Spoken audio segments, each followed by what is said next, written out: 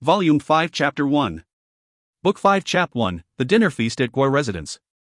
Tiny snowflakes filled the sky, the weather bitterly cold. Luckily there were no gusts of wind or it'll feel even more terrible. Wu Zhuo, Xiang Shaolong, and over 10 odd men on horses left the residence hurriedly. All of them were wearing bamboo hats that covered most of their faces. Once they reached the streets they split ways immediately, two to a group, all traveling towards different directions. Firstly it's the 3 horse carriages. Now there is this move to trick the enemy. Even if Yinping's 300 men are all waiting outside the residence, it's difficult for them to follow so many suspicious characters at the same time. Besides, who can be certain whether Xiang Shaolong is one of them? This move is to force Yinping's Mahist warriors to retreat to the Guo's residence where the dense forest and the road leading up the hill is. Xiang Shaolong and Wu Zhuo traveled a well-planned route and swiftly left the forested area outside the Wu residence and arrived at the side of the main road where other common residences are. They did not travel towards the Guo residence but instead turned left in the opposite direction in spite of the snow. They did not care if they were being followed, and when they reached the front of a large house, they gave the secret signal. The door to the house immediately opened. The owner of this big house is someone who has strong relations with the Wu residents, and naturally he was glad to assist them. The two of them did not say anything at all but just entered the house and went to the back alley from the building's back door. Only then did they hurriedly ride towards Shouyue Hill where the Guo residence is situated. It was Wu Zhuo who arranged all these so that even if they were being followed, they can still beautifully shake off the other party. The snow hit their faces and Xiang Shaolong suddenly felt lost. Although it's only been a few short years since he arrived in this ancient era, but he has experienced many heart-rending tragedies. Sure, and Su Nu's unjust deaths have given him a huge blow. But Zhao Ni's horrible death is something that he cannot accept even now. But it's another cruel and heartless fact. Suddenly, these 3 blossoming beauties will forever disappear from this world, and even if he killed Zhao Mu and Prince Xiao Yuan, this fact will never change. Now his great benefactor Yuanzong is confirmed to be dead as well. Hi! What is all these for? He can be killed at any time as well, and will that be a form of release? Will there be a chance to see them again after he's dead? Ever since the beginning of life, the question of life and death have always troubled humans. Is it only a short journey where one throws oneself into, and a person's existence will not stop when he dies? No one has ever been able to answer or prove this question.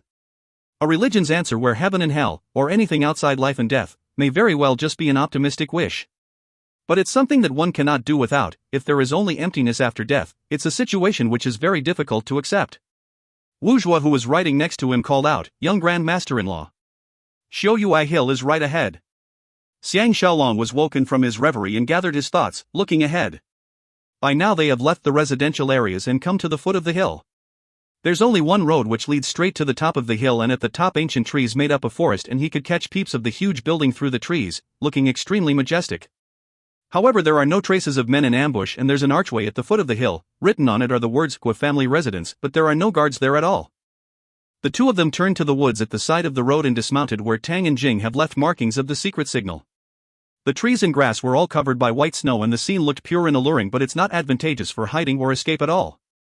Wu Zhuo found another carved signal at the foot of another tree and made a hand signal towards Xiang Shaolong first before going into the woods. Xiang Shaolong put the Mahist sword in the brocade cloth Zhao Qian made for him and strapped it on his back, and with his left hand holding his recovered flying rainbow, went after Wu Zhuo. Suddenly men and light appeared and surrounded them quietly. Wu Zhuo drew the 2 metal bars from his back and with a roar charged towards the front suddenly, not allowing the enemy to get a better feel of the surrounding area and strengthen their encirclement. Xiang Shaolong was still feeling upset about the death of his beloved beauties in Yuanzong, so he was filled with fury as he pulled out his wooden sword and held it on his right hand as he followed behind and killed a path towards the woods. Their opponents did not expect them to be so ferocious. Of the 2 Zhao Mahists who were blocking Wu Zhuo, one of them took a step back in frenzy while the other came charging with his long sword. There was a clang as the weapons clashed and sparks flew in the darkness. Wu Zhuo took advantage of the fact that his opponent's arm strength is not as good as his, so he flicked the long sword away, creating an opening at his enemy's front, and made a false move as if to attack another person, but the metal bar in his left hand turned back and struck the opening as quick as lightning. That person is quite formidable as well. He moved his sword back to defend and blocked the metal bar, but he forgot about the other metal bar on Wu Zhuo's right hand. He only saw a flash while Wu Zhuo bent his waist as the metal bar struck upwards into his opponent's stomach. That Mahist did not expect the angle of Wu Zhuo's attack to be so precise, and with a scream, staggered backwards as fresh blood spilled on the snow and he died immediately. Wu Zhuo did not stop at all as his 2 metal bars seemed to transform into 2 rays of light as he charged forward towards the other Mahist. The battle has finally started. All these Mahists were highly skilled, but they did not expect that an unknown Wuzhou would kill one of their men in such a short time. They were all furious and charged upon him, and for a moment the air was filled with a murderous aura. Xiang Shaolong, who was following closely behind Wuzhou, went into the state of Mahist swordplay. Every move his enemy makes is very clear to him. Because their swordplay all came from the same source, he is very familiar with his enemy's attack and could even see their loopholes and inadequacies. He roared as flying rainbow pierced and pricked madly in his left hand, while in his right hand the Mahist sword slashed and sliced heavily, his left and right hands actually executing two different styles of fighting and strength, gentle and harsh at the same time. A furious fire burned in his eyes, but his expression was cool and calm, as if he's another person altogether, his aura extremely imposing. As the weapons clashed, 3 Mahists were struck down at the same time, one of them injured by Wuzhou's bars while the other 2 were naturally felled by Xiang Shaolong. A loud shout came from Xiang Shaolong's right side. An especially tall and huge Mahist who looks like he's of a higher rank came out from behind a tree, leaning forward and running furiously. Under the torch his metal pole glittered and was aimed towards Xiang Shaolong's heart, the aim accurate, vicious, and swift. Xiang Shaolong saw that he revealed no loopholes at all as he moved and knows that he has met an expert in Moism. He dared not be lax, and with his left hand he executed one of the Mahist's 3 killer strikes, defending instead of attacking with flying rainbow. He moved his sword back, its tip quivering, where his next attack will be still an unknown as he dealt with the 2 Mahist coming towards his left. He executed attacking instead of defending with the Mahist sword on his right as the sword seemed to turn into a beam of light and curved forward like a swimming snake as it engaged his opponent's metal pole. The Mahist swordplay is useful as it allows a single person to fight against overpowering numbers, so although he was dealing with attacks from 2 different sides, he was not at all confused. Also, it relies on intuition rather than the eyes, so that even if one's eyes were covered, he can still fight with the enemy. In such dark surroundings with only a few torches illuminating things at the perimeter, it's even more beneficial to Xiang Shaolong. That Mahist with the pole did not expect Xiang Shaolong to suddenly execute such an exquisite move and only felt his frighteningly strong pole attack, which is akin to a dragon bursting out of a cave, upon meeting his opponent's wooden sword, felt like a clay ox entering the water, empty and surreal, without any strength at all. He was surprised and reflexively pulled his pole back and retreated when he realized there's a sharp pain on his stomach. It turned out that Xiang Shaolong has given a flying kick to his fatal point. Although his tolerance for pain is 10 times more than the average warrior, he still howled in pain as he fell backwards, never to climb up again.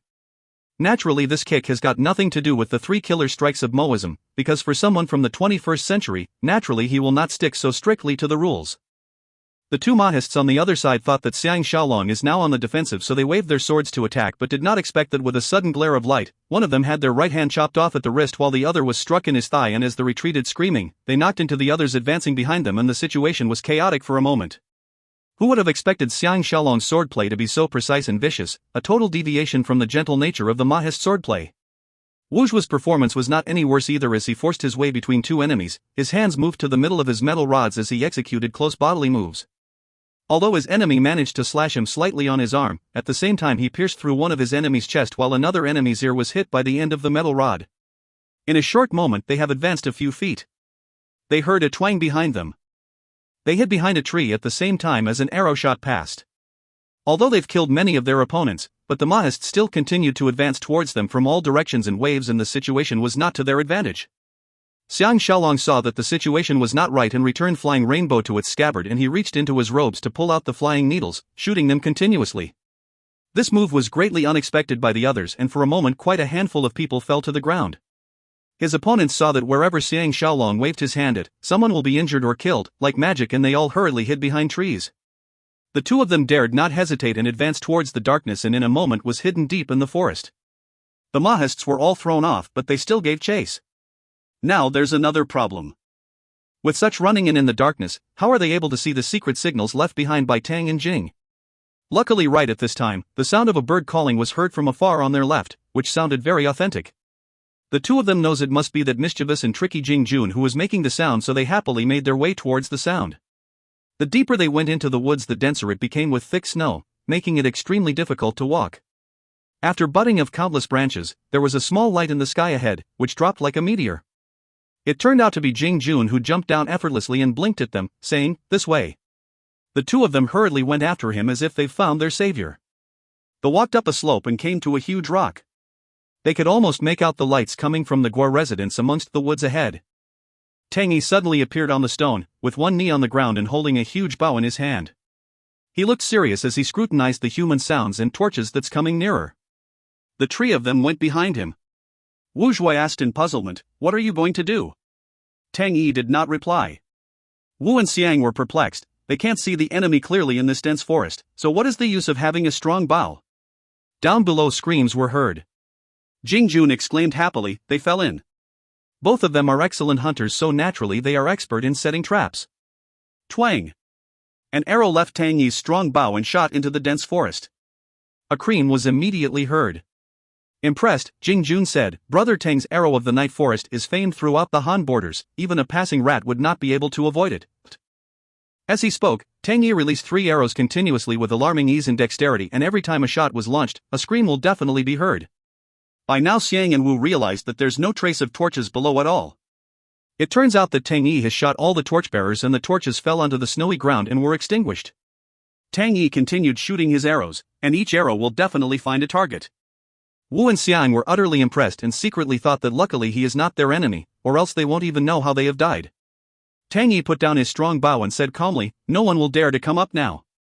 Jing Jun jumped up and said, "We've tied ropes and cut up a path, so we only have to follow the rope and soon we'll be at the Guo residence for the feast." Xiang Shaolong did not expect to come out of the Zhao Mahist's encirclement so easily, and obviously saw that it's extremely important to have good strategies. Once he thought that he can now try the prowess of the 3 killer strikes on Yin Ping, he was greatly energized and said quietly, "Let's go." The Guo family residence was built on top of the hill, following the curves of the hill. Although it's not comparable to the Wu Stockade's imposing and strict aura, it boasts of the beautiful scenery that the Wu Stockade lacks. In front of the residence there were 2 ancient trees that almost reached heaven. Lanterns burned brightly at the front door with more lanterns hung on the walls on both sides, making it look as bright as day. Xiang Shaolong informed them of his name at the door, and immediately a middle-aged man who introduced himself as the housekeeper Gaowang came and led them into the residence personally. Walking past a stone pathway through a bamboo forest, an imposing-looking building suddenly appeared in front of them. Just to look at the building they know that Guozhong's wealth is comparable to those of royalty. Lanterns filled the spacious garden on both sides of the road, the layout complementing each other, making them feel that the 20-odd feet of long stone path beneath their feet is the middle line in the residence, and the opulent building before them is situated right in the middle of this garden. There are 2 pavilions in the garden, built on top of a rectangular pond with magnificent-looking pillars and red-tiled roof, and at the tip of the roof there's a magnificent-looking cover made of white stone. Exquisite carvings can be seen on the beams. Regardless of the rare flowers and trees, the tiny bridges and flowing water, the quaint pathways, just these 2 pavilions alone is enough for one to appreciate the builder's taste and skill. A lot of thought was put into the decoration of plants in the garden, with the main roles delegated to everlasting trees, which can withstand the cold, matched with trees that change with the season and flowers which bloom all year round, making it a lush greenery.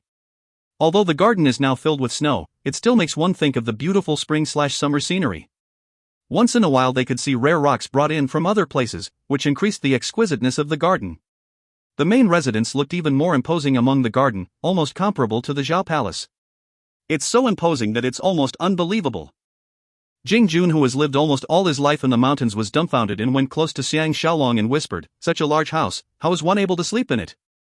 Xiang Shaolong saw that the housekeeper Gaowang was way ahead of them leading the way and can't hear their conversation, so he replied with a laugh, hugging a beauty, "Do you fear not being able to sleep?"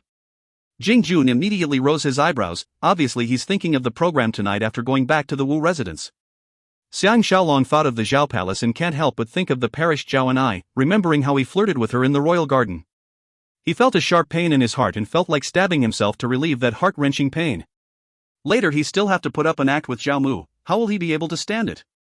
Tang Yi saw him suddenly turning pale and understood his feelings.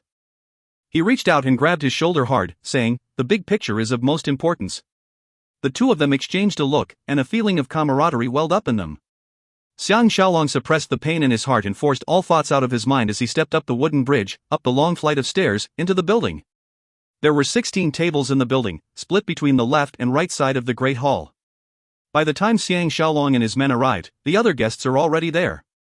Guozhong hurriedly came to welcome them and introduce him to the others. Zhao Mu brought a group of his family warriors to show off, and all of them looked fierce and strong, obviously skilled swordsmen. He and his men, 12 of them altogether, already took up 4 tables. Yen Ping was dressed in white hemp clothing and alone, and for a change he was wearing a pair of straw shoes, an air of a proud and suave loner. If not for the barrier of Yuan Zong's revenge stuck between them, maybe Xiang Shaolong could have befriended him, but now they can only solve the problem using this era's most commonly used method, which is through fights. For the first time he met the owner of the Zhao Warrior Association, Zhao Ba.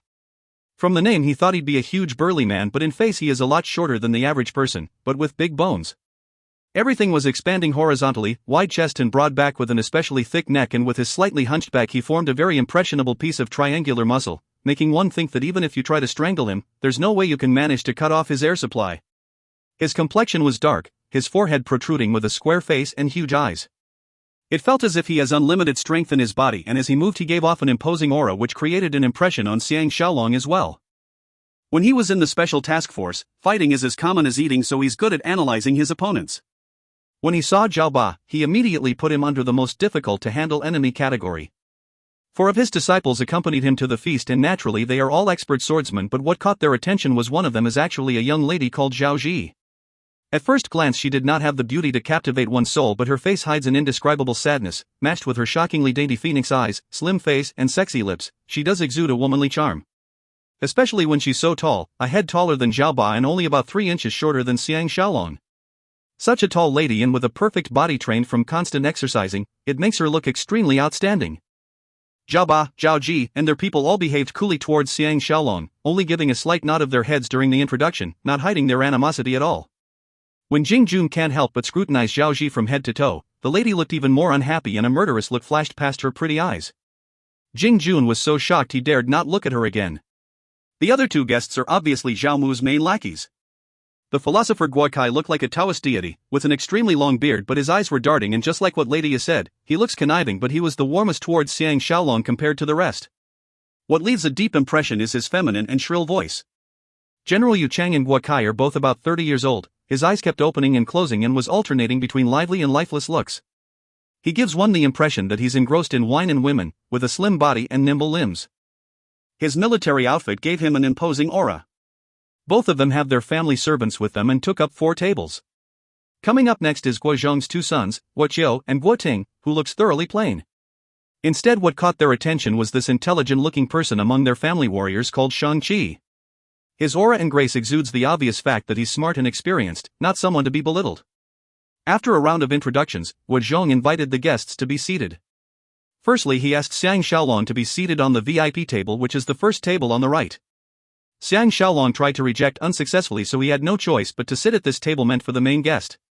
Seated opposite him is naturally the host Guo Zhong, followed by Zhao Mu, Zhao Ba, and Guo Kai. Seated along the row on Xiang Shaolong's side is the very solemn-looking Yin Ping, followed by Yu Chang. Guo Zhong's 2 sons were seated right at the end. The truth is, even up to now, Xiang Shaolong has no idea why Guo Zhong would organize this feast. If he was really injured earlier, it would not reflect well on Guo Zhong as well. After a round of drinks, Guo Zhong exclaimed happily, "My whole life was spent next to a furnace making steel. Now that I'm older, all the heavy work has been passed to my sons. Now in my free time I will trek around the forests, looking at iron mines, studying the making of weapons. To me, nothing is more precious than the handwritten records of the late Saint Lu Gong." This time Shaolong has returned with the treasure. Others may not know what a great contribution Shaolong has made, but I am very clear about that. Come. Let us drink a toast to the comeback of great Zhao. Everyone lifted their cups except for Yin Ping, who did not touch the excellent wine on his table at all. Xiang Shaolong secretly lamented that once Guo Zhong said this, he's obviously implying that Zhao's rise and fall will all depend on him. In this era where people fight over power and status, how can such words not around jealousy in others? Indeed, a look of unhappiness flashed past Zhao Mu and Yu Cheng's faces while Zhao Ba looked ferocious. Only Guo Kai remained smiling while Yin Ping looked totally listless. Xiang Shaolong secretly observed the unique Zhao Ji. Every time she lifted her cup she only took a tiny sip, unlike the others who emptied their cups. Wu Zhuo whispered in Xiang Shaolong's ears, "Guo Zhong is trying to cause harm to you." Xiang Shaolong nodded to show that he understood, and said loudly his thanks, "Mr. Guo has flattered me. I am just trying my best to follow His Majesty's and Marquis orders, and they gave all instructions. I was just a little lucky and did not fail in my mission. I think this toast should be offered to Marquis instead." Everyone hurriedly rose their cups towards Zhao Mu. Xiang Shaolong and his men were of course secretly cursing as they drank, scolding Zhao Mu for being a cruel, conniving thief. That beauty Zhao Ji did not expect Xiang Shaolong to give such a good reply, and a look of surprise flashed past her eyes as she quietly sized up Xiang Shaolong. Zhao Mu's expression looked better as he chortled and happily, white drank up, as if all the merits should belong to him. But everyone knows that with his character, he will not be so easily taken in by Xiang Shaolong's words, and this superficial happiness is just a show put up for them. Guo Zhong signaled the housekeeper Gaoang, who was standing behind him, and the latter immediately passed the orders down. More than 10 odd pretty maids wearing butterfly-looking outfits came out carrying piping hot, delicious food and placed them on the tables and warmly helped the guests top up their wine cups. Xiang Shaolong kept a close eye on Yen Ping and saw that there are only vegetables and rice on his table. Obviously Guozhong has made special preparations for his needs. Guozhong chortled and said, "There have always been dance courtesans entertaining my guests during my feasts, but since Juzi is willing to give me face today by attending this feast, there are slight changes in the program." He clapped his hands hard. Suddenly 10 odd women came out from the 2 side doors at the back. A few of them came to the center of the hall and started performing various dangerous and exciting acrobatic stunts. 2 of the women were impossibly turning somersaults on the shoulders of another 2 women, exchanged places before standing on the shoulders of another girl standing opposite them. Everyone except for Yen Ping clapped and cheered. Jing Jun boasted quietly, "They should clap only after they've seen my skills." Xiang Shaolong smiled. Jing Jun is after all a big kid and filled with the desire to win. After the women performed their ever-changing acrobatics, they retreated out of the hall amidst the clapping of the guests. Guozhong smiled, "The person whom we should really cheer is Miss Xi. The skills of my maids here were all taught by her." On hearing that, everyone hurriedly cheered for Zhao Ji, with Jing Jun being the loudest, making one feel at a loss whether to laugh or be angry. Zhao Ji stood up and quietly acknowledged them, as if she doesn't care for such admiration at all, giving one the feeling that she has a lot of self-control.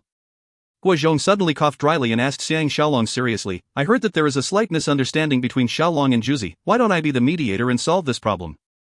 Xiang Shaolong was secretly hating him. Guozhong's words all seemed to be for his good, but in fact he is fanning the flames and trying to incite unhappiness. The reason is of course due to Xiang Shaolong's relationship with the Wu family.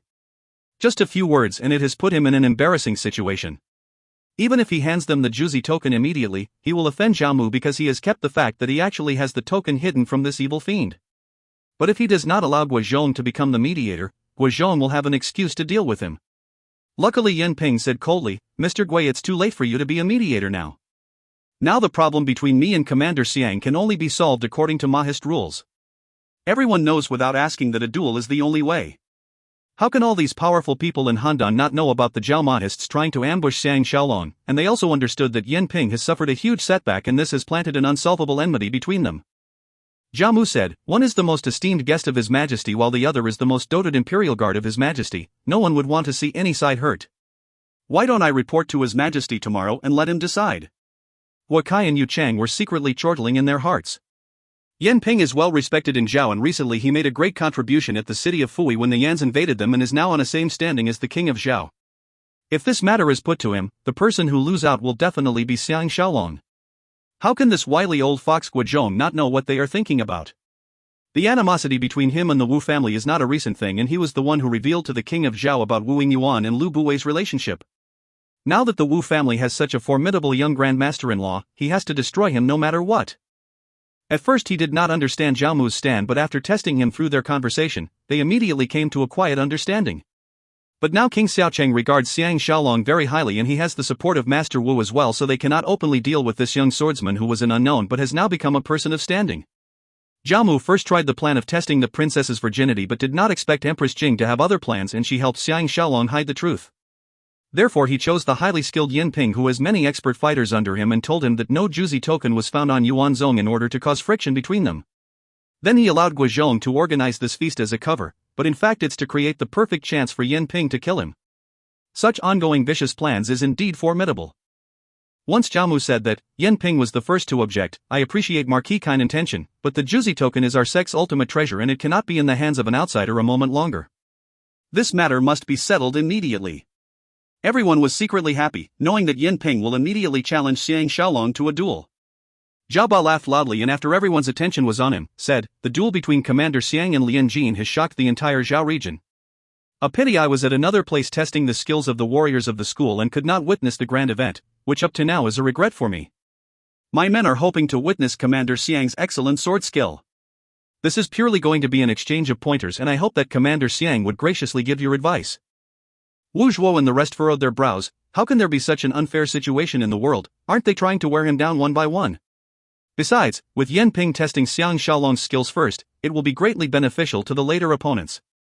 Unexpectedly, Zhao Ji stood up and with her sword came to Xiang Shaolong's table and said with a smile, "Would Commander please give me your pointers?" Xiang Shaolong thought to himself, what enmity does he have with her, that she'd actually challenge him? He was about to reject when Tang Yi gave Jing Jun, who was raring to duel, an eye signal. That lad jumped up happily, his feet tapping on the table, made a somersault in the air over Zhao Ji's head and landed behind her, saying with a grin, "If there's anything, your disciple will do the work for you. The master will fight with the master, the disciple will fight with the disciple. Let me have some fun with Miss Ji." Xiang Shaolong and the rest saw that this lad is suddenly now his disciple, and he is sprouting nonsensical and flirtatious words as well, and they all thought it funny. The others saw that Jing Jun is as nimble as a monkey and were all secretly startled, secretly thinking that Zhao Ji has met her match this time. Because Zhao Ji is famed in Handan for her nimbleness. Zhao Ba has always thought highly of himself and secretly thought that Xiang Shaolong is not good enough to be placed on par with him. He was quietly furious and said icily, "Zhao Ji will exchange pointers with this little lad then." Zhao Ji knows that her teacher is hinting to her not to show mercy, and also because she's always hated men who tried to flirt with her, so she acknowledged the order and turned around fiercely, her long sword piercing forward as fast as lightning, aiming right at Jing Jun's heart.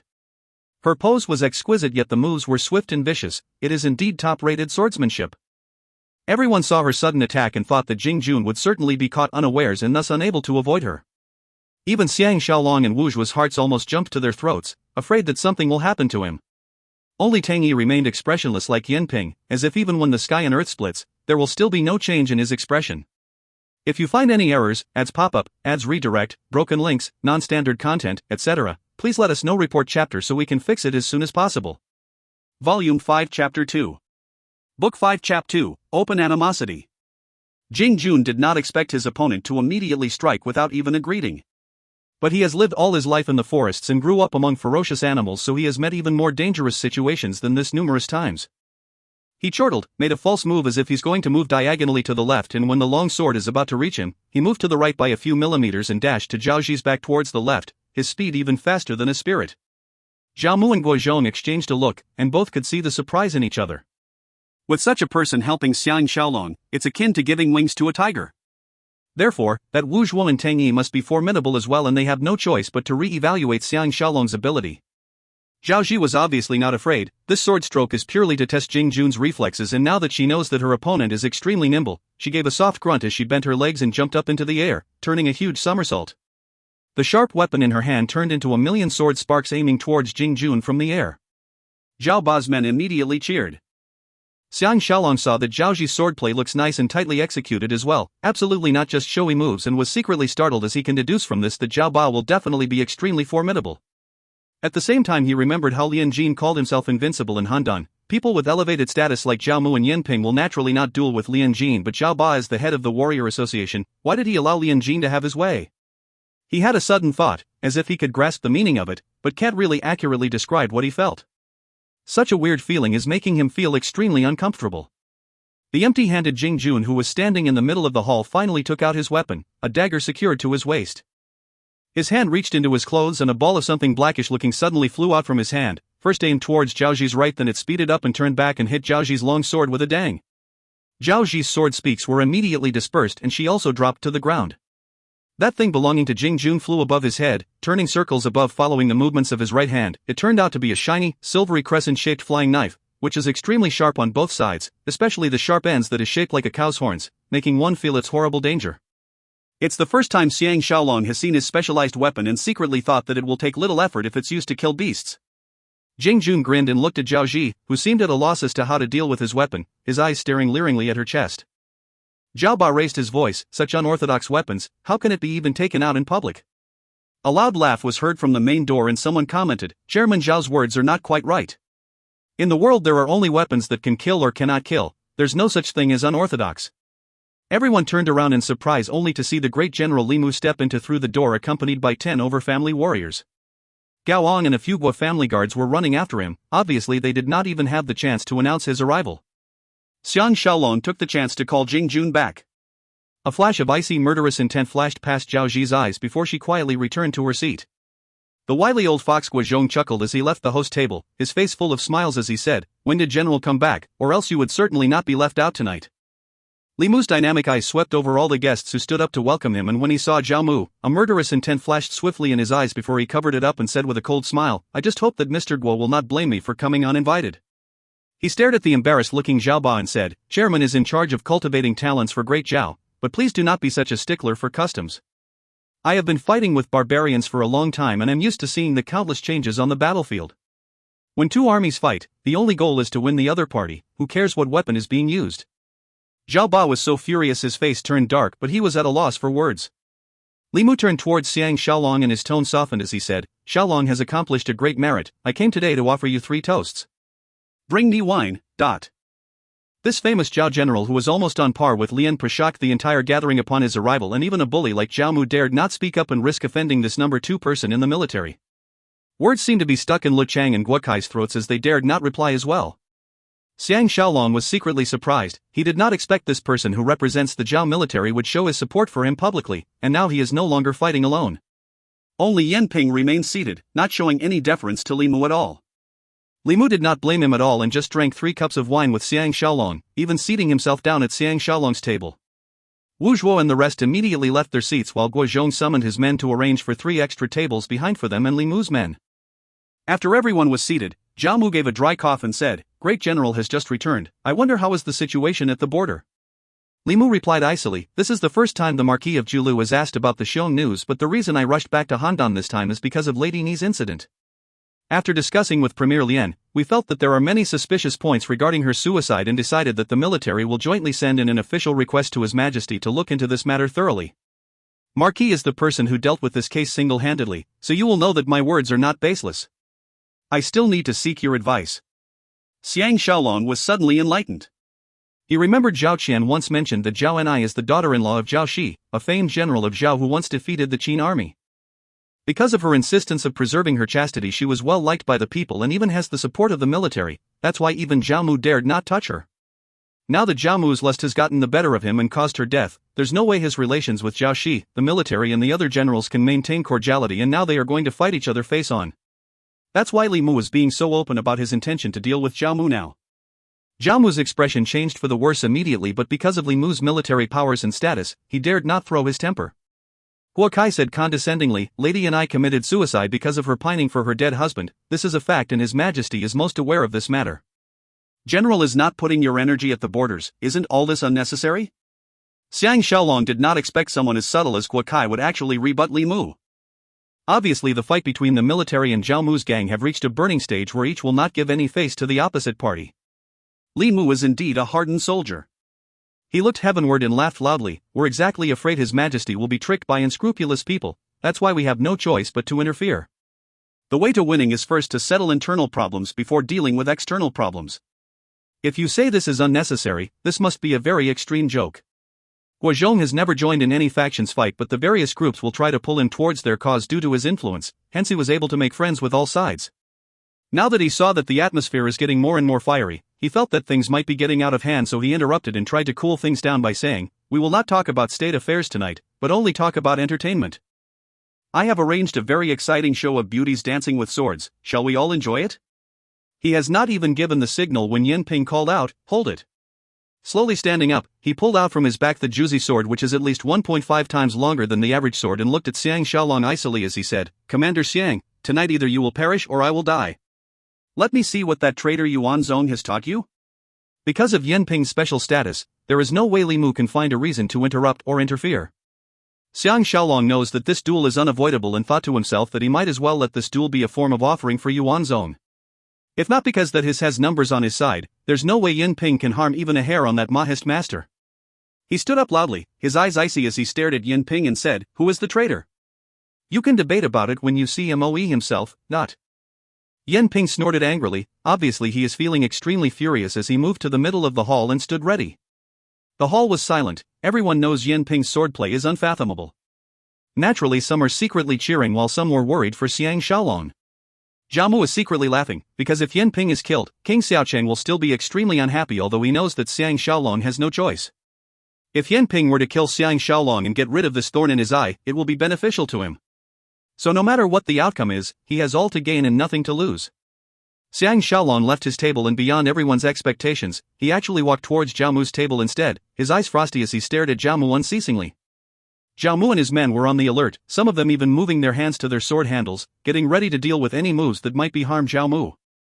Xiang Shaolong came to the front of Zhao Mu's table and with a slight smile, removed the flying rainbow from his waist and placed it together with the scabbard on the table in front of Zhao Mu, saying calmly, "This sword will be returned to Marquis. It has once happily drunk the fresh blood of Xiao Weimo, it has not shamed the reason why Marquis generously gave it away." He then stared hard at this conniving thief who now has a blood feud with him before turning around and walking towards Yin Ping, who was standing in the middle of the hall. Although Xiao Weimo died because of him, the real person who killed Xiao Weimo is Tang Yi. The reason why Xiang Shaolong said that is to deliberately antagonize Zhao Mu and at the same time let him know that he is already aware of his nefarious plan. The act of returning the sword signifies that a clear line will henceforth be drawn between them, an open rebuke. At this instant, he doesn't even care about King Xiaocheng, much less Xiao Mu. And only when he publicly shows his animosity like this can he get the full support of Lin Pa, Li Mu, and the military. Indeed, Zhao Mu was so furious that his face turned red and pale, looking extremely horrible. As for the rest, it is the first time they found out that Xiao Weimo has been killed and were all surprised and whispered amongst themselves. An expression of shock even flashed past Li Mu and Yin Ping's faces. Xiang Shaolong felt greatly relieved that he now no longer have to put on an act with his enemy Zhao Mu. His eyes staring at Yin Ping, he reached out and drew his mahest wooden sword as waves of murderous aura emitted from him like steam. At the same time his mind was clear, everything is inconsequential, forgetting even about Yuan Zong's revenge. Only his mahest wooden sword and his opponent's Juzi sword is left in this world, with no place for anything else. Although Yin Ping looks as stable as a mountain with no loopholes at all, it seems that Xiang Shaolong totally understands his enemy's movement and intent, which are totally reflected in his calm mind. This is the method of keeping one's heart as clear as jade in Moyi's 3 killer strikes, which uses an extraordinary breathing method and a resolute mind. The open animosity with Zhao Mu has also made him calmer, like a reverend who has suddenly found the way, he has now reached the epitome of the way of the sword. In other people's eyes, Xiang Shaolong seems to have suddenly changed into another person, as quiet as still water but also simmering within an explosive strength and murderous aura. Zhao Mu and Zhao Ba revealed a look of shock at the same time. They're all expert swordsmen, so they naturally know that the essence of swordplay can be most effectively executed when one reaches such a stage. Yin Ping's expression turned somber, he deeply understands mahest swordplay's reason of emphasizing more on defense than attack, so thinking that Xiang Shaolong will be young and rash, decided that he will not attack first. If not for the fact that Xiang Shaolong is revealing such a frightening aura, he will never control himself and give way like this. Xiang Shaolong's gaze fell onto his opponent's Juzi sword. Under the firelight, it seems to radiate an indescribable shine and dust could not even settle on it. Obviously it's extremely sharp. He can't help but feel puzzled, isn't mahest swordplay's dexterity based on its cumbersome weight, but isn't this sharp and swift long sword just the opposite of the essence of mahest swordplay? Unless Yin Ping has some other skills, or else this type of sword can never fully execute the essence of mahest swordplay. Once he thought of this, he has a plan in his mind and he lifted his wooden sword as he walked slowly but surely towards Yin Ping. Yin Ping's eyes was shooting daggers at him as he stared at Xiang Shaolong's shoulders. The hall was so quiet one can hear a pin drop. Only the footsteps of Xiang Shaolong, which seems to be in total synchronization with the tempo of the universe, can be heard.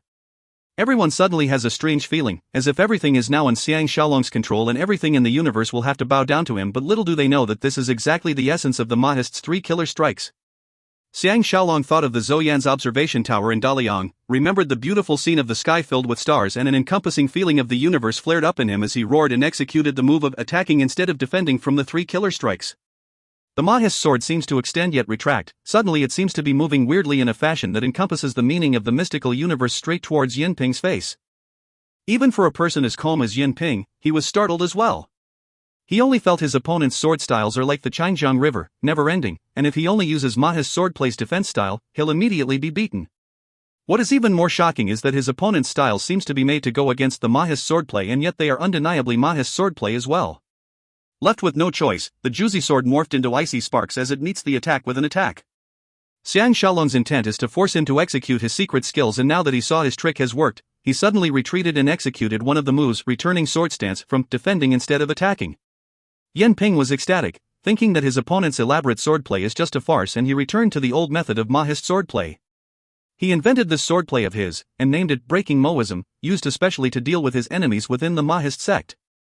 That's why he's so confident of killing Xiang Shaolong, so at this point in time he won't let such a splendid opportunity pass and hurriedly move forward to attack, totally forgetting about his initial plan to use defense as the main strategy. Xiang Shaolong's mind is as clear as water, and on seeing his opponent's sword sparks grow wider, but the aim is towards his right shoulder. However, that is the loophole he deliberately showed. Defending instead of attacking is the first stance. Mahis sword plays 3 killer moves and it encompasses 120 moves, and each move has a loophole, which are in fact intricately designed traps to lure the enemy in, which is exactly the essence of using defense instead of attacks. On seeing that Yen Ping has been tricked, he laughed loudly as he moved forward like lightning and Yen Ping's sword stabbed into empty air. Xiang Shaolong turned his waist slightly and his Mahist wooden sword turned back like lightning and struck heavily but surely on his opponent's sword. He knows that Yen Ping's swordsmanship is excellent and extremely experienced as well, so he's definitely not worse off when compared. Even if he has the 3 killer strikes, he just learnt them after all and not totally adept at it, so he is not insisting on injuring his enemy at all. However, he took the opportunity and used his wooden sword, which is at least 3 to 4 times heavier than his opponent's sword, in addition to his extraordinary arm strength, to force his opponent to use his strength.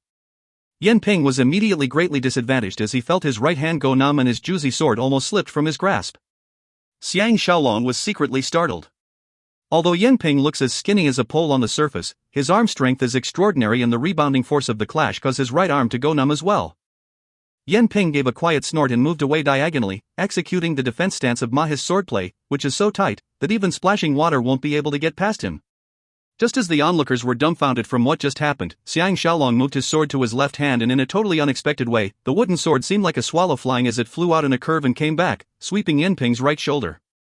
Yen Ping did not expect that his opponent can use the sword so well with his left hand as well, and as his right hand have not recovered from the impact, he had no choice but to take another step back and face his enemy. The juicy sword's execution was light and nimble as it tried to counterbalance his opponent's heavy-handed sweeps. Xiang Shaolong laughed loudly. "You've been tricked." As his wooden sword rose to tangle with his opponent's precious sword, the two bodies joined, then separated. On the surface it seems there's no injury to either of them, but everyone can see that Yen Ping has been greatly disadvantaged and his face is now extremely pale. Xiang Shaolong took 3 steps forward towards Yen Ping. Yen Ping gritted his teeth and retreated in unison. At the same time they moved to the left in unison, as if there's an invisible thread joining the two of them together. Yen Ping is indeed someone who has trained hard for many years, and his expression quickly returned to normal, as if he is not injured at all. It turned out that earlier Xiang Shaolong had kneed Yen Ping on his lower calf, and if not for the fact that his stance was steady and he immediately moved his strength down, he would have fallen to the ground. However, the pain is still throbbing and he knows that he is not able to fight a long battle, and he gave a low snort in the juicy sword attack towards his opponent, moving like a meteor. Xiang Shaolong fighting mood is at its peak as he counted Yen Ping's breathing and steps. Before his opponent struck, he can already predict accurately if it's a real or fake move by observing the slight change in his opponent's quickened breathing and lighter footsteps.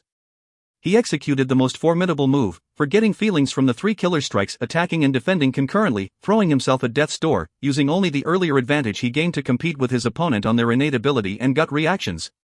There was a cry as Yen Ping's sword dropped to the ground and he hurriedly retreated, the expression on his face as pale as a dead person. His left hand clasping his right arm as fresh blood oozed from between his fingers. Although this slash did not take his life, Yen Ping will not be able to fight for the time being, and it's still an unknown whether his right hand will be crippled. Immediately some people rushed out with the intention of helping to hold this proud man. Yen Ping stood up straight and shouted at those who came forward to go away. He stared at Xiang Shaolong and asked, "Why did you hold yourself back?" Xiang Shaolong put his sword back into the sheath on his back and said calmly, "Although Yuan Zong died because of you, but it's after all the internal fight of your Mahis sect and has nothing to do with me, so is there a need to fight to the death?" Yen Ping asked quietly, "What swordplay were you using earlier?" Xiang Shaolong replied calmly, "It's a swordplay I created myself. What does Juzi think of it?" A deep hatred flashed from Yen Ping's eyes as he shouted, "Good." And he walked towards the main door without even turning back, not even bothering to take his sword with him. If you find any errors, ads pop up, ads redirect, broken links, non-standard content, etc., please let us know. Report chapter so we can fix it as soon as possible. Volume 5 Chapter 3.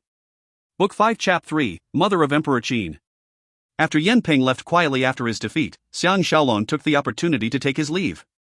Li Mu happily gave him a lift and his men gave up 3 horses for Tang Yi and the rest, while Xiang Shaolong was invited up the carriage with him. The entourage rode slowly down the hill of the Guo residence. Li Mu was silent for a moment before he bared himself. This time we can tolerate it no longer, and decided to throw in the hatchet, using Lady Ni's incident to have a last confrontation with Zhao Mu. He put his hand on Xiang Shaolong's shoulder and said seriously, "The Premier and I have been keeping a close watch on you. Shaolong, you are our great Zhao's a rare talent of this generation, and you're still so young." He sighed before continuing, "If His Majesty still wants to protect Zhao Mu this time, Shaolong should leave Zhao immediately and go somewhere else to find your fame. Don't be like us and stay on blindly to protect a country with no hope." Xiang Shaolong was surprised. We've gotten the secret manual, why are you still so pessimistic? I think the people of Great Zhao are slowly getting prosperous and in another few years will regain our lost strength. Li Mu interrupted him, Shaolong, you're still not very familiar with affairs of the state. Even without the Battle of Chongping, which greatly weakened us, we still have our disadvantages. They are the Xiongnu who kept encroaching on our borders, and in order to deal with them, our resources will be depleted in the long run. That's why among the various states, only Great Zhao has the least population. Although we have many famous generals, but ever since the beginning of the empire, we can only defend our soil and does not have the ability to expand. Xiang Shaolong sincerely felt a liking for this famous general who was on par with Lianpa and can't help but ask, since you can see this point so clearly, why are you still in Zhao and not leaving? Li Mu looked out the window, a look of extreme sadness flashed in his eyes as he sighed quietly and said, man is not without feelings, unlike plants and trees. I have been defending the northern border for so long, fighting the Xiongnu, and have established a deep relationship with those living at the borders. If I abandon them and leave, who else can stop the vicious and merciless Xiongnu? How can I bear to let them be murdered? Hi! There was helplessness in his words. Xiang Shaolong was moved and asked, can you delay the submission of your document to His Majesty for 1 to 2 days, but... A light flashed past Li Mu's eyes as he stared at him and asked, you seem to be confident, what ingenious move do you have? Xiang Shaolong respects him from the bottom of his heart, so without hiding a single thing, told him about the possibility that Zhao Mu is a spy sent by the Chus to create havoc. Li Mu grabbed his shoulders tightly, a ray of hope shot from his eyes as he said, Shaolong, you're really something. We'll use this point, which has never been thought of, to deal with Zhao Mu. I'll be staying in Handan for a few days, we'll keep in close contact and coordinate the timing to submit the document. The two of them discussed a little more and soon they arrived at the Wu family stockade. Before he left the carriage, Li Mu held him back and said, Shaolong, you're still young and full of vigor and may find it difficult to resist temptations. You may know that wine and women can harm a person, even an Iron Man will not be able to withstand days and nights of merrymaking. Shaolong, you must remember that. Xiang Shaolong knows that his flirtatious escapades, especially his affair with Lady Ya, have spread far. That's why Li Mu had such an advice for him. He blushed and lowered his head to accept the lecture. He had just stepped into the Wu residence when the guards immediately called him and Wu Zhuo to meet with Wu Yingyuan, while Tang and Jing both returned to the back courtyard to rest. Wu Yingyuan was accompanied by Tao Feng and received them in the secret room in his inner chamber. After listening to the report on this recent trip, he praised them before saying, Tu Xian just sent someone to contact me, saying that Lu Bui's situation now is not too good. His enemies in the Qin court is using the reason that he's not a Qin to carry rumors to King Xuanxiang and wants him to be excluded. King Xuanxiang is someone who is easily swayed and he may be convinced by them. Therefore the matter of moving Ying Zhang and his mother back to Xianyang cannot be delayed further. With she and her son next to King Xuanxiang, Lu Bui's status will be as stable as a mountain and he may even become the premier. Otherwise even our hopes will be dashed. Xiang Shaolong was still moved by what Li Mu had said, so he furrowed his brows. Can we delay it for a few days, and see if there's hope to topple Zhao Mu first? Wu Yingyuan looked at him with concentration. I know you can't wait to tear Zhao Mu to pieces, but this is after all a personal feud. You should take into account the bigger picture. Now the fate of the Wu family is on your shoulders, one mistake and everyone will perish. Xiang Shaolong sighed quietly, if Zhao Mu is toppled, is there still hope for Great Zhao? Wu Yingyuan was irritated and interrupted him, that's just wishful thinking. Even if Zhao Mu is killed, with such a muddle-headed ruler like King Xiaochang, the Zhao family will still be destined to die. The crown prince is nothing good as well. The only way out for the Wu family is to rely on Qin, that is the only hope. Xiang Shaolong lowered his head speechlessly, and knows that after his conversation with Li Mu, he has been greatly moved by his great sacrifice. Only Wu Yingyuan, this 100% businessman, is more formidable. He doesn't talk about feelings, only about actual benefits, because history has long proven that what he said is indeed correct. Wu Yingyuan dotes greatly on this son-in-law in his heart and knows that his words have been a little too stern, so his voice turned more gentle as he said, I know that Shaolong is smarter than others, I wonder if you have any headway regarding the matter of sending Ying Zhang and his mother back? Xiang Shaolong braced himself up and said, it's still too early now. After I rest for a while, I will look for Zhuji. Only if she can be convinced will the matter be able to succeed. Wu Yingyuan and the rest were stunned. It's already the Mao hour and he still said it's too early? Mao, time between 7 p.m. to 9 p.m. Does he want to wait until the middle of the night to sneak into Zhuji's bedchamber? Xiang Shaolong soaked himself in the pool, his mind in a dilemma. He is someone who places great emphasis on relationships. The first place he came to after traveling in the time machine is the state of Zhao, and after spending these time with the Zhaos, and after how he and the Zhao army relied on each other when they went away, he's already established close relations with them. Subconsciously he has regarded Zhao as his own country and hoped to do something for her. But he knows that even if he gets rid of Zhao Mu, the state of Zhao won't be any better. Such a torn feeling made him even more dejected. Ting Fangzhi, who was next to him, asked gently, "What is Xiaolong thinking about?" Wu Tingfang, who was on the other side, said with a little jealousy, "Of course he's thinking of Sister Ye and Princess Qian." Xiang Shaolong hugged the two naked beauties and remembered Li Mu's warning about not indulging in wine and women, so he said with a bitter smile, "With you two beauties next to me, how can I think of other women? It's because I have a matter to attend to tonight and cannot accompany you, that's why I was feeling troubled." Wu Tingfang said understandingly, "Master Tao has informed us, Xiang Lang, just put your mind at ease and go. We will wait for your return obediently." I forgot to tell you, ever since you went to Daliang, Sister Ting has been sleeping with me every night, talking about our secrets. Tonight us sisters will wait for you on the bed. Xiang Shaolong secretly thought, oh heavens, if they want intimacy every time, it'll be very difficult even if he wants to avoid wine and women. Wu Tingfang continued excitedly, "I did not expect even Yan Ping is not your match, and I really hope you can put that Zhao Ba down a peg or two as well." Xiang Shaolong thought of Zhao Ji and can't help but ask about her. Wu Tingfang lowered her head with embarrassment as she replied, "I heard she's one of the lovers of that baddie Lian Jin. You killed Lian Jin, so naturally she'll hate you to the core." Xiang Shaolong was suddenly enlightened. The reason why Zhao Ba is so full of hatred for him may be related to this, and not because he is in cahoots with Zhao Mu. But of course there may be other reasons as well. Whether in this era or the 21st century, whoever have power will certainly have other people who will side him. This is a fact that will never change with time. Xiang Shaolong saw that time is almost up and told Chunying, who was adding hot water into the pool, "Help me get Masters Tang Yi and Jing Jun here." The snow fell relentlessly on the ancient city of Handan. Xiang Shaolong and Tang Yi hid themselves in a dark corner, looking at the huge house with lanterns still lighted in it. Xiang Shaolong whispered in Tang Yi's ears with a smile, "That rascal Jing Jun must be secretly cursing now because I dragged him out from a warm bed with a woman in it." Tang Yi gave a cold snort, "Dare he? I've warned him, if he starts going overboard, I'll send him packing back home." Xiang Shaolong secretly thought that with Tang Yi controlling Jing Jun, it'll not be easy for this lad to go overboard. The wind howled and Jing Jun, who was 10 times more nimble than the average person, jumped down from the wall and came quickly to where they were hiding. He said quietly, "I didn't expect the inside to be so huge. I've found out where Zhuji lives." Xiang Shaolong nodded his head, "Let us go then." The three of them dashed out from the dark place and came to the bottom of the high wall. Xiang Shaolong looked at the snowing sky and thought that a dark and windy night like this is perfect for espionage. Everyone would be snuggling in their blankets in such cold weather, and even the guards will be hiding in the rooms lighted with stoves. In this quiet and lonely night, they seem to be in another unique world. Especially when Xiang Shaolong is thinking that he can see the beauty who gave birth to the first emperor of China, he felt both excited and exhilarating. Xiang Shaolong savored this strange feeling carefully as he followed Jing Jun and climbed over the wall swiftly, landing within the courtyard. Inside, the houses all joined one another, making it difficult for one to see everything at once. What is unexpected is that with Ying Zhang's status as a hostage, why is he able to use such a big place? They landed in a rectangular open-air courtyard, and facing the high wall is a row of houses, which looks like the residences of servants. Jing Jun executed his skills and led the way in front with familiarity. They passed by numerous houses, came to a garden forest with a pond, a fake hill and pavilion. Jing Jun pointed at a 2-story building on the other side of the garden forest, which still has lamps burning in it, and said, "I overheard the maids talking earlier. Zhuji should be staying there, but I don't know which room." Tang Yi scrutinized the surroundings and said, "We'll keep a lookout here for you. If the situation is not right, Jing Jun will give out a bird call to inform you."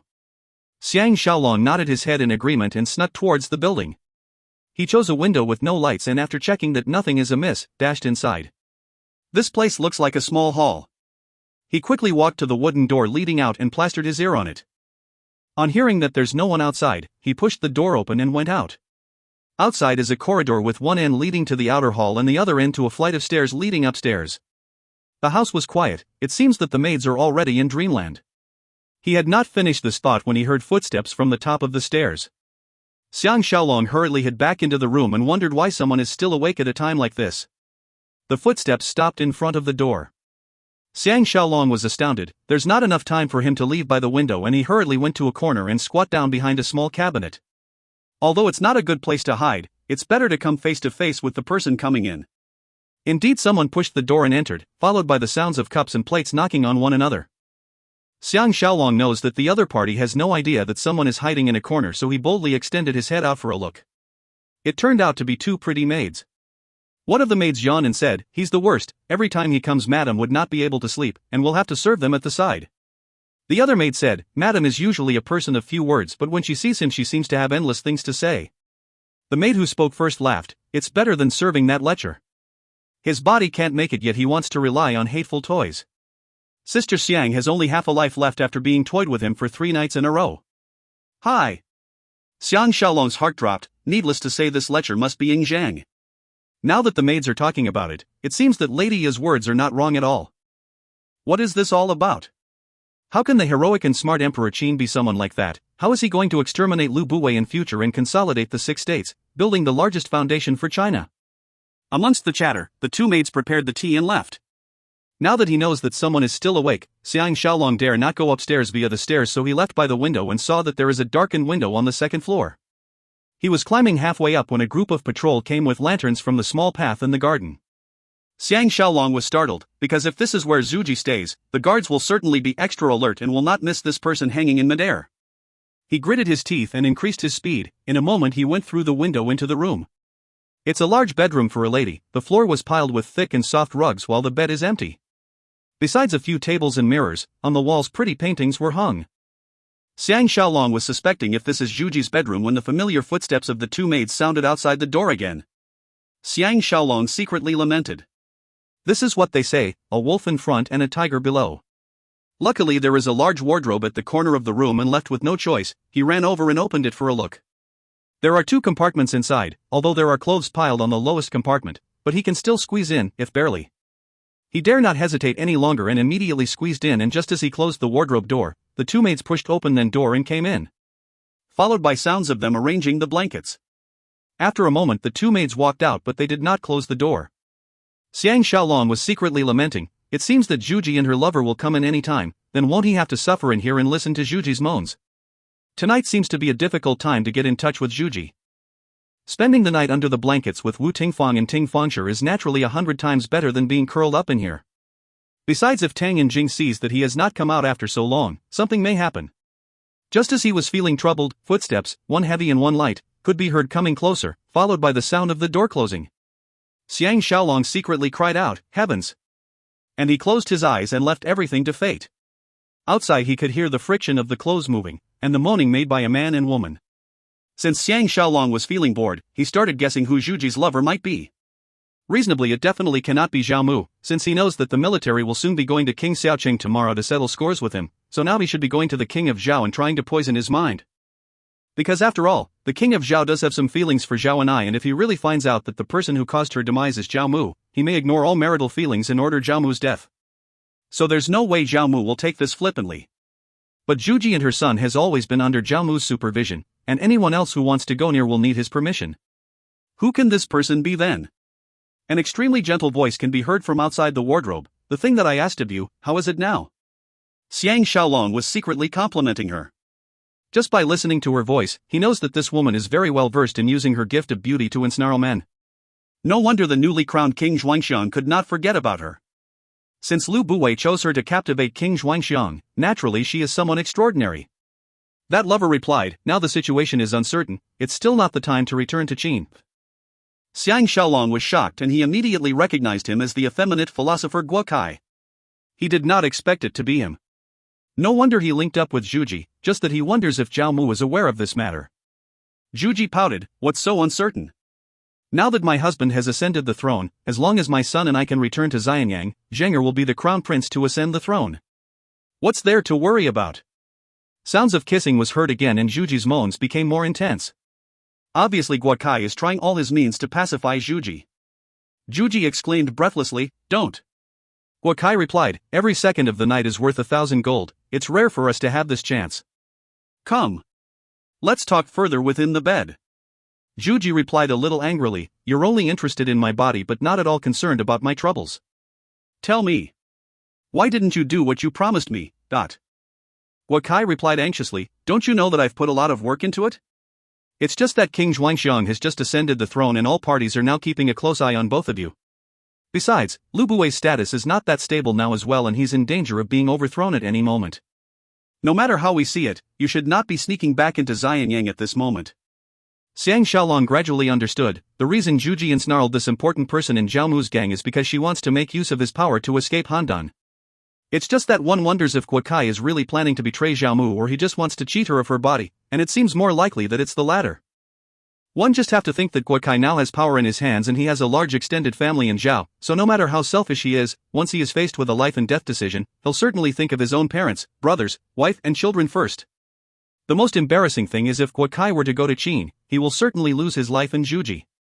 Because Zhuji's two other men, regardless of whether it's Lu Buwei or King Zhengxiang, will certainly kill him because of jealousy.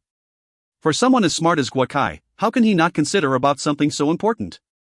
Of course Zhuji understands this reasoning as well, but she's just too anxious to return to Qin and become the empress, so she couldn't care about anything else. Indeed, Zhuji remained silent. Guo Kai said gently, "Come. The weather is so cold. What can be a more comfortable place than beneath a blanket?" Sounds of clothes being removed followed. Zhuji's voice said, "You get onto the bed first, I'll join you shortly after undressing." Guo Kai is obviously very tired and he yawned and went up the bed. Outside, sounds of Zhuji removing her robes and accessories were heard. A strange noise was heard, it turned out to be Guo Kai snoring. Xiang Shaolong was affected as well and felt his eyelids getting heavy. Just as he was falling asleep, footsteps came nearer.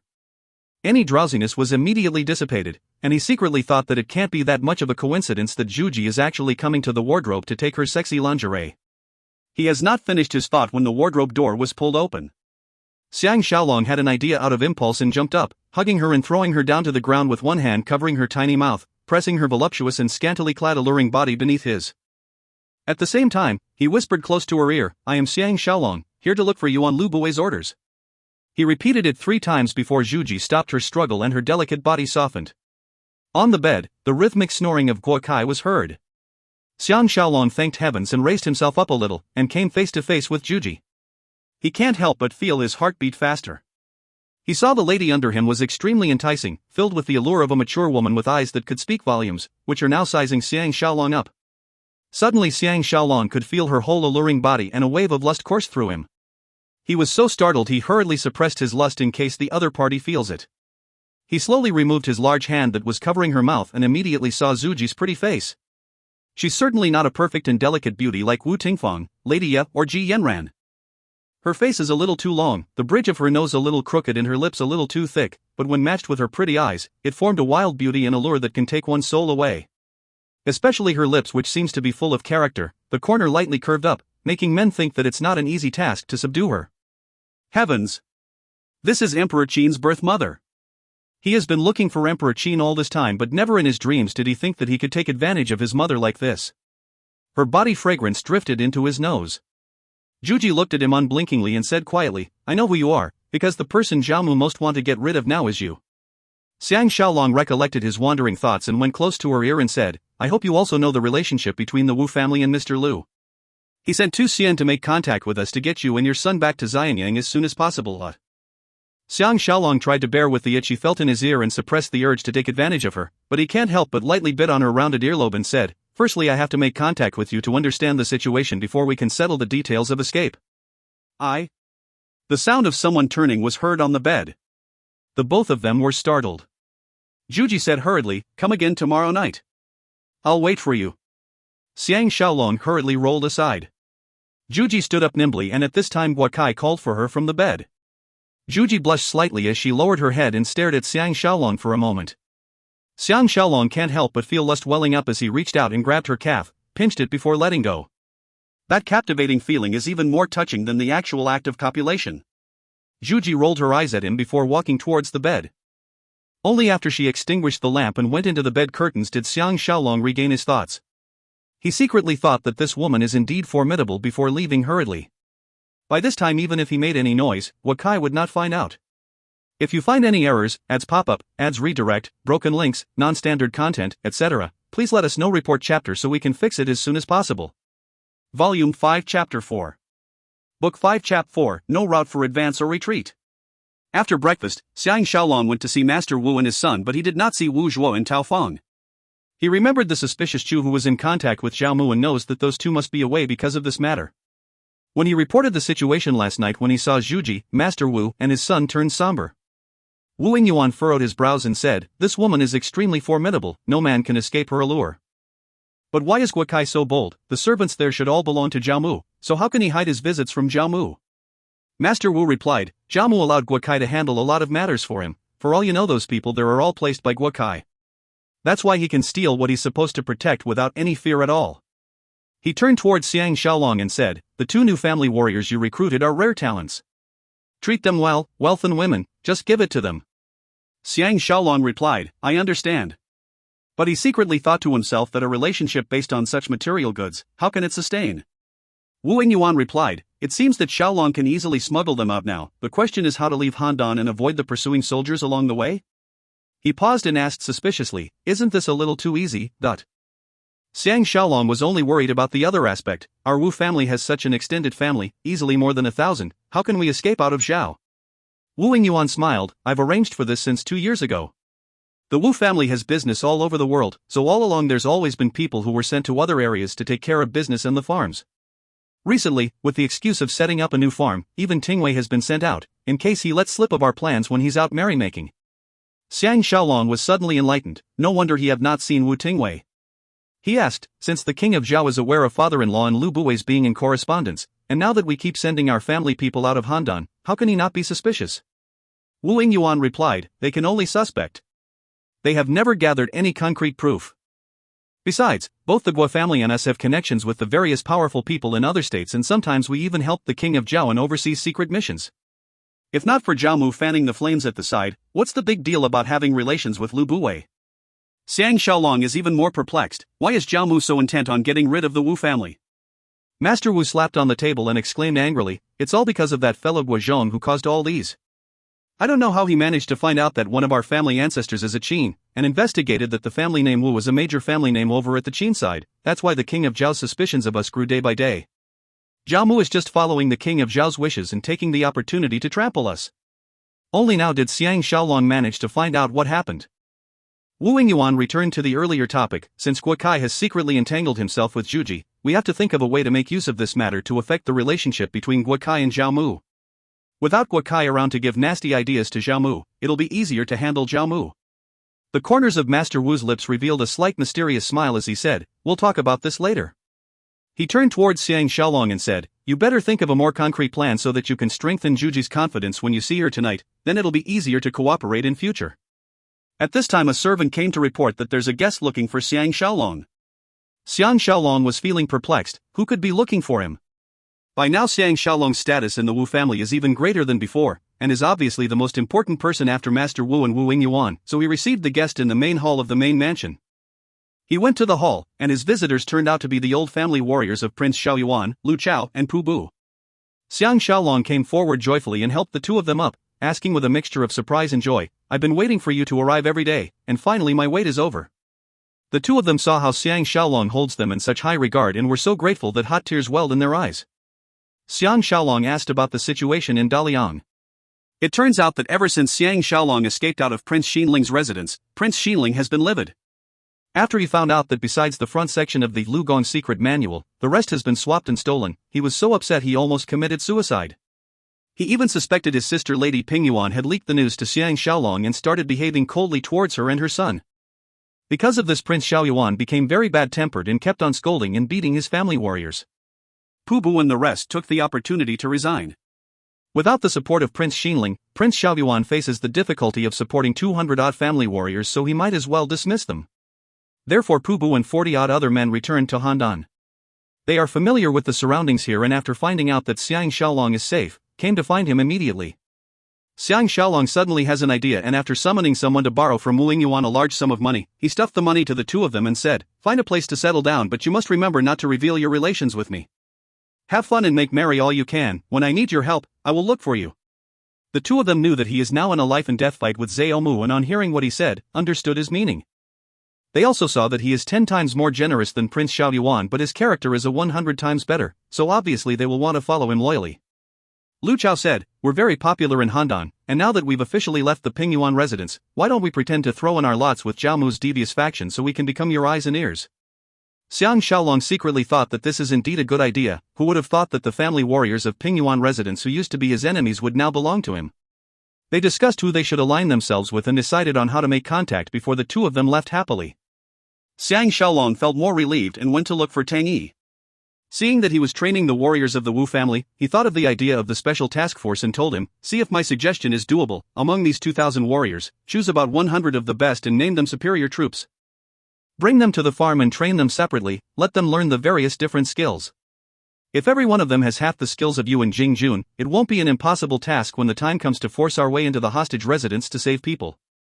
At first Ting Yi furrowed his brows deeply when he heard that, secretly thinking how can 100 people accomplish anything great, until Xiang Shaolong explained the method of keeping the strong and eliminating the weak as well as the strict training he underwent while in the special task force.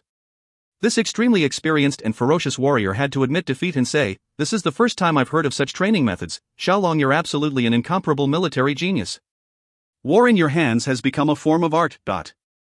Xiang Shaolong secretly laughed. If he can change the sabers, swords and arrows into guns and cannons, just this ancient special task force will be able to conquer the 6 states and unify the world. By then would he need to fear a mere Jiao Mu? The two of them discussed in detail the methods of training and equipment needed before Xiang Shaolong led Jing Jun and that 10 personal bodyguards towards Lady Ya's residence. While riding on the road, Xiang Shaolong thought of the missing mate San Yang and had the urge to immediately turn his horse around and go to Mulberry Village to take a look for himself. He then remembered Ji Yanran at faraway Daliang, and for a moment was helplessly filled with sadness. Jing Jun, who was riding alongside him, was looking at his surroundings and looking at the pedestrians on the streets. He suddenly said earnestly, "Xiao Jun is very grateful towards Brother Xiang and Brother Tang. Without both of you who brought me to such an exciting and fun place, I don't know how I am going to spend my life." Xiang Shaolong cast aside his troubles and said with a laugh, "But it may also cause you to lose your life." Jing Jun grinned and said suavely, "Then I can only accept my fate. Precisely because of this danger that I may lose my life any time, it makes fun time with beauties all the more interesting. That feeling is just like when I was 5 years old and the first time I helped my father hunt tigers." Xiang Shaolong asked hoarsely, "A 5-year-old kid can't even walk steadily, what help can you render?" Jing Jun laughed as well, "But I forgot, I only remember when the ferocious tiger fell into the trap, the horrible roars were so frightening that I peed in my pants." Xiang Shaolong can't help but chortle loudly, his sadness momentarily forgotten. Behind them hoof beats were heard. Everyone turned their heads back in unison on hearing it. A horse came nearer, the rider's cloak covering the whole head, and for a moment they can't see the face clearly. Only when it got near did they recognize the person. Jing Jun's eyes brightened immediately. Xiang Shaolong was slightly surprised as he called out, "Where is Miss Ji going?" Zhao Ji slowed her horse down and went to Xiang Shaolong's other side, turned her face towards him and looked at him frostily. "Where is Commander going then?" Jing Jun, who was on the other side, blinked at her and said, "Miss Ji have yet to reply Brother Xiang's question?" Zhao Ji felt angry upon seeing Jing Jun, feeling that he's more irritating than anyone else, and retorted with fury, "When adults are talking, it's not your place to interrupt." Xiang Shaolong laughed, "Miss is wrong, Xiao Jun is my good brother, his words are my words." Jing Jun did not expect Xiang Shaolong to think so highly of him, and he immediately became proud, puffing up his chest and deliberately heaved a sigh of pity as he said, "And I thought Miss Ji is here to look for me." Zhao Ji was so furious that her pretty face turned pale. "Who wants to look for you?" Without knowing why, Jing Jun's words and actions always irritated and anger her. Jing Jun chuckled, "Who are you looking for then?" Xiang Shaolong can't help but feel that this lad is indeed quite good at making fun and flirting with women. Zhao Ji knows that she has fallen into Jing Jun's questioning trap. If she answers that she's here to look for Xiang Shaolong, it will mean that Jing Jun's earlier insinuation that she has taken a liking for Xiang Shaolong and is therefore here to look for him. But if her answer is no, naturally she's here to look for Jing Jun. But the truth is Zhao Ji doesn't even know herself why she is here to look for Xiang Shaolong. Last night Xiang Shaolong had an outstanding victory over Yin Ping, who is a highly respected martial arts master in Handan, shocking everyone present. Zhao Ba, who has always thought highly of himself, is now feeling afraid, especially since the military is now backing Xiang Shaolong up. Zhao Ba will not dare to embroil himself in the fight between the two big political and military powers. After the feast he immediately warned all his disciples, especially Zhao Ji, not to antagonize Xiang Shaolong. But Zhao Ji is a proud person, and after she went home, the more she thought about it, the more upset she became. After she woke up, she unconsciously went up her horse and came riding to the Wu residence, and on the way there actually bumped into Xiang Shaolong. That's why she caught up with them. Right now she is dumbfounded and her pretty face blushed. Xiang Shaolong does not know the degree of closeness she has with Lian Jin, so he said with a quiet sigh, "At that time, being in a situation that one is forced to determine life and death in a duel, it's either Lian Jin will perish or I will die. Besides, Lian Jin and Zhao Mu used underhanded tricks first while my fight with him was above board, so who can blame me?" Zhao Ji was stunned, and lowered her pretty face. The matter regarding Lian Jin and Zhao Mu using aphrodisiac to weaken Xiang Shaolong's energy has spread through the powerful in the imperial court long ago. Although Zhao Ji has heard something about this, she forced herself to ignore it. But without knowing why, the way that Xiang Shaolong just talked about it like a passing matter, made her truly believe what has happened. Or maybe it's because last night Xiang Shaolong's conduct has shown that he is not one who was afraid of the powerful and that he is aboveboard in his attitude, but her love for Lian Jin may be strong, but it's all superficial attraction to the opposite sex. Lian Jin had made use of her young blossoming heart and took the opportunity to steal her heart. Such first love may be unforgettable for her, but it has not reached the stage where it has eaten into her soul. When Lian Jin's perfect image was destroyed, this love dissipated with the wind as well, and for a moment her mind was in a blank, and she did not know what to do. Xiang Shaolong seems to understand the change in her perfectly and asked with a smile, "Miss Ji, will you let Jing Jun send you home?" Zhao Ji was startled. "I don't need anyone's escort." She slapped her horse and went galloping into the side street on the left. Xiang Shaolong gave Jing Jun an eye signal and Jing Jun was overjoyed as he slapped his own horse and went after her, ignoring the looks of others as he shouted, "Miss Ji, wait for me." Xiang Shaolong was delighted. That last Zhao Ji is really not too bad, and extremely compatible with Jing Jun both in terms of age and appearance. Most importantly, he could tell that Jing Jun has fallen for her at first sight, but it seems that if he wants to woo her successfully, he'll have to put in a lot of effort. Suddenly Xiang Shaolong realized that he has changed a lot. If it was in the past, women to him are the more the merrier and he will never reject any who approaches him. Maybe now he has too many beauties, or maybe the pain of having the women he loved die horribly one after another has made his attitude towards women a lot more cooler and he doesn't really feel like stepping into the love arena now. Everyone who was born will have to face the deaths of people around him, and the end will come with his own death. For the past year, he has experienced the heart-wrenching pain of such deaths. He thought of what happened with Juji last night. At that time, although he felt great lust, it has nothing to do with love or feelings at all, just the rash desire of pure basic attraction to the opposite sex. But it's so difficult to control. He'll have to be careful when he sees her tonight, or else if he were to have a physical relationship with her, things will become even more complicated. He only hopes that she will not flirt with him. This woman truly understands how to lure men. Lady Ya's residence came into view and Xiang Shaolong sighed before riding in. The guards hastened their horses to follow him closely and 11 steeds swept into Lady Ya's residence like the wind. Lady Ya has gone to the palace and only Zhao Qian and Master Pan is in the residence.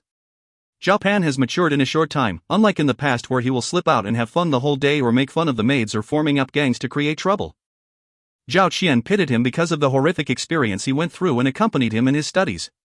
As for Zhao Pan, in front of his beautiful cousin, changed his character and studied hard as well. Xiang Shaolong's heart ached on seeing this and he took Zhao Pan to the garden where he conscientiously taught him the Mahis swordplay and ordered his men to spar with him. While Zhao Pan was forgetting himself in his sword practice, Xiang Shaolong started chatting with Zhao Qian who was looking from the side. "I didn't expect this child to become so understanding." Zhao Qian's eyes reddened as she replied, "The person he loves most is Aunt and I." Now his heart is filled with hatred. Not only does he hate Zhao Mu, he also hates Imperial Father.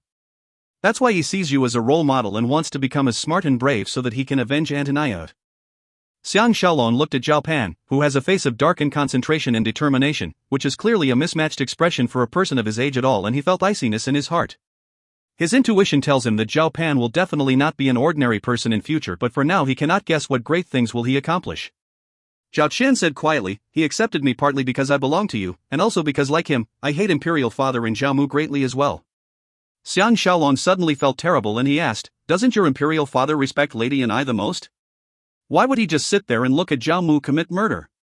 At least he should look into this matter thoroughly.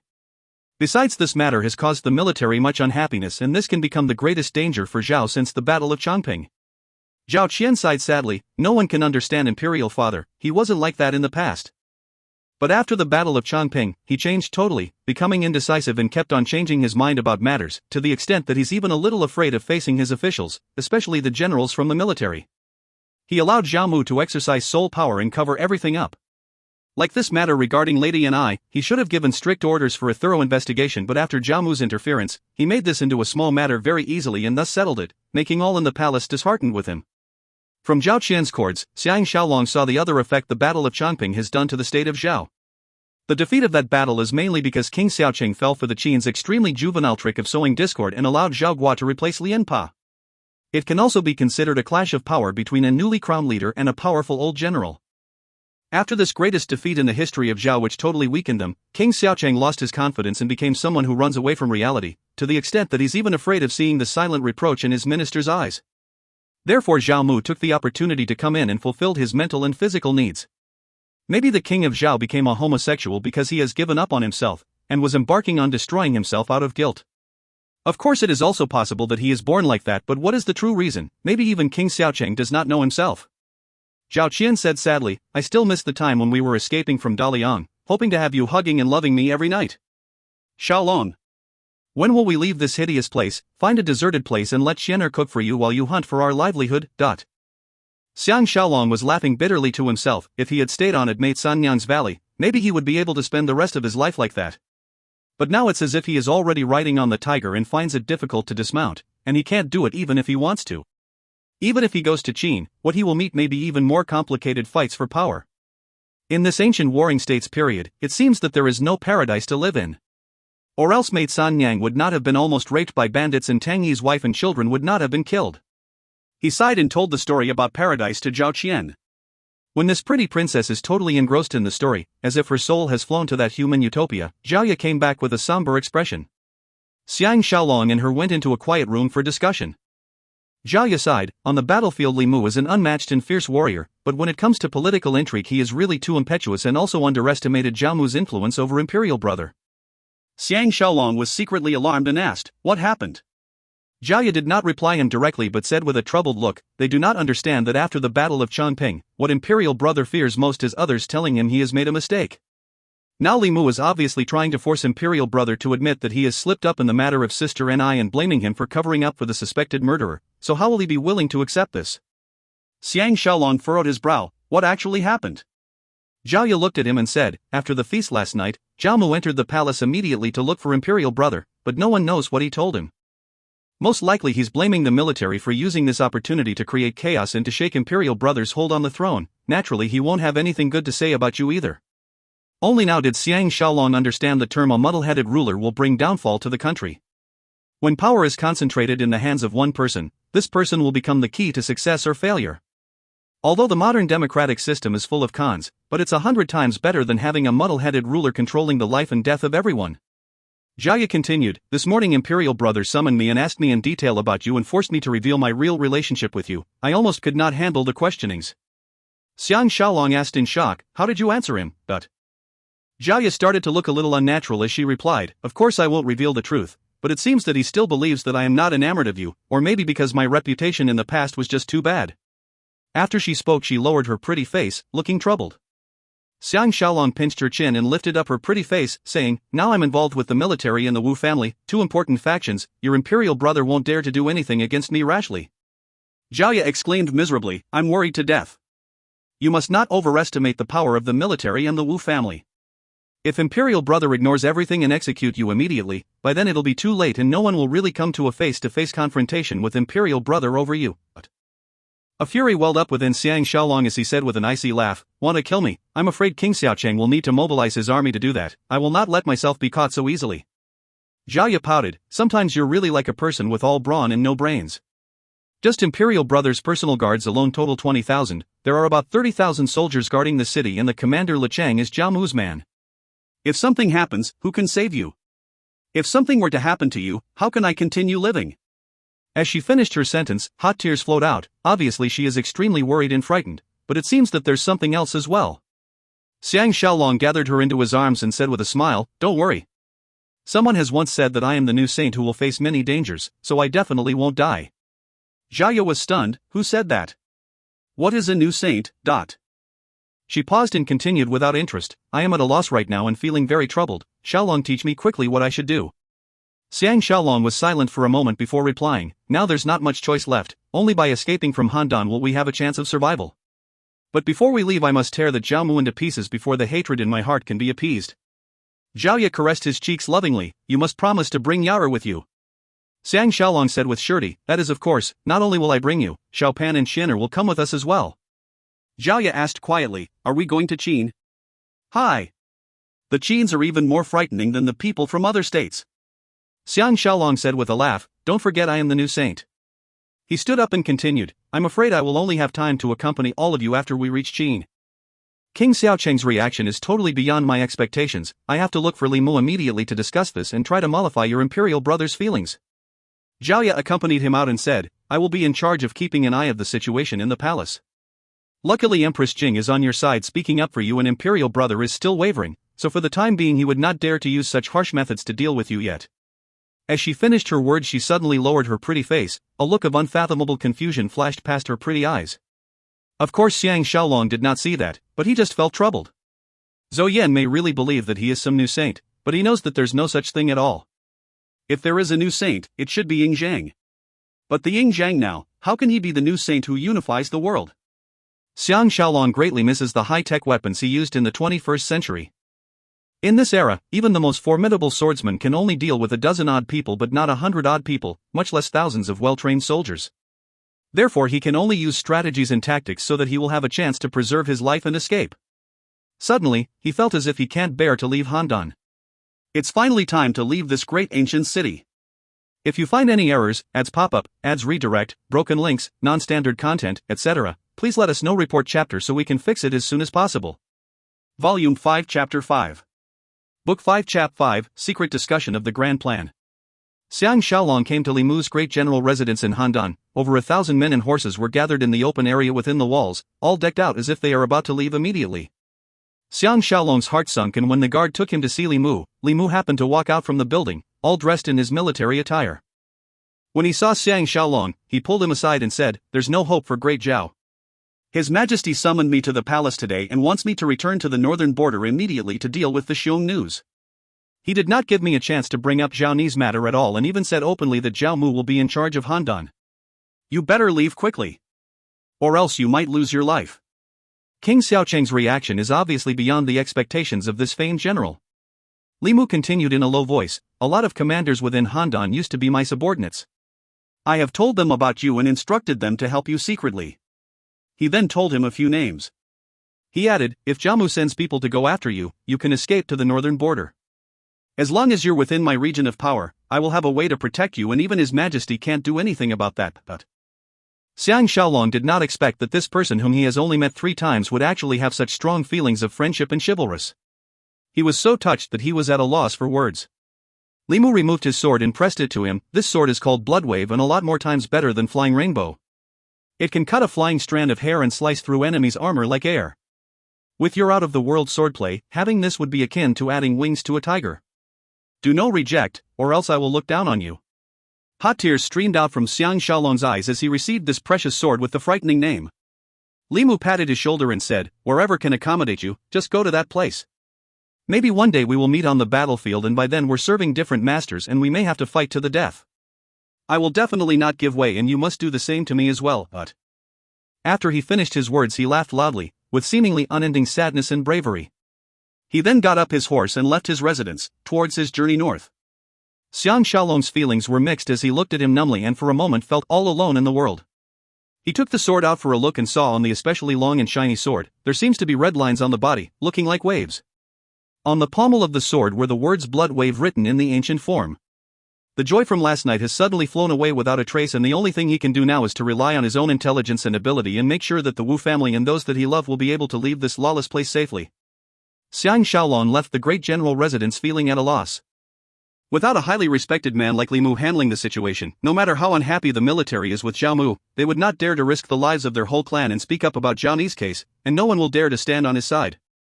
He has no wish to implicate others too, so now he can only rely on the Wu family and himself. Li Mu has been ordered to return to the northern border. The military world in the state of Zhao all knows clearly the king's wishes, which is to stand on the same side as Zhao Mu, and he, Xiang Shaolong, is Zhao Mu's biggest thorn in the flesh, so naturally he will have difficulty keeping himself alive. Not many will be willing to help others in distress, but there will be a lot of people who will gladly rub salt into wound, because they can strike a blow to the Wu family and at the same time ingratiate themselves with Zhao Mu. Now the biggest question is, when will Zhao Mu gain the king of Zhao's agreement to get rid of the Wu family and Xiang Shaolong? Is there a way to delay the king of Zhao from making this decision? Just as he returned to the Wu fortress feeling troubled, Tao Feng came up and said, "The Chu person called Dan Jin has been captured and locked in our jail. However, this is a very stubborn person and refused to talk at all. Now we're waiting to see what you suggest. Maybe we might have to torture him seriously." Xiang Shaolong seems to see a ray of hope and asked, "Have you searched his bags?" Tao Feng sighed, it's just some unimportant stuff. With Zhao Mu's cunningness, he will never let others catch hold of him so easily. He continued, even if this person is willing to cooperate obediently and stand out to testify against Zhao Mu can still push all blame away and instead point out that we're accusing him. Hi. Do you think King Xiaocheng will believe his man or us? Xiang Shaolong quietly sighed, as long as we know clearly the relationship between Zhao Mu and the Chus, we'll be able to set a trap for him. That's why we cannot let go of this clue so easily. By now the two of them have arrived at the back courtyard and entered a secret doorway in a building into the heavily guarded underground jail. That Chu spy Dan Jin was tied on a wooden pillar, blood and dirt on his face, looking dispirited. Obviously he has suffered and he lowered his head without saying anything. Although Xiang Shaolong pities him, but there's no other choice. This is like a war, to be lenient towards an enemy is akin to committing suicide. Xiang Shaolong suddenly has an idea and pulled Tao Fang aside. This person is obviously one who is not afraid of death, or else the Chus won't have sent him here to be in charge of such an important mission. But there is a limit to anyone's tolerance. As long as we can find that, we can destroy his will. But Tao Fang said with exasperation, the question is what way? Xiang Shaolong replied, this method is called relentless questioning. Find another 10-odd people and keep on asking him repeated questions, do not allow him toilet breaks or food and most importantly do not let him sleep. During questioning you must use strong light and shine it into his face. I'll want to see how long he can hold on. This is the first time Tao Fang has heard of such a questioning method and asked doubtfully, will it really work? Xiang Shaolong replied with certainty, I guarantee it will. Get someone to deal with the injuries on his body first, give him some clean clothes to change into and you can proceed. He then told him some techniques on questioning and things to ask, making Tao Fang thinks that it all sounds very feasible before he left to look for Wu Yingyuan. Wu Yingyuan is receiving a guest in the secret room and when he knows he has come, immediately invited him in. He is a totally nondescript merchant, tall but with a dreadful face, his looks doesn't look appealing at all. After Wu Yingyuan invited Xiang Shaolong for a seat, he said, Shaolong. This is Mr. Tu's most reliable man who has the reputation of being a resourceful strategist, Mr. Xiao Yuetan. Xiang Shaolong thought to himself, so this is the secret envoy sent by Lu Buwei's #1 headman, Tu Xian. So from this it seems that Lu Buwei is going all out to send Zhuji and her son back to Xianyang in the shortest time possible.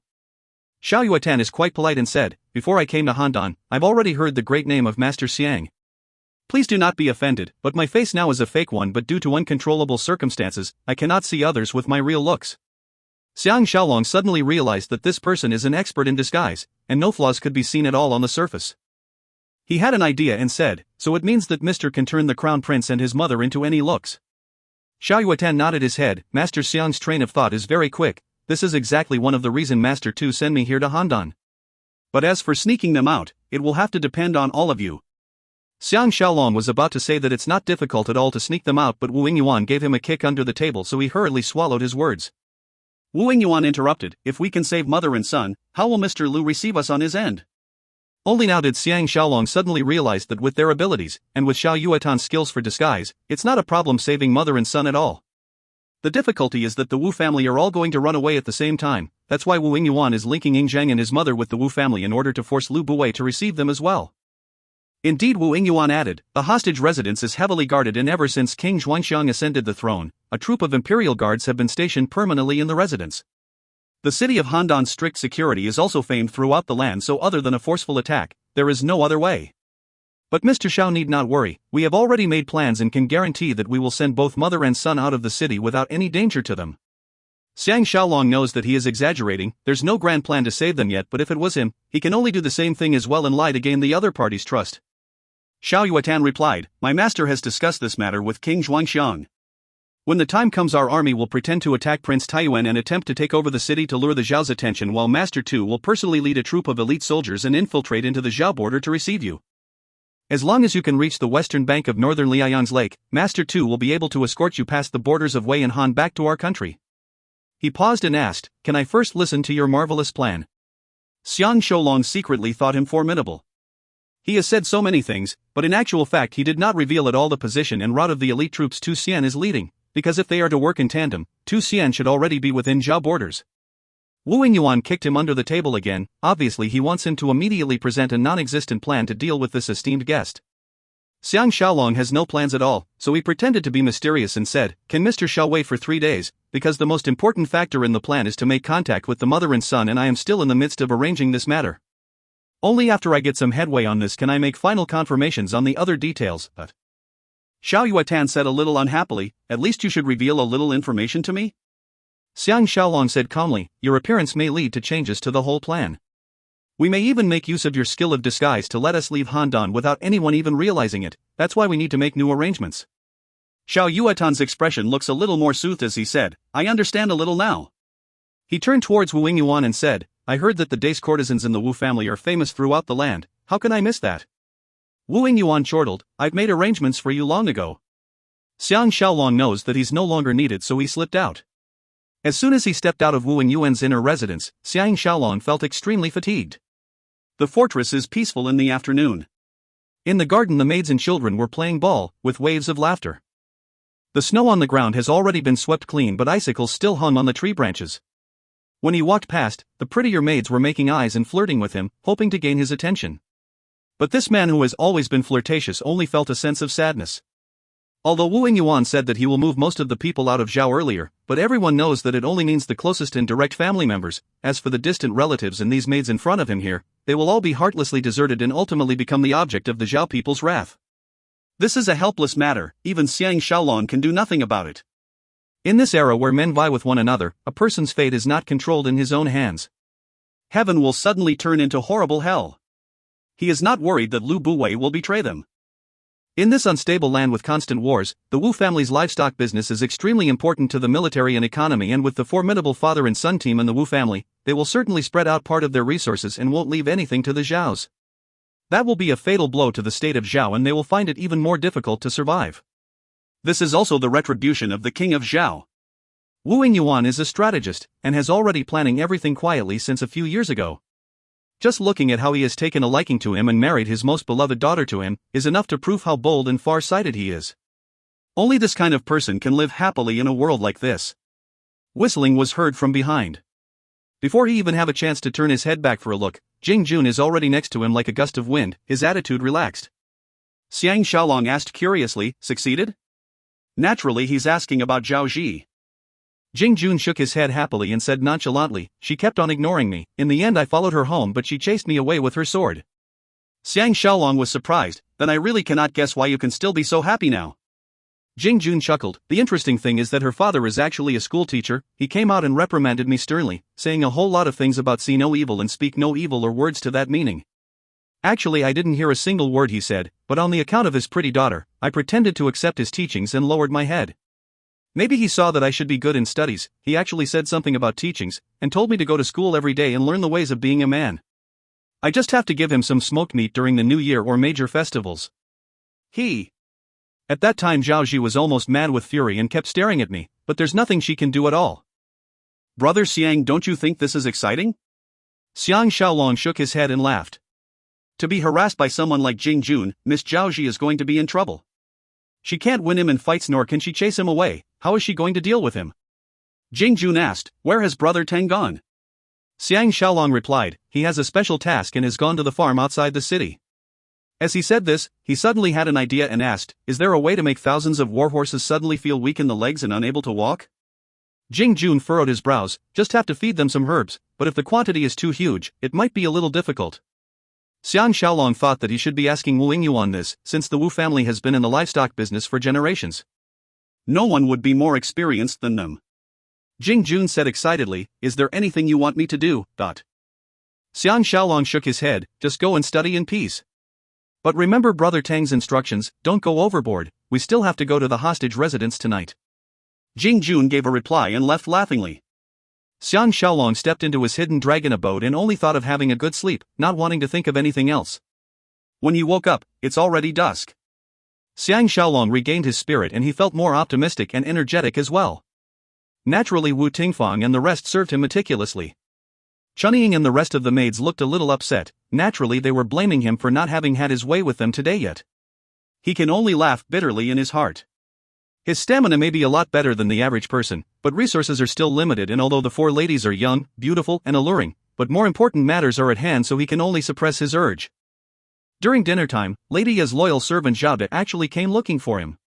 Xiang Shaolong thought that Zhao has something urgent, so he hurriedly put down his bowl and chopsticks and invited him into the inner chamber. Zhao has a strange expression, and it was only after a while that he said, Lady has no idea that I've come here to look for you. Xiang Shaolong felt that something is very wrong and asked sincerely, just say it out boldly. I will be responsible for you. Zhao said, actually for servants like us, we have no right to interfere in ladies' affairs at all, but in our hearts, the few of us brothers have already viewed you as the master who is most worthy of our loyalty, therefore we can't be too concerned about other matters now. All the more Xiang Shaolong felt that something is amiss and egged him to reveal the purpose of his visit.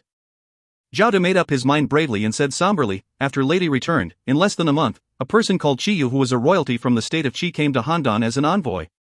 This person looks even more handsome than Lian Jin, and famed in Qi for his intellect and swordsmanship, he's also an expert with the ladies. But after he arrived in Zhao, he seems to be smitten with Lady and was pursuing her relentlessly. His Majesty and Jiamu also kept creating chances for him to meet with Lady, and it seems that Lady is a little interested in him too.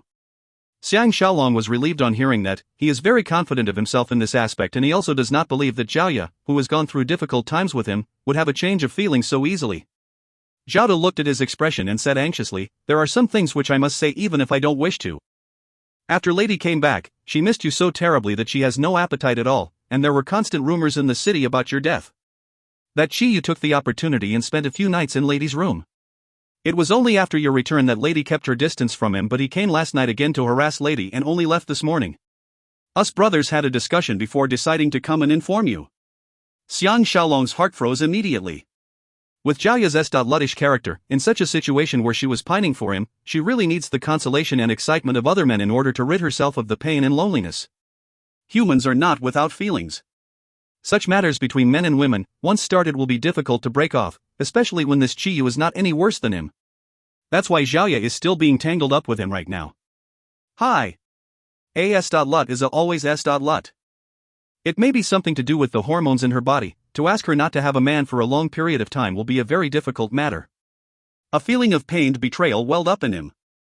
Zhao lowered his voice and said, if Lady is just having fun with that man, we won't do something so unscrupulous as to tell on her. We are extremely gratuitous towards Lady and are willing to die for her, but we're afraid that not only is she being cheated of her feelings and body, there might be something else, and if it harms you, it won't be worth it. Xiang Shaolong was stunned. What is it all about? Zhao said painfully, we have been secretly checking on this Qiyu and realized that every time after he meets Lady, he will immediately sneak over to see Xiaomu. Xiang Shaolong was utterly shocked. What? Zhao's eyes reddened as he lowered his head, his hands clenched tightly into fists, obviously his heart is filled with fury and regret. To him, Xiang Shaolong is a trustworthy hero and only he can be a match for Lady, whereas Jiamu is a person everyone in Handan hates, so one can imagine his feelings right now. Xiang Shaolong slowly understood. This lure of using handsome man is truly formidable. If Jiamu can control Zhao again, then on their side no one will be able to leave Handan, and it will also be the end of Zhu Ji and her son. Because Zhao is extremely familiar with all their movements and secrets. But it seems that although Zhao is still being tangled up with Qiyu, she has not betrayed him yet. Thinking of her distressing expression today as she told him to take her away from Zhao, and yet afraid that the Qins would be unreliable, he can understand her feelings of uncertainty. After all, the king of Zhao still dotes on her a lot. Will she really be willing to betray King Xiaocheng? She wanted to leave the state of Zhao mainly because there is no hope for the state and she does not wish to end up being in a destroyed state, and Qiyu can give her protection, bringing her back to the state of Qi, which is separated from the Qins by the state of Zhao. Obviously there is a secret agreement between Qi and Chu, and they will go through all means to stop the three states from joining, to the extent that they will split the three states among themselves. Therefore Xiaomu was able to invite Xiao Weimo to deal with him, and now he can ask the expert in love to snatch his beloved away from him. Naturally the king of Zhao is backing this up because he does not want Zhao to get involved with the Wu family, and at the same time he wants to make use of Zhao to understand the Wu family's secrets, and when the time is ripe, he will exterminate the Wu family from the roots and take over all the livestock farm, getting rid of this thorn in his flesh. Xiang Shaolong's train of thought kept expanding, and thought that maybe the king of Zhao may also be a participant in Zhaoni's incident, because Xiao Pan once said that they fell into a deep sleep after eating the snacks the king sent them. The king of Zhao allowed Zhao Mu to do this because he thought that Lady Ni gave herself to Xiang Shaolong only because she could not tolerate the loneliness. Therefore as long as Zhao Mu can give her the same enjoyment, they will be able to win her back. They did not expect Zhao Ni to be so fiercely protective of her chastity that she actually committed suicide after being raped. With such comprehension, everything that he did not understand in the past now seems to fall into place. The reason why Zhao Mu can single-handedly cover up the case of Zhaoni's death is because he had the approval of the king of Zhao. He did not want to reveal his own part in the evil deed, so he'd rather offend Li Mu and forcefully suppress this matter. He has truly given up on the state of Zhao. On his revenge name list, the king of Zhao's name has been added. Now the most problematic matter is Zhao. Has she fallen too deeply with Qiyu? No wonder the king of Zhao handed Zhao Qian so readily to her. But is it possible Empress Jing is also putting on an act? Deliberately luring him to assassinate Zhao Mu so that the king of Zhao will have an excuse to execute the Wu family. Once he thought of this, he can't help but feel cold sweat running down his back. Zhao De asked, Master, what should we do now? Xiang Shaolong sighed and said, You will just pretend that you don't know anything about this at all, and from now on don't follow or carry any investigations about Qiyu. This is extremely important, understand?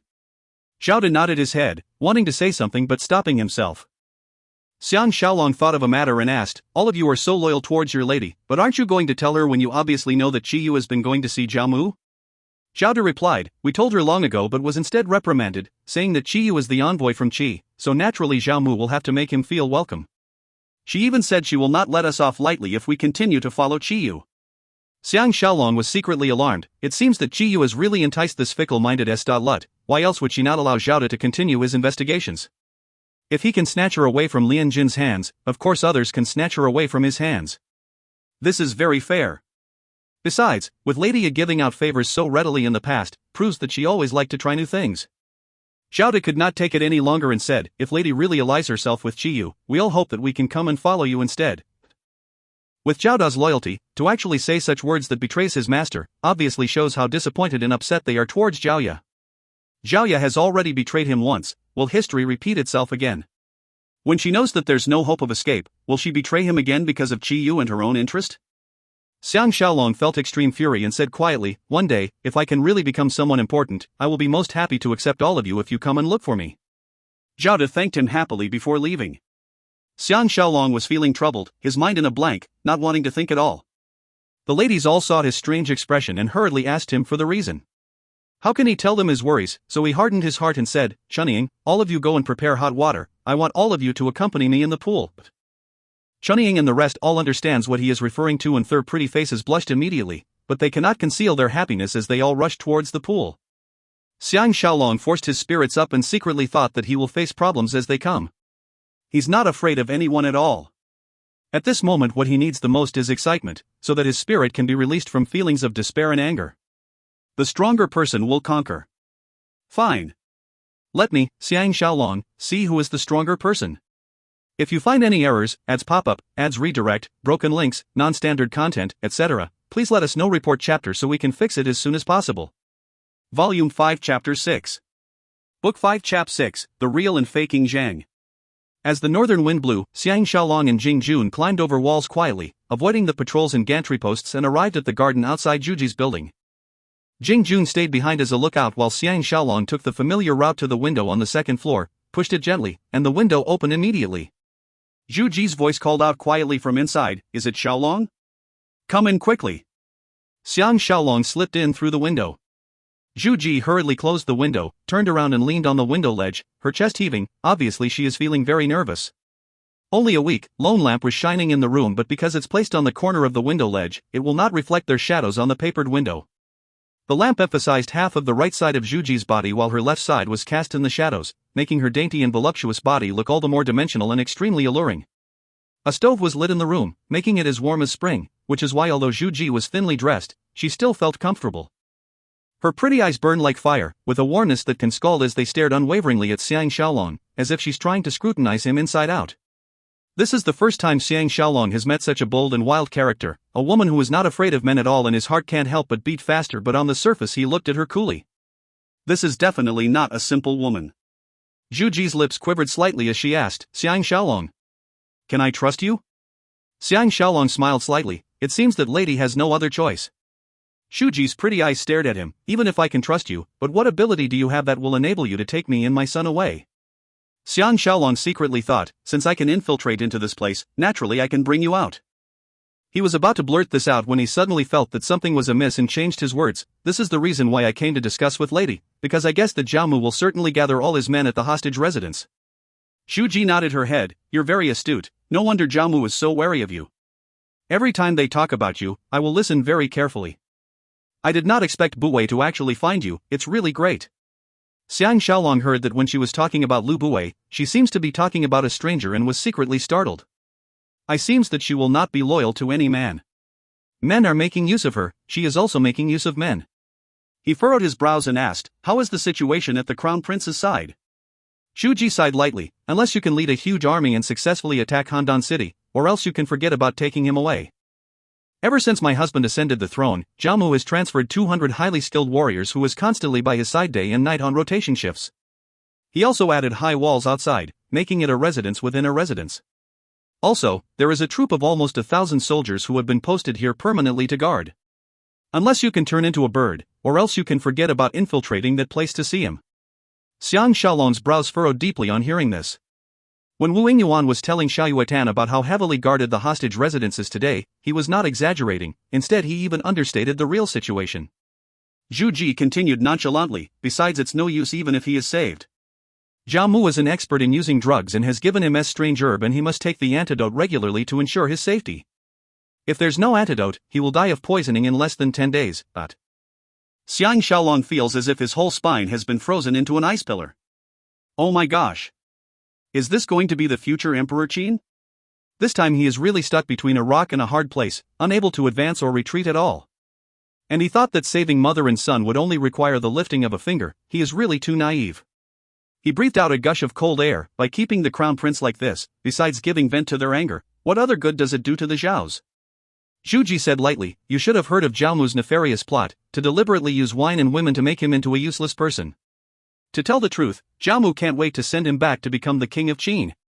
But the time is not yet ripe, because Lu Buwei will stand to gain from it, do you understand? Of course Xiang Shaolong understands.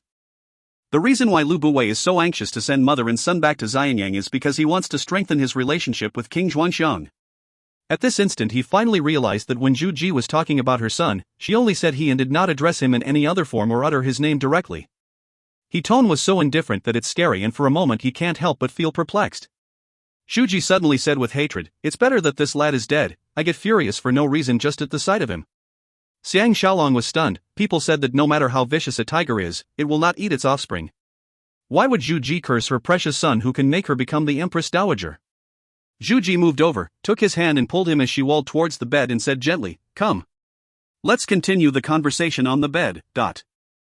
Firstly, Xiang Shaolong is totally not in the mood and secondly, he just had a wild time with Chunying and the maids and is still tired and thirdly, he remembered the advice not to have any amorous relationship with this woman whom both Lu Buwei and King Xuanxiang was enamored with, so he immediately slipped his hand away and grabbed hers, saying, I'm afraid this is not a suitable time and place.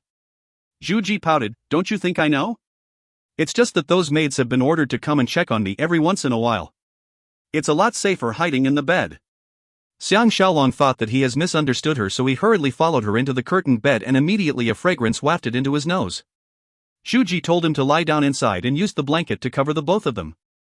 She turned around and snuggled into his arms and hugged him tightly, her tiny mouth going up to his ears and whispered, I want to tell you a huge secret, but first you must make a blood oath not to tell anyone else before I can let you know. Hi. I have no other choice but to tell you as well. I am not allowed to take even a step out of this place and there's no one I can trust. Xiang Shaolong was secretly surprised. What secret can be so great that he needs to make a blood oath? He answered, I, Xiang Shaolong, is a man of my words. Once I've made a promise, I won't go back on my words, lady can rest assured. Zhu Ji said with relief, I know you are a trustworthy man, but I am still worried, so why don't you just give in to me? With a beauty besieging him like this, he has no choice but to make a blood oath. At the same time he was secretly laughing, he doesn't even believe a blood oath will become true, so what restriction can this promise do to him? But since he's made the promise, he will not reveal it so readily. Zhu Ji was hesitant for a moment before saying quietly, the child they imprisoned is not my son at all. Xiang Shaolong almost shrieked in surprise. Heavens! What is this all about? Before Zhu Ji has a chance to talk further, there was a knock on the door and the maid outside asked, is lady asleep? His marquis is here. Xiang Shaolong was terribly startled and was about to jump up when Zhu Ji pressed him down. She extended her hand and pushed on a decoration at the front of her bed, and the place where Xiang Shaolong was lying on immediately became a movable board and he was flipped to a secret compartment under the bed. In that instant, instead of lying in the warm blankets on the bed above, Xiang Shaolong is now lying in the secret compartment beneath, which only has a blanket as a base. Luckily there are holes for ventilation, so he has no lack of air. The door opened and Zomu's voice said, Beauty, I've come to visit you. Zhu Ji replied, Marquis looks so energetic today, something good must have happened today to make you so happy, I am so happy for you as well. At this moment Xiang Shaolong, who was hiding in the secret compartment, guessed that where he is lying must be the personal secret compartment of that adulterer Guokai. After hearing what she said, he has to compliment Zhu Ji for knowing how to make a man feel good. Later he could feel Zhao and Zhu sitting down on the bed, followed by kissing sounds and Zhu Ji's alluring moans and panting. After a moment, Jiamu smiled. I heard that your lover Lu has sent Tu Xian to come to Handan to save you. Are you happy, beauty? Zhu Ji pouted. Don't you know my heart? Without you, I am not going anywhere. Besides, it's only a rumor. Who would be so stupid as to come here on a death mission? Xiang Shaolong, who was below, was secretly thinking that she's formidable because Zhu Ji is obviously trying to test Jiamu's news. Indeed, Jiamu gave a cold snort. How can it be a rumor? Now the old officials of Qin are in a fierce fight with Lu Buwei and wants him to bear the responsibility of the death of the previous king. I'm afraid even your king Zhuangxian won't be able to protect him. Once Lu Buwei is dead, I will naturally send you and your son back to Xianyang. By then do not forget about me. Although Jiamu did not say anything, but Xiang Shaolong and Zhu Ji both guessed that the news must have come from the powerful Qin officials who want to topple Lu Buwei. The fights between the Qin court and the local control for power have now widened. The main battlefield is in the Qin court hole. The side battle is being fought at Handan. An originally very simple matter has now become extremely complicated, especially what Zhu Ji said earlier, it extremely unexpected and earth-shattering. Zhu Ji threw a tantrum and said, not going back. Not going back. I am definitely not going back, just let Zhenger go back, I want to stay here with you. Even Xiang Shaolong below was dumbfounded on hearing that. How can she sound so sincere and real? If she's in the 21st century, she'll definitely be a superstar in the entertainment industry.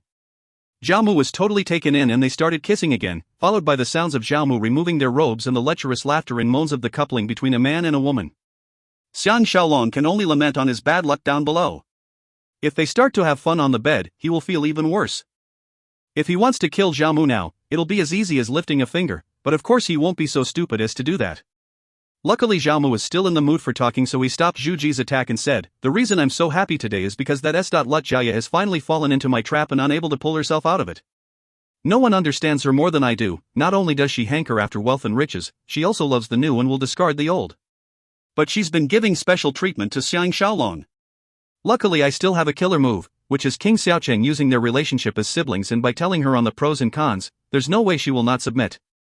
Xiang Shaolong's heart sunk to the bottom. It's the end.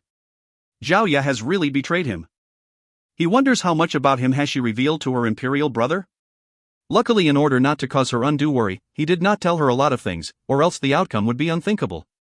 Zhu Ji asked deliberately, why are you talking about Xiang Shaolong all the time with such hatred? What has he got to do with me? I am not interested in him at all. How would Jiamu know that this sly woman is testing him? Or maybe he won't put his guard up against a beauty who has lost her freedom, so he said lightly, how can there be no relation? The Wu family has always been in contact with Lu Buwei, and Xiang Shaolong is the grandson-in-law of the Wu family. If Lu Buwei wants to sneak people out, he'll obviously need the help of the Wu family. He paused and continued with a cold snort, Xiang Shaolong better not end up in my hands, or else I'll make him regret that he was ever born. You shall watch at the side when I torture him. Xiang Shaolong, who was hiding beneath, was gritting his teeth on hearing it and wished he can jump out and kill him. Of course Zhu Ji knows that Xiang Shaolong is listening, so she can't help but laugh and ask, how can that inexperienced lad win you? He'll end up in your hands sooner or later, and you can do what you want with him. Apparently Jiamu got excited on hearing it and said, come. Get up the bed. At least Zhu Ji has some conscience, and she objected, you come looking for me in the middle of the night and now you've made me hungry, where can I find the mood?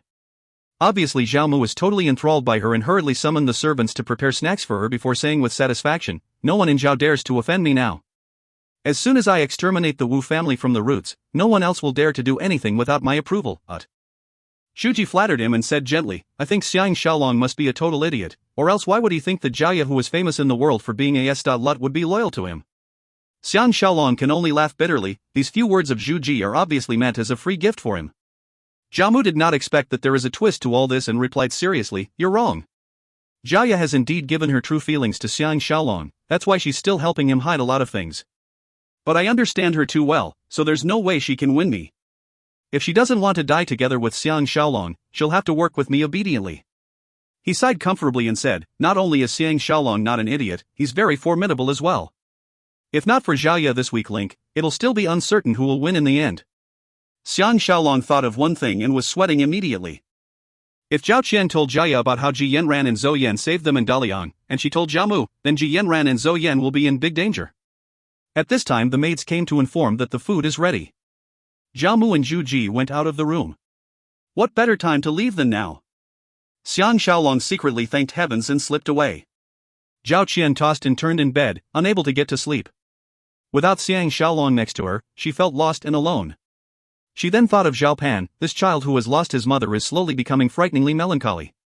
Only when he's with her or Xiang Shaolong will he show a little naivety and happiness, and he won't even give any face to Zhao Ya. If he has shown himself to be a little weaker, maybe Zhao Qian will feel better. Right at this time, the curtains were suddenly lifted and she was about to scream when she heard Xiang Shaolong's familiar voice call out, "Xianer! It's Shaolong." Zhao Qian never expected her beloved would appear next to her bed in the middle of the night and threw herself at him in joy, hugging him in a death grip. Xiang Shaolong removed his shoes, hugged her and snuggled into the blankets. He gave a long kiss before asking quietly, "Did you tell Lady Ya about how Sister Yanran saved us?" Zhao Qian is extremely astute and she asked in shock upon hearing his words, "Is there something wrong with her? Why would there be a problem telling her?" Xiang Shaolong's expression changed. "That means you've already told her." Zhao Qian shook her head, "I didn't. But it's not because I don't trust her, but because I've promised Sister Yanran that I will never reveal this matter to anyone. That's why I only told her the story that we agreed on long ago." Xiang Shaolong heaved a great sigh of relief. Zhao Qian's body trembled. Heavens! What has Lady done? To make you actually sneak in here in the middle of the night just to ask me such a question, Xiang Shaolong caressed her back lovingly. "Have you seen her tonight?" Zhao Qian replied, "I heard that she has a guest so it's inconvenient for me to go over." "Hi. I remember now, every time they say there's a guest, Xiao Zhao and the rest will have a very strange expression, as if they are furious but unable to say anything about it. Could that guest be Zhao Mu?" Xiang Shaolong has already been numbed by all these, he will no longer get agitated over Zhao Ya and Shiyu's secret rendezvous. He is someone who is able to take things lightly. He had once suggested to Zhao Ya to allow Jing Jun and the rest to protect her but she rejected him determinedly. At that time he didn't think too much of it but now he knows that she did not want to let him know about her affair with Qiyu. Zhao Qian pleaded, "Xiang Lang, please tell me what this is all about?" Xiang Shaolong replied, "Did you notice anything strange about Lady these few days?" Zhao Qian thought carefully for a moment before replying, "Now that you mention it, it really seems that Lady is different from the past. Not only is she listless, there was even once I found her crying alone but when I asked her, she just said that she was thinking of Lady and I. Sometimes she would also throw her temper at the servants for nothing." She pouted and hastened him to talk. "What is this all about? This suspense is making me feel terrible." Xiang Shaolong sighed and said, "Think again, did she say anything special, for example words like we'll never be able to escape or something along that line?" Zhao Qian replied, that she did not, but she did mention once that Lu Buwei can't even protect himself now and he can face clan extermination any time. If we follow the Wu family and throw our lots with him, it's akin to sending the sheep to the tiger's den. Xiang Shaolong asked, "Then how did you answer her?" Zhao Qian kissed him and said, "I said as long as I can follow you, death doesn't matter at all." She trembled and continued, "That's right." At that time she had a very strange expression. Now that I think of it, she looks almost ashamed and regretful. After that she made an excuse and left. By now Xiang Shaolong has totally given up on Zhao Ya. Zhao Mu is right, he understands Zhao Ya more than him. That's why he can make use of this fickle-minded woman twice to harm him. After heaving a sigh, he told the gist of what happened to Zhao Qian. Zhao Qian had already guessed what has happened and was strangely calm. Xiang Shaolong told her, "You have to pretend that nothing has happened." Zhao Qian kissed him lovingly and said gently, "Qianer understands, I have great confidence in this new saint here and I know you will definitely be able to bring Qianer and the Wu family past this difficult period safely." Before Xiang Shaolong left he asked, "Will you be able to bear abandoning your father and follow me to an unknown fate?" Zhao Qian nodded her head with certainty, "As long as I can leave Imperial Father, Qianer is not afraid of anything. There is something I have not told you, which is after my mother died, Qianer's nanny once said something bad about Zhao Mu and the words drifted to Imperial Father's ears. He immediately offered poison wine to Nanny and before she died, she held my hands and said as she cried, 'If there is a chance I must go far away from the palace, being a commoner's daughter is far better than being a princess.'" Xiang Shaolong was full of thoughts when he heard this. He really cannot understand the mind of royalty, just like how he cannot understand Zhao Ya. If you find any errors, ads pop-up, ads redirect, broken links, non-standard content, etc., please let us know. Report chapter so we can fix it as soon as possible. Volume 5 Chapter 7. Book 5 Chap 7, Lies and Trickery. After Xiang Shaolong and Jing Jun returned to the Wu residence, they each went back to their own rooms. Before they parted, Jing Jun seemed to have something to say but he stopped himself. Xiang Shaolong knows what he's thinking and said, nothing will happen during the day, just rest assured and go to school. But be careful, now in Handan, besides the Wu residence, there's no other safe place. Jing Jun was ecstatic as he replied, I am a born hunter, I won't become prey so easily. Xiang Shaolong knows that he is cunning and smart, and his skills at escaping is unparalleled, so he was not worried. When he returned to Hidden Dragon Abode, all the ladies were already in dreamland. Although Xiang Shaolong is extremely tired, but his mind and spirit was greatly affected by the string of events that has happened tonight and was not in the mood for sleep at all. He suddenly had an idea, so he sat down on the bed next to his wife and concubine and followed the meditation skills written on the 3 killer moves, sitting cross-legged as he adjusted his breathing, his mind melding with his heart joined with his spirit joined with the universe as he eliminated all thoughts and unintentionally went into a state of nothingness, something he has never experienced before. His spirit seems to leave his body, joining and parting, and when he regained his senses, it was already morning and the ladies were awake. Xiang Shaolong ignored the ladies' surprise and he was secretly astounded. He has been meditating for more than 2 hours, but it felt as if he was asleep and woke up in the blink of an eye. He was sitting cross-legged, but he did not feel any numbness in his limbs at all from lack of blood circulation. When he was training in the special task force, he has learned Qigong as well, using different methods, but he's never had such a refreshing feeling before, and for a moment he's not really concerned about Lady Ya's matter. During breakfast, Chunying and the maid served him especially meticulously with bright and sweet smiles, and although it's the cold winter, he can still feel the allure of spring and his mood turned for the better, filled with the strong desire to fight. After kissing the ladies, he hurriedly went to look for Xiao Yueten, who was still sleeping with a beauty in his arms. When he knew he was looking for him, he put on a robe and came out. At this time Xiao Yuetan's disguise has been removed, revealing his sharp features, a far cry from what he looked like yesterday, even having an air of flirtatious charm. After exchanging civilities, Xiang Shaolong said quietly, the news of Master Tu coming to Zhao has already been leaked by those in your country who are against Mr. Liu, and the king of Zhao and Zhao Mu has learned of this. Xiao Yuetan's expression changed slightly, revealing a look of surprise and uncertainty. Xiang Shaolong continued, but it seems that they still do not know where Master Tu is, but it's certain that they have sent men to search. Xiao Yuetan said, I will send someone to warn Master Tuesday Shaolong, Master Tu will be very grateful to you, this news is too important. Only now did Xiang Shaolong realize that Xiao Yuetan have not come to Handan alone. Seeing that his tone towards him has changed, he was secretly amused as he said, Zhao Mu is keeping the crown prince very heavily guarded. He then told him what Zhu Ji has revealed last night, even telling him about how Zhao Mu has been drugging Ying Zhang. Xiao Yuetan's expression really changed totally and he was quiet. Xiang Shaolong has already felt last night that his main purpose is to bring Zhu Ji and her son back to Xianyang and is not at all enthusiastic about how they should bring the Wu family over to the Qin border. Now that he's heard the true situation, he finally understood that for outsiders like them to save Zhu Ji and her son is impossible, even with the most expert skill of disguise. Just like what Zhu Ji has said, unless they attack the city, or else how can they bring Ying Zheng away, and even if they did, he'll end up dying from poisoning. Xiao Yuetnan took a deep breath and said, where did Shaolong get these news from? Xiang Shaolong replied, I have men planted around Zhao Mu and last night I finally had the chance to make contact with Lady Zhu Ji, she told me personally. Xiao Yueten was impressed with Xiang Shaolong's abilities, and after a moment's hesitation, said, Shaolong, please forgive me for being straight, it seems that the king of Zhao has long been suspecting that the Wu family is in secret contact with our Master Liu, and now that the news of Master Tu coming here has been leaked, anyone can guess that the purpose is to steal away mother and son. Now you are stuck, how will you be able to proceed with the plan? Xiang Shaolong said confidently with a smile, I can only answer you tomorrow, anyway we have not come to the end of the road.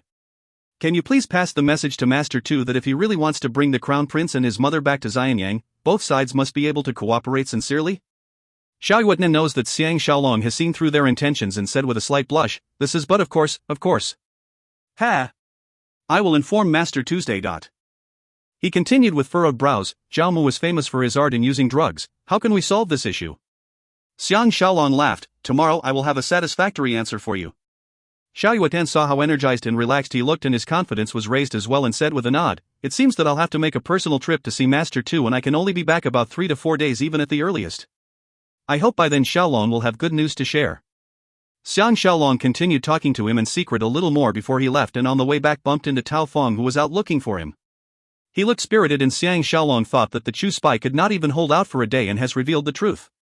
However, Tao Feng only said, Shaolong's plan is really useful, it's just one night and he's almost half collapsed and only wants to sleep. I don't think he can hold out much longer and will soon confess, but Xiang Shaolong secretly thought that this can also be considered good news. Such methods may be inhumane but it's a little better than torturing his body. No matter how strong a person is, under such a situation, will also become extremely weak. Tao Feng said, young master left the city early this morning to the livestock farm and won't be back for a few days. He lowered his voice and added, he's going to make arrangements for pulling out of Zhao. It'll be the farmers' festival in 10 days' time and we traditionally have a prayer ceremony and the king of Zhao will come personally to the farm to oversee it. At that time we will send part of the family to a secret hiding place which has been prepared long ago, and after the grand event, we will send them towards Qin one by one. Xiang Shaolong was a little relieved. With Wu Yuan's farsightedness and planning, anything that he thinks is secure will definitely not have any problems. Tao Feng led him towards the Wu family mansion and said along the way, at that time when I met Xiaolong at Mulberry Village, I already knew you're no ordinary man, but I did not expect you to have such accomplishments today. Once he mentioned Mulberry Village, Xiang Shaolong can't help but think of Mei Sanyang and he turned gloomy. He did not expect that after coming to this ancient period, there are a lot more things that makes him worry compared to in the past. Tao Feng knows what he was thinking and tried to console him a little, but he knows that his empty words are of no use at all, so he said, old master wants to see you. Master Wu met his grandson-in-law alone in the secret meeting room and came straight to the point, find a time today and I'll hold a simple ceremony for you and Fenger to become official husband and wife. Xiang Shaolong hurriedly kowtowed and offered his thanks. He's already developed deep feelings for Wu Tingfang and was glad to have such a pretty wife. Master Wu furrowed his brows, I thought with all the intimacy you've had, Fenger would get pregnant very quickly, it's so strange. Xiang Shaolong was secretly startled, although he has thought of this question before, he's never too bothered about it. Master Wu did not seem too bothered too and continued, I want to tell you something important regarding the life and death of the Wu family, and even Tao Feng is not aware of this matter. Only a few people who are from the immediate Wu family is aware. Xiang Shaolong looked at him quizzically.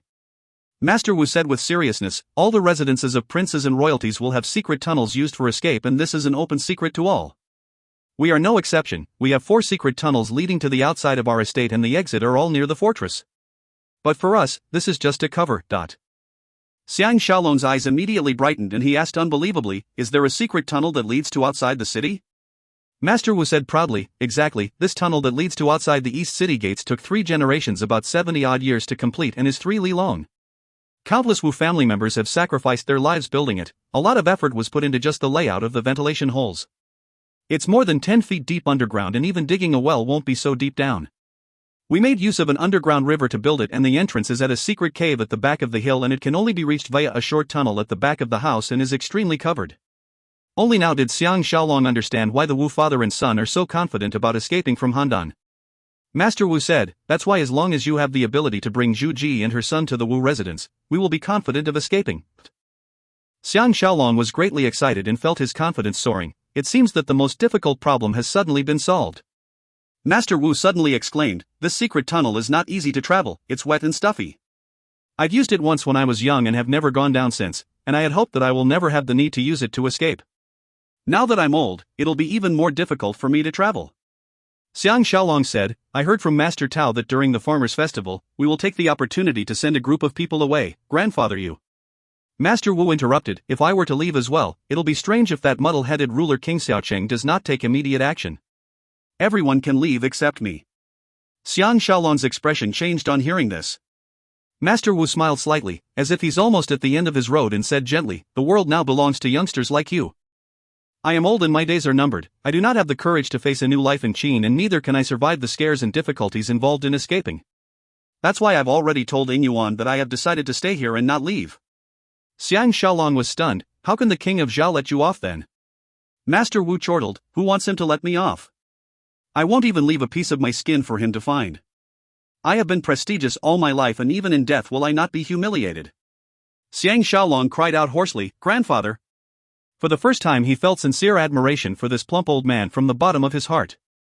Master Wu said suavely, don't behave like a woman or a child, I have high expectations of you. In all great matters, someone must be sacrificed. If King Xiaocheng wants to attack my Wu family fortress, he'll have to pay a terrible price. I am really happy, even at a time like this, I still have a group of men who are willing to lay down their lives with me. He paused and continued, once you take Zhu Ji and her son away, King Xiaocheng will attack immediately. If there's no one to block him for a few days, how are all of you going to escape? He added with resolve, my mind is made up, do not say any more. Xiang Shaolong knows it's difficult to make him change his mind, and in fact this is what he has asked for. He asked, how many people know about the secret tunnel? It seems that even Tingfang is not aware. Master Wu replied, that's why it can remain a secret. Don't worry. Those who know about this is very reliable. If you see Wu Zhuo over the next few days, tell him to lead you to it. As long as we can get out of the city, no one will know how to survive better than generations of livestock farmers like us." He gave a cold snort and added, "Since he's dishonest, I need not be loyal. Since King Xiaocheng can treat me this way, I want him to have a taste of the most bitter fruit he's ever had after the Battle of Chongping. I'll make sure there won't be a single usable warhorse in his whole country and let him sit and watch while the state of Zhao is slowly carved apart and disintegrate." Looking at the gleaming hatred in Master Wu's eyes, Xiang Shaolong suddenly understood that once a person views death as a certainty, he can be a really scary person. Xiang Shaolong is already mentally prepared for this, and riding on his beloved steed which learned Lady Ji has given him, he went to Jiaya's residence and met her at the inner hall. Looking at his beauty who was only a few feet away, Xiang Shaolong however felt that the distance between their hearts is like lakes and mountains apart. He was more alert to his surroundings and indeed noticed that Xiao Zhao and the other maids were a lot quieter, their faces expressionless, with sadness hidden in their eyes. Jiaya is smiling like a flower as usual, but Xiang Shaolong can see that beneath the forced smile the dilemma deep within her heart. She looked at him in surprise and said, "Shaolong, you looked especially in high spirits today, are there new developments?" She lowered her voice and added, "Have you caught a hold over Jiamu already?" Xiang Shaolong shook his head and said, "It's not that easy." Jiaya asked, "Then are there developments over at Zhu Ji and her son's side?" Xiang Shaolong pretended to look troubled and said with furrowed brows, "The place where mother and son are kept are heavily guarded, there's no way to infiltrate it as well." "Do you have a way to let me meet up with them?" Jiaya lowered her head and bit her teeth, "Let me think about it." Xiang Shaolong knows that she indeed has feelings for him, or else she would not have revealed so much uncertainty and could have pretended that she's totally not up to the task. He said with a straight face, "I've been thinking last night, and decided to follow Empress Jing's words and assassinate Jiamu." Jiaya was stunned. "Shaolong." She lifted her pretty face and looked at him with misery. Xiang Shaolong was feeling secretly pleased and said with a low voice, "Only by killing Jiamu will we have a chance to kidnap Zhu Ji and her son. I now have a batch of about 500 Wu family warriors who are not afraid to die, and we have the strength to fight openly with Jiamu. As long as I do everything nice and clean, who would dare to say I am the murderer?" Jiaya looked at him, in a loss.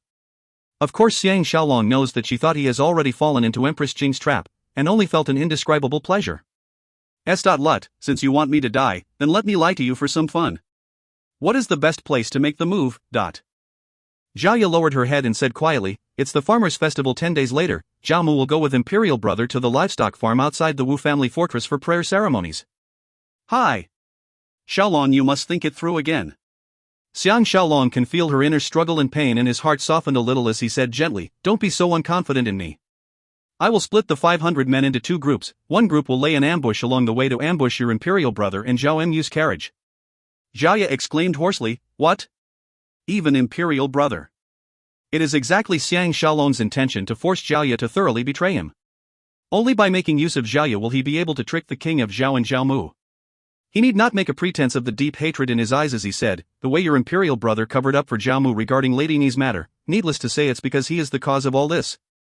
Such an evil fiend, why keep him in this world?"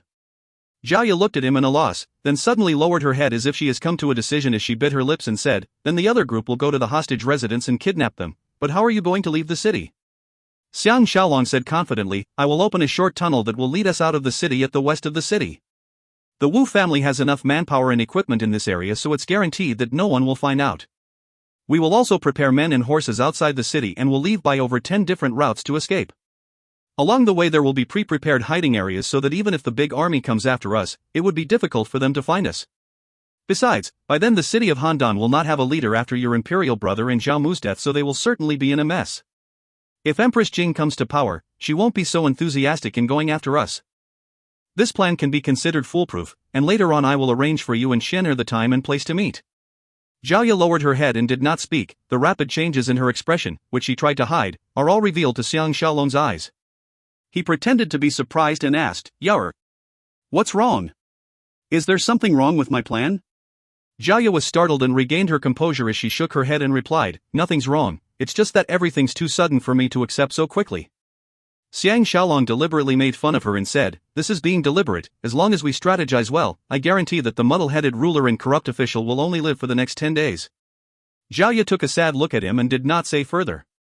Xiang Shaolong knows that he has laid enough groundwork, so he stretched lazily and stood up. "Come. Let us go and look for Qianer and Xiaopan." But Jiaya lowered her head and said quietly, "Shaolong." Xiang Shaolong secretly thought that something is wrong, yet he is filled with hope as he asked, "What's the matter?" Jiaya was hesitant for a moment before shaking her head and said, "It's nothing, we can talk after we reach the state of Qin." Xiang Shaolong sighed secretly, knowing that Jiaya has let go of the last chance she has to retain him. Their relationship has now been terminated. From now on, all feelings have ceased and they will have nothing to do with each other. After he left her residence, he can feel the joy of pain. Pain because of Jiaya's change of heart, joy because he has discarded this relationship baggage. Ever since the last time Jiaya allowed Prince Xiaoyuan to enter her bedchamber without a reason, he'd already known that she has a weak will when it comes to matters revolving men and women, and this is in her nature. Zhao and I and her faced almost the same situation, but she was not like her, flirting with men everywhere.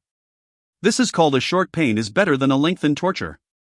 Once he thought of this, he immediately felt an indescribable sense of release. These 10 days until the actual day, the king of Zhao will deliberately make things easy for him so that he can take his time to arrange the assassination attempt, and he can use this as an excuse to confiscate all of the Wu family's extensive assets. Without a grand excuse, the king of Zhao will never dare to touch the Wu family because it will cause other wealthy families in the country to fear for themselves and start moving to other states, and the situation would be terrible. He has really put a lot of thought into this. Now he only has to find out where the real Ling Zhang is and he will be able to proceed with his secret plan. Maybe he can even persuade Master Wu to leave with them. Once he thought about this, he wished that he could sprout wings and fly into the hostage residence immediately and ask that alluring beauty Zhu Ji this question. The weather was bitterly cold as the northern wind howled. There were not many people or carriages on the streets, all those who can would rather stay home than come out and face the bitter cold. Hoof beats were heard and a group of riders appeared ahead, and as they came nearer, it turned out to be Chang Su and 10 over soldiers. On seeing a friend, Xiang Shaolong went up and greeted him warmly. Who would have expected that Chang Su would suddenly look stunned, and he forced out a smile as he said, "Commander Xiang, I have something urgent to attend to, we'll chat if there's a chance next time." And he hurriedly rode away. Xiang Shaolong stood there stunned. He can only think of the famous words, "Men's heart can turn cold and the world turn icy." It seems that no one in Handan welcomes him now. Behind him he heard hoof beats again as a rider rode past him and swiftly handed him a ball of paper. He opened it and it turns out that Pu Bu was arranging to meet him, and it's written on the paper the place and time. Xiang Shaolong felt a warmth filling his heart as he returned home after tearing up the piece of paper. If you find any errors, ads pop up, ads redirect, broken links, non-standard content, etc., please let us know. Report chapter so we can fix it as soon as possible. Volume 5 Chapter 8. Book 5 Chap 8, The Secret About Ing Zhang. Xiang Shaolong sat alone in the garden in his hidden dragon abode, a man-made fountain spurting water from the stone, forming a winding stream through the rocks.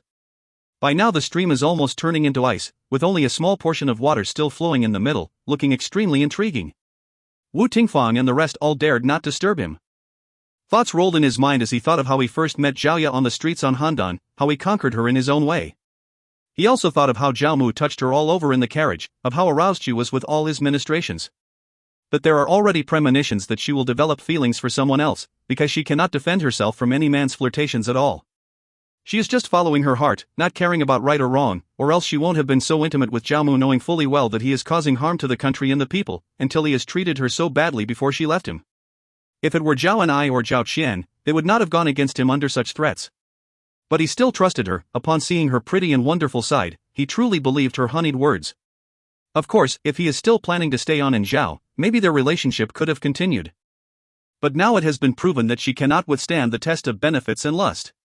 People of this era all likes to use trickery of the heart. The higher the position of the person, the more so. Chang Su, who had once gone through thick and thin with him, would do a sudden turnabout now caused him much heartache. Many in this world are those who add salt to wounds, very rare are those who come to help when one is in need. As he became lost in his thoughts, he was unconsciously following the Mahist meditation technique to stop his thoughts, and he immediately felt better. He was suddenly jolted by the sounds of footsteps. It turned out that Tao Feng has come to look for him. He saw the look of delight on his old friend's face, who came up to him, swept off the thin layer of snow on the huge rock next to him, sat down and said, "That lad is even lousier than imagined, he's finally confessed." Xiang Shaolong counted the time. If they started the questioning from yesterday, they have at least bombarded him with questions for more than 30 hours, which is not something that one can easily hold up against. He asked happily, "What inside news have you found out?" Tao Feng was a little miffed as he answered, "Actually he's only a messenger, and has no idea what is Zhao Mu's background at all. He purely reports verbally what is happening in Chu, and then he'll relay Zhao Mu's words back to Chu's prince Wen Xian, Chu Lang, who is a top official whom the king of Chu trusts." Xiang Shaolong asked, "What is Zhao Mu's message this time?" Tao Feng replied, "He only asked Prince Wenxing to send someone over with gifts 3 months later, only this point is a little unique. The rest are all normal recent news like the one regarding Xiao Weimo's death. Xiang Shaolong had a thought and asked, is he still being questioned now? But Tao Fong replied, of course. I was afraid he was lying, so I followed your instructions and kept forcing him to repeat the details to see if anything does not correspond. Xiang Shaolong asked, has he ever been to Handan in the past? Tao Fong shook his head, it's the first time he made contact with Jiao Mu.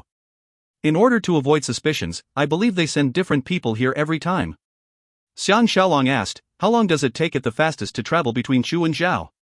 Tao Fong said, if it's a rush journey on a quick horse, and because there are many checkpoints along the way, just the journey alone will take 2 months. That's why I suspect that this person is lying. Xiang Shaolong is adept at spying techniques and said with a smile, no, he is not lying, this is a secret message that will prevent others from forcing the information out. 3 months may be half the time actually meant, in fact he is referring to half a year. Sending gifts over meant the opposite. I've already thought that if Jiao Mu is sent here by the state of Chu, he will never let the secret manual of Lu Gong fall into the hands of the Zhaos, so the real meaning is he wants to choose to send over skilled exponents in half a year's time to steal the secret manual. Jiao Mu is really loyal to the state of Chu.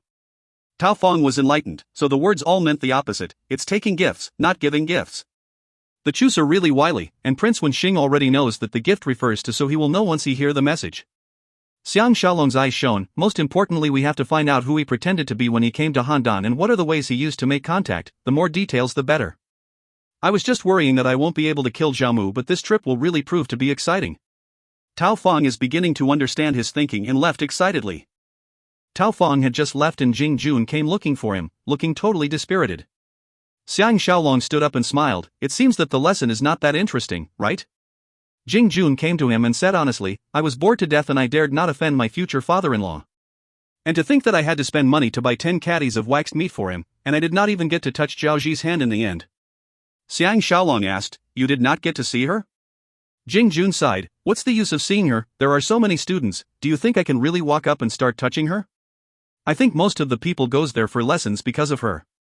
Xiang Shaolong chortled, is she having lessons as well? Jing Jun shook his head, initially she was sitting at a corner, making me think that she is accompanying me for the lesson, but in a short while she ran away with a smile and totally disappeared. I couldn't find her anywhere after the lesson ended. Hi. I won't ever go again even if you force me with a sword. Xiang Shaolong shook his head and sighed, such impatience, how can you win the lady's heart? Jing Jun only shook his head. Xiang Shaolong said, come with me outside for a walk. The two of them changed into commoner's clothes and went up the carriage and out of the stockade before slipping off the carriage at the corner. Jing Jun followed him from afar to see if there's anyone following him. An hour later, Xiang Shaolong met Pubu at a dense forest south of the city. Pubu said excitedly, things are going a lot smoother than imagined. Jiao Mu's number 1 man Zhang Yu recruited all of us. Not that I am boasting, but us warriors, when Prince Pingyuan was still alive, were quite famous and respected in Handan. Xiang Shaolong asked, is there any news? Pubu replied apologetically, we have just settled down and have not heard anything. I think we will take at least 6 months to a year to fully gain their trust, but... Xiang Shaolong replied, it's alright, you will stay there for a period of time, I will come back to look for you. After we accomplish a big mission, I will bring you back with me. Pubu replied, we will listen to Master Xiang's instructions. He paused and continued, Master Xiang. We only hope to follow you. Xiang Shaolong replied earnestly, I understand, I will not let you down in your trust and expectations of me. After they agreed on the mode of contact, Xiang Shaolong asked, do you know of this person from Qi called Qiyu? Pubu replied, that is a good question Master Xiang, the first task given to me in Lu Chao is to be his bodyguard and bring him around for fun. Hey! This lad really has a thing with women, all these women who saw him stuck to him like bees to honey. Xiang Shaolong felt a pain in his heart and thought of Lady Ye and asked quietly, have you accompanied him to see Lady Ye? But Pubu replied, that we did not, but last night he did not ask for company and slipped out of the envoy lodge, maybe he went to look for her. Xiang Shaolong said, don't tell anyone about this. Alright. If there's nothing special, try not to make contact with me, no matter what you hear regarding Jiao Mu's plans to deal with me, do not try to let me know. You must remember that. Pubu knows that he's smarter than the average person, and although it doesn't sound very logical, there must be something to it, so he agreed. After they parted, Xiang Shaolong went back to the Wu residence and surprisingly Wei Yingyuan, Wu Zhuo and Tang Yu were all waiting for him. In the secret chamber, the few important members of the Wu family, Master Wu, Wu Yingyuan, Wu Zhuo, Tao Fong and Xiang Shaolong were all seated, even Tang Yi as well, which goes to show that because of his relationship with Xiang Shaolong and his outstanding performance, he has already gained the trust of all in the Wu family. This is an important meeting that will impact the life and death of the Wu family. Wu Zhuo gave his report first. Tang Yi and I, under young Grandmaster-in-law's instructions, chose 500 men from the 2,000 elite soldiers and followed his suggested method and kept testing them. Hey! I did not expect only 77 to pass the tests. We will start training them tomorrow, but I can guarantee that these warriors will be able to fight off 100 men single-handedly. Xiang Shaolong said with a smile, "You only have 10 days, make good use of the time." Everyone were perplexed, and asked him why he's so sure there's only 10 days. Xiang Shaolong sighed and told them everything, only hiding the matter regarding the Fei King Zhang, because he has made a promise to keep it a secret. Wu Yuan's brows furrowed deeply as he asked, "Then how are you going to get mother and son out? Won't it be even worse if he dies of poisoning after being rescued?" Xiang Shaolong replied confidently, "There is a twist to this matter," but just as Zhu Ji was about to reveal it, Zhao Mu came and interrupted the conversation. "In any case, just leave it to me." Everyone heaved a sigh of relief, and regained their hope. Tang Yi listened coldly, no change of expression on his face at all, giving one the impression of a hero with deep resolution. Tao Feng complimented, "Xiaolong is indeed smarter than others, making use of Zhao Ye to trick the king of Zhao and Zhao Mu. Seems that no matter what out of the ordinary things we do for the next 10 days, they will not interfere." Master Wu nodded his head, "If we do not have Xiaolong, we will surely fail terribly this time." He turned towards his son and said, "Is the livestock farm in Qin almost ready?" Everyone was surprised, only now did they realize that Wu Yuan had gone to the state of Qin to make arrangements. Wu Yuan replied, "I've chosen 4 places to run the farm and have already sent experienced hands to deal with it 2 years ago, and now it's beginning to have some semblance of a farm and just about able to contain the resources and animals that we will be moving there." Humph. I really feel like seeing with my own eyes the expression of that muddle-headed ruler King Xiaocheng's face after we leave. Xiang Shaolong can't help but ask, "There are so many animals in the farm and along the way there will be roadblocks set up by the Zhao soldiers, how will we leave?" Wu Yuan said with a smile, "We will not move even a strand of grass in this farm, what we're moving are the few farms near the Qin border. The past few years we've been using the excuse that we're going to deal against the Qins to slowly expand our farms near that area, and the best animals are also sent there." Tao Feng continued, "On the surface the Zhaos are still maintaining cordial relationships with the Wu family, and the soldiers at the borders do not know the situation here at all. As long as the Qins agree, even if we move all the animals, it won't pose any difficulty at all. Besides, we're now only sending over the best animals to use as stud stock." Wu Zhuo said, "Many of the Zhao soldiers at the border are Wu family disciples I secretly planted there whose names have been changed, so it's a lot easier to work." Xiang Shaolong was secretly impressed. It turned out that in order to saving Zhang and his mother, Wu Yuan has started working on it a few years ago, that's why everything can move at such a breeze now. Tang Yi asked nonchalantly, "There won't be any animals left behind for the Zhaos?" Master Wu replied calmly, "Of course." Xiang Shaolong can't bear to think of the scene where the farms will be filled with the corpses of cows and horses, but they have no choice but to do this. He changed the topic, "The most important thing now is how many days we can defend the fortress, the longer we withstand them the better the chance of us escaping." Tang Yi and Tao Feng were just informed about the secret tunnel, so they understood his meaning. Because the Zhaos will think that they are trapped in the stockade and will not send anyone to go after them, while Zhu Ji and her son can leave the city via the tunnel. So the longer they can hold the stockade, the further they can escape, to the extent that they may even reach Xianyang before the border guards receive any news. Wu Zhuo replied, "You can count on me and Tang Yi for this. Within these few days I will secretly move the equipment and men needed to defend the stockade in and hide them well, while Brother Tang will be in charge of teaching them the art of defending a city." Wu Yuan told Tao Feng, "Master Tao better transfer those outsiders somewhere else and try to dismiss the unrelated maids and servants. As for the Song courtesans, choose the best ones and send them out of the city, but you must pretend to be secretive about all these." Everyone else, with the exception of Tang Yi and Xiang Shaolong, all laughed. The former because he has seldom smiled since the horrible deaths of his wife and children, while Xiang Shaolong is because he thought of Master Wu's decision to perish together with the stockade. He can't help but utter, "Grandfather." Master Wu interrupted, "This matter can only be washed with blood, so that the descendants of the Wu family will never forget their hatred with the Zhaos. Whoever wants to deal with the Wu family will have to pay a terrible price." He sighed softly and a look of reminiscence shot out from his eyes as he said slowly, "Our forefathers are actually Qin royalty, but because of strife we were forced to end up in Zhao. Depending on our unyielding resolution, we set up a farm in the deserted areas and became the world's #1 livestock farm. Now my descendants are finally returning home while I can only die heroically. That life has turned out this way, what more can a man ask?" Wu Zhuo was silent while Wu Yuan and Tao Feng looked miserable. A look of respect shot out from Tong Yi's eyes as he said emotionally, "Good man, but..."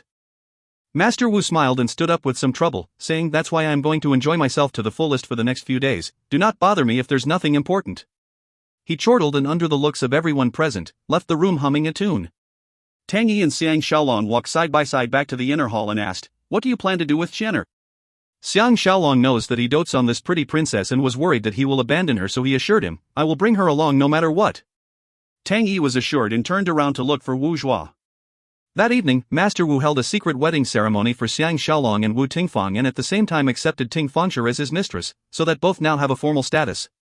That night Xiang Shaolong infiltrated the hostage residence with Jing Jun again. Xiang Shaolong was familiar with the place and avoided the guards on patrol, coming to Zhu Ji's bedchamber. The two of them hid on the bed and talked secretively. Zhu Ji's pretty face is on the same pillow as him, her body pressed tightly against him. Because she is lying on her side, sounds of her alluring breathing drifted into his ears following her breaths, and that sort of pull is something no man can resist. Luckily Xiang Shaolong's eyes were staring straight ahead at the top of the curtained bed, or else once he sees her eyes, he will definitely not be able to control himself and do something that he should not have. In this era where men holds power, women all knows how to use their natural charms to control men. Zhu Ji is exactly one of the best in this area.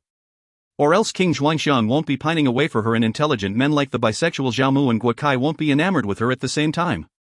Zhu Ji did not talk about business first and instead asked, "You have not fallen for that lut Jia, nut?" Xiang Shaolong thought to himself that women are women after all. Time is precious, yet Zhu Ji has the inclination to talk about such gossip, so he can only accede to her and asked, "Are you familiar with her?" Zhu Ji answered unhappily, "Zhao Mu used to bring her to my place in the past. Do you consider that familiar?" Xiang Shaolong remembered that Jia once hinted that she has something going on with that faking Zhang, so it seems that it's under Zhao Mu's instructions that she was doing such ridiculous things. He felt a wave of nausea and at the same time felt as if he has been released, because he no longer need to be responsible for Jia relationship-wise.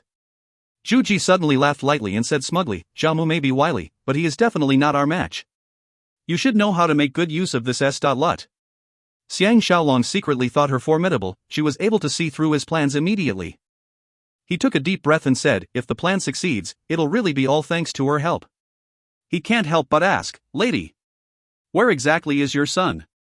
Zhu Ji replied, "First tell me your plan, I can only tell you after I decide if it's viable." After going through so many experiences, Xiang Shaolong has learned not to reveal everything. He told her the gist of the plan but omitted the most important part about the secret tunnel in the Wu family and changed the escape route to be from the west of the city. Zhu Ji is already very satisfied and kissed his cheek gently, her slender hand caressing his broad chest, and asked flirtatiously, "Your waist is so hard, what is tied around there?" Xiang Shaolong replied, "It's equipment that can make me fly over walls and needles that can kill silently." Zhu Ji's expression changed, "Does Jia know you have such abilities?" Xiang Shaolong thought carefully and shook his head, "Although she has seen them before, I've never explained how they are used. Besides, it seems that she is still hoping that I can escape alone and should not have told Zhao Mu about it." Zhu Ji heaved a sigh of relief and whispered in his ear, "We cannot just depend on luck. Can you bring me some strong drugs tomorrow, if need be? I want to think of a way to slip out myself." Xiang Shaolong is beginning to think that this woman is not simple at all and asked with a furrowed brow, "Even if we can drug the maids who are guarding you, we won't be able to pass the guards. You must not believe Guo Kai, he's just lying to get your body." Zhu Ji guffawed, "Only a fool would believe him. The person I want to drug is him. This is the only route to escape after I pondered on this problem day and night over the last 10 years. I want to drug him because his build and weight is about the same as me. I only need to prop my shoes higher and tie something like what you have in my clothes." She continued with a sigh, "Hi. If I don't find something to do, I'd go crazy being locked up like this."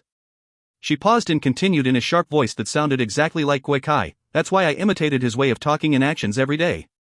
If not for the fact that I know I won't be able to go far, or else I would have slipped away long ago." Xiang Shaolong was bowled over and complimented her sincerely, "You did a really great imitation." Footsteps were heard from outside the door and Xiang Shaolong hurriedly hid in the secret compartment. The maids opened the door and came into the room, lifting up the curtains on the bed, and only left after seeing Zhu Ji, who was pretending to be asleep. Xiang Shaolong squeezed out. Zhu Ji leaned over again and hugged him, saying, "There's a man under Bu Wei who is adept in the skill of disguise, but..." Xiang Shaolong interrupted her, "You're referring to Xiao Yuetan, I just met him." Zhu Ji exclaimed happily, "Only now do I trust you wholeheartedly. All right. I'll tell you, although I do not know the skill of disguise, but I had learned some tricks from him in the past out in interest. When I am feeling bored every day, I will try to think of a way to disguise myself as Guo Kai. I'm confident that unless I meet someone familiar, or else no one will be able to tell. Xiang Shaolong sighed secretly. From this one can tell how much Zhu Ji yearns to leave this cage, and he can also see her fierce determination during such dire situation. Zhu Ji said, most importantly, you must bring me the drugs. Man is strange, regardless of committing good or bad deeds, once things get started it'll be difficult to control, so sooner or later Xiaoya will betray you totally. With Zhao Mu's cautious and suspicious nature, he will certainly increase the number of people guarding this place, but... Xiang Shaolong agreed, now that you've said this, I too feel a bad omen. If Zhao Mu finds out that I have the ability to move about over high places, he will certainly pinpoint on this area and deal with it. He then sat up. Zhu Ji asked in alarm, what are you doing? Xiang Shaolong did not reply her but moved to the side of the window and looked out, and it happened that a team of patrol just walked past. After they left, Ha made a signal to Jing Jun who was outside, and in a short while, that lad slipped in swiftly through the window like a civet cat. After Xiang Shaolong instructed him to return to the Wu family to take the drugs and saw him leaving safely, he went back to the bed. Zhu Ji stared at him with her large eyes and said, so you actually have someone who is so highly skilled helping you, no wonder Zhao Mu is so wary of you. Xiang Shaolong replied, lady, you better tell me quickly the matter regarding the crown prince, but... Zhu Ji said languidly, why the anxiety? You still have to wait for him to take the thing here before you leave. You don't even know how torturous it is for me to keep everything to myself, and it's not easy for me to find someone like you to talk to. Xiang Shaolong felt both anger and humor over this and cajoled her, take it that I beg of you? Zhu Ji was ecstatic and she used her wiles and asked gently, Shaolong, will you kiss me? Xiang Shaolong had no choice but to turn his head around only to see her enigmatic and flirtatious eyes staring at him unwaveringly. Their eyes locked for a moment and Zhu Ji took the initiative to kiss his lips, her slender body lightly moving against his. Waves of giddiness swept over his body and Xiang Shaolong's lust was immediately aroused uncontrollably. Zhu Ji's fragrant lips moved apart a little and she said with a light laugh, and I thought you're a weirdo who will not be moved, so it turns out that you're no different from other men. Xiang Shaolong felt irritation and because of this his attention was diverted and he suppressed his lust while exclaiming angrily, lady. Zhu Ji extended 2 fingers and pressed on his mouth, and as if cajoling a kid, said, don't be angry, I sincerely want to be close to you. Just when Xiang Shaolong could do nothing about her, Zhu Ji said with a serious tone, at that time in order to avoid being seen, Bu Wei and my husband did not bring me with them. I had just given birth to a son then and he was not even a month old. After they left, I knew the situation is not right and the Zhaos may very well kill Zhenger to appease their anger, so that night I ordered my servant to go find another baby to take Zhenger's place. Xiang Shaolong was enlightened, so that's how the faking Zheng came about. Zhu Ji said with worry, things done in a hurry will certainly have loopholes. We can't find a baby around the same age at such short notice, so we could only pay a large sum of money to buy a 3-year-old kid to replace him. Luckily at that time no one thought highly of my husband and they don't even know if he has children. That night when Zhao Mu found out that Lu Buwei and my husband had left, he sentenced all the maids and servants to death in fury, leaving only me and my fake son, but his suspicions were not aroused at all. Only now did Xiang Shaolong understand, no wondering Zheng's age is different from the history books, so the real situation is so twisted. The Battle of Changping happened during 260 BC, and he has been here for a few years and now it is 249 BC, a difference of 11 years. If Emperor Qin was born in Zhao after the defeat of Changping, and with the difficulty in news being passed during this ancient era, the news may have been delayed by 1 year. Therefore Ing Zhang should be born at the beginning of the year after the defeat of Changping, and he ascended the throne on 246 BC, which is only 3 years away from now. Hence he should be 13 years old by then, which proves that the history books were correct. He's so stupid not to have guessed that this Ing Zhang is a fake one. The things that he could not figure out in the past immediately became logical. This is more reasonable, with Emperor Qin's intellect and bravery, how can he be a useless person? Zhu Ji took out from within her clothes an exquisite jade piece with a unique design, with a phoenix carved on it. She removed it and somberly pressed it into Xiang Shaolong's hand and used his palm to cover it up, her 2 hands grabbing his hardened fists tightly, and said gently, the real Zhenger has been sent to a poor family in Handan who had just lost 2 sons in the defeat of Changping, and it's been agreed that in future this jade piece will be used to identify each other. Zhenger has the same jade piece hung around his neck. This has a phoenix carved on it while his has a dragon carved on it. Xiang Shaolong asked, does that couple know about the crown prince's background? Zhu Ji's eyes revealed both joy and worry and she was so nervous her breathing quickened as she breathed out, of course we can't let them know, we just told them he's an illegitimate son born by a girl from a rich family.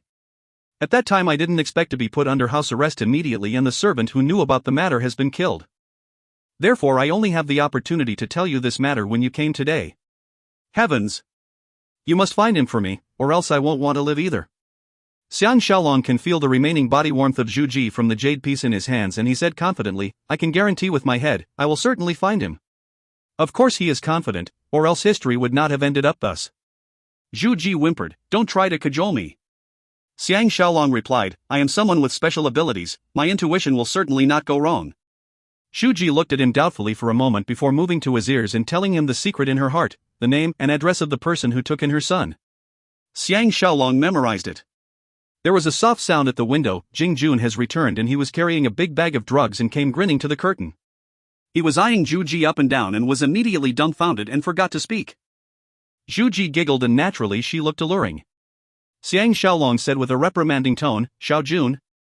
Only then did Jing Jun's senses return and he said, this is a very strong drug, just a little can knock a person out for a day and even cold water won't rouse him. There's enough here to knock out over 100 people. They could hear hoof beats coming nearer from afar. Zhu Ji and Xiang Shaolong were both stunned and knows that Zhu Ji has indeed made the correct guess about Xiaoya. Xiang Shaolong knows that not only is Xiaoya sinking deeper and deeper, but she has been controlled by Xiaomu again, or else Xiaomu won't have sent people here to increase defenses in the middle of the night. Obviously Xiaoya has revealed to Xiaomu in bed regarding his ability.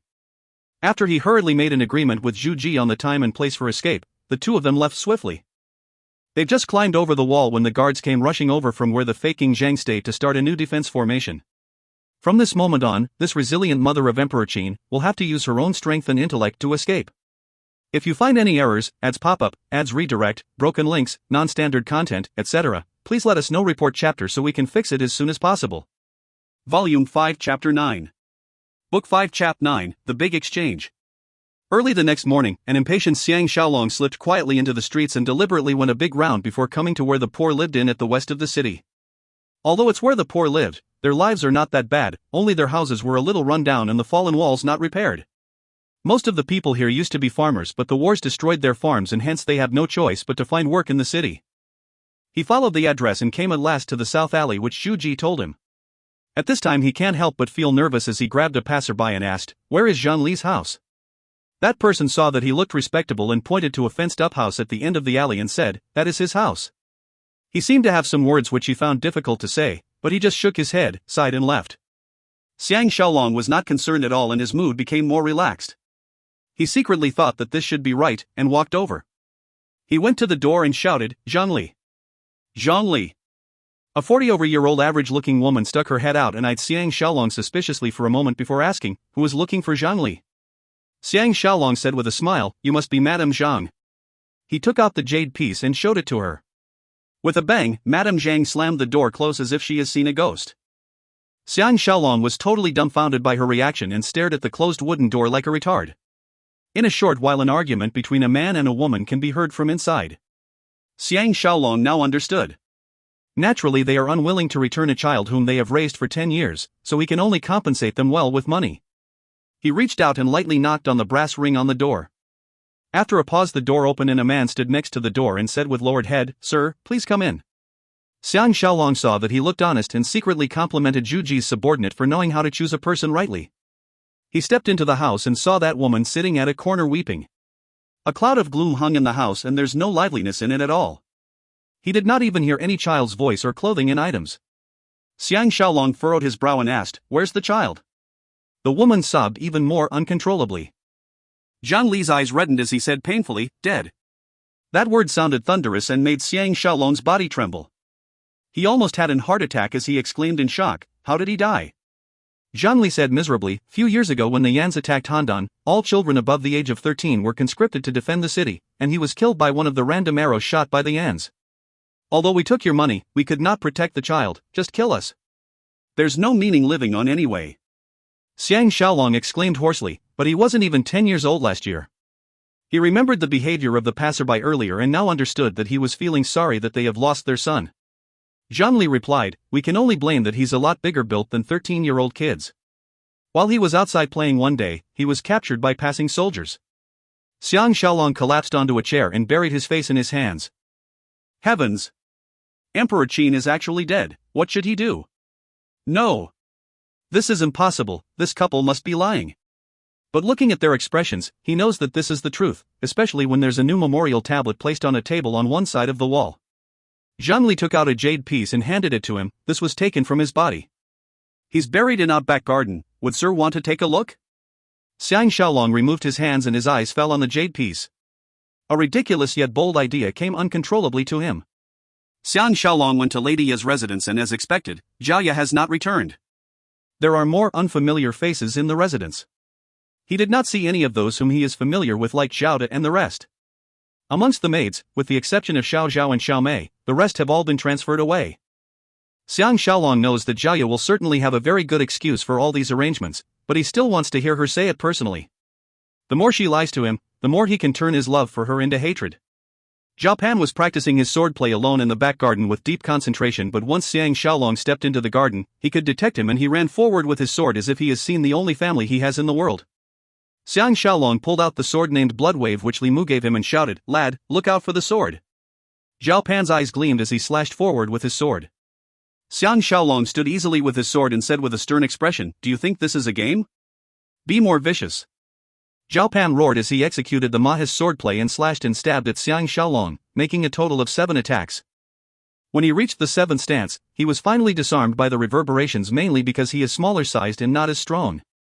Zhao Pan looked totally dejected and extremely unhappy over his defeat, but there's nothing he can do. Xiang Shaolong picked up the long sword for him and took him to the tiny bridge in the middle of the garden.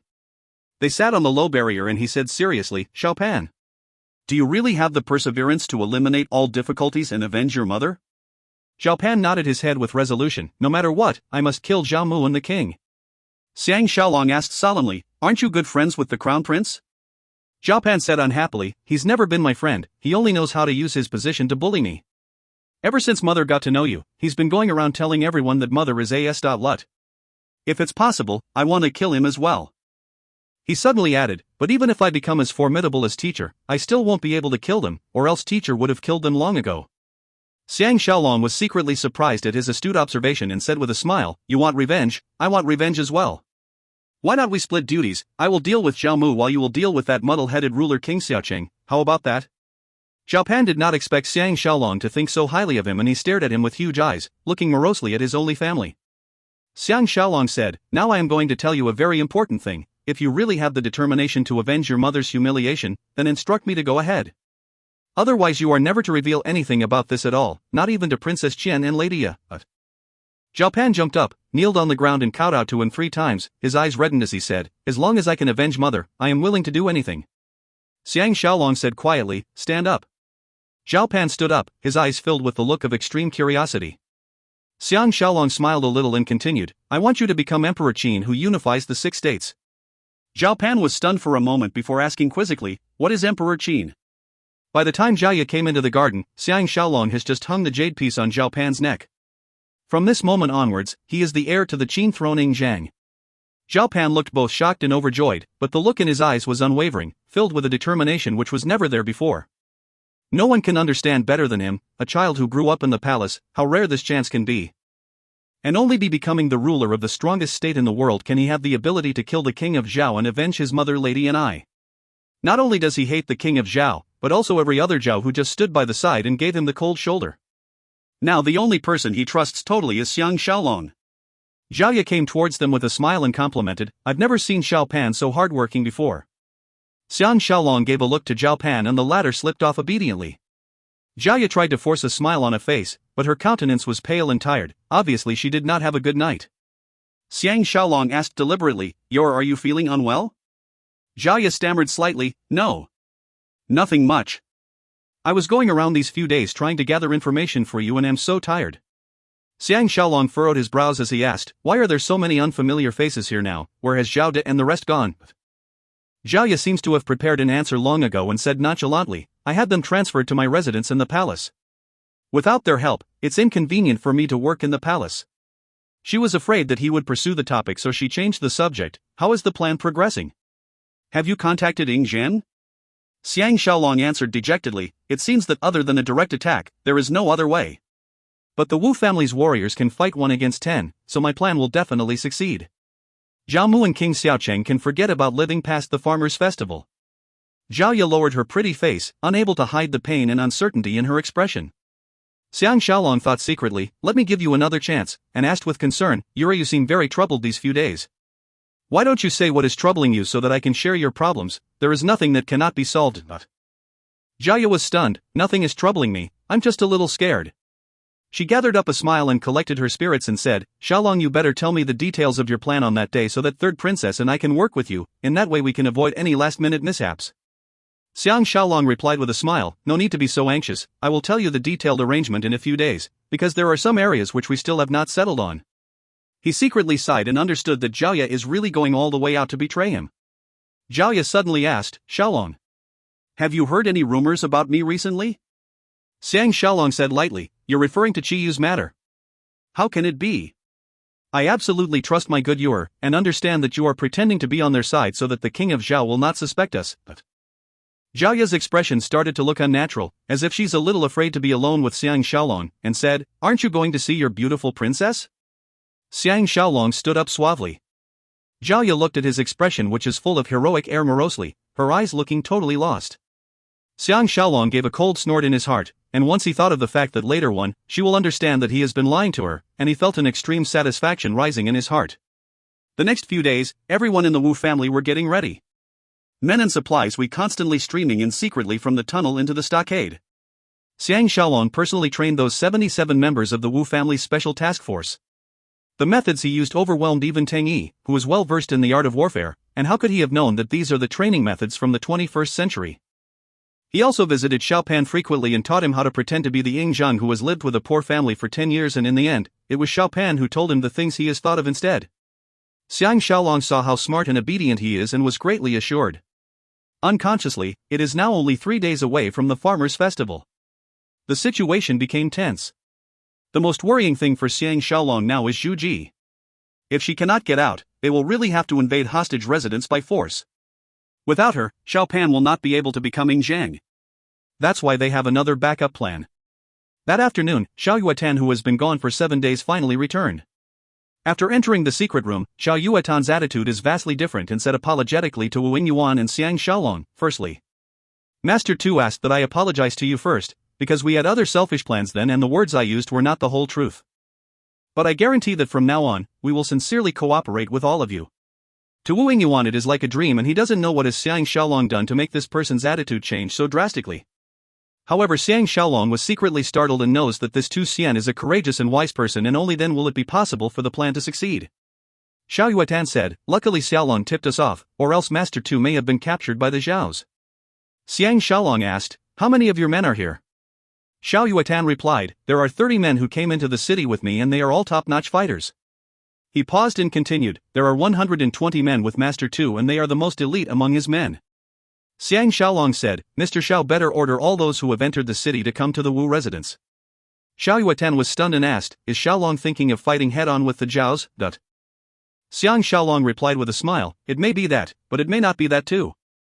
Please allow me to keep you in suspense first, I will reveal the whole plan the day after. This matter is too important and I hope you will understand. Xiao Yuatan smiled, Shaolong is so confident, I am even more assured instead. Master Tu is now hiding in a dense forest outside the city near the hills, quietly waiting for us to send the crown prince and lady out.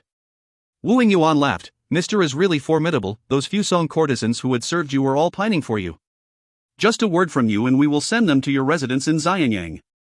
Xiao Yuatan looked overjoyed and replied, everyone says that the Wu family is generous and you indeed live up to your reputation.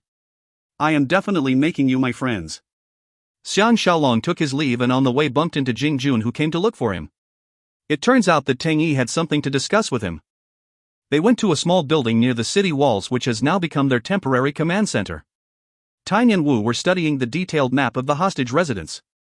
Xiang Shaolong asked quizzically, where did you get such good stuff? Tang Yi said smugly, I drew it. I just have to see it once and will be able to memorize and write it out.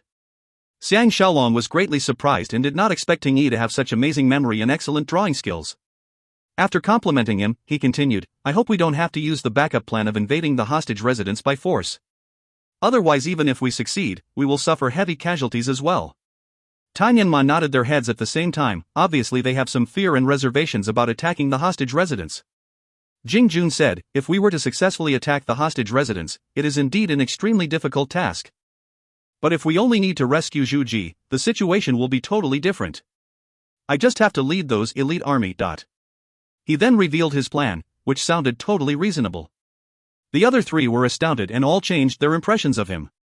Xiang Shaolong secretly thought that this lad is really born to be in the special task force, even better than him, and said seriously, "From now on you will be the leader of the elite army. It's best that you forge good relations with them so that when you work together in future, there will be no problems." Jing Jun was ecstatic. While others were overwhelmed with duties, he had nothing to do but just be a runner for Tang Yi. Now that he's suddenly the leader of the elite army, naturally he is overjoyed. With a shout, he went looking for his subordinates. Wu Zhui shook his head with a wry smile. Without his orders, who would listen to the commands of a young and inexperienced lad? Tang Yi closed his eyes and recollected his thoughts for a moment, then opened his eyes and said, "I still worry about Qianer." Xiang Shaolong replied, "Logically speaking, they won't do anything to Qianer before the farmers' festival in case our suspicions are aroused." Tang Yi said, "In the eyes of the king of Zhao, Qianer has committed an unforgivable crime. I'm afraid he will sentence her to death on that day and we will live to regret it." Now that he said that, Xiang Shaolong is worried about Xiao Pan as well. With the king of Zhao's ruthlessness, maybe he will not let a child off as well, and he asked in alarm, "What should we do then?" Jiamu has forced Jia to transfer all her own people away. On one hand his people can keep an eye on Lady Yi so that she will not dare to betray him, and at the same time they can control Zhao Qian's life and death. Xiang Shaolong's concern is clouding his thinking and his brains is totally not working, unable to think of any way that can change this terrible situation. The biggest problem is that they can only wait until the last moment to save Zhao Qian. Tang Yi said, "If the king of Zhao summoned Zhao Qian back into the palace a day earlier, there will be nothing we can do at all." Although it is now winter, Xiang Shaolong was sweating as he exclaimed, "I have not thought of that." Tang Yi said calmly, "Just leave this matter to me." Jiamu is still not aware that we have seen through his evil plans, so he won't send a huge army to keep an eye on Lady Yi's residence. Even if he were to send people to escort Zhao Qian back to the palace, he won't use so many manpower too. As long as we send men to keep an eye on Lady Yi's residence round the clock, we can act according to circumstances and need not worry about any mishaps. Xiang Shaolong is the only one who knows what the problem is, and it is Xiao Pan. He is determined not to tell anyone about Xiao Pan impersonating Ying Zhang. In future only he, Zhao Qian, Wu Tingfang and a limited number of people will know of this. No one else will know Xiao Pan's real identity. Tang Yi said, "What I fear is that the king of Zhao would be so ruthless and sentence his daughter to death. This is really problematic." Xiang Shaolong hardened his resolve and said, "Maybe I will have to do it the hard way. I will pressurize Zhao Ye to let me bring Qianer here. Her only way is to seek the king's advice. If he really has the intention of killing his daughter, he won't mind her coming to the Wu family, and can even accuse us of one more crime, kidnapping the princess. By then they will have even more reason to back them up." Tang Yi said, "Logically speaking you should take Zhao Ye along as well. Won't she be suspicious?" Xiang Shaolong also felt that this plan is not really workable, and just as he was worrying over it, Lady Yi sent someone to invite him over to her residence. Xiang Shaolong went on his way hurriedly, knowing fully well that it is time to give Zhao Ye all the fake cards. If you find any errors, ads pop up, ads redirect, broken links, non-standard content, etc., please let us know. Report chapter so we can fix it as soon as possible. Volume 5 Chapter 10. Book 5 Chap 10, Going Along with the Mistake. Xiang Shaolong met Zhao Ye at the quiet inner hall. It was a sunny day. The sun, who has not shown his face for many days, shone gently on the silvery white world. This time Xiang Shaolong did not even see Xiao Zhao and Xiao Mei. It seems that everyone in the whole residence has been changed with Zhao Mu's men. Zhao Ye was dressed in yellow and she seemed to be in better spirits, but it still could not hide her sad and tired face. There is a kind of heartbreaking, lonesome beauty, which revealed the torture and dilemma in her heart. But Xiang Shaolong has no pity for her at all. He only thought that she deserves it. After they were seated and the maid who served tea left, Zhao Ye said quietly, "How are things progressing?" Xiang Shaolong gave a small smile and replied, quite smoothly, "Do you have any new information on your side? Did Zhao Mu hear of anything at all?" Zhao Ye shook her head. Imperial brother and Zhao Mu's attention are all placed on the war with the Yans, and has no time to bother about other matters for the moment. She paused and continued, "Instead, Empress Jing is urging you to strike quickly and wants me to tell you that Imperial brother is very unhappy because you submitted the document together with Li Mu, and it's quite possible that he will deal with you and the Wu family after the farmers' festival." Xiang Shaolong secretly thought that they are trying to make him more determined to strike. "Zhao Ye, you're really hard-working." Zhao Ye saw that he was quiet and asked, "Have you made contact with Lu Buwei and the rest? If there's no one from Qin to help, how are we going to send Zhu Ji and her son back to Xianyang?" Xiang Shaolong pretended to be troubled and said, "We've made contact long ago. They sent Tu Xian and his men over first, but they still do not trust us. They only said that if we can get Zhu Ji and her son out of the city, then we are to meet them at Magu Hill west of the city." How was Jia supposed to know this is all nonsense? So her pretty eyes brightened and she pressed on. There's only 2 days left. Is the secret tunnel out of the city ready? Xiang Shaolong suddenly had a bright idea and said, everything is ready. He continued with an earnest voice, to me, you and Xian'er are more important than Zhu Ji and her son, so I've decided to send you, Xian'er and Xiao Pan out of the city first before I activate the attack on your imperial brother and the hostage residence. Otherwise I'd rather cancel the whole plan. Zhao Ya's delicate body shook as she lowered her head and said, are we really that important? Xiang Shaolong was secretly laughing to himself as he replied, what joy do I have left if I lose all of you? According to past experiences, your imperial brother's troops will leave the city the day after at the hour of Chen, between 7 a.m. to 9 a.m. I will wait for you at the back door a little earlier, around the hour of Mao, between 5 a.m. to 7 a.m. If everything is appropriate, I'll immediately send someone to send all of you to the west of the city, and after I've kidnapped Zhu Ji and her son, I will meet up with you and leave the city together via the secret tunnel. Jia asked, who is in charge of the ambush outside the city? Xiang Shaolong replied, of course Wu Zhuo will be in charge. When the troops pass by the tall grassland, our men who are already in hiding in pre-dug ditches will shoot arrows when they are caught unprepared and they will be unable to react. This plan can be considered flawless. Zhao Ya's lips quivered slightly and with a voice as soft as an insect buzzing, said, all right. At that time I, third princess and Xiao Pan will slip out to meet up with you. Xiang Shaolong saw that he has reached his aim and went to look for Zhao Qian. Zhao Ya used the excuse that she's returning to the palace to report to Empress Jing and left the residence. However, Xiang Shaolong of course knows that she is going to report the latest situation to the king of Zhao. Naturally Zhao Qian is overjoyed at seeing him, but also worried that he won't be able to win against the king of Zhao and Zhao Mu. Xiang Shaolong hugged her, whispering sweet nothings to her and at the same time telling her about the plan to change Xiao Pan into Ying Zhang. The expression on Zhao Qian's pretty face changed, not knowing whether to feel scared or excited as breathed out, no wonder Xiao Pan has been behaving strangely these few days, talking to himself. I was so worried that he has lost his senses because he missed his mother too much, yet I dare not tell you for fear that you will be distracted. Xiang Shaolong said, besides you and Tingfang, no one else knows his real identity, so under no circumstances must you reveal the truth of this matter. Zhao Qian replied, I understand. To assure her, Xiang Shaolong told her what he said to Jia earlier and further discussed how they could help Xiao Pan disguise before he returned to the Wu family's stockade. The next day Xiang Shaolong went back to Zhao Ya's residence to look for her and to test her. As expected, Xiao Ya has no objections to this arrangement. Standing from Zhao Mu's viewpoint, Xiang Shaolong and the Wu family is just toying within his palms, and there's no way they can escape from his hands. That's why he will never let go of this opportunity that seems heaven bestowed to totally eliminate Xiang Shaolong and all of the Wu family's power in one fell swoop.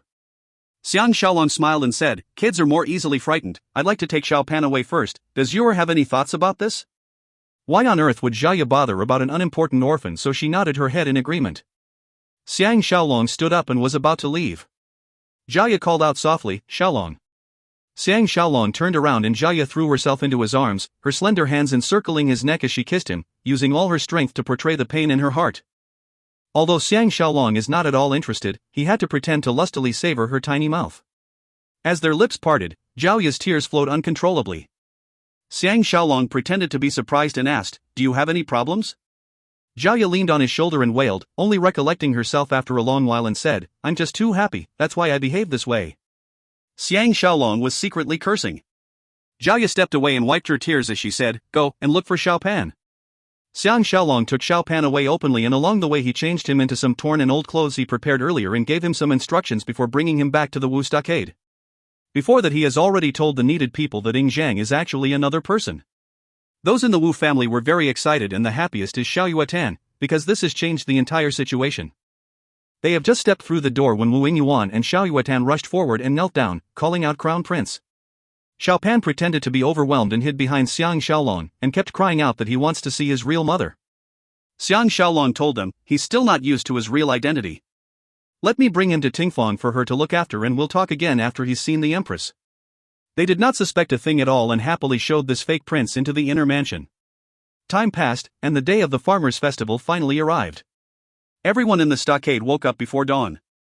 All the ladies and children used the excuse that they are going to the farms to celebrate the farmers' festival to leave the city. Ting Fangsher and the 4 maids were one of the batch who were sent away. Wu Tingfang threw a tantrum, insisting on staying by Xiang Shaolong's side.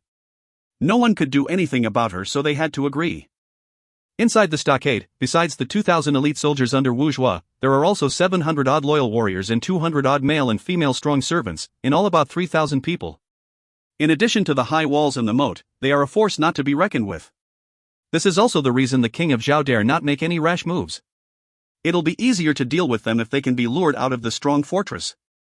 After their meal, Xiang Shaolong led Tang Yi, Jing Jun, Xiao Yuatan and his 30 highly skilled men as well as Wu family's 77 elite warriors who are akin to the special task force, out of the city in the dark.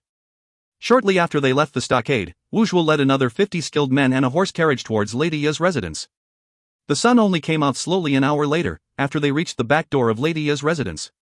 The back door opened immediately and Zhao Ye and Zhao Qian dashed out from inside. Someone opened the carriage door and invited them in. Zhao Ye followed Zhao Qian into the carriage and only saw Wu Zhuo and 2 other people sitting inside, and he said coldly, "Lady, hello."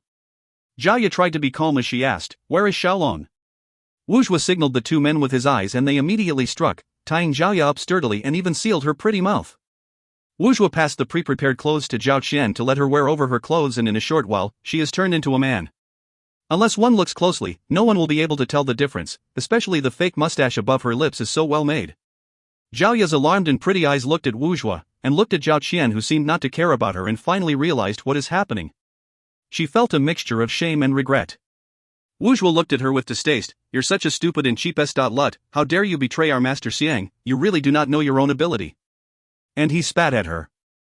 By now the carriage has turned into a small lane, and Wu Zhuo and Zhao Qian dismounted before the carriage continued on its way.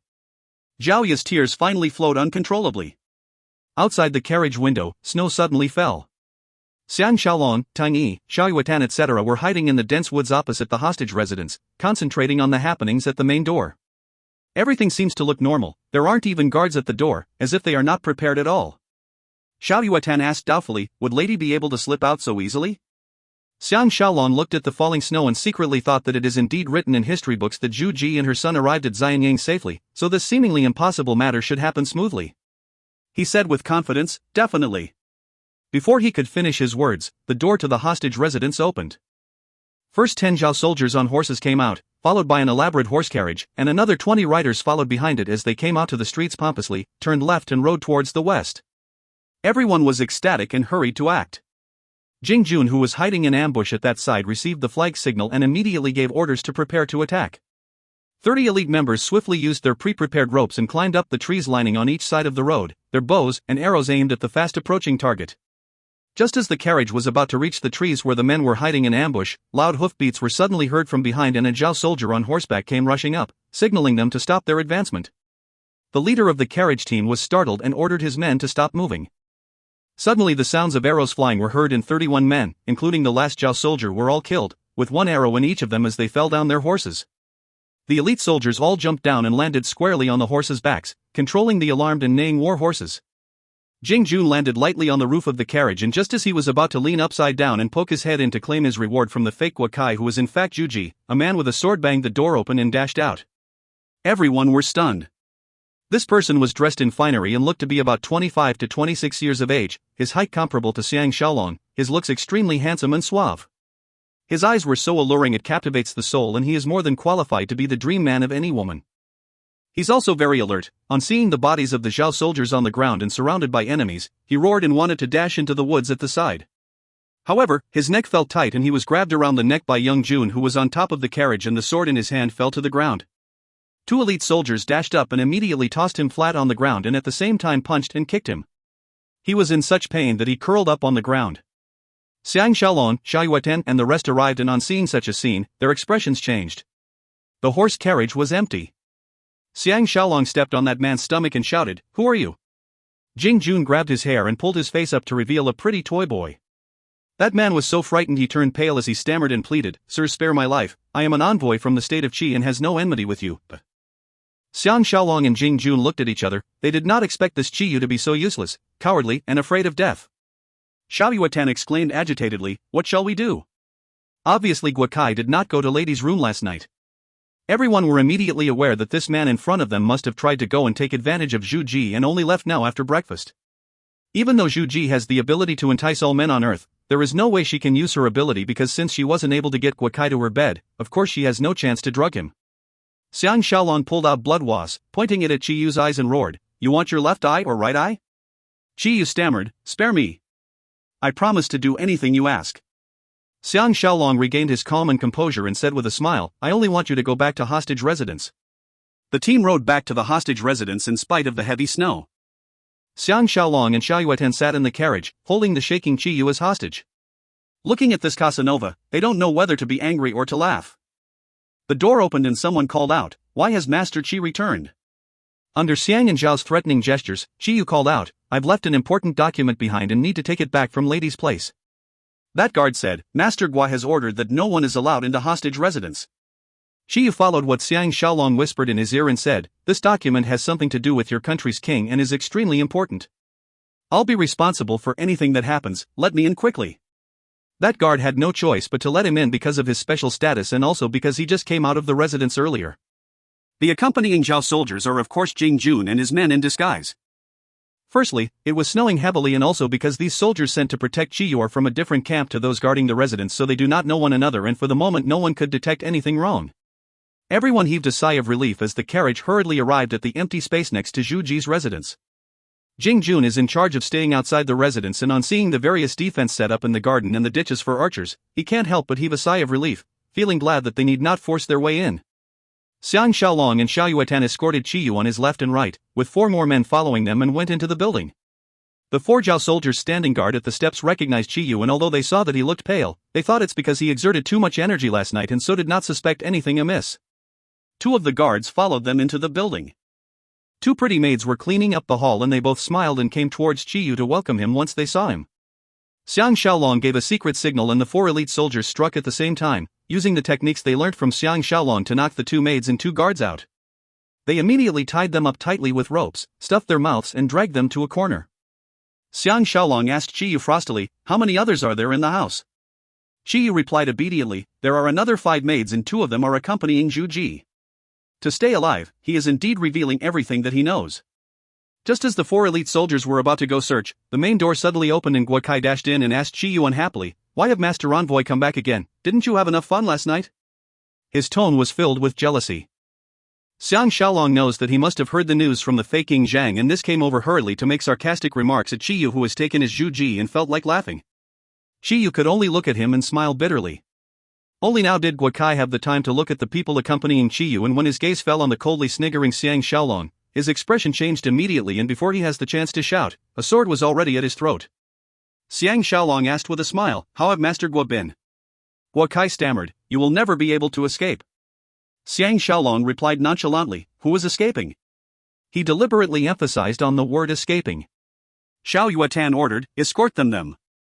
2 soldiers went off first to look for the other maids whom they have not captured, while Xiang Shaolong and the rest took the 2 of them and went up the second floor to Zhu Ji's tightly closed room. Guo Kai was threatened and had no choice but to order the strong maids who were inside guarding Zhu Ji to open the door. The door opened slightly and Xiang Shaolong forced his way in and knocked the 2 maids unconscious.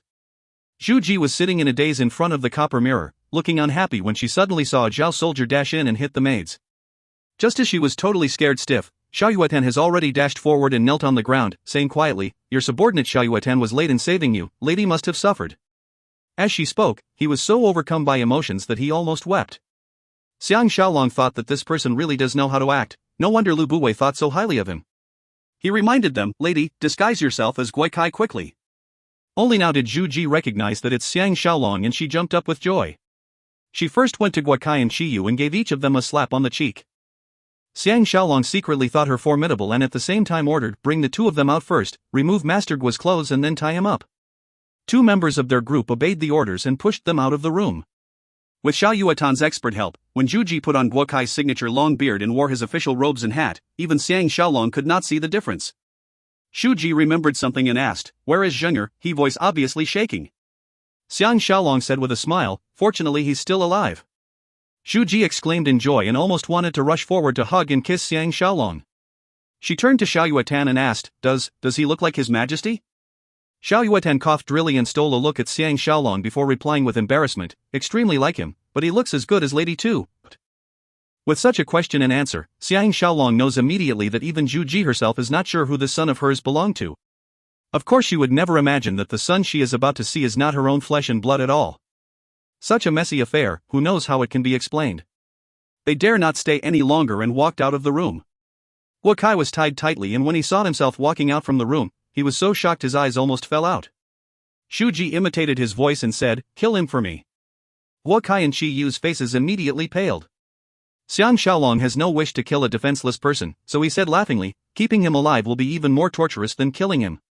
Shuji rolled her eyes at him and said, "You are a very good man," and walked downstairs first with a smile. Xiang Shaolong and the rest have now turned into followers, and escorting Qi Yu, ran after her. Shuji, disguised as Guo Kai, walked out the main door first and imitating Guo Kai's voice and tone, reprimanded Qi Yu who was following behind, "If you're not an honored guest from the state of Qi, I would have punished you severely." Qi Yu lowered his head, looking as if he has made a great mistake. As Guo Kai continued his reprimands, he went up the horse carriage together with Qi Yu and of course Xiang Shaolong and Xiao Yuetan followed them in. The horse carriage drove out and arriving at the main gate, the leader of the guards guarding the gate walked over and said, "Master Envoy." Shuji interrupted, "I am going out with Master Envoy for a while, all of you guard the doors closely." The leader was stunned, "Sir, this place needs you here." Shuji said with her most officious air, "I know what to do. You, Chingue, are in no position to tell me what to do, open the door quickly." The wonderful part is that she even knows the other person's name. That leader has no choice but to order the doors to be opened. The team left hostage residents with no trouble at all. If you find any errors, ads pop up, ads redirect, broken links, non-standard content, etc., please let us know. Report chapter so we can fix it as soon as possible. Volume 5 Chapter 11. Book 5 Chap 11, Army arrives at Stockade. The carriage stopped. Jia was just blaming herself and feeling ashamed and regretful when Wu Zhuo went up the horse carriage and released the ropes that bind her. After she has flexed her limbs, Wu Zhuo ordered her off the carriage. Jia recognized this to be a dense forest not far away from the Wu family stockade, and just as she was feeling alarmed, a few people appeared from behind the trees and the leader is none other than the person she betrayed, Xiang Shaolong. Jia's legs weakened and she collapsed onto the ground, hot tears streaming from her eyes, unable to talk at all. Xiang Shaolong pushed the person next to him and that person fell next to Jia as he said icily, "I'll let you adulterous pair become a pair of lovebirds with the same fate." Qi Yu stammered, "Don't kill me. Sir, you promised me." His cowardice made even Zhao feel despise and loath. This good-looking man seems like an upright and arrogant man usually, but it turns out that he is so timid and useless. Especially when he is next to Xiang Shaolong, compared to the latter's heroic air who was not concerned about his own life or death, one can immediately see the difference is as vast as heaven and earth. At this time even Jia feels as if she has been blinded by ghosts to have actually fallen for a person like him. Jia forced herself to get up and cried piteously, "Shaolong, I've let you down and I'm not good enough for you, kill me." Xiang Shaolong looked heavenward and laughed long and hard, saying coldly and unfeelingly, "I do not want a slut like you to sully my precious sword. Remember? I once said that anyone who tries to kill me will have to pay a terrible price. Now I will prove it to you. Tell your imperial brother and Jiamu to come." Jia was stunned. "Weren't you trying to escape?" Xiang Shaolong smiled mysteriously, "Of course. I will leave immediately. Now that I have Zhuji, I can account to the king of Qin." Sounds of hoofbeats could be heard from afar. Xiang Shaolong revealed a look of surprise and exclaimed, "Oh no! We've been found out." Wu Zhuo exclaimed frightfully as well, "We have no time to leave, return to the stockade first." Jia looked with tears in her eyes as this man who has once let her tasted real love leave. The pain and regret she felt is like a poisoned snake biting her heart. Qi Yu who was next to her exclaimed happily, "Look! The Zhao soldiers are here, we are saved." Darkness appeared before Jia's eyes as she fainted away. Mission accomplished. Xiang Shaolong and the rest returned triumphantly to the cheers of the Wu family warriors, passed the drawbridge and rushed straight into the stockade. Master Wu welcomed them personally at the square while Xiao Pan hid behind Wu Tingfang who was dressed in warrior clothes, and Zhao Qian, looking as his mother Zhu Ji who was changed back into herself, entered the stockade and alighted from the carriage. At this point in time, in Zhu Ji's eyes, she can only see Xiao Pan. The expression on her face is a touching, ecstatic joy that cannot be hidden as she ran towards Xiao Pan. Xiao Pan ran out crying as well and threw himself into her arms as mother and son hugged each other and sobbed uncontrollably. After being separated for 10 years, her flesh and blood whom she has been pining for every day is not back in her arms. How can she not cry?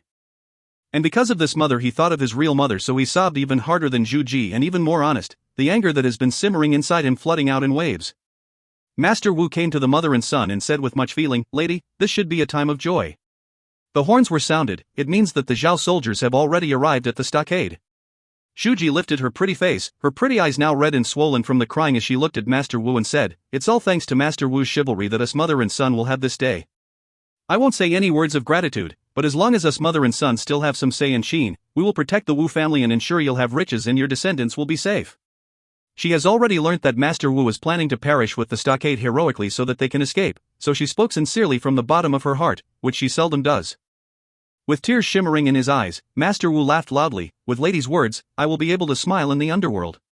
Xiao Yuatan was worried that any delay might bring more problems, so he hurried her. Lady, we have to leave immediately. Wu Yingyuan and Jing Jun's elite troops, together with Xiao Yuatan and 30 of his skilled fighters, escorted the mother and son, as well as Zhao Qian, who was saying her goodbyes sadly to Xiang Shaolong, towards the back of the house. Naturally, they are going out of the city via the underground tunnel to meet up with Tu Xian's group. Xiang Shaolong, Wu Zhuo, Tang Yi and the rest stayed behind because without them, how can they fend off the Zhao army, who was more than 10 times bigger than them? The Zhao army did not invade the stockade immediately but set up defenses outside. The other soldiers in and around Handan kept coming as backup, bringing with them various tools used for invading a fortress. It was only the third day did they complete the whole setup to surround them. This is exactly what Xiang Shaolong and the rest hoped for, which is to lure and keep the Zhao army here so that Zhu Ji and the rest can escape safely to Xianyang. The most wonderful part of this whole plan is that the Zhaos think that Ying Zhang is still in their hands, so they're not too bothered that others have escaped. They'll be satisfied as long as they can bring the stockade down and kill everyone in the Wu family. Xiang Shaolong appeared periodically at the walls of the stockade and even made special arrangements for Master Wu and Wu Tingfang to appear there as well so that the Zhaos will not suspect that they have other plans. On the third night, the warriors who were in charge of keeping an eye on the 4 underground tunnels that leads only to the woods outside the stockade found Zhao soldiers making their way in and hurriedly threw in the burning firewood. With the help of huge fans, they literally burnt a few hundred of the arriving Zhao soldiers alive before sealing the underground passages with rocks. Naturally, the king of Zhao was fuming over this and sent someone over to curse at them beneath the stockade walls early in the morning. Xiang Shaolong found this very amusing. This is the first time he saw such meaningless cursing. Tiny did not say a word but took out his specially made strongbow and made the Zhaos dumbfounded by shooting the extremely loud cursing expert off his horse. The distance was more than 800 steps away and the range several feet further than an ordinary bow. The cheers from the Wu family warriors were deafening, whereas the Zhao soldiers were speechless. Suddenly a person rode over, but this time he has learned his lesson, pulling his horse to a stop when he was 1,000 steps away and shouted loudly, Xiang Shaolong, His Majesty wants to speak with you, but... Xiang Shaolong was secretly laughing to himself and thinking that he is not so stupid as to shout and strain his throat just to converse. Wu Zhuo, who was next to him, summoned a man over and said with a smile, it's good to humiliate him in public. Xiang Shaolong understood his meaning and said, tell him to go ahead and fart. He can't help but laugh after he said this. Wu Zhuo and Tang Yi couldn't restrain their smiles, and to Tang Yi, this is a rare expression. That person was stunned for a moment before shouting down, go ahead and fart. His voice reverberated along the walls. Those on the Wu family side all chortled and the atmosphere was filled with happiness while the Zhaos were fuming on their side. The conversation could not proceed, and amidst the booming sounds of the war drums, the Zhao army prepared to attack the stockade. The huge Zhao army surrounding the city, without including the reinforcements, totaled about 30,000 odd men consisting mainly of foot soldiers. This is all the strength the Zhaos could gather within such short notice, and they thoroughly surrounded the stockade. In the chapter Masculine and Feminine Cities in Sun Tzu's Art of War, cities are mainly grouped into 2 types. Cities on higher ground or backed against mountains with a good source of water are called masculine cities and is extremely difficult to besiege. Cities on lower ground, or are between 2 mountains, or if backed against a valley, and where plants do not flourish are called feminine cities, and as long as one has enough strength, they can be easily overtaken. The Wu family stockade is the typical masculine city. When the city was initially built, the king of Zhao was hoping that it would become another important post, which they can defend the city from, but how could he have expected that now it's a place of betrayal against himself now? Therefore the Zhaos did not want to attack the stockade rashly so that they will not suffer heavy losses. Initially they thought there would be problems regarding rations and the people in the stockade, but now that they saw that the morale in there is so high, they know they've made a big mistake. The generals had initially wanted to have a drawn-out siege of the stockade, but they did not expect that Xiang Shaolong's sentence would infuriate the king of Zhao so much that he could not control his temper and ordered a head-on attack. The Wu family is enormously wealthy, and the way the stockade was built was according to the strictest standard at that time and is extremely solid. The stockade walls are thick and high, enough to fend off the enemy's direct attacks, climbs and knocks. The moat is deep and wide, and at the top of the walls there are the elite Wu family warriors. Hence, even though the Zhao army is more than 10 times bigger, they are still not confident of breaking into the stockade. Their only advantage is that they have unlimited reinforcements that is enough to let them have a long battle of stamina. Although Xiang Shaolong and the rest have the convenience of the underground tunnel, they have already transported all their store of rations inside, while the farmers outside the stockade have to escape to Qin, so they've now become a lone army. However, their aim is just to defend for a short period of time, so they are feeling lighthearted, and to them this is just a game with the Zhaos of defending the city. Xiang Shaolong looked at the grandly approaching Zhao army with their shields up and asked with furrowed brow, why don't they cut off the water source to the moat? Instead they're going through the trouble of crossing the moat. Wu Zhuo said with a laugh, this is a live river, we need not irrigate water in. There is a spring supplying water beneath the moat and they can't stop the water supply even if they want to. Xiang Shaolong was enlightened, his knowledge grew with each experience. Tang Yi said calmly, the way to break this is to divert the flow of the water, but that will take at least 10 odd days to complete. I'm guessing that they are swiftly trying to build mobile bridges at the back end to put across the moats to make it more convenient for attacking the stockade. Xiang Shaolong asked quizzically, then those people below are just putting up a show? Tang Yi explained, a besieging army fears boredom the most, so there is a need to make them move. They can take it as a form of stretching or exercise, as that's the only way to maintain morale. Xiang Shaolong nodded his head to indicate his understanding. In a war, a person's psychology cannot be neglected, it's the same in the past and for the future. The Zhao army below gave a shout as they charged forward until they reached the bank of the moat and squatted down, hiding behind their shields. Thousands of archers charged behind them and after hiding behind those shields, raised their bows to shoot and for a moment arrows rained down on the walls. Tang Yi gave an order and the Wu family warriors all hid behind the ditches and did not return the strike. Tang Yi shouted in a voice even louder than that cursing officer, prepare sand. Fire extinguishing teams get ready. Before he could finish his words, another 2,000-odd soldiers from the enemy side dashed out and shot at the city walls with burning arrows. The attack on the stockade finally started. Both sides used burning rocks to attack each other. The outer walls and top of the stockade bore the damage made by the impact and the fire, but it's just superficial damage, the basic structure is not affected at all. The Wu family warriors are on higher grounds and has sufficient rocks so their defense was tight with minimal casualties, whereas the Zhaos had more than 1,000 dead or injured within a day, a heavy cost to pay. Until now, the king of Zhao and Zhaomu still cannot understand why their opponent is so well prepared. They have been secretly keeping an eye on the movements in the Wu family and only saw people and rations being moved out of the stockade, but nothing has been transported in. They could not imagine the existence of the underground tunnel, so they can't be considered stupid. Firstly, it's almost impossible to build such a long underground tunnel. Also, if there is an underground tunnel, Xiang Shaolong and the rest will have no reason to stay here. How could they have guessed that this is the most crucial factor in Xiang Shaolong's plan? News came that night that the Qin army is near the border and the king of Zhao was so frightened that he hurriedly forced his generals to attack the stockade relentlessly day and night. On the 10th day, after suffering heavy losses, the Zhaos finally successfully built 3 mobile bridges for crossing the moat and moved their ladders in to climb and attack the stockade walls as well as use huge logs to batter the stockade gates. The Wu family warriors used rocks and fire weapons to return the attack and also used a weapon resembling a long hook to deal with those enemies climbing up, as well as pouring cauldrons of boiling water and oil down. After killing and injuring almost 2,000 of their enemies, the Zhaos retreated, only defending the 3 wooden bridges. About 50-odd men died and 100-odd injured on the Wu family's side. Those injured were immediately transported out of the city. Only now did Xiang Shaolong truly feel that in a war, one person's strength is so minuscule and to him, it certainly does not feel good. By the 20th day, the Zhaos finally managed to divert the flow of the water, after which they spent another 3 days to fill up and flatten the moat with soil and rocks. The Wu family stockade has lost its advantage. The Zhaos launched their attack, pushing the armored battle vehicles used for attacking cities over the flattened moat. These battle vehicles came in various types, with the most formidable being the climbing city vehicle, smashing vehicle, and flying platform. The climbing city vehicle is about as high as the city wall so that the enemy can swiftly reach the top of the walls in the vehicle. The smashing vehicle has a sturdy log on it and used to smash continuously on the city gates and walls. The flying platform is for the use of the archers to attack the defending soldiers at the top of the walls. The only way to deal with this is to use huge rocks to attack them. In less than 2 days, all the huge rocks have been used up. Xiang Shaolong gave orders to retreat.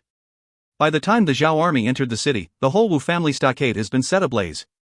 Because the buildings have all been smeared with oil, they can't extinguish the fire even if they wanted to. The Zhaos looked on as the fire burned for 10 days and what remained were charred and totally destroyed buildings burnt down to the last tile. They couldn't describe their feelings, but in any case, they definitely did not feel good. More than 8,000 Zhaos perished with another 10,000 odd injured. The whole country was in shock.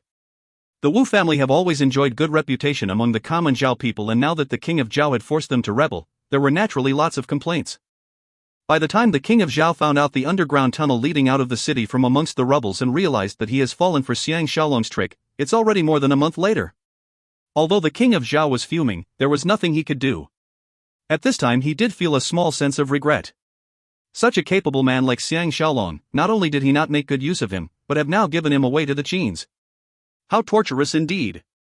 If you find any errors, ads pop up, ads redirect, broken links, non-standard content, etc., please let us know. Report chapter so we can fix it as soon as possible.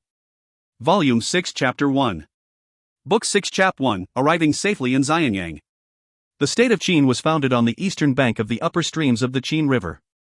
Ever since their ancestors started the kingdom, the Qins have favored taking over by strength, and were formed by traveling nomads. They struggled to survive in this difficult land and had long-drawn battles with the barbarians. Hence, every single word in their history is written with blood and tears. Although their ways of battling in organized nomadic groups weakened their links with the earth and making it difficult for them to settle down in a place, but it resulted in the Qin's ancestors not being restricted by boundaries and were able to continuously venture into the never-trodden land in the east and battle with the barbarians. During the time of King Zhou, one of his subjects with the family name Ming was given this place because of the contribution he made by helping the Zhou's rear horses for battles, and he established this region near the capital. In actual fact, this is a difficult task of helping King Zhou defend his borders and preventing the barbarians from attacking. The 400-odd years of Western Zhou dynasty are the Qin's most difficult and arduous times. With sweat and blood and the countless lives of their own people, they protected their overlord, the Zhou dynasty's western border, and at the same time continued with their expansion into the west. Facing such relentless challenges and with stubborn heroism, the Qins built an extremely solid foundation. The chance of a lifetime finally fell on the Qins. Because of the incompetent King Yu, the barbarians attacked the city and the king was killed. Thus the power of the Zhou dynasty was disintegrated. King Ping moved to the east, and due to his contribution in protecting the king, the Duke of Qin was bestowed a dukedom, and the Qins finally have a place to call their own. When the states first started their wars, the weakest among the 7 states was Qin. It was only when Duke Mu of Qin took over and he depended heavily on foreign advisors like Bai Shi, Jin Shu, Sun Sun Ji, etc., that he established a strong foundation. The country and army really prospered due to the reforms of Duke Xiao and Shan Yang. They totally overturned the traditional setup of the tribes and established new military setups, where those who contributed militarily will be promoted, and brought the power of the imperial family to its peak during their time. They also moved the capital to Xianyang and built a majestic city with grand palaces and standardized weight measurements in the country. They divided the country into 31 provinces and abolished the borders set up in the past. The people are allowed to own their own land for farming, with the government taxing them directly. Hence the state of Qin took a great leap and became the strongest and was feared by all the other states. At the time when Xiang Shaolong escaped and traveled the long journey from Handan to Xianyang, the Qins were just enjoying the fruits of Xiang Yang's reforms. Xianyang is located south of Mount Jiuji and north of River Wei. Hence it's also known as Wei City. Together with his pretty wife Wu Tingfang and leading Tingyi, Wu Zhuo, and more than 1,000 family warriors, Xiang Shaolong brought them into Qin and received a warm welcome from the leader of the border patrol, who quickly sent someone to report back to Xianyang and also prepared 5 huge ships so that they need not make the arduous journey through forests and mountains. They disembarked on the northern bank of Xianyang, where Wu Yingyuan, together with the family warriors and Zhao Qian, as well as Lu Buwei's number 1 subordinate Tu Xian, are already waiting. The scene was magnificent. Wu Tingfang was reunited with her father and they were both ecstatic, feeling as if they had been parted a long time. At the same time they remembered how Master Wu had committed suicide heroically, and all the different emotions were mixed. Xiao Yuatan and another youth whose dressing looks like a military advisor accompanied Tu Xian as they came forward to welcome Xiang Shaolong. This Tu Xian is tall and thin and looks to be about 30 years of age. He's very sturdily built, tanned and nimble, his movements seems to have an air of overwhelming power and his eyes energetic. With a horse-like face, he's not considered handsome, but he does have a strong, manly aura and charisma. He took a huge step forward, pulled Xiang Shaolong's sleeve and said with a long laugh, Tu Xian is extremely lucky to be finally able to meet such an extraordinary person whom I've admired for so long. Besides Xiang Shaolong, who else can accomplish such a historic task? Xiang Shaolong doesn't really know how to react to such an enthusiastic welcome and hurriedly expressed his modesty. At the same time he thought that this is the honeymoon period between Lu Buwei and the Wu family, so Tu Xian must have been instructed by Lu Buwei to take good care of them. Tu Xian was introduced to Tang Yi and Wu Zhuo one by one and his reaction was enthusiastic and warm. At this time Jing Jun darted out from some obscure place. After being apart for so long and now reunited, everyone were overjoyed. Xiao Yuatan behaved as if he's an old friend and introduced that youth to Xiang Shaolong. This is a famous man from Chu, Mr. Li Si. He is now Big Master Shiren. Shiren means houseguest. Xiang Shaolong was secretly thinking that the name Li Si sounded extremely familiar.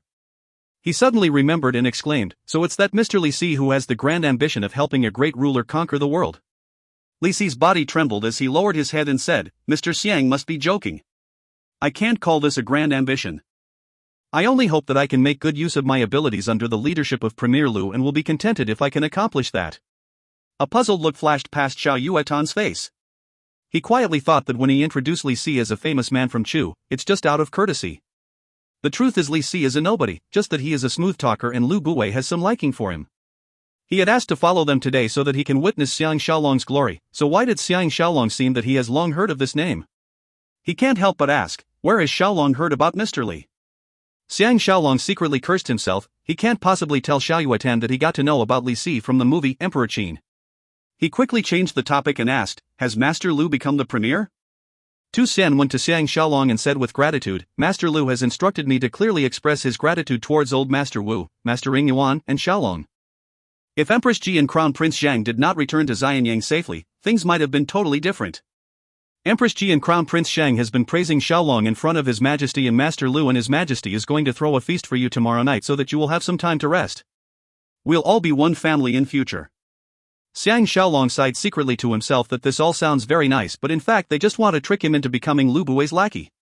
He has long been sick and tired of politics and the fight for power and has no interest at all in the power struggle between the outsider Lu Buwei and the local royalty, so he secretly came to a decision. Just looking at the Wu family's new residence in Xianyang, made up of 12 courtyards, one knows just how importantly the Qins is regarding the Wu family and the love King Xuanxiang has towards Zhu Ji and Ning Zhang, who is actually Xiao Pan in disguise, and his trust towards Lu Buwei. Although the new Wu residence cannot be compared to the Wu family stockade in Handan in terms of size and grandeur, but it's situated near the palace in Xianyang in an area where all the highly ranked officials stay in. On a trotting horse, one can reach the main entrance of Xianyang Palace in a short span of time. Xianyang is split into the inner and outer city. The inner city is mainly made up of Xianyang Palace situated north of Riverway and Xinla Palace south of Weinan, spanning over the Riverway and is joined by a bridge about 280 steps long, forming a majestic cluster of palaces, and the scale is far greater than what the palaces in Handan or Dalian can achieve. The two palaces look majestic and tall, looking as if it's almost reaching the sky, and one can imagine a ruler descending to earth from heaven. The outer city is more than 10 times bigger than the inner city where the commoners reside and where trade is flourishing with a wide variety of goods at good prices. When Xiang Shaolong's party went past the market east of the city, they witnessed the sale of various animal products like meat, leather, veins, horns, fats, etc. There were also handmade products from ceramic, wood, metal, cloth, etc. The range of products far surpassed what Zhao and Wei can offer. Obviously there is a direct relation between the power of the state and its economy. According to Tu Xian, who was traveling in the same carriage as them, the commerce in Xianyang is split into private and official commerce. The government has set up procedures and officials to look after market trading to check and encourage trade expansion. For example, officials in charge of salt, metal, handicraft, as well as the minister over the masses, minister of horses, minister of works, minister of cultivation, etc. oversees the specifications, quantity and production of the products, and all these reflects the Qin's strong economic power. On the way to the Wu family's new residence, they saw that the dressing of the people are not as bright or grand as those in Wei and Zhao, but the population is even more than Dalian, and of course Handan can't even be compared to them. It was a pleasant change for Xiang Shaolong, as he secretly thought that this should be the scale of a strong country. Most of the passers-by were armed and has the air of fighters, something that Wei and Zhao cannot be a match against. After arriving at the square in front of the Wu family's residence, Tu Xian and the rest bid their farewells, and before Li Si left, he secretly indicated to Xiang Shaolong that he would like to come and visit him tomorrow morning. After Xiang Shaolong agreed wholeheartedly, Li Si left looking a little bewildered. Everyone in the Wu residence came to the main door to welcome this group of Wu family heroes, especially Xiang Shaolong, who was like a star in the Wu family and idolized.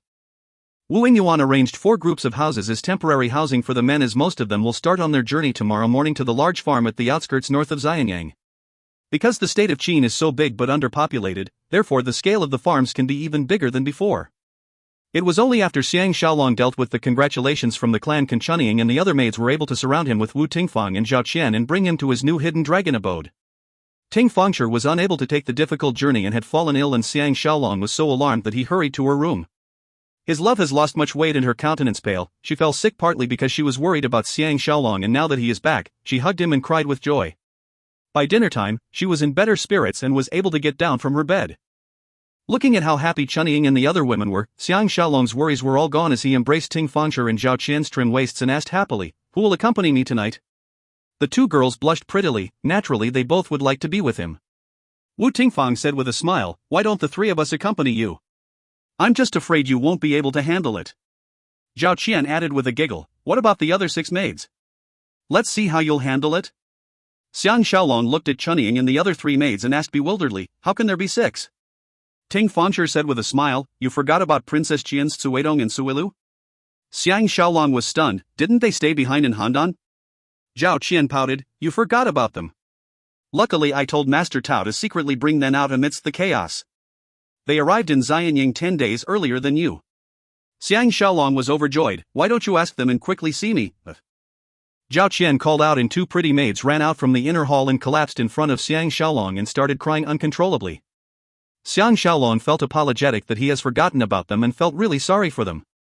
He got up and helped them to their feet and after consoling them, he went to the grand hall of the main building to have dinner with Wu Yingyuan.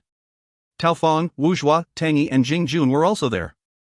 After a round of drinks and congratulatory words, Wu Yingyuan thanked him earnestly, it's all thanks to everyone here who worked and fought together without fear of their own lives that our Wu family can have a chance to survive.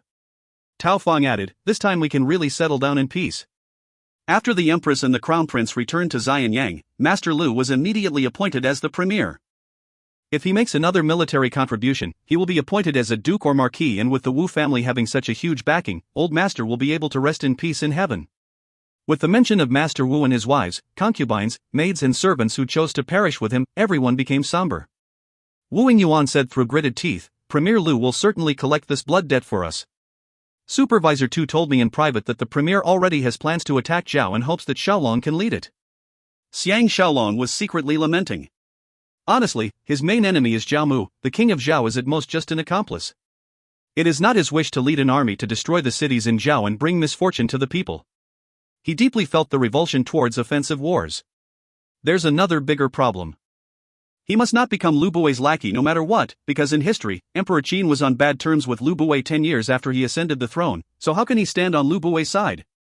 But it seems that everyone in the Wu family has long regarded Lu Bui as their new master and looked as if they are going to live and die with him. He can't possibly tell them how history will turn out and knows there's no way he can make them believe him. This is indeed an extremely bothersome problem. He sighed and said, the king of Qin has appointed Master Lu as premier, didn't the royalty and officials in Qin have any objections? Wu Yingyuan saw that he didn't seem very concerned that Lu Buiwei is about to hand him an important task and looked at him in puzzlement before adding, not only were there objections, their reactions were very vehement as well. He paused and continued, ever since the outsider Shanyang, the Qins have been very intense about their prejudice against outsiders. Later, in order to deal with the Union set up deal with the Qins and to avoid being attacked by the 6 states in the east, they had no choice but to use Zhangyi, http://n.wikipedia.org/wiki/zhang_e_strategist, to deal with the Union. Later they also relied heavily on Fan Sui and used his strategy of attacking those close to them and having cordial relations with states further from them to deal with the Union of the 6 states. We can say that it's only when they had no other choice did they make use of talents from other states to help them. Union, collection of the 6 states Qi, Chu, Yan, Zhao, Han and Wei who joined forces to fight against Qin. He sighed again and said, but after Bai Qi forced to commit suicide by King Zhaoshang, the Qin military were very displeased and they finally forced Fan Sui to lose his official post and the prejudice towards outsiders were reinforced again. Although we have Qin blood in us, we're still being regarded as outsiders and under Master Lu. Therefore we must help Master Lu with all our efforts, otherwise if he falls, we won't have it easy as well. Naturally the last few words were meant as a reminder to Xiang Shaolong. Xiang Shaolong thought of Mei Sanyang and a wave of sadness came over him as he hugged Ting Fangsher and fell onto the bed. He pulled her outer robe aside, revealing her heaving bosom which is still wrapped up in her white inner robe to his eyes. A mesmerizing fragrance wafted into his nose, her ample bosom can be seen from the loosened collar. Xiang Shaolong buried his face in her chest as his tightly wound emotions relaxed and at the same time he felt the weariness towards fights and revenge. He only hopes that he can retire to some peaceful woods in future together with Ji Yanran and Mei Sanyang as well and live a life with his loved ones that even immortals would be envious of. In his mind an image of flowing rivers, green grass, lush woods, high mountains and clear water surfaced. What he wants is not grand clothes and sumptuous feasts, but a life back to nature and hard work. In this underpopulated world, to find a paradise on earth and start his own farm to grow some crops while his ladies will rear ducks as he fished and hunted. He'll be contented if he can live such a life until his death. Ting Fangsher's pretty face reddened, her eyes closed tightly, her breathing heavy as she moaned daintily, totally enrapturing his soul. Obviously she is in the mood for love, which is insatiable. Xiang Shaolong is not in the hurry to possess her. He thought of the primitive jungles they passed on the way here, there were heavy fog, 1,000-feet-tall waterfalls and great lakes. His imagination soared and he was secretly determined that he will certainly live the rest of his life in the forests one day. To someone from the 21st century, this type of lifestyle is the most alluring. Ting Fengshi forced her pretty eyes to open, her fiery and sultry eyes blaming him for taking his time to join with her. Xiang Shaolong was intoxicated in both body and mind as he forgot everything else and concentrated all his energy into her mesmerizing body. If you find any errors, ads pop up, ads redirect, broken links, non-standard content, etc., please let us know. Report chapter so we can fix it as soon as possible. Volume 6 Chapter 2. Book 6 Chap 2, Dinner Feast at the Qin Palace. Sweet voices roused him up from his deep sleep and he opened his eyes. The sun is already rising and he sat up suddenly. The pretty Princess Xiao Qian was startled, and she said with her hand covering her smile, "The three of us have lost, we all thought that you won't be able to get up." Her pretty face blushed with embarrassment as she finished her words. Obviously she remembered the exciting battle they had last night. Xiang Shaolong was reminded of this by her and he tried flexing his body and realized that he is still feeling energetic. He laughed loudly and threw Zhao Qian onto the bed with a hug and said, "Let's do it one more time with obedient Qianer." Zhao Qian tried to resist but her body went soft and she did not have the strength to get up as she moaned, "Mr. Li Si from the Premier's residence has come to look for you." Xiang Shaolong remembered the appointment Li Si made with him secretly yesterday and sighed. He put his hands into Zhao Qian's robes and groped around first before he got up and let his wives and pretty maids help him wash and change. He did not even have to move a finger and everything has been done for him. He was thinking of how he should get the two pretty maids Tsuetong and Suilu up the bed as well and can't help but laugh to himself that he has not changed at all in the sense that he still likes to try out new things like all men. Li Si was waiting for him at the inner hall, looking calm, or at least that is the way he looked on the surface. After making some small talk and Xiao Ying had served them tea and snacks, Li Si went straight to the point, "Where has Mr. Xiang heard about my name? Why do you seem so familiar about me?" Xiang Shaolong had asked Tao Feng last night about the background of this famous official who will help Emperor Qin unite the 6 states in future and found out that he is Han Fei's junior brother and wanted to lie and say that he heard about him from Han Fei. But he thought that there may be a day where his lie will be exposed, so he gave up the idea. He smiled and asked, "Has Mr. Li ever heard about such a thing called fate?" Li Si was puzzled. What is fate? It was only during the Han dynasty that Buddhism, which expounds on fate, came to China, so naturally Li Si does not understand what Xiang Shaolong is saying at all. Xiang Shaolong took a sip of hot tea before explaining, "Fate is like an invisible hand, which will inevitably join different people together no matter how different their background, how far apart they are, into friends, rulers and subordinates, or maybe husbands and wives or masters and servants. This is called fate." Li Si looked surprised and he thought over it for a while before nodding his head. "I did not expect that. Not only is Mr. Xiang's sword skill famous in the world, your ideas are thought-provoking as well. I just wonder what has this got to do with Mr. knowing about me?" Xiang Shaolong replied nonchalantly, "It's very difficult to explain what fate is. Although it's the first time I met you, it feels as if I have long known about your aspirations, so I just blurted those words out. Or maybe it's because I have heard of Brother Li's tutelage under Sun Zi asterisk. http://en.wikipedia.org/wiki/sun_z." Li Si furrowed his brows. Although he is Sun Zi's disciple, their philosophies are far apart. He was about to speak further when Xiang Shaolong changed the subject. "What are your views on ruling a country?" Li Si was stunned for a moment. If it was King Xuanxiang who was asking him this question, he'll certainly be pouring out his views. But not only does Xiang Shaolong not have an official post, he is also under Lu Buwei's faction. If he were to speak so closely to his heart to someone he has just made an acquaintance of and revealed all that he knows, he may get into trouble. He can't help but hesitate. After he came to Xianyang, although he had a few in-depth talks with Lu Buwei and Lu Buwei has also expressed his admiration towards him, but he can tell that not only is Lu Buwei extremely ambitious but overbearing as well and will get into trouble sooner or later. Besides, he was feeling secretly bothered as their views on ruling a country is vastly different from each other, so it'll be very difficult for him to be recognized or entrusted with heavy responsibility. Xiang Shaolong said with a smile, "Mr. does not want to be just a small fry whom no one bothers." GC was startled and hurriedly said, "Mr. Xiang must be joking, but..." Xiang Shaolong said with a straight face, "In order to accomplish great things, then one must take great risks. If Mr. cannot put aside your fears for your life, then our conversation today will end here and we will not breath a word about this to anyone else in future. How about it?" Li Si looked at him intensely for a moment, and felt that Xiang Shaolong shows a sincerity that can move others. He felt a burning passion in his heart as he threw all caution to the wind and said, "I wonder what views and suggestion Mr. Xiang has?" Xiang Shaolong asked, "In Mr. Li's opinion, how does the future bode for Premier Lu?" Li Si's expression changed slightly as he exhaled a long breath and said with a sigh, "Mr. Xiang is making it difficult for me." Xiang Shaolong understands the difficult position he is in and asked gently, "What work is Mr. Li doing now in the Lu residence?" Li Si replied frankly, I am helping Premier Lu write his Lu Chronicles according to his instructions. The Premier hopes that with this book he can come up with a complete philosophy and reforms for ruling the country. Hey! I am just one of his many subordinates. The word helping is a bit of an exaggeration. Xiang Shaolong is not a historian and this is the first time he has heard about this and asked in puzzlement, so there's actually such a happening. I wonder what are the new ideas on ruling a country in the book? A look of disdain appeared slightly on Li Si's face as he said calmly, what kind of new ideas can he have? It's mainly a collection of the essence of the philosophies of others before, who supports the idea of divinity of heaven, which means that one can only rule the world well if he follows the natural order of heaven and earth. The ruler and subjects will walk their own path and not interfere with one another.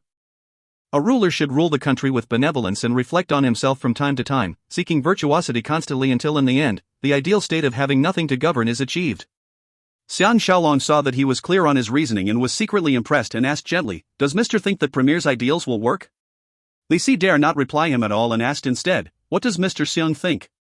Xiang Shaolong knows that if he doesn't show off a little, he will be looked down upon by this learned, ambitious and younger man, so he said coolly, Premier Lu is governing the Qin politics as a Han, and places more trust on people from Zhao, Wei, and Han. The empress who was his companion is from Zhao as well.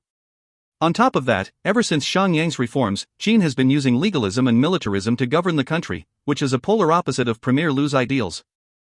There is nowhere the two can blend at all, and as for what will happen in future, I hope that Mr. can advise me. Li Si slapped the table and stood up, saying, with such a talent like Mr. Xiang in Qin, I should return to my hometown and be a farmer instead. Xiang Shaolong grabbed his arm and pulled him back onto the chair and said earnestly, Mr. is exaggerating. Firstly, I know nothing at all about ruling a country, but most importantly I have no interest in an official career. Everything that I have done in the past is for survival and not fame. There will come a day when I will retire to the woods and not bother myself with worldly affairs. Whether Qin can unify the 6 states will have to depend on you. Li Si was momentarily stunned and secretly thought that these words would be more appropriate if King Xuanxian told it to him. Although King Xuanxian was impressed with Xiang Shaolong, he is not a wise ruler at all and follows Lu Buwei's advice on everything. With the current situation, who else can outsiders like them rely on other than Lu Buwei? But Xiang Shaolong seems to imply that there is a new leader, which is really incomprehensible to him. Xiang Shaolong put his hand on his shoulder and said with a smile, Mr. Li will understand my words in future, just rest assured and stay in Xianyang. This is the only place you can expand your ambition. After Li Si bid his farewell, Xiang Shaolong went to look for Tang Yi for breakfast. During the meal Tang Yi asked, what are your plans for the future? Naturally Xiang Shaolong will have his plans, which is based on the information he gathered from the movie Emperor Qin. Help set a solid foundation for the fake King Xiang Shaopan, so that he can handle Lu Buwei's attempt to wrestle power in future in the appearances of evil officials. Now that he has found Li Si, there is still the father and son Wang Jiang and Wang Bai. They are all famed generals who will help Emperor Qin unite the world in future. With these 3 helping Shaopan, he can retire to the woods in peace. He gave a relaxed sigh as he sat back on the chair and stretched, to tell the truth, I have no great ambitions at all. After I kill Zhao Mu, I will move to one of the Wu family's farm far away and live a secluded life. I'll be contented with hunting or fishing during my free time. Tang Yi revealed a small trace of a rare smile and said nonchalantly, if you can do that, I'll go hunting with you. At this time Jing Jun rushed in like a gust of wind and said energetically, come. Let me be the guide and show you 2 big brothers the glorious sights of Xianyang. Tang Yi furrowed his brows, whom have you been making hanging out with recently? Jing Jun sat down on the rug opposite them and replied excitedly, of course it's the people from the Premier's residence. It's so exciting here, there are fights and injuries every day. Just a few days ago some swordsmen from the Premier's residence were ambushed in the largest official's brother in Xianyang, with 3 dead and 7 injured. Those thieves who made the sneak attack were lucky that I was away at the temple north of River Way to peek at those ladies offering prayers. Otherwise, there won't be so many dead and injured. Xiang Shaolong and Ting Yi exchanged looks, both secretly alarmed. This lad is young and rash and may cause trouble. Tang Yi furrowed his brows, don't the Qins value law and legalism? How can there be fights? Tang Ji replied smugly, now Xianyang is in a mess, who can be bothered to interfere? Especially when it involves the people of the left and right Premier's residences, no one dares to intervene. Xiang Shaolong said sternly, you better not cause any trouble these few days. Once we are clear about the situation, we'll go back to Zhao immediately to deal with Zhao Mu, understand? Jing Jun was ecstatic and bowed respectfully, Xiao Jun understands. Great. I can get Zhao Ji back here. Tang Yi reprimanded in a low voice, you are getting more and more ridiculous. Jing Jun fears Tang Yi the most and was so frightened he immediately bowed down and dared not make a sound. Tang Yi sighed and said to Xiang Shaolong, Shaolong. This lad is still young and doesn't understand the severity of the situation.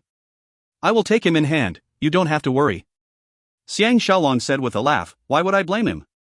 Jing Jun said, Xiao Jun respects both brothers the most. Tang Yi shouted, shut up.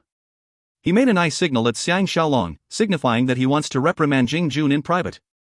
Xiang Shaolong understood his meaning and went back to Hidden Dragon abode alone. He has not even stepped through the door when he heard the cheers and laughs of the ladies near the well.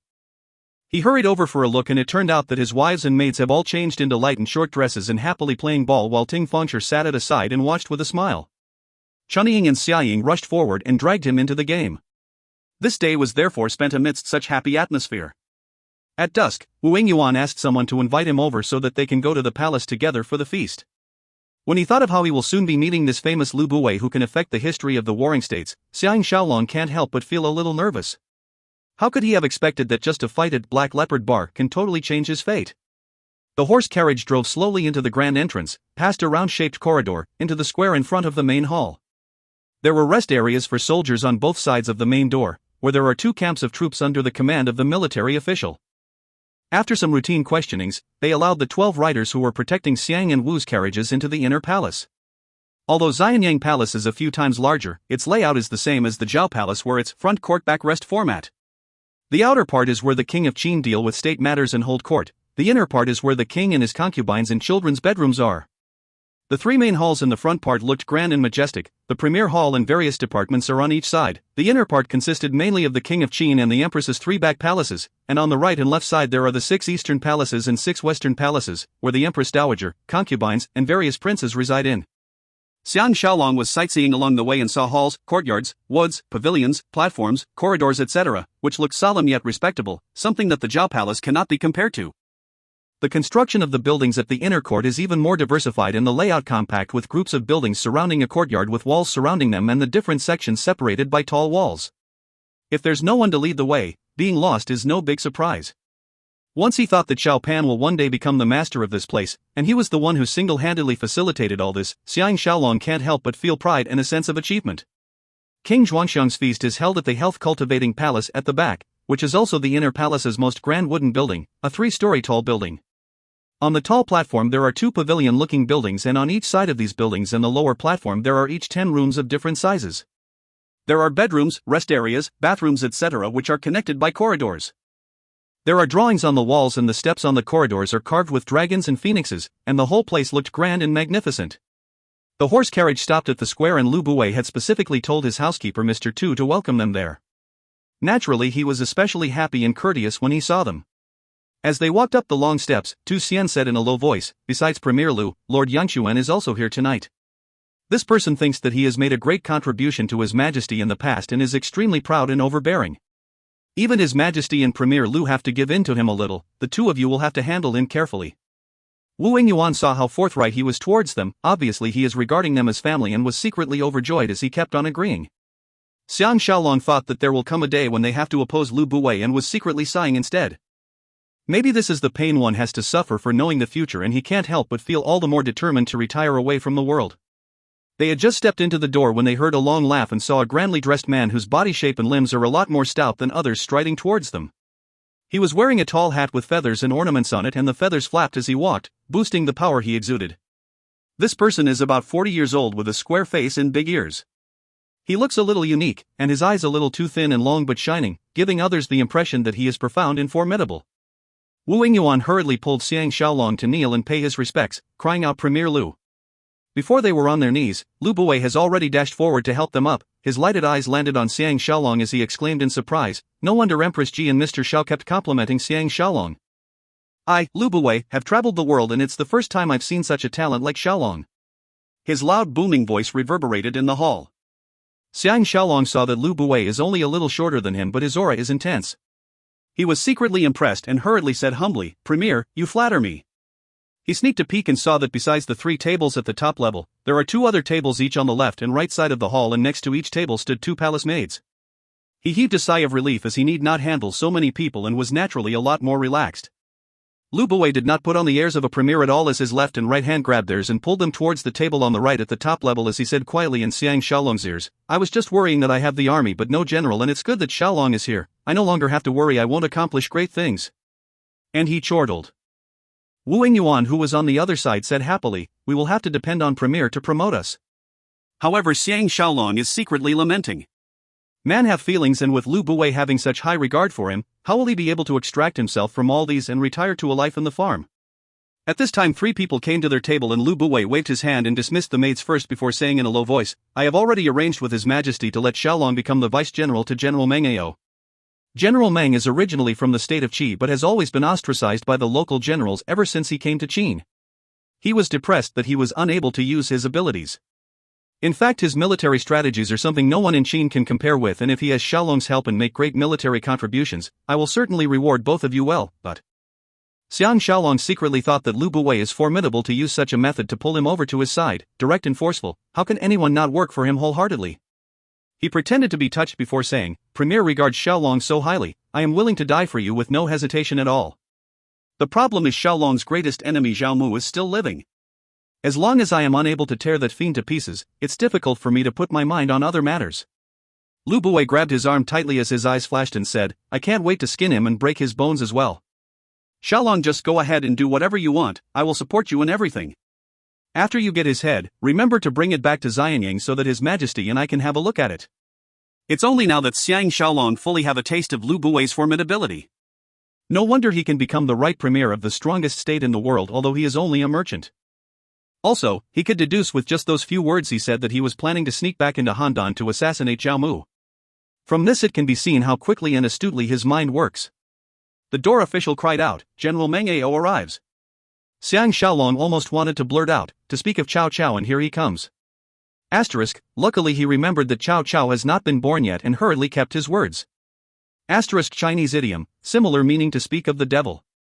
Lu Buwei turned around and said with a loud laugh, "What can be happier than meeting an old friend?" Xiang Shaolong and Wu Yingyuan looked towards the front door and saw a tall and skinny man dressed in brocade robes and striding into the hall with big steps, bowing with respect from far away as he said, "Meng Ao pays his respect to Premier Lu." With his unique way of walking, Lu Buwei stepped forward and put his arms around Meng Ao warmly and walked towards Wu and Xiang. This Meng Ao has a longish face, about 40-odd years old, tan with a weather-beaten face. His brows looked as if they are frequently furrowed, but his eyes are alert, which gives others the feeling that he is extraordinary. His body is very healthy and nimble, obviously he could maintain this top form due to the amount of exercise he gets. Xiang Shaolong secretly thought that Lu Buwei has an eye for talent, therefore this Meng Ao is definitely a man of ability. Meng Ao and Wu Yingyuan are already acquainted with each other, and after exchanging greetings, his sharp eyes landed on Xiang Shaolong's face. Xiang Shaolong did not want to exchange looks with him, so he hurriedly bowed to show his respect. Lu Buwei introduced the both of them. Meng Ao obviously doesn't really know how to socialize, his tense face has no smile at all as he said a little stiffly, "Glad to meet you, but..." Wu Yingyuan laughed, "That lad Jing Jun has just been here for a few days but has already made friends with General Meng Ao's sons and they have been going to the outskirts to hunt and have fun." Lu Buwei complimented, "That lad is indeed skilled. He's only been in Xianyang for such a short time but he has already defeated 3 famous local swordsmen. However, he concedes to no one except Xiaolong, making all of us itch to witness Xiaolong's ultimate swordplay." Only now did Xiang Shaolong realize that Jing Jun has been doing all these things and he doesn't know whether to be happy or worried. It seems that for the time being he has no choice but to stand on Lu Buwei's side. Meng Ao heard his sons being mentioned and revealed a trace of a rare smile and said, "Let's see when Xiaolong is free, please come to my house." Xiaowu and Xiaotian both idolize Xiaolong a lot. Before Xiang Shaolong has a chance to answer, the door official cried out again, "Left Premier Lord Yangxuan, Great General Wang He arrives."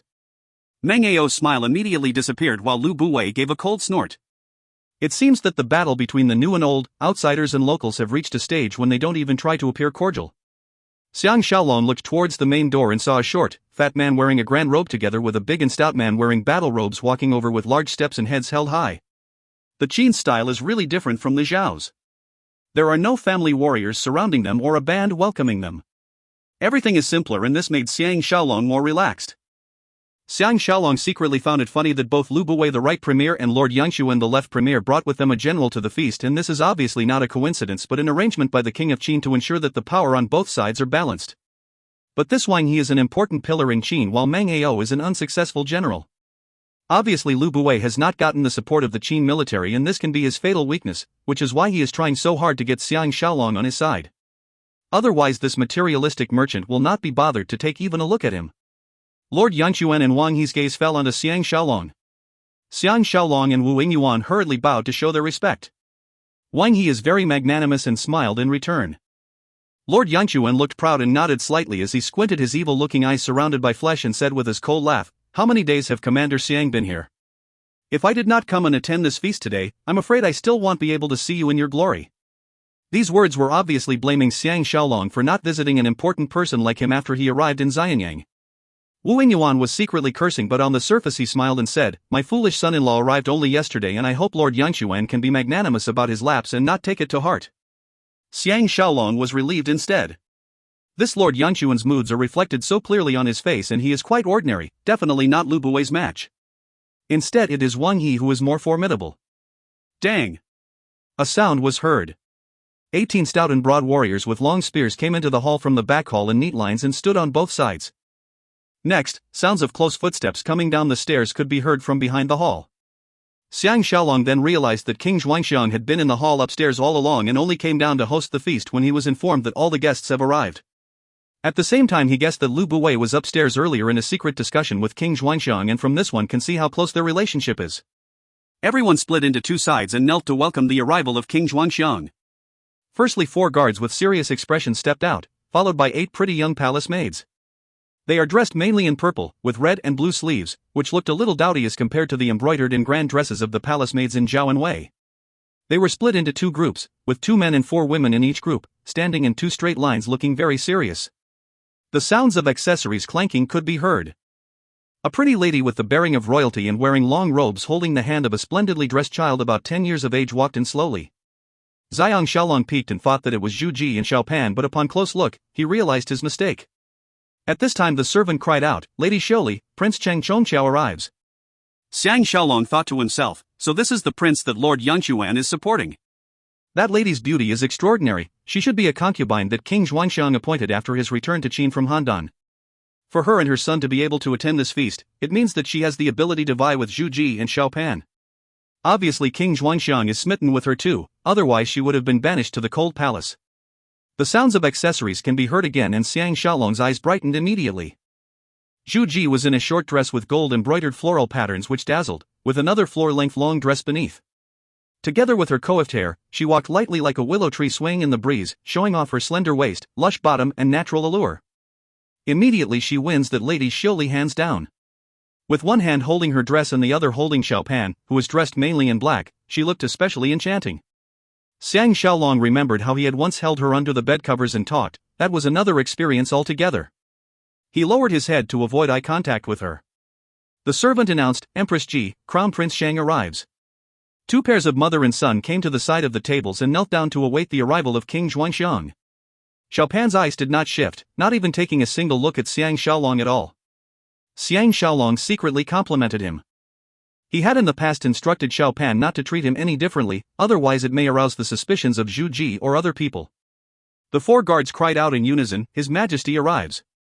Xiang Shaolong dared not peek any longer and can only try to imagine what he could have looked like. A gentle, melodious and calm voice rang out in front, "Everyone, rise." Everyone cried out in unison, "Thank you, Your Majesty." Xiang Shaolong rose together with everyone else and lifted his head for a look, and coincidentally came eye to eye with King Zhuangxiang, who was observing him. This king of Qin who was once held hostage in Handan is about 40 years old, tall and thin, and seems to look a little like a Taoist. His skin is as fair as a lady, his face pale but has a rare scholarly charisma with long, slender fingers. He gives others a feeling that he is from a good family background with the air of someone from a large family. A pity that his eyes doesn't seem alert enough, otherwise he would have outstanding magnetism. He was wearing a long square board on the top of his head that made him look even more impressive as a ruler. Naturally he was wearing a ruler's robes, with a black base and yellow patterns with gold edges, looking solemn and grand. He saw that Xiang Shaolong is far better than other people in terms of body size and spirit. King Zhuangxiang's eyes lit up and the corners of his lips revealed a trace of a gentle smile as he said softly, "Only an extraordinary person can accomplish extraordinary things. Shaolong, you have not disappointed me." Xiang Shaolong did not expect King Zhuangxiang to address him directly by his name and in such a friendly tone as well, and he hurriedly expressed his thanks. King Zhuoxiang's eyes fell on Wu Yingyuan and he said gently, to have such a son-in-law, what more can Mr. Wu ask for? It is predictable that the Wu family will have great glory in future because of Xiaolong. Wu Yingyuan expressed his thanks happily. Lord Yanquan and Wang He exchanged a look, both can see the unhappiness in the other's eyes. King Zhuangxiang looked at everyone and said calmly, everyone be seated. The drums sounded again. Another 18 guards walked out from inside and together with the previous guards, formed into teams of 9 and they went to their positions behind the tables and stood guard. Everyone went to stand next to the tables and waited for King Zhuangxiang to be seated, the guards to take their positions and ladies Xiuli, Zhu Ji, and their sons were seated before they dared to sit down. On the 2 tables on the right, at the upper level, was where Lu Buwei and Xiang Shaolong was seated, followed by Meng Ao and Wu Yingyuan. On the other side it was entirely different with Lord Yangquan and Wang Yi each taking a table. Xiang Shaolong deliberately did not look at Zhu Ji and Xiao Pan to prevent King Zhuangxiang or the others from realizing that he has a special relationship with the mother and son. This is what is called, rather be suspected than to prove suspicions correct. The palace maids were like butterflies flitting amongst flowers as they served the guests wine and delicacies. King Zhuangxiang said, now that Empress Ji and Crown Prince Xiang has returned to Xianyang safely, I no longer have any worries. Let us have a toast. Everyone raised their cups but Lady Xiuli, Lord Yanquan and Wang Yi's expressions naturally looked a little uneasy. King Zhuangxiang's eyes landed on where Zhu Ji and Xiao Pan were seated and his gaze became even more gentle and with his melodious voice full of feelings, he said, my Prince Xiaolong is your benefactor, aren't you offering a toast to Mr. Xiang? But Xiang Shaolong can't help but be charmed by him and he truly felt that his success is not based on luck. King Zhuangxiang was acknowledged by Lu Buwei as a rare treasure while he was down and out and later he was able to move Lady Huayan, who was King Zhaxiang's favorite then, and she made him her son. In the end he won and became the successor to the throne and all these can be accomplished because of his unique charm. Otherwise, no matter how much money Lu Buwei spends on bribing, it would just be a waste of effort. Xiao Pan stood up on hearing that and walked to Xiang Shaolong's table. It's only at this time that the two of them had the opportunity to meet eye to eye. Xiao Pan's eyes reddened immediately, feel of feelings, but luckily he quickly hid what he felt. Naturally palace maids came up to help pour the wine. Xiang Shaolong stood up, bowed respectfully with his hands held above his head as he received the fine wine Xiao Pan handed him and drank it in one gulp. Xiao Pan has grown more stout, his expression calm. When Xiang Shaolong thought of how he will grandly unite the world in future, he can't help but feel his heart tremble. The two of them went back to their respective seats.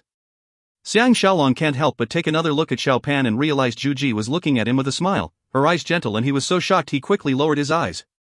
After chatting with everyone for a while, King Zhuangxiang's gaze settled on Xiang Shaolong again and he asked calmly, if we were to attack Handan, destroy Zhao and capture Jiamu alive, how much troops does Xiaolong think will be needed? Zhu Ji and Xiao Pan's eyes lit up at the same time. Lord Yanquan and Wang He listened intently, waiting to hear his response. Lu Buwei laughed loudly and said, Xiaolong be brave and speak your mind, but Xiang Shaolong smiled a little and replied, with the current situation, we'll only need 20,000 men to attack Handan but to destroy Zhao, even if everyone in Qin were put to work, it's still impossible. Everyone was shocked. Lord Yanquan said with a cold laugh, it's only been a short time that Commander Xiang is exposed to military warfare, that's why he expressed such ignorant comments. Would Great General Wang explain these to Commander Xiang so that he won't continue with his wrong understanding unknowingly? He still insisted on addressing him as commander to remind others that he is just an insignificant and lowly ranked commander, and also to show that he still regards him as an outsider. King Zhuangxiang and Lu Buwei's expressions were initially unhappy upon hearing Xiang Shaolong's words, then they thought deeper into it. Zhu Ji on the other hand was smiling slightly, full of confidence in Xiang Shaolong. Whereas Wu Yingyuan kept making eyes at Xiang Shaolong, hoping that he'll be careful in his words. Meng Ao's eyes lit up, obviously he understood the meaning behind Xiang Shaolong's words. Xiang Shaolong looked at Wang Yi calmly, his eyes shining intensely. Wang Yi felt his heart turn cold upon his gaze and became more cautious as he said, I'd like to ask Mr. Xiang to explain why he would have such a stand. Once he said that, King Zhuangxiang, Lu Buwei, Wu Yingyuan and Lord Yanquan, these four men who has no knowledge of military affairs immediately knew that Xiang Shaolong was not speaking nonsense, otherwise Wang Yi would not show such hesitation. Xiang Shaolong smiled calmly and said, after Changping, Zhao indeed suffered great damage and not only was military morale affected, it also greatly affected the confidence of the royalty and officials in the country. But it's exactly because of this attitude that developed the determination of everyone to defend against the enemy to the death. The defeat of the Yans is proof of that. My suggestion of using 20,000 men to attack Handan is to make use of the opportunity that our Wu family had just evacuated from Zhao and all the beasts in the farms had been poisoned and died. The Zhaos, in this aspect, will be at a loss for now and adding on to the fact that their morale has been beaten, I have the confidence of winning. But this must be a quick battle and take the opportunity that Li Mu and Lianpa are still engaged with the Xiong news and Yan, so they will be unable to extricate themselves for the time being. We will attack the city and then retreat, for that place is not suitable for a long stay. He continued somberly, if we're just going to attack the city, we need only 10,000 men, but if we want a quick battle with minimal casualties, we will definitely need 20,000 men. Wang Yi was stunned for a moment before saying with a sign, what Mr. Xiang has said is not without reason. Xiang Shaolong can't help but like him even more, because he is not someone who will lie through his teeth. Meng Ao said solemnly, I totally agree with Xiaolong's words. Lord Yangquan was so furious that his face was alternating between being fiery red and deathly pale, and after exchanging glances with Lady Xioli, he was at a loss for words. Zhu Ji laughed delicately and addressed King Zhuangxian with a flirtatious look, Your Majesty. I didn't recommend the wrong person. It's the first time the great general and General Meng shares the same agreement on any matter. Once she said that, both Wang He and Meng Ao started feeling embarrassed. Xiao Pan looked at Xiang Shaolong, feelings of admiration and longing welled up in him. King Zhuangxiang took a look at Lu Buwei first before he continued smoothly, then can Xiaolong explain why you said that we will not be able to destroy Zhao even if we use all-out resources? Wu Yuan is the most nervous now. If Xiang Shaolong cannot convince the king of Qin on this matter, that whatever little advantage they gained earlier would be gone as well. Xiang Shaolong explained, although it is said the most important thing in a war is the country's strength and military power, but relationships with external parties and information is equally important. As the saying goes, the battle is won if one knows the enemy as well as one knows oneself. Lord Yangquan interrupted, the great Qin has never overlooked these two aspects. The late king appointed Zhang Yi as premier, and this took care of external relationships and destroyed the unification plans of the 6 states. As for information, we send spies regularly to the various states and have never slackened in this area. Xiang Shaolong is beginning to despise the senior statesman and asked him politely, can I ask you then, if we were to attack Zhao with all our military resources, what will the reaction of the other states be? Lord Yangquan was dumbfounded, because if he does not have the support of actual information, how is he able to answer such a hypothetical question? Lu Buwei patted Xiang Shaolong's thigh beneath the table to show his happiness that he has managed to put Lord Yangquan down. Wang Yi is after all on the same boat as Lord Yangquan, so he said, indeed this matter cannot be rushed. Let's not talk about Qi and Shu for now, but the other 3 states depend on one another for survival and they will certainly unite and fight against us. Any single one of the states do not have the strength to fight against our great Qin's thousands of men, but if they were to join forces, it'll be a different matter altogether. But by saying this, not only has he helped to intercede for Lord Yangquan, it also meant that he has affirmed Xiang Shaolong's explanation. Xiang Shaolong did not allow them to have a chance to take a break and hurriedly added, if Zhao is under attack, the other states will not just sit and watch. Even if at the beginning they have the intention viewing the fight of 2 tigers while sitting on a mountain, waiting to sweep in once both sides are injured, but once the Zhaos close their paths to defend themselves from inside and at the same time send troops to cut off our reinforcements' paths, the other states will send troops to help sooner or later. By then we will be surrounded by enemies and the situation is not optimistic. King Zhuangxiang slapped the table and exclaimed, what a good description, viewing the fight of 2 tigers while sitting on a mountain, it's the first time I've heard of such an interesting verse. Xiang Shaolong secretly thought to himself, could it be that this verse has not been used during this era yet? After thanking King Zhuangxiang for his compliment, he continued, besides, Lord Xinling of Wei is still around and he can influence the other states. If they join forces again, we'll be in even greater danger. Everyone went silent. 8 years ago, Lord Xinling from Wei, together with the troops from the other states, defeated the Qin army badly at Handan. Everyone still remembered the events as if it just happened and were apprehensive. King Zhuangxiang sighed, then would it mean that we'll just let the fiend Zhao Mu go off scot-free? Just with that sentence, he knows that King Zhuangxiang does not have the grand ambition of unifying the world, or else he would have said, how do we conquer the 6 states? Instead, Xiang Shaolong replied with a straight face, if the intention is just to capture Zhao Mu, your majesty need not use a single soldier at all, just leave it all to me. Everyone was stunned. King Zhuangxiang's spirits rose as he asked, is this a boast? Xiang Shaolong replied, not a boast at all. I only need half a year to gather information, then I can set off and capture Zhao Mu back alive and kicking to your majesty, and you can do anything you want with him. But most importantly, this must be kept a secret, otherwise I'm afraid I won't be able to come back alive. King Zhuangxiang slapped the table and cried out, whoever dares to reveal this matter will be executed immediately with no excuse. At the same time Lu Buwei sighed next to Xiang Shaolong's ears, how can you say that out? Xiang Shaolong knows that he's worried that Lord Yangquan will try to harm him, and he put his hand under the table and wrote on his thigh the word fake. Lu Buwei immediately understood his meaning and looked at him with admiration and approval. Lord Yangquan lowered his head so that others will not be able to see his happy expression. Zhu Ji laughed coquettishly and teased King Xuanxiang, Jiamu alive and kicking. Xiaolong really has some interesting phrases. Is your majesty still in doubt about my suggestion earlier? Once everyone heard that, they knew immediately there's more to this. Indeed, King Xuanxiang chortled, I am extremely happy to have this conversation with Xiaolong. If we can capture Jiamu alive to appease the anger in my heart, he'll definitely be handsomely rewarded.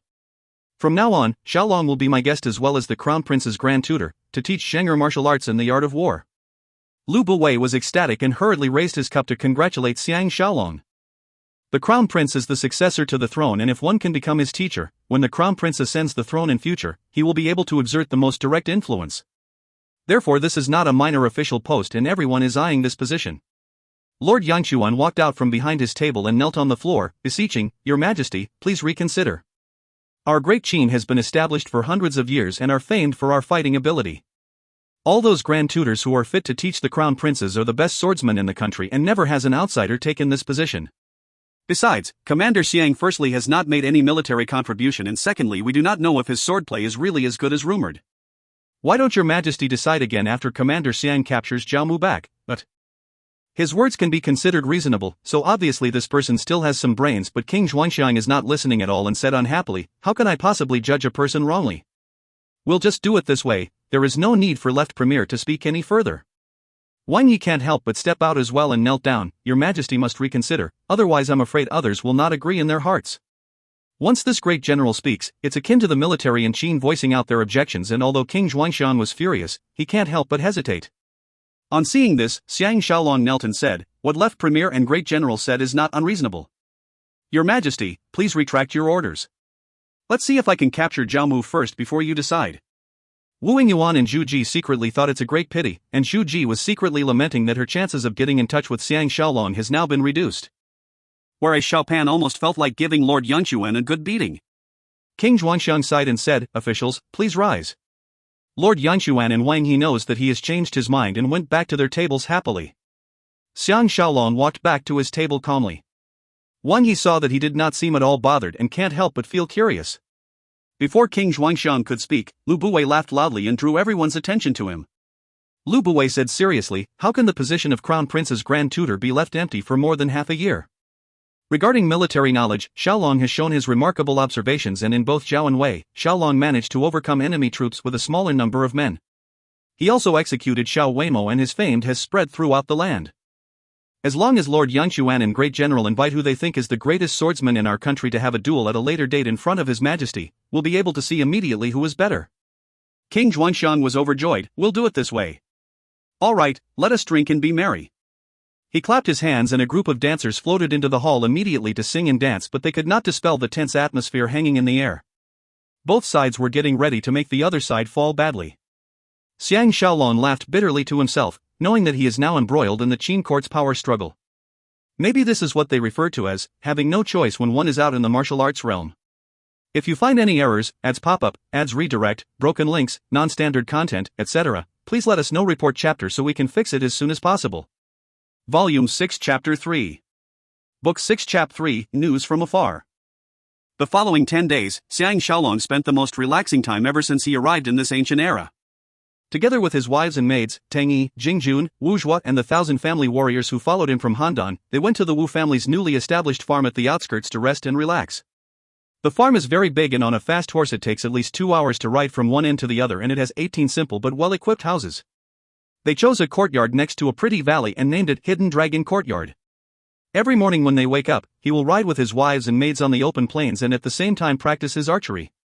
He also got the 3 highly skilled fighters Tang Yi, Wu Zhuo and Jingjun to duel with him and practice the use of various weapons as a warm-up practice for the duel with that still unknown person whom Lord Yangquan and the rest are going to choose. The elite soldiers have expanded to 300 men from the original 77 men, and they practice day and night to prepare themselves so that they can be chosen to return to Handan in future to capture Zhao Mu alive.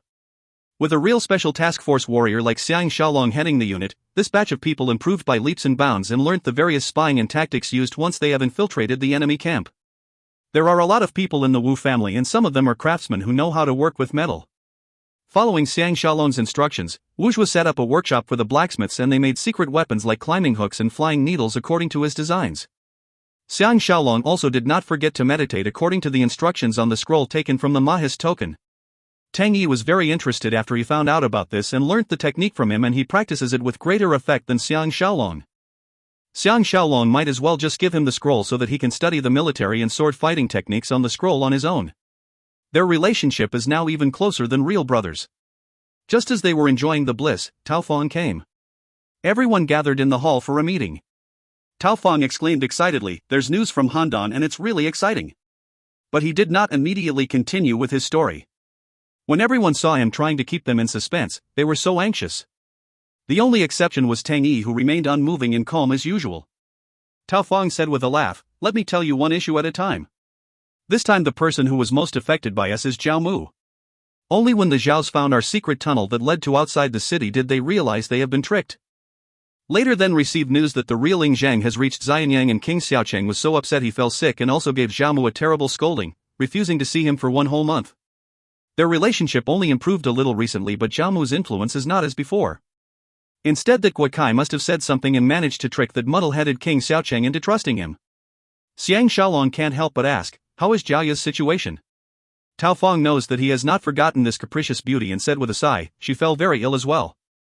That Qi Yu still wanted to look for her, but she chased him out of her residence, and many people saw that." Wu Zhua asked in bewilderment. The king of Zhao did not blame her at all, but Tao Feng said with a sigh, "It seems that she had once tried very hard to persuade the king of Zhao not to deal with Xiaolong, so now the muddle-headed ruler is now feeling a little regret over that, and she is so seriously ill as well. It could be due to these reasons that Zhao Ya's standing is not very much affected. Now everyone in Handan is fearful, worried that we will lead the Qin army to attack Zhao. Recently King Xiaocheng has sent envoys to the various states hoping to join forces with them to deal with the Qin's invasion." "What a joyous outcome!" Tang Yi asked, "What's the fate of the fake King Zhang?" Tao Feng shook his head and sighed, "Executed by Zhao Mu. He was so furious, and he can only take it out on this innocent and pitiful person." Although Xiang Shaolong felt a little sad about this, but it's something that cannot be helped. Tao Feng suddenly reached out and put his hand on Xiang Shaolong's shoulder and said quietly, "Let me tell you something, but you must not get angry." Xiang Shaolong was stunned and asked, "What's the matter?" A strange look passed over Tao Feng's eyes as he said solemnly, "There's news of Maid Sanyang." Xiang Shaolong's expression changed as he asked, "She's dead?" Tao Feng shook his head, "No. She married to another village nearby and even has a son now. Her husband is quite a famous hunter, and it seems that he's quite in love with her." Xiang Shaolong was stunned for a moment, and felt more relaxed instead. He thought of their parting, and maybe at that time Maid Sanyang has already made up her mind not to leave that peaceful place. That's good too. Most importantly, she has found someone good. Jing Jun went to stand next to Tao Feng and whispered, "Did you send my letter to Zhao Zhiwadut?" Tang Yi was shocked and exclaimed, "Did you reveal in your letter that we will be returning to Handan?" Tang Yi was startled and replied, "Of course not. How can I not know the severity of this matter?" Tao Feng took out a letter and pressed it into Jing Jun's hands and said with a laugh, "It seems that Zhao Ji is a little interested in you." Jing Jun exclaimed with joy, turned 3 somersaults and dashed off in a rush, causing everyone else to laugh at him. Tao Feng saw that even after hearing the news about Maid Sanyang, Xiang Shaolong still remained calm, so he was assured and continued, "The man we sent to Daliang has returned with news. It seems that learned Lady Ji has gone to the state of Chu." Xiang Shaolong was stunned. "Oh no. She must be going to Handan to look for me." At the same time everyone understood his meaning. Naturally learned Lady Ji cannot go directly to Zhao to look for him, so she can only go to Chu first and then travel to Handan via Qi. In ancient times communications is not very convenient, and most likely Ji Yanran is still unaware of what has happened in Handan.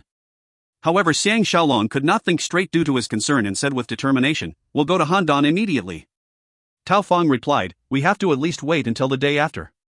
The Qins have already selected a person to fight with you for the position of the Crown Prince's Grand Tutor, and the duel is set for the day after in front of His Majesty. Anyone who has some status will be there to watch the duel." Wu Zhua asked, "Who is that person?" Tao Feng replied, "I think he's called Wang Jian." Xiang Shaolong was greatly stunned and thought, how can there be such a coincidence? Xiang Shaolong sat alone to think next to a tiny waterfall near the farm. In this Warring States era, there is indeed paradise everywhere, just like the rare scenery right before his eyes. The mountain peaks standing in line, strange and unique rocks, clear water flowing in between, waterfalls and ponds, and the moving water reflecting the rays of the sun. One can never grow tired of seeing this scenery. He sat next to a pond, listening to the musical sounds of the waterfall falling into the clear pond, looking at the lush green bamboo trees next to the bank waving in the wind. The scene is filled with the sense of spring, life, and growth, and he can't help but feel energized. But once his attention turned to the duel the day after, he's filled with gloom again. No matter which one of them wins, he's afraid there'll be a problem. The problem is whether he can change history. If the answer is no, he can then not bother himself with anything and retire to the woods happily, enjoying life with his wives and maids every day, and Xiao Pan will naturally become the first emperor of China. The frustration is that he cannot be sure. If he wins Wang Jian, will the other party still become a key official in unifying the 6 states in future? This is really a test to his brains. But he cannot lose as well, otherwise the Wu family warriors will be badly affected, and it'll also be a great blow to Xiao Pan, and even his trip to Handan may be affected as well. Just as he was feeling troubled, the sweet laughter of young girls can be heard. Hidden amongst the trees, the 2 pretty maids Cuetong and Suelu, each carrying 2 small wooden pails, came to fetch water. They were talking and laughing softly and did not notice the presence of Xiang Shaolong. The 2 girls came to the side of the pond and put down their small pails. Cuetong sat down on a rock while Suelu took off her shoes, revealing her pretty naked feet, and stepped into the water. She was relaxed and occasionally let out a tinkling laugh.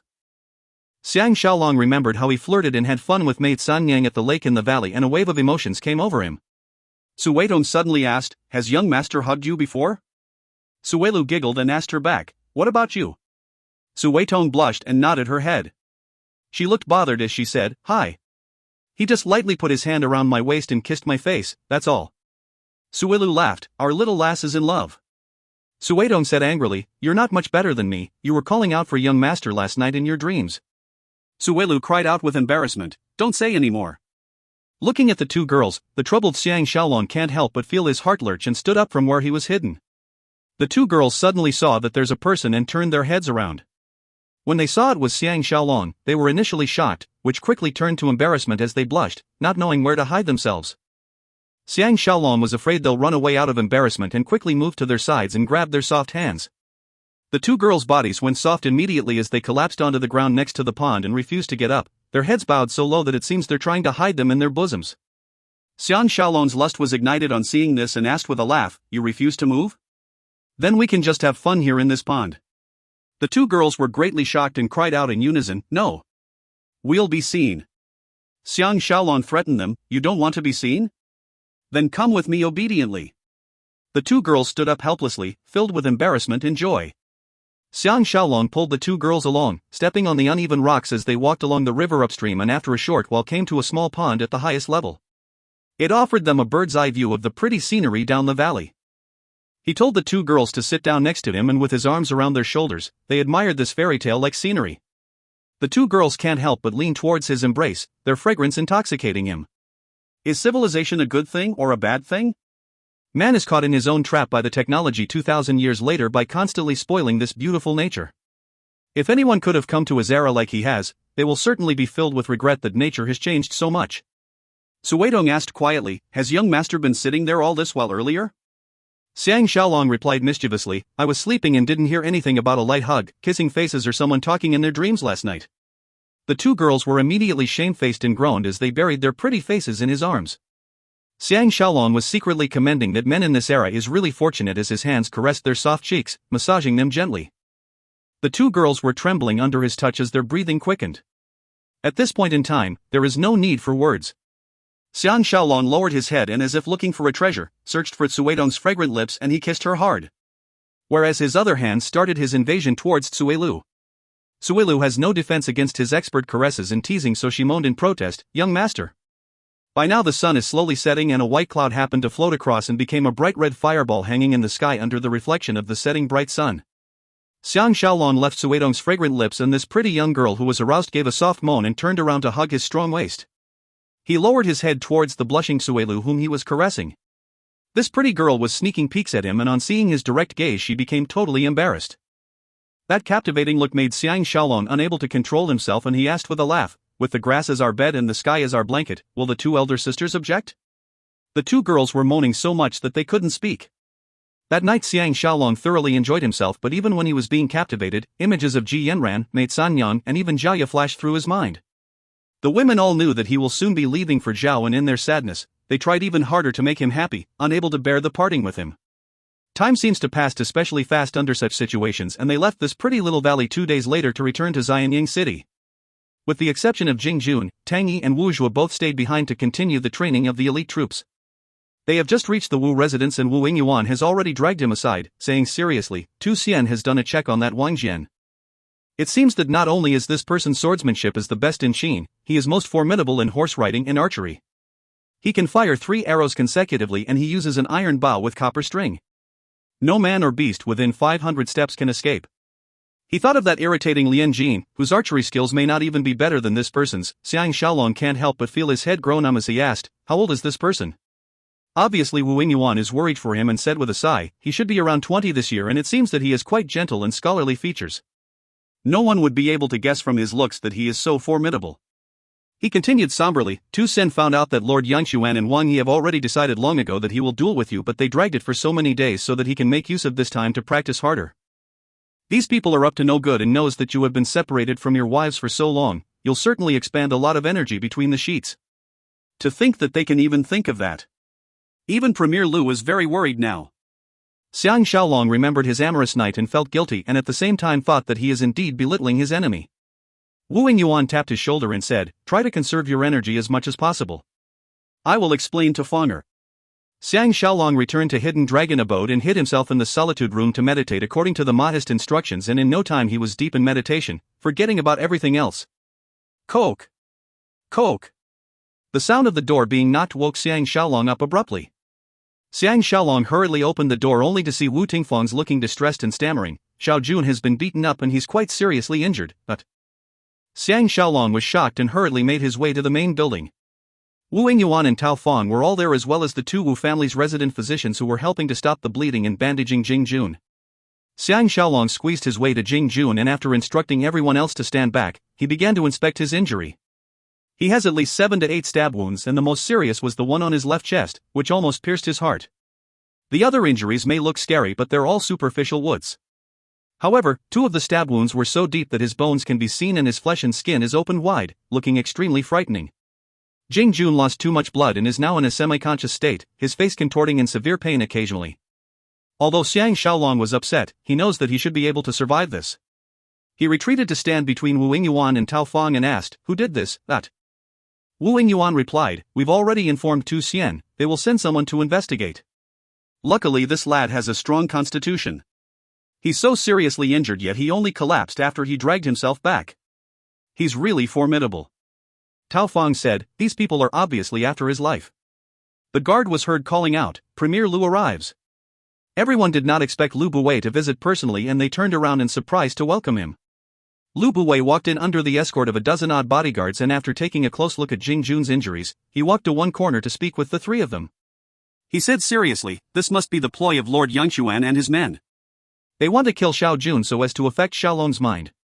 Shaolong, you must not be tricked. Xiang Shaolong said calmly, obviously they've underestimated Xiao Jun's ability to escape. As soon as Xiao Jun wakes up, we will know who did this. Lu Buwei replied, no matter who did this, we will settle everything with our enemy after the duel with Wang Jian tomorrow. As long as Xiaolong gets the title of Grand Tutor, I will give Xiaolong all my support to help Xiao Jun claim this blood debt and let everyone know that Lu Buwei is not someone to be bullied. Xiang Shaolong is in a dilemma. He does not want to be on such close terms with Lu Buwei, but it seems that if the situation were to continue developing like this, he will become Lu Buwei's party sooner or later. This is not the problem. He's most afraid that once everyone develop feelings for one another, it'll be a headache in future. Jing Jun groaned and regained consciousness. Everyone rushed forward. Jing Jun only saw Xiang Shaolong and he exclaimed angrily, Big brother. They were so vicious. Xiang Shaolong reached out to press his shoulder down, don't move. Lu Buwei asked quietly, who did this, Jing Jun calmed down a little and gritted his teeth in pain, saying, there were 20-odd people, I only recognize one of them as Scarface Guoxing. After Lu Buwei gave instructions for him to be carried to the room to tend to his injuries, his eyes gleamed murderously as he said, this Guoxing is quite famous in Xianyang and is one of the 3 main tutors in Weinan Martial Arts School. The principal Qiu Rixing is quite close with the military and has never given any respect to my men. Shaolong, help me kick that school down at a later date. I want the Qins to know that they won't have a good life if they offend me. How many people will you need? Just say it out. Xiang Shaolong secretly sighed and thought that he wants them to be his fighter and replied, this is just a small matter, we have enough resources to deal with this. Lu Buwei exclaimed happily, with Shaolong around, our entire situation is changed. If Lord Yangquan and his men were not afraid of Shaolong, they would not have resorted to such tricks. He paused and continued, I will come and meet up with you first tomorrow before we enter the palace together. I am confident that Xiaolong will not disappoint. Xiang Shaolong had a thought and he made some eye signals with Wu Yingyuan and Tao Feng first before saying, let Xiaolong send Premier Lu out. Wu and Tao understood his meaning and let him send Lu Buwei to his waiting carriage outside alone. Lu Buwei is an extremely astute man and he asked quietly, is there something Xiaolong wants to say? Xiang Shaolong just smiled without talking, until they came to the carriage before he said, not a moment during the last 10 days have Xiaolong not been thinking hard for Premier Lu, and I think that it's not a very good idea to continuously oppose the local Qin power. Maybe in the end both sides will be seriously wounded, but Lu Buwei sighed, congeniality should be the key to everything. I've thought of this as well, but the Qins have always been suspicious of outsiders and no one will believe that I'm sincerely giving my best for the state of Qin. Xiang Shaolong said calmly, since they joined forces because of mutual benefits, then we will split them up by luring them. For the hardcore people like Lord Yangquan or Weinan martial arts school, we will destroy them heartlessly and make use of the opportunity to stand our ground. But for people like Wang He who are not doing this for personal gains entirely, we can try to bribe him into joining our side. A strange light came over Lu Buwei's eyes and after eyeing Xiang Shaolong intently, he nodded his head and said, Xiaolong seems to have a plan, say it out quickly. Xiang Shaolong gave a short summary of his plan. After hearing it, Lu Buwei said, naturally it'll be good if this can be done, but I'm just afraid that if we're not careful, things can become worse and lives will be sacrificed in vain. Xiang Shaolong said calmly, the Wu family is hugely indebted to Premier Lu, so what's the big deal even if I have to take some risk? Lu Buwei chortled and grasped Xiang Shaolong's shoulders tightly before leaving. Xiang Shaolong knows that he has gained Lu Buwei's trust and he turned back to look for Jing Jun. If you find any errors, ads pop up, ads redirect, broken links, non-standard content, etc., please let us know. Report chapter so we can fix it as soon as possible. Volume 6 Chapter 4. Book 6 Chap 4, The Imperial Duel. Thousands of people gathered at the huge square next to the hall in Xianyang Palace. It was like a marketplace, with everyone waiting impatiently to see the grand duel that's about to be held. On one side there were the Qin's most famously invincible and fierce warrior. On the other side is a rising star with great military merits, a swordsman from Zhao. Everyone wants to witness how these two are going to fight to win. The sun was shining brightly and 3 tall platforms were erected near the main hall with seats neatly arranged on them. The middle platform is naturally the seats for King Xuanxiang, the Crown Prince and the Empress. The platform on the left was filled with major officials and military generals who were on Lord Yangquan and Wang Yi's side. On the platform on the right, besides Lu Buwei, Meng Ao, and the major officials closer to Lu Buwei are already seated. Li Si is one of them. Actually he is not qualified to have a place there at all, but because of his concern for Xiang Shaolong, he managed to talk and persuade his way into getting a seat. Others who were of a lower status can only stand at the circumference of the square to view the duel. With the mail armors and helmet gleaming, the Qin soldiers who were taller and bigger built than people from the other 6 states, stood guard on the long stairway leading to the main hall and around the 3 viewing platforms. Their long halberds shone under the sun, giving the soldiers a dignified and serious air. At this time Lu Buwei and Xiang Shaolong has just arrived in their carriage and they walked towards the right after they alighted. Immediately there was a commotion as people pointed and shouted at Xiang Shaolong. Lu Buwei exhaled and whispered in Xiang Shaolong's ears, the Qins love a good fight and hold heroes in high regard. You can only win and not lose in this duel. Xiang Shaolong has already meditated according to the instructions on the Mahist scroll this morning and at this moment he's feeling very energetic, so he said with confidence, Premier Lu, do not worry, but... Lu Buwei commented, that person dressed in black warrior outfit on the left platform is Qiu Rixing, don't forget his face. His tone revealed a deep hatred. Xiang Shaolong looked over that direction only to see the eyes of almost 100 people on the platform were all focused on him and hurriedly smiled and nodded in response. He took a glance at that Qiu Rixing and then looked away. Lu Buwei led him up the platform and sat down after introducing him to the other people. He asked Tu Xian who was at the back, is Wang Jian here yet? Tu Xian replied, should be here. But I wonder where he is. The sound of the horn was heard. Under the escort of the imperial guards, King Xuanxiang who was dressed in his dragon robes, leading Xiaopan, Zhu Ji, Lady Xiuli and Prince Qi Chongqiao as well as a bevy of concubines, walked out from inside the hall towards the platform in the middle. All the soldiers stood at attention while the rest of the people both on and off the platform knelt down to welcome them. For a moment the atmosphere in the whole square was solemn and silent.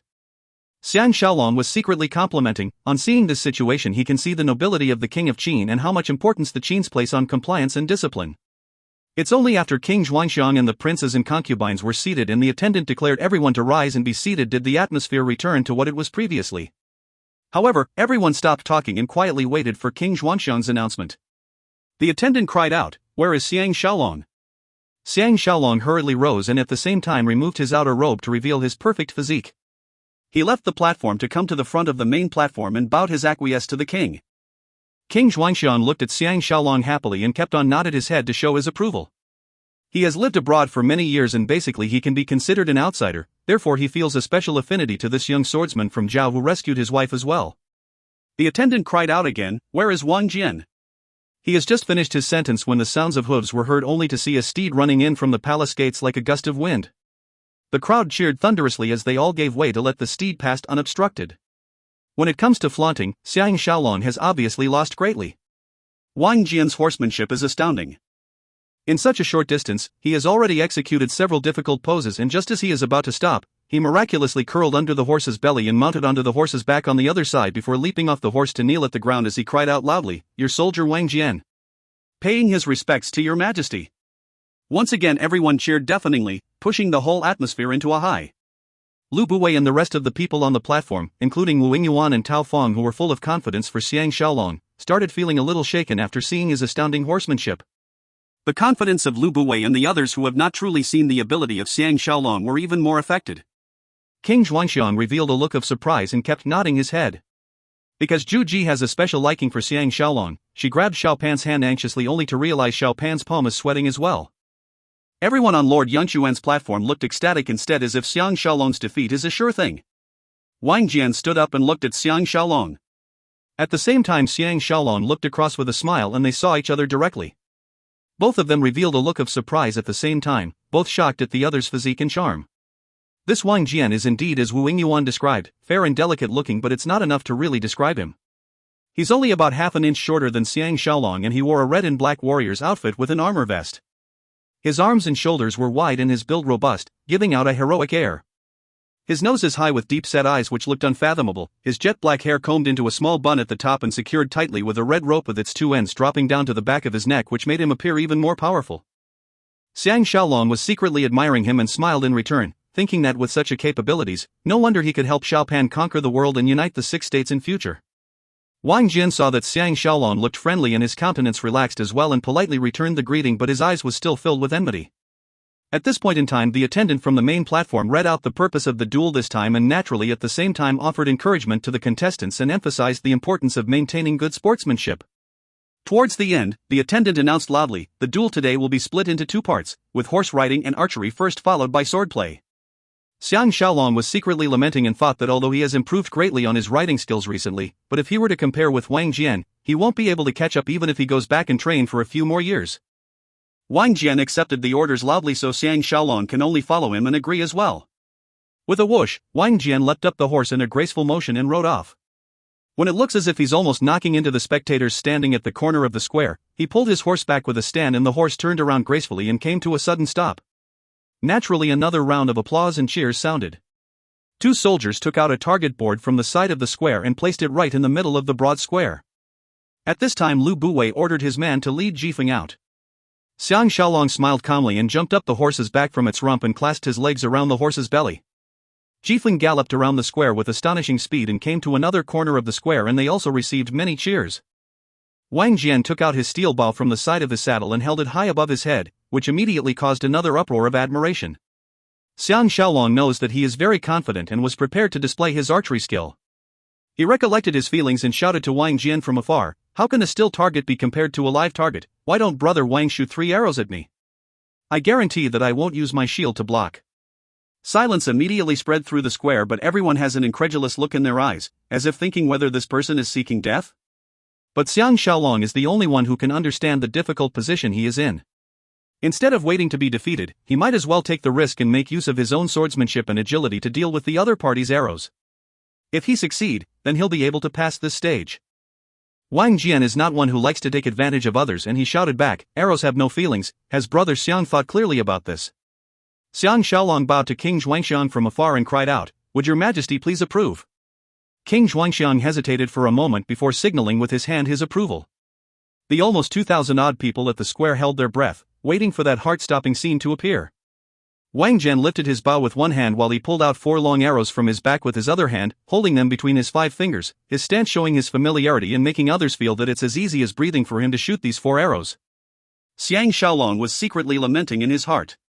It turns out that this person is so unfathomable, making others think that he can only shoot 3 arrows at once, but only now did he reveal his true ability. Silence. Wang Jian laughed loudly. My steel bow and arrows can pierce through any shield, so it doesn't matter even if Brother Xiang uses a shield. Be careful. He clasped his horse's belly lightly and his warhorse sped forward. Xiang Shaolong looked heavenward and laughed as he clapped his horse and dashed forward but towards the direction of King Zhuangxiang's side, trying to intimidate him as he will not dare to release the arrows towards King Zhuangxiang's direction and to put him down a little. The two steeds got closer then further away, their positions exchanged. Wang Jian pulled his horse's head back and immediately turned back. Xiang Shaolong's mind went into the Mahist's technique of calmness. Heaven and earth seems to have gone totally quiet in this instant and there's nothing else besides Wang Jian. At the same time he hurried his horse towards Wang Jian. As long as he can stick close to Wang Jian and avoid the 4 arrows, he can consider this horse riding and archery contest a closed deal. The two steeds got closer and closer, from over 1,000 steps away to about less than 700 steps away. Twang! Wang Jian pulled his bowstring and without knowing how, one of the arrows had landed outside the bowstring. Instantly the arrow flew out. Xiang Shaolong has never seen such swift arrow, as if they have just left the bowstring and in the next instant they're at his face. Luckily his reflexes are 10 times more agile than the average person and with a shout, he drew Bloodwave from his back and hacked diagonally at the arrowheads. The crowd, regardless of friend or foe, all cheered. Xiang Shaolong reined in his horse, pulled out his sword and blocked, the few movements all done in one fluid motion like flowing water, the angle and timing executed appropriately and exhibiting an extremely splendid pose of movement and strength.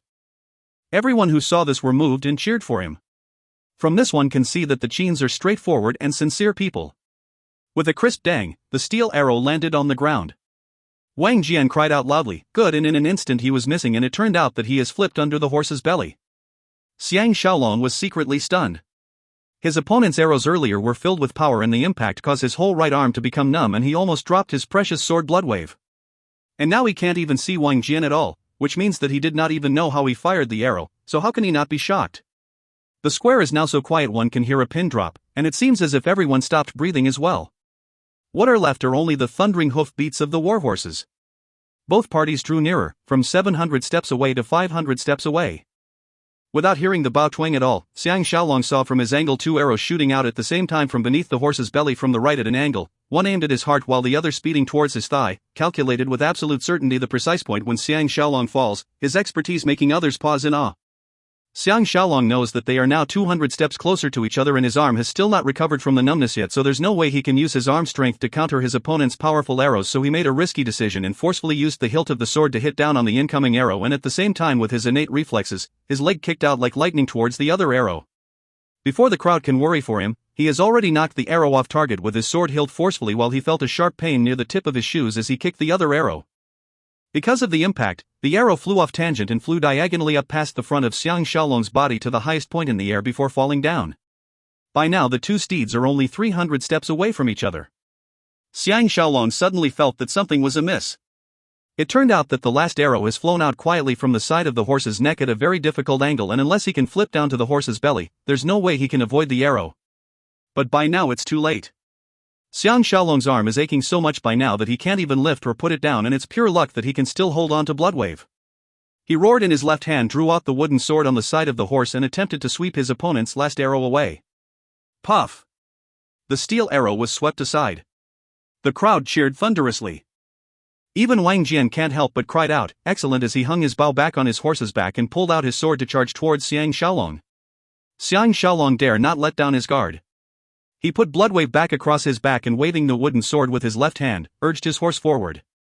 The two of them brushed past each other and the continuous ringing of wood against metal rang throughout the square.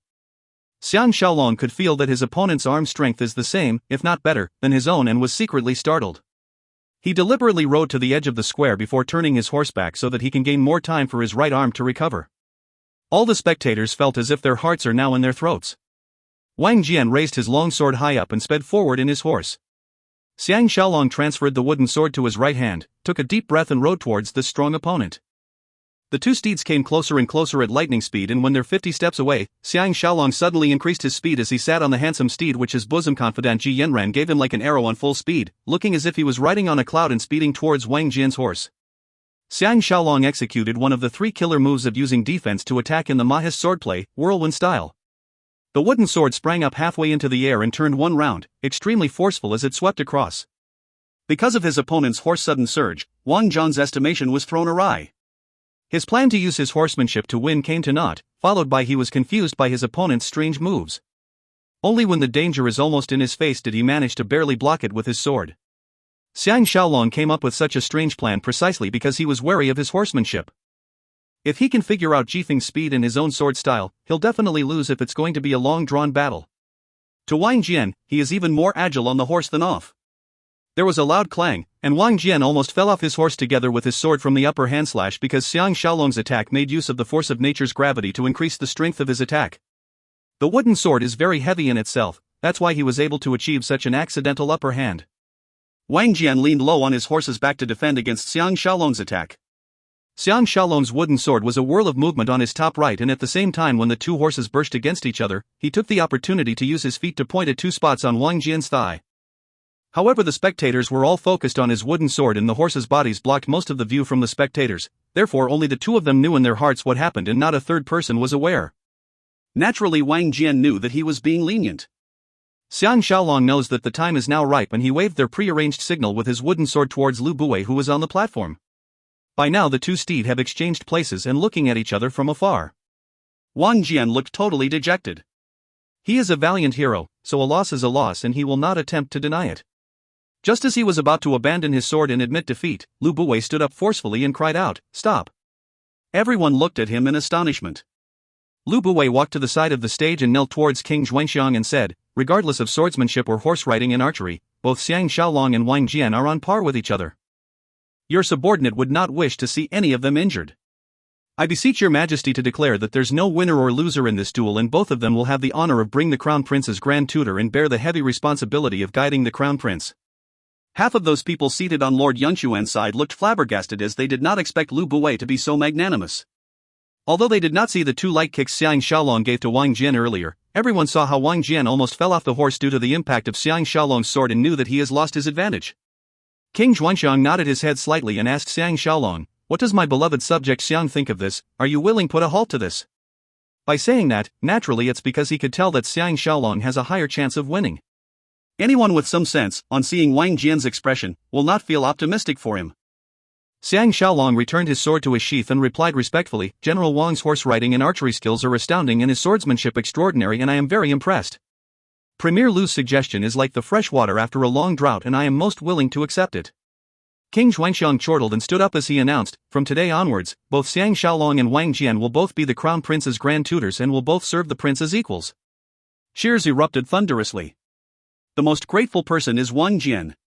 The post of the crown prince's grand tutor is too important to him, otherwise there's no way he can use his abilities even though he is full of aspirations. But the happiest person is Lu Buwei. This idea that Xiang Shaolong taught his is most beautiful indeed, winning him the cheers of almost everyone present, and this sweet feeling is something he has never experienced before in Qin. Zhu Ji is so excited that she clutched Xiao Pan's hand tightly and whispered in his ear, "Fresh water after a long drought, is there anyone in this world other than your tutor who can speak so beautifully in this world?" Xiao Pan's eyes gleamed as he looked at his only family and kept nodding his head. Amidst the continuous cheers, Xiang Shaolong and Wang Jian both rode towards the main platform and dismounted to express their gratitude. Just as everyone was sending King Xuanxiang off, Wang Jian said quietly, "Thank you." Xiang Shaolong replied in a low voice as well, "This is our secret, Brother Wang can just invite me for a drink." Wang Jiang was just getting worried that he will boast about this matter and now he is so grateful that he immediately agreed. By now all the royalty and officials have clambered down the platforms to hurry and offer their congratulations to the both of them. Xiang Shaolong took this opportunity to move to Wang He and thanked him sincerely for giving him this opportunity, and this made Wang He immediately feel proud, as if he was really the one who helped Xiang Shaolong get a leg up. Lu Buwei and him are already in agreement over this, so naturally he won't blame him for being so nice to Wang He. Instead he turned to offer his congratulations to Wang Jian in order to gain his trust.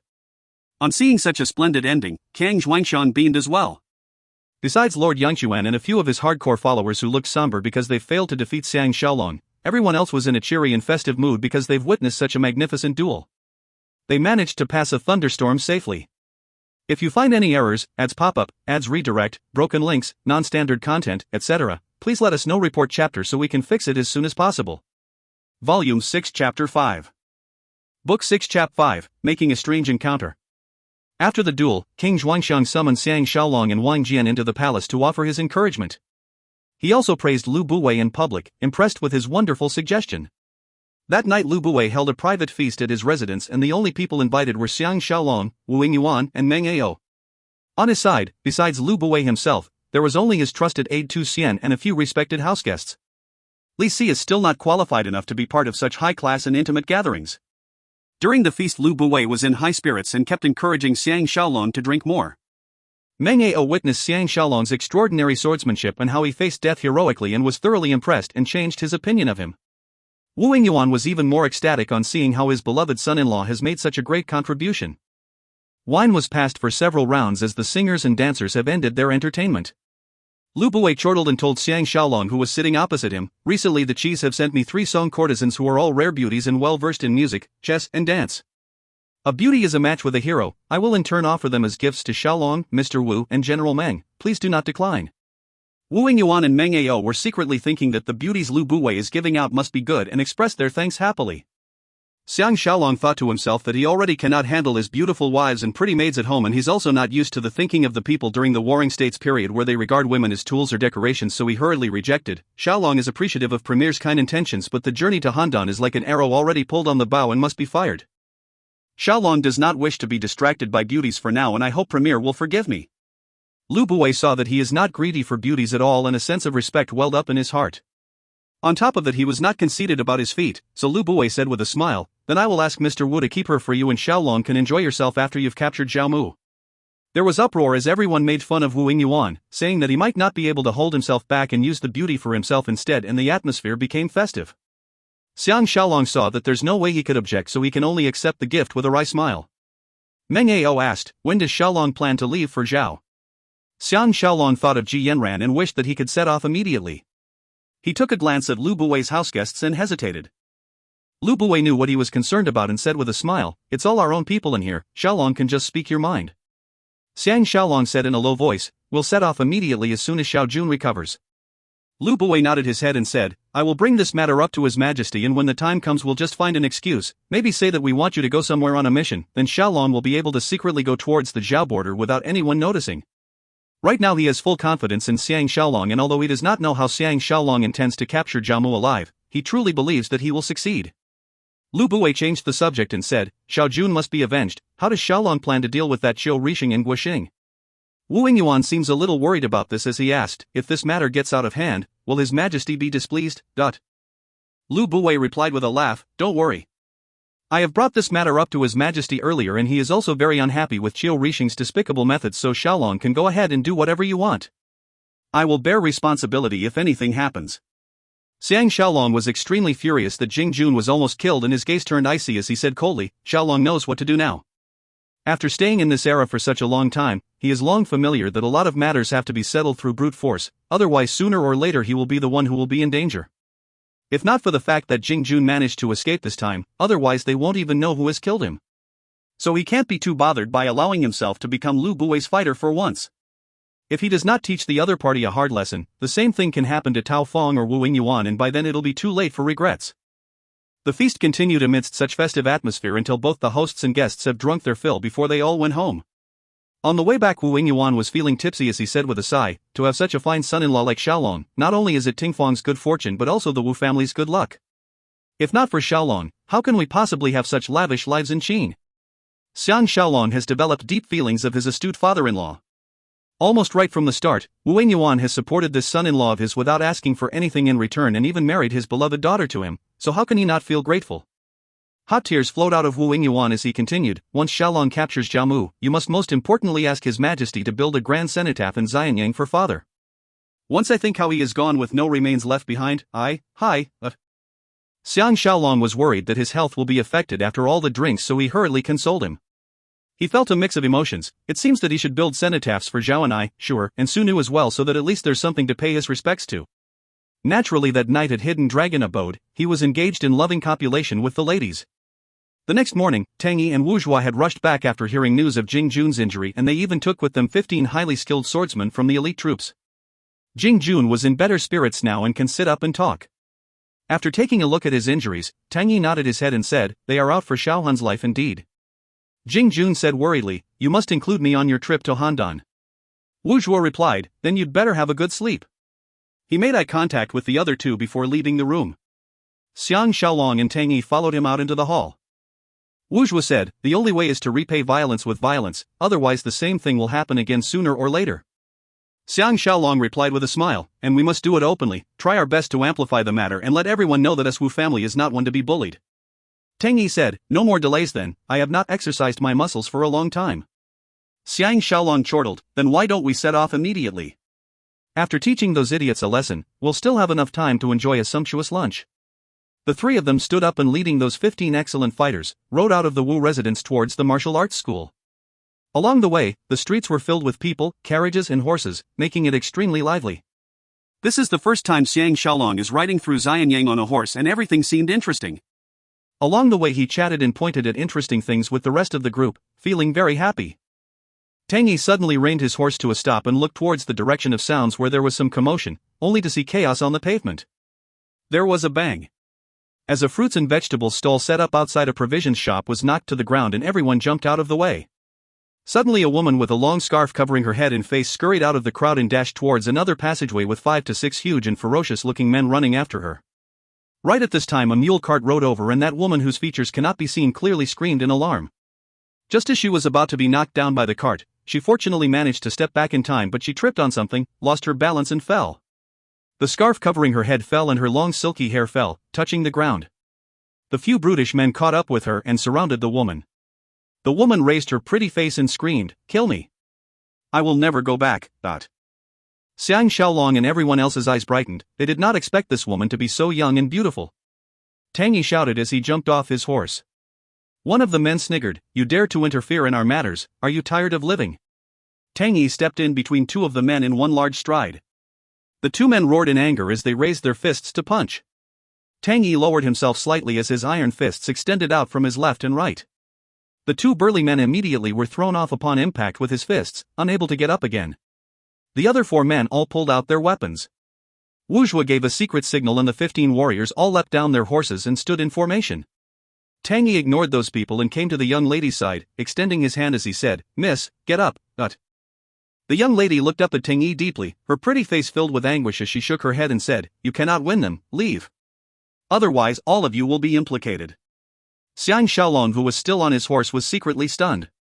His men are all strong and one look others will know they are not easily bullied, then why does this pretty girl have no confidence in them at all? Where could the other party be from? Tang Yi was touched that she can be so considerate of others even under such circumstances and he said with a smile, "I, Tang Yi, have never feared anyone. At the most I will lose my life." The young lady placed her hand in his huge palm and her delicate body trembled as Tang Yi pulled her up. The burly men helped up the 2 men who fell on the ground as they eyed them hostilely.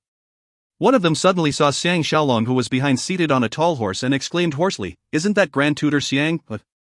Xiang Shaolong secretly commented to himself that he has not become such a prominent figure. His eyes swept across the crowd as he nudged his horse forward.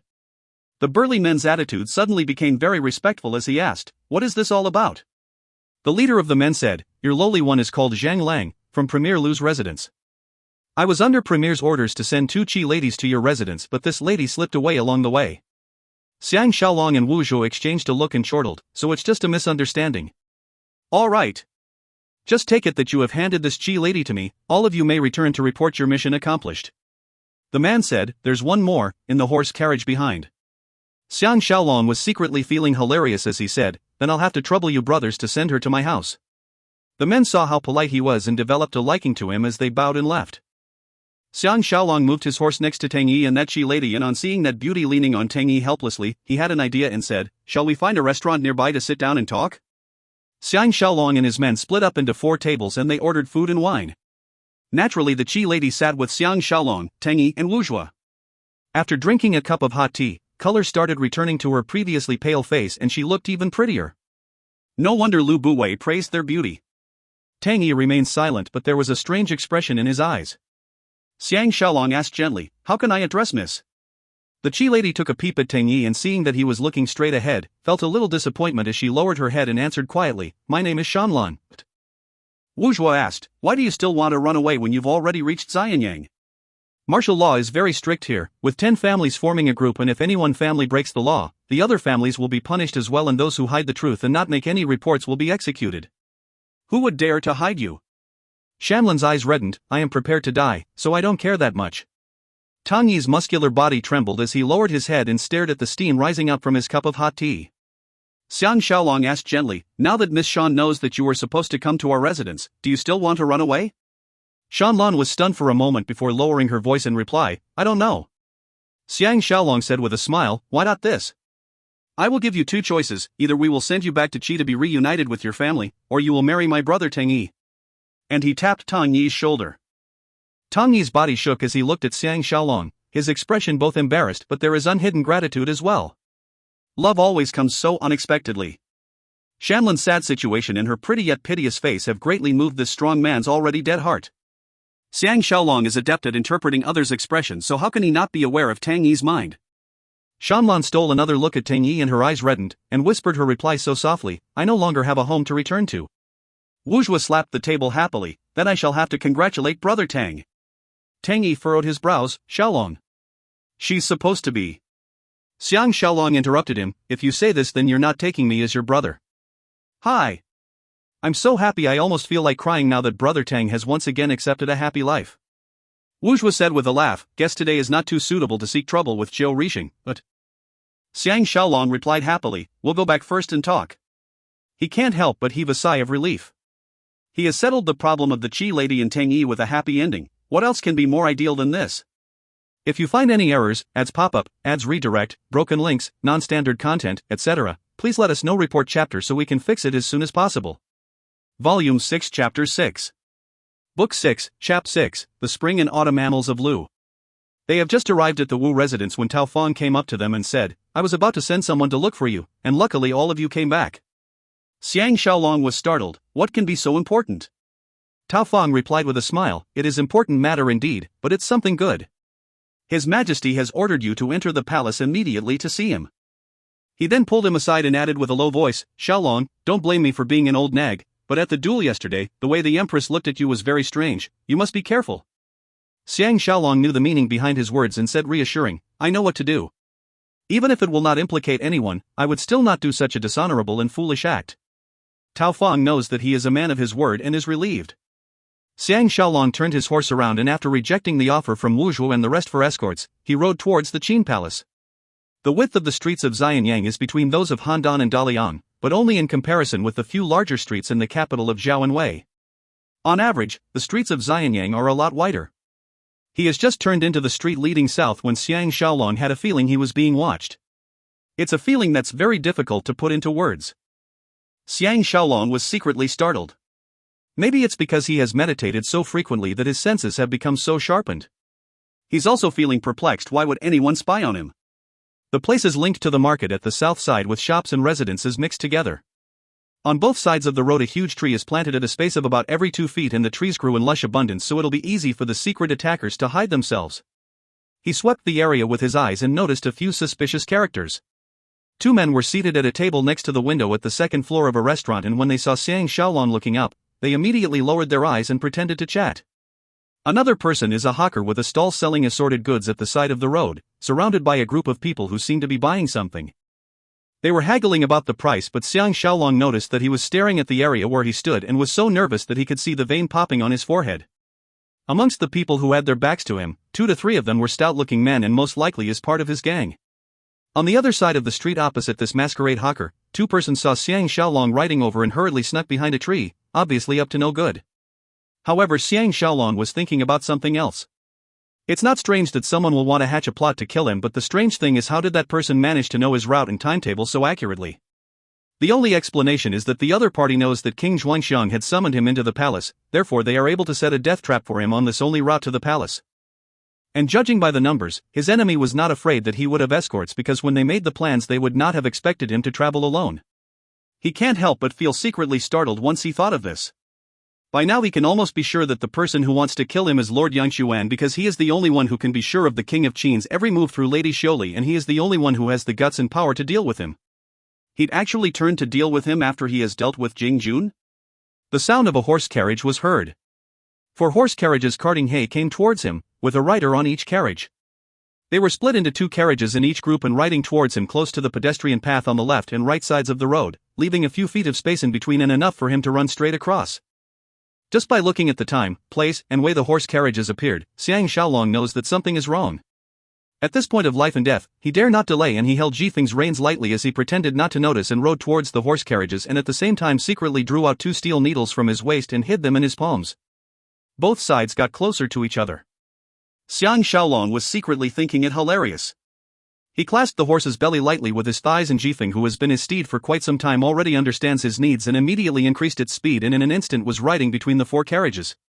This move was totally beyond the expectations of the other party, and the 4 men riding the carriages all cried out in unison and revealed a sinister look. The hay was thrown into the sky and there was an archer hidden in each of the carriage of hay. They stood up from the hay, cocked their arrows and at the same time aimed it at Xiang Shaolong. Xiang Shaolong roared and Jifeng dashed forward. At the same time he waved his hands and the needles flew towards the back. Before the archers in the 2 front carriages had a chance to shoot, the flying needles were already embedded in their faces and they fell back into the haystack. The other 2 blindly shot their arrows in their haste and lost their aim. The arrows flew past his back, crisscrossing each other. Xiang Shaolong chortled and Jifeng ran full speed ahead and in an instant, disappeared far away into the long street, and there's nothing his enemies can do. Xiang Shaolong met King Xuanxiang and Zhu Ji with her son in the inner hall of the imperial palace, and naturally Lu Buwei was there as well. The hall was elegantly decorated and King Xuanxiang sat alone at the head on a raised dais, while Lu Buwei and Xiang Shaolong sat on his left and Zhu Ji and Xiaopan sat on the right, each of them with a table in front. The palace maids came in and laid out the food and wine and retreated. The guards were standing guard outside, which makes this lunch has the atmosphere of a family gathering. Xiaopan's attitude was serious and did not sneak a peek at Xiang Shaolong at all. Zhu Ji was also more reserved, and although she's even more beautiful now and is not as forward like before. The huge windows on both sides of the hall was wide open and they can see the curving corridors outside, the lush woods and flowers, serene and quiet without any human voices at all. King Xuanxiang said with a smile, "Premier told me this morning that Shaolong will be leaving in a few days' time to help me capture Jiamu so that I can vent my hatred. Both Empress Ji and I are very touched, so we must invite Shaolong over immediately for a meal as a boost to your journey." Xiang Shaolong felt a great liking towards King Xuanxiang because not only is he gentle, but there is a sincerity about him that comes from the bottom of his heart. Maybe because he was held hostage in Zhao for a long period of time and suffered humiliation there, he did not have the haughty air of King Xiaocheng. Just looking at how devoted he is towards Zhu Ji and his gratitude at Lu Buwei's help, combining forces with this great merchant to deal with his own countrymen, one can tell how much importance he places on relationships. And there's another reason why Xiang Shaolong feels especially for him. In this world, he is the only one who knows that the leader of the world's strongest state only has 3 more years to live. He hurriedly bowed his head and gave his thanks. King Xuanxiang suddenly said kindly, "My son has something to say." Zhu Ji and Lu Buwei's eyes turned towards Xiaopan and the look in their eyes were filled with unending love like King Xuanxiang as well. Xiang Shaolong was secretly laughing. All these 3 people treated Xiaopan like their precious son, but he's actually a fake. At the same time he was shocked. Xiaopan must have heard the killer of his mother, Jiamu's name, and hence revealed a strange look of alarm which was witnessed by King Xuanxiang. Xiaopan looked at Xiang Shaolong and said with disappointment, "Grand Tutor has to leave without even having any chance to teach me anything." The 3 of them laughed. Zhu Ji furrowed her pretty brows. "Will this be too much of a risk for Grand Tutor?" Xiang Shaolong laughed. "The more dangerous it is, the more suited it is for me. Do not worry, Empress Ji, I will be careful." Lu Buwei chuckled. "I am very confident of Shaolong and knows that he will certainly succeed, but..." King Xuanxiang loved Xiaopan a lot and said to him with a smile, "I am extremely happy that my son respects and loves his tutor so much." He turned towards Xiang Shaolong and added, "If Grand Tutor is free these few days, you can spend more time in the palace to teach the Crown Prince. The way you blocked Wang Jian's 3 arrows at the square yesterday, my son was so excited that he kept telling everyone about it." Xiang Shaolong can't help but exchange a look with Xiaopan and secretly exclaimed that he's formidable. By doing this now, if this lad becomes especially close towards him in future, no one will suspect that it's due to any other hidden reasons. He agreed politely immediately. King Xuanxiang sighed and said, "I had a hard life in the past and was downtrodden in Handan, humiliated and looked down upon. I've never had the chance to study properly and have to live every day in fear, wondering if I will survive the next day. That's why the first thing I want to do for my son after his return to Xianyang is to find him good tutors, so that he..." Zhu Ji pouted and stared at him, saying coquettishly, "Your Majesty got more than 10 people to teach the Crown Prince in turns at one go. I'm really worried that Zheng'er will be exhausted." King Xuanxiang smiled, not at all unhappy that she has interrupted his words. Lu Buwei chuckled. Does Empress Ji wants to listen to my grand plan of tutoring Prince Xiang? The four of them looked towards him in surprise at the same time. Lu Buwei looked at Xiao Pan with the eyes of a benign father before turning to King Xiang and said, as the saying goes, ask when in doubt, learn when unskilled. Learned scholars, military swordsmen, weren't they all ignorant initially and made achievements through learning and practice? Since that is the case, all the more a leader will have to study. King Xiang was stunned. Does Premier Lu think that the education plan I have arranged for my son is not enough? The people that I have invited to teach my son are all the best in their own fields. For example, Qin Qing's poetry, song and music are not only the best in Great Qin, but she's also admired by others in the 6 states and is on par with Wei's learned Lady Ji. Could Premier have an even better candidate? Only now did Xiang Shaolong realize that Widow Cheng's surname is Qin and thus also one of the Crown Prince's grand tutors. No wonder Emperor Qin in future had. Which means Xiao Pan will build a memorial of Qing dais in praise of this female tutor of his. Zhu Ji and Xiao Pan looked at Lu Buwei curiously, waiting to see how he is going to reply King Xiang. Lu Buwei said confidently, as the Crown Prince, Prince Xiang of course need not fear, no one will teach him. However, going to extremes is not good as well, and sometimes when there are too many different views, one may be at a loss as to how to proceed. So in view of this point, I have summoned the world's learned, capable, skilled and amazing people to gather and give their opinions on governing a country, from the principles of governing to farming, and their conclusions will be written into a book which will cover every topic. When the book is completed, once the Crown Prince has it on hand, then there will be nothing he does not know. Xiang Shaolong secretly sighed, for this son of his, Lu Buwei, really went into a lot of trouble. King Xiang chuckled, to think that Premier can think of such an idea. If Premier needs any help, just let me know. Lunch passed amid such light-hearted and warm atmosphere. After the meal, King Xiang and Zhu Ji returned to their palace to rest, and Lu Buwei, as the Premier, is also a very busy man and does not have the time for long chats. Xiang Shaolong told him about the attack on his way here, and he left hurriedly after listening to the account, leaving only Xiang Shaolong, who led Xiao Pan to the square to practice his swordplay. Xiao Pan is no longer the same boy, and no matter where he goes there will be a big group of imperial guards and palace maids accompanying him, and the two of them could not even talk about what's in their hearts. Before they started the sparring, Xiao Pan can't help but ask quietly, Teacher, can you not go to Handan? Without you, I will have nothing left. Xiang Shaolong saw that even the guards nearest to them were about 5 feet away, so he pretended to correct his swordplay and asked, did they treat you well? Xiao Pan's eyes reddened as he said, very well. I really treat them as my birth parents. Xiang Shaolong reprimanded him, this will be the last time you think of yourself as Xiao Pan. From this moment on, even when in front of me, you will be Ying Zheng. Xiao Pan understood and nodded his head before asking again, can you not go? Xiang Shaolong replied with a smile, remember our gentleman's agreement, Jiamu is mine, the king of Zhao is yours. As he finished his words, he slashed his sword across. Xiao Pan jumped aside agilely and struck a pose. Xiang Shaolong was secretly shocked on seeing this. This lad has something that he never had before, and that is great confidence, which made a great change to his manner. Damn!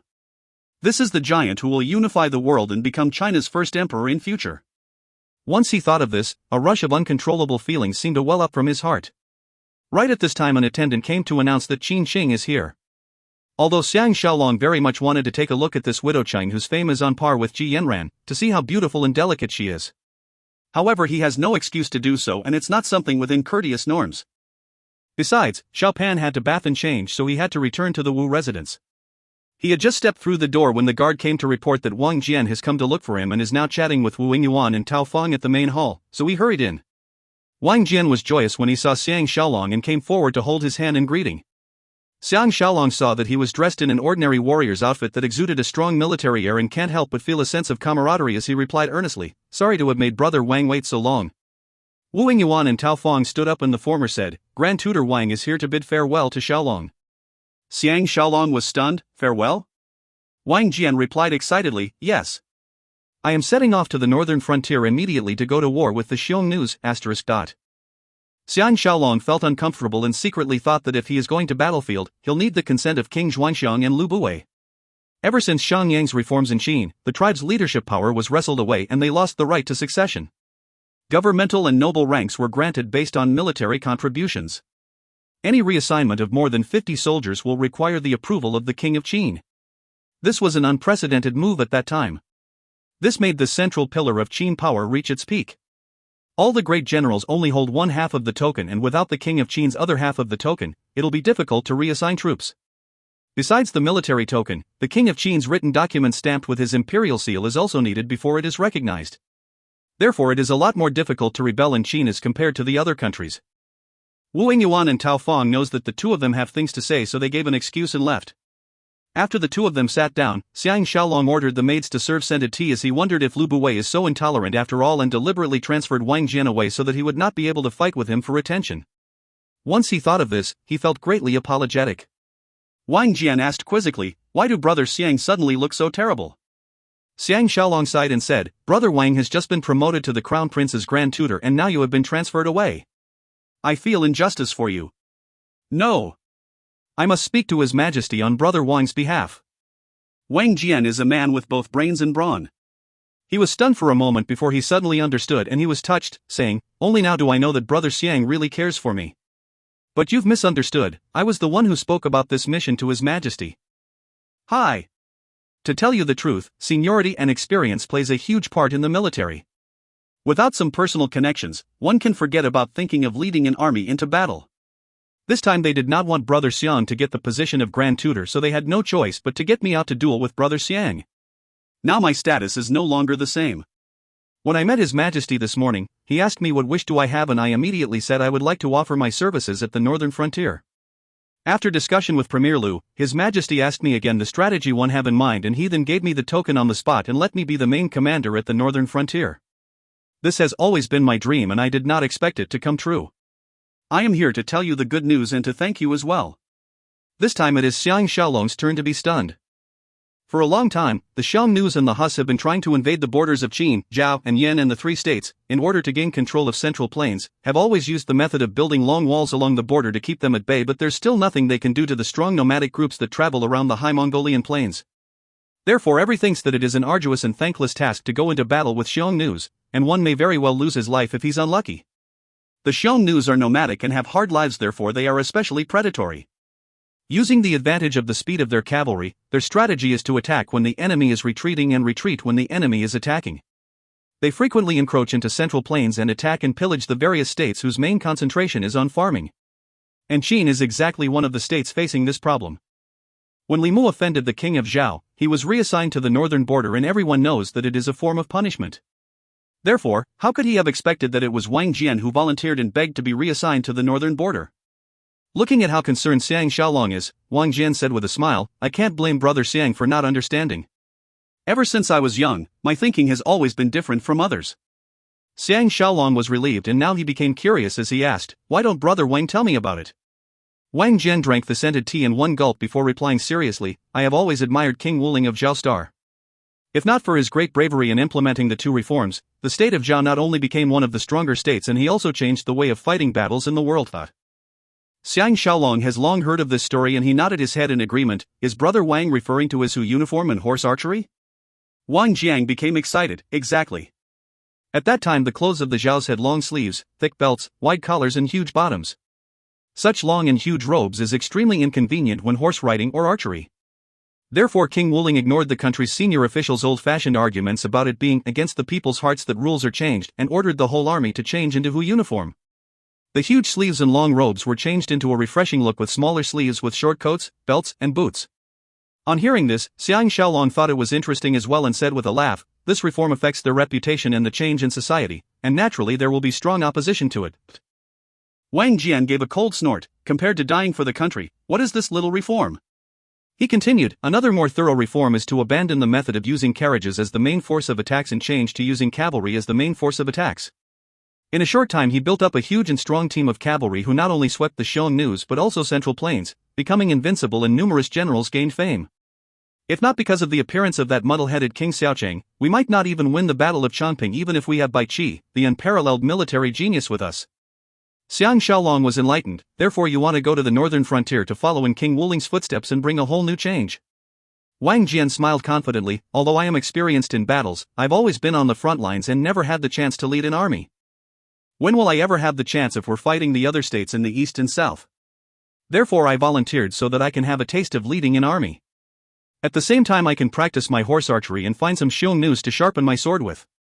He continued in a low voice. At that time King Wuling swept 1,000 miles across the land and he took over the territory of the Linhu people. Those Lin who are good in horse archery also became Zhao's cavalry, which greatly increased their strength. I've always had this idea as well. This is called killing two birds with one stone. As long as we don't get rid of the Xiong news, how can we talk about unifying the world?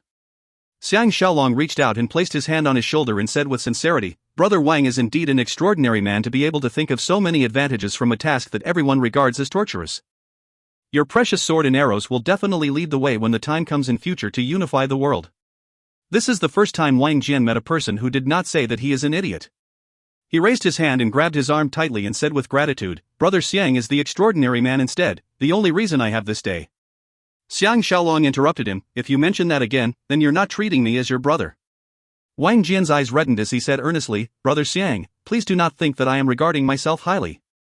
The mission to conquer the north this time is fraught with danger and I might not even come back alive. I came here today. Hi. Xiang Shaolong saw him hesitating and asked curiously, if Brother Wang has anything to say, please go right ahead. Wang Jian blushed as he said, actually I have been impressed with Brother Xiang once I met you, I wonder if we can become sworn brothers. We will share weal and woe together in future, if there is any ounce of deceit, may I be destroyed by heaven and earth. Xiang Shaolong exclaimed joyously, I should be the one who was not good enough. But I have 3 other loyal friends, why don't we copy how Lu, Guan and Zhang sworn brotherhood at the Peach Garden and let our names go down in history as loyal brothers? Wang Jian was confused, you're talking about what Lu, Guang and Zhang about sworn brotherhood at what Peach? This time it was Xiang Shaolong's turn to feel greatly embarrassed.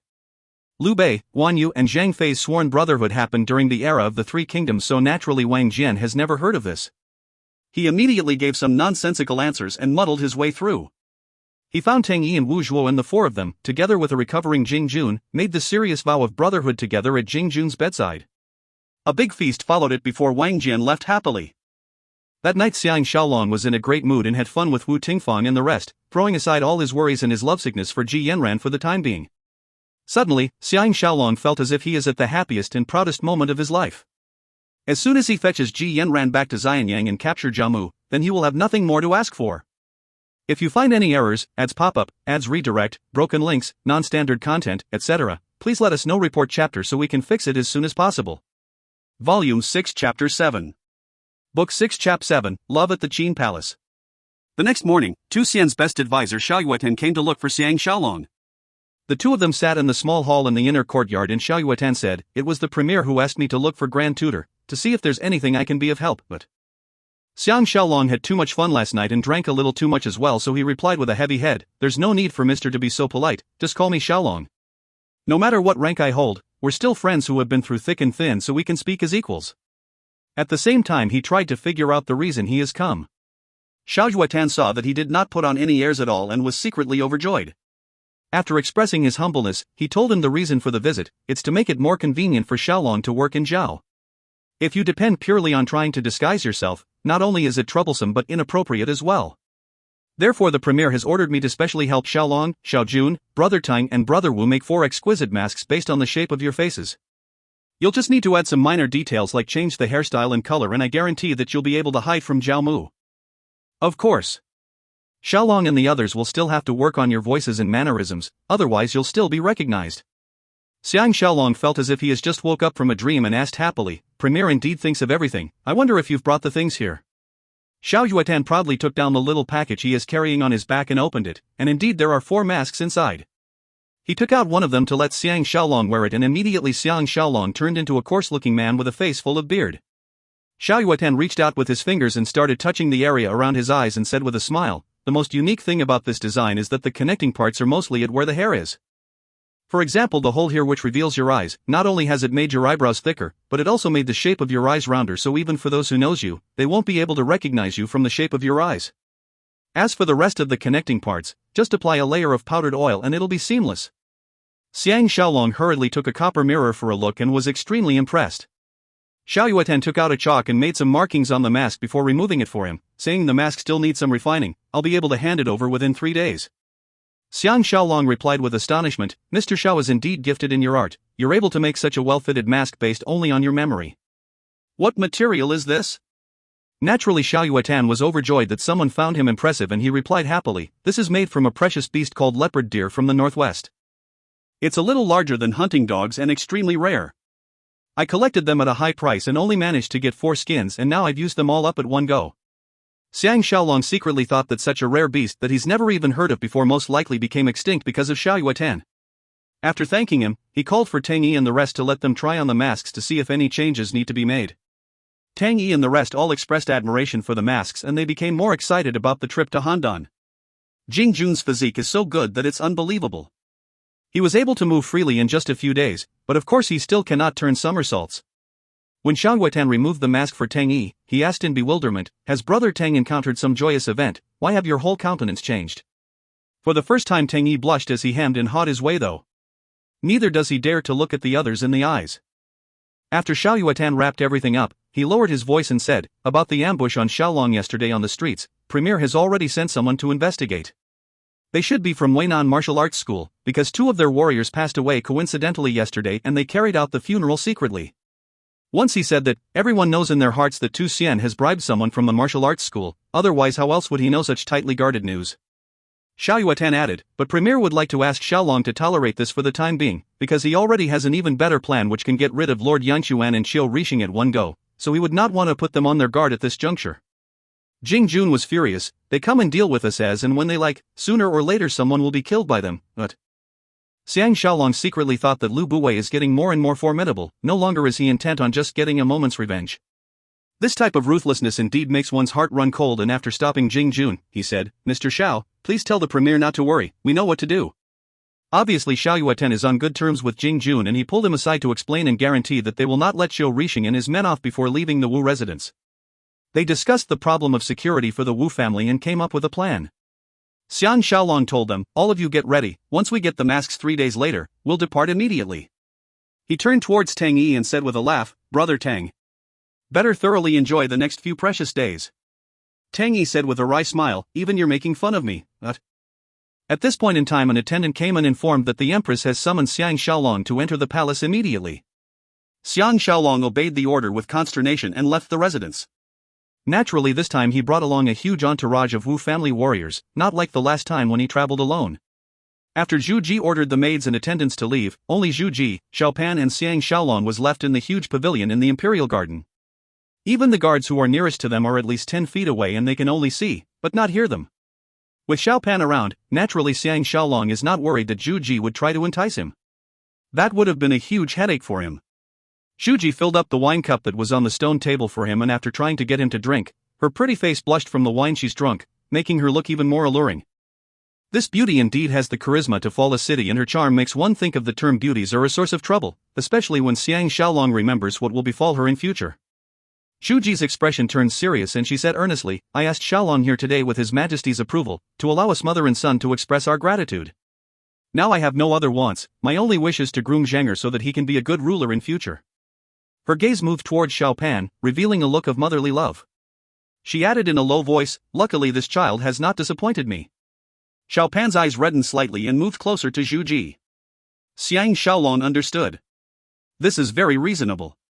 Even though Zhu Ji is a natural flirt, but after staying in Handan for so many years where she can be used by anyone, she is long tired of such life. Therefore she is especially treasures the new life with her husband and son, or at least this is what she is feeling for now. Xiang Shaolong nodded his head. Shaolong understands what Empress Ji is thinking about. Zhu Ji took a deep look at him before turning to look at the pretty garden scene surrounding them. She finally gave a satisfied sigh and said, "I know you understand me the most. Seeing you is not only like seeing a friend, but it's like seeing family, and there's no need to hide anything from you. If you encounter any problems, don't be afraid to tell me. Some things will be easier if I speak to His Majesty instead of asking Premier to report on your behalf." Xiang Shaolong has no idea how sincere her words were, but with her current status, it's indeed out of the norm that she would say something like that. Ji Ji tapped Xiao Pan's shoulder and said, "Zhenger, Grand Tutor Qin is here, go quickly." Xiao Pan stood up reluctantly and followed the attendant who was standing far away. Xiang Shaolong knows that the time for fleshly conquests is here and waited quietly. Zhu Ji rolled her eyes at him and said, "I did not put on the airs of an empress in front of you, why won't you try to speak even a little more?" Xiang Shaolong saw that there's only the 2 of them here and replied with a relaxed laugh, "It's beneficial for both Empress Ji and me to conduct ourselves as befitting to a ruler and his official." Zhu Ji smiled, "Between us, we need not spell out a lot of things, but I'm really very grateful to you. Hi. If I had known, I should have given you my body while we were still in Handan, at least we'll leave a beautiful memory behind. Now, in order to become a good empress and mother, all personal desires will have to be placed aside. I hope Xiaolong can understand my heart. Xiang Shaolong did not expect that even after Zhu Ji became the Empress of Qin, she is still so direct with her choice of words. Obviously, a leopard can never change its spots. For a moment, he could not think of a topic to talk about. Zhu Ji pouted slightly. Look at you. Became a mute again. Xiang Shaolong smiled wryly. What can I say? Should I express happiness or unhappiness? Zhu Ji said offhandedly, I think you're mostly happy, because you need not fear that I will implicate you. Xiang Shaolong was secretly feeling hilarious. Women are so strange. She's the one who tells you not to get involved with her, but when you really did not try to entice her, she'll feel unhappy instead. How contradictory. Zhu Ji is aware that she has gone a little overboard, so she sighed and her expression turned icy after that. Xiaolong's trip back to Handan this time. Can you help me kill 2 people? Xiang Shaolong was stunned and looked at her as he replied, Go ahead, but... Zhu Ji seemed to have turned into another person, her eyes filled with murderous intent as she uttered each word slowly. The first one is another of Jiaomu's lackey Lu Chang, but don't ask me why, I don't even wish to think about it. Xiang Shaolong knows that she must have been greatly humiliated by this person, otherwise her hatred would not have been so deep, so he nodded. I'll definitely get this done for you. A little of the murderous look went out as Zhu Ji's eyes revealed a look of gentleness and her pretty lips uttered, but forget about it if it's too dangerous, most important thing is for you to return safely. Without you, Zhu Ji will feel that I've lost a good confidant. Ever since I first saw you, I felt that even if you do not become my lover, you will become my good friend. Xiang Shaolong is starting to be confused. Are her words truly from the bottom of her heart, or just a way to pull him over to her side? He has seen how she can charm Zhao Mu and Guokai silly, so he's very guarded. But of course on the surface he pretended to be touched. However, he could not hide it from her and Zhu Ji pouted. Did you think I was lying to you? Heaven above be my witness, if Zhu Ji speaks even a word of falsehood, I will not have a good end. Xiang Shaolong was startled and hurriedly said, Lower your voice, it'll be terrible if someone else hears this. Zhu Ji stared at him and said with a huff, Coward. Do you believe me now? Xiang Shaolong nodded his head helplessly and sighed. Who is the other person? Guokai? Then he shook his head and added, Of course it's not him, otherwise Empress Ji would have forced me to kill him the other day. Zhu Ji was still fuming as she replied icily, At least you know how to use your brains, of course it's not Guokai. Amongst those hateful people, he can be considered one of the nicest to me, Xiang Shaolong was curious and asked, Stop trying to be mysterious, tell me quickly. Zhu Ji covered her mouth and smiled as she said playfully, Does it mean that no matter who is the person I say, you will follow my instructions to kill? Xiang Shaolong was flabbergasted. You still said that I was your confidant, why do you always want to see me embarrassed and in a spot? Zhu Ji's heart softened and she replied with a coquettish smile, All right. I'll not put you in a spot, the other person is. Xiang Shaolong furrowed his brows. Do you want me to beg you before you'll tell me? Zhu Ji lowered her head and when she raised it again, tears flowed from the corner of her eyes as she said piteously, When His Majesty and Premier Lu escaped from Handan and Zhao Mu found out about it, he sent Lu Chang and a big group of ferocious men who dashed into our house. They killed all the men servants while the women were all gang raped. That violent and horrible scene is still fresh in my mind even now. Even if I don't think about it in the day, the terrible scene will be reenacted in my dreams. The person who gave the orders was Lu Chang. Do you think he deserves to be killed? Hot blood rushed through Xiang Shaolong's veins as an icy, murderous look gleamed in his eyes. Zhu Ji lowered her head and continued, The next day that fake son of mine and I was taken to Zhao Mu's place and placed under house arrest. Those few days were the most disgusting in my life, and at that time I made a blood vow that if I can escape in future, I'll definitely avenge this. Xiang Shaolong reminded her, You have yet to say who the other person is. Zhu Ji said lightly, It's Zhaoya. Xiang Shaolong was stunned. What? Zhu Ji asked coldly, Why? Can't bear to strike now. Only now did Xiang Shaolong understand why she was trying to convince him earlier. He was feeling very uncomfortable and asked in a low voice, What has she actually done? Ji actually chuckled and laughed faintly. She said as she shook with mirth, I was lying to you, I just detest that hateful look of yours when you were unmoved towards me, that's why I used Jaya to scare you. Her pretty face turned frosty as she added, But other than this, the other things were all true. If the situation permits, bring me Lu Chang's head. Just take it that I'm begging you. Looking at her beautiful face filled with sad tears, Xiang Shaolong only feels as if his head is getting heavier. This woman is really difficult to deal with. It seems that heaven sent her to this world so that she can toy around with men, no wonder even Zhao Mu cannot bear to kill her. Zhu Ji lifted her sleeves to wipe her tears and said quietly, Be careful. If it's anyone else, I'll definitely say that I can guarantee him wealth and riches. But I know that you're an extraordinary man who holds no regard for fame at all, so I can only express my gratitude to you. But if you have any request, as long as you tell me, I will definitely try my very best to do it for you."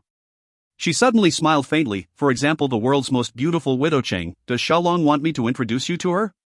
I don't believe that she can resist your charms." Xiang Shaolong stared at her without humor and he stood up and said, "If Empress Ji do not have any further instructions, then please excuse me, for I have to return home to prepare for the trip to Handan." Shu Ji looked at him forlornly and stood up as she said, "You're so hard-handed to keep using the Handan trip to put pressure. I have no choice but to let you go." She added with a smile, "But that is exactly what I like about you. Hi. It won't be easy to find a chance like this in future where I can talk with you openly." Xiang Shaolong was touched on hearing this. Shu Ji has only become an empress for a short time, so she still retained her past characteristics. Earlier, it was only at the beginning that she looked confident, but she subconsciously later reverted to her flirting ways. No matter. There is now a huge chasm between them that cannot be crossed, and regardless of how much they admire each other, they can only keep it in their hearts in future. The two of them faced each other quietly for a moment before Xiang Shaolong bid farewell. If you find any errors, ads pop up, ads redirect, broken links, non-standard content, etc., please let us know. Report chapter so we can fix it as soon as possible. Volume 6 Chapter 8. Book 6 Chapter 8, Audacity. The attendant led Xiang Shaolong away from the Imperial Garden, walking along the corridors, passing through buildings and gardens towards the outer palace. Along the way, guards were posted everywhere. Obviously security has been tightened since his last visit. Xiang Shaolong was secretly alarmed. Was the Qin Palace being prepared for some changes? He thought of how Lord Yangquan first wounded Jing Jun, then found people to openly ambush him in the streets. His actions can be considered uncontrolled, so it's not strange if he were to rebel. The only question is how many in the Qin military stands on his side. Of course he's not worried. History books have already stated that before Emperor Qin rejected Lu Buwei, he has always remained undefeated, and that will only happen 10 years later. Just as he was lost in thoughts, Xiao Pan's voice was heard coming from his left. "Grand Tutor Xiang." Xiang Shaolong turned towards the direction of the voice in surprise to see Xiao Pan running out from single log cabin with bamboos planted outside, past the grass field, towards the corridor. The attendants and guards hurriedly fell to their knees in fright. Xiang Shaolong was still deciding if he's supposed to kneel since he is the crown prince's grand tutor when Xiao Pan cried out, "Grand Tutor, dispense with ceremony," and at the same time made an eye at him. Xiang Shaolong was sharp enough and walked to a corner with him and asked with his brows furrowed, "Aren't you supposed to be having lessons?" Xiao Pan panted as he replied, "I know that Grand Tutor will pass by this area, so I've been keeping an eye out." Xiang Shaolong asked, "Is there anything you want to say?" Xiao Pan was about to speak when a sweet but furious-sounding lady's voice rose up from behind them, "Crown Prince." The two of them were feeling guilty and they were both startled as they turned to look at where the voice came from. They saw an extremely beautiful and slender lady with her hair adorned with a sparrow pin, hair swaying as she walked and wearing a long white robe, seemingly glittering under the rays of sunlight. Her steps light, she seems to be floating on the lush green grass as she walked towards them, her movements elegant, as if she's a beautiful goddess who has come down to earth. Especially when the wide sleeves at her side was fluttering as she walked, which emphasized even more strongly her gracefulness. Even more startling was her facial features, which has a rare purity seldom seen in this era, like a carved statue. Her eyes were clear and bright, her cheekbones were a little too high, but when coupled with her straight nose, it gives one the feeling of uncommon grace and elegance that makes one's heart shudder, making others feel that she is a woman with her own mind, a determined beauty. Her dainty brows were long and curved towards her temples, showing how dark and shiny her pupils were.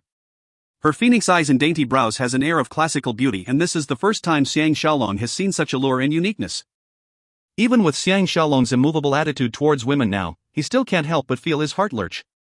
Her pert bosom, slender waist, long legs, all gave her an air of dignity that is beyond any of the other women in this era. When compared to Ji Yanran, they both have their winning ways and it's difficult to compare who is the better. But at this point in time her pretty face was tight, cold as frost, her expression stern as she stared at Xiao Pan. Ask if ignorant, learn if unable to perform, listen to scholars if unable to learn, this has been the way since time memorial.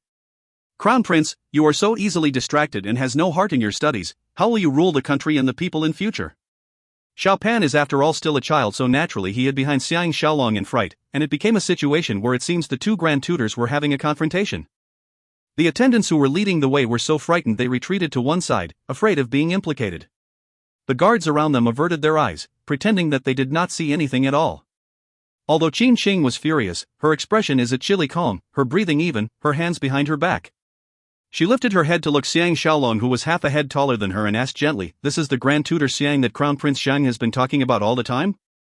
Xiang Shaolong looked at her pure and regal expression and cleared his mind of his imagination before replying with a straight face, "It is indeed I, and I would appreciate Grand Tutor Qin kind advices." Qin Sheng smiled slightly. "Grand Tutor Xiang is being too polite. Crown Prince, aren't you going to walk out? A man must dare to admit to his actions and take responsibility." Xiang Shaolong was stunned. "It's not that serious, right? But..." Qin Sheng's expression turned icy as she replied, "There is a big problem with Grand Tutor Xiang's words.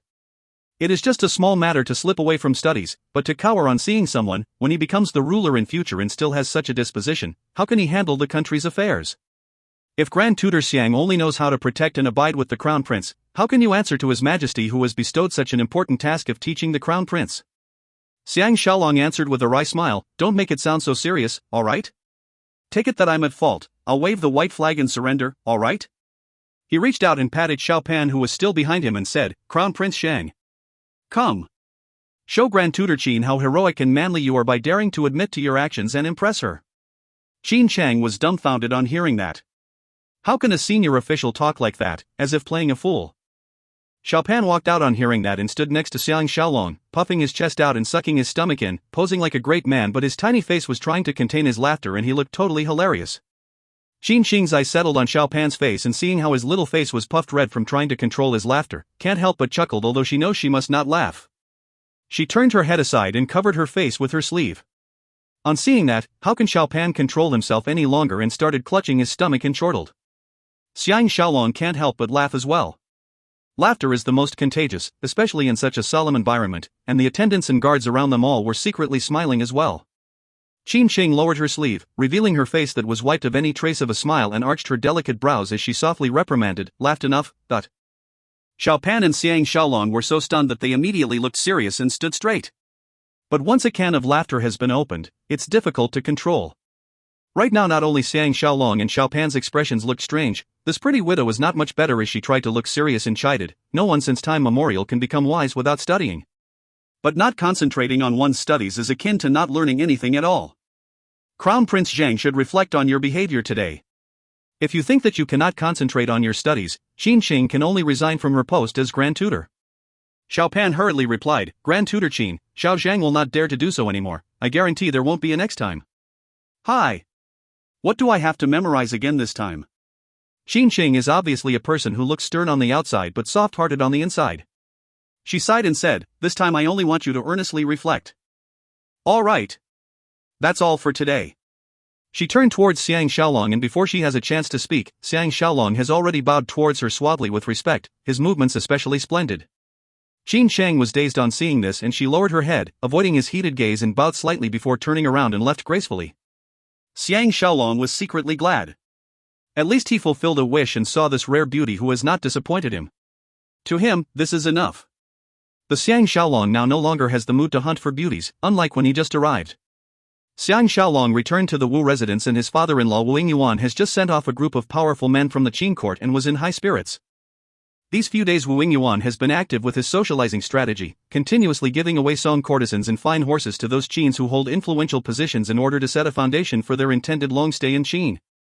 Otherwise, even if they have the support of the king of Qin and Lu Buwei and won't face any huge problems, but if people keep giving them small problems, it's still enough of a headache. Wu Yingyuan is a businessman and is well aware that regardless of nationality or status, everyone is chasing after wealth and fame. Therefore he emphasized on this point, and in addition to his subtle methods, slowly made his way through the various obstacles. Xiang Shaolong had an idea and followed Wu Yingxiong back to the great hall in the main building, and after sitting down, told him about Xiao Yuatan's exquisite masks and added, "Initially I only planned to disguise myself as a merchant to sneak back to Handan and capture Jiao Mu in a surprise attack and be done with this matter. But these makes have greatly increased my confidence, and I decided to go all out and do something great." Wu Yingyuan is intelligent, and he said with a laugh, "Money is no problem. Ha! When it comes to comparing wealth, I'm afraid Premier Lu is still not our match." He lowered his voice and added, "Do you want me to get you a batch of courtesans for you to present as gifts?" He then chuckled, "I'm so silly, they might reveal your background." Xiang Shaolong thought to himself that no matter how shameless he is, he will not treat women as merchandise and give them away.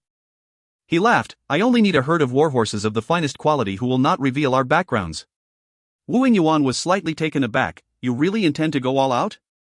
Xiang Shaolong was impressed that Wu Yingyuan can understand his intention from just this little bit of information and replied, "Father-in-law can really make inferences. I really intend to go all out and deal with King Xiaocheng and Zhao Mu in order to give vent to the anger that has been stuck in my chest." Wu Yingyuan breathed out a gush of cold air and said, "My good son-in-law, you are the bravest person I've ever known, but this time you've certainly placed your bet on the right thing. When the Wu family left Zhao, we poisoned all the animals in our farms so that the Zhaos will face a shortage in the supply of warhorses. If you bring warhorses to trade with them, I guarantee that they will come to welcome you instead." Xiang Shaolong replied, "Not only am I going to do business with them, I even want them to allow me to set up a farm in place of the Wu family.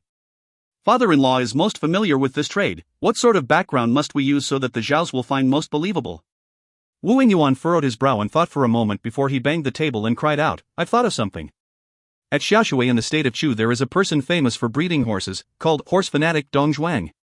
The reason I've thought of this person is because he was originally a Zhao, but because his father Dong Ping offended some powerful person and the whole family escaped to the state of Chu. Dong Ping had actually become a minor official who rears horses, but maybe because of his character, the Chus treated him marginally, and after he lost his official post, he went to live quietly in the wilderness and concentrated on keeping horses. If Shaolong masquerades as his descendant, firstly there won't be much problem with your accent, secondly no one has ever seen Dong Quang and you can use your identity as a Chu to trick Zhao Mu into believing that you're a Chu spy sent to help him. I really cannot think of a more suitable person other than him to masquerade as." Xiang Shaolong cried out happily, "This is really ideal. Can father-in-law transfer 10 odd warhorses without any branding so that I can pretend to be a generous herdsman?" Wu Yingyuan grabbed his shoulder and chortled, 10 odd horses is not enough to claim generosity, you'll need at least a few hundred to 1,000, and they must be branded. Of course not with the character Wu but with the character Dong, just let me take care of this matter. Xiang Shaolong furrowed his brow, this matter can only be made known to Lu Buwei, otherwise if the Qins find out about it, they may secretly give warning and that will be terrible. Wu Yingyuan shook his head, it's best that we keep this from Lu Buwei as well, then there won't be any accidents at all. Don't worry. We don't have to be so open and herd a few hundred warhorses out of Qin's borders, I'll just need a few days to settle everything. However, we'll need to work on the route so that the Zhaos will really think that you are going to Handan from Chu. Xiang Shaolong thought that all these are very exciting and interesting, and after discussing the details, went back to his residence. When he passed by Tang Yi's place, he suddenly heard the sounds of swords and was startled, so he went in. After the maids pointed the way to him, he found Tang Yi at the small back garden, and it turns out that this person and Shanlan were engaged in a lover's swordplay. Tang Yi saw Xiang Shaolong and a sincere expression came onto his face. After instructing Shanlan to practice with his subordinate, he pulled Xiang Shaolong aside and said happily, "Last night was really splendid. All the misery and pain these past few months have been resolved. Now I only hope that Shanlan will be able to give me a son so that I can keep my Tang family line going, so that I don't become the sinner responsible for destroying our Tang family line." Xiang Shaolong can't help but laughed loudly and happily. Tang Yi blushed and pretended to be furious, "If you laugh at me again, I'm going to get into a big fight with you." Xiang Shaolong laughed even harder. Tang Yi only shook his head. The next day Xiang Shaolong led his pretty wives and maids, together with the almost recovered Jing Jun and Tang Yi, Wu Zhuo and the team of Wu family's most elite warriors, and went back to that peaceful farm at the outskirts. Wu Yingyuan and Tao Fang were handling all the other arrangements for the trip to Zhao.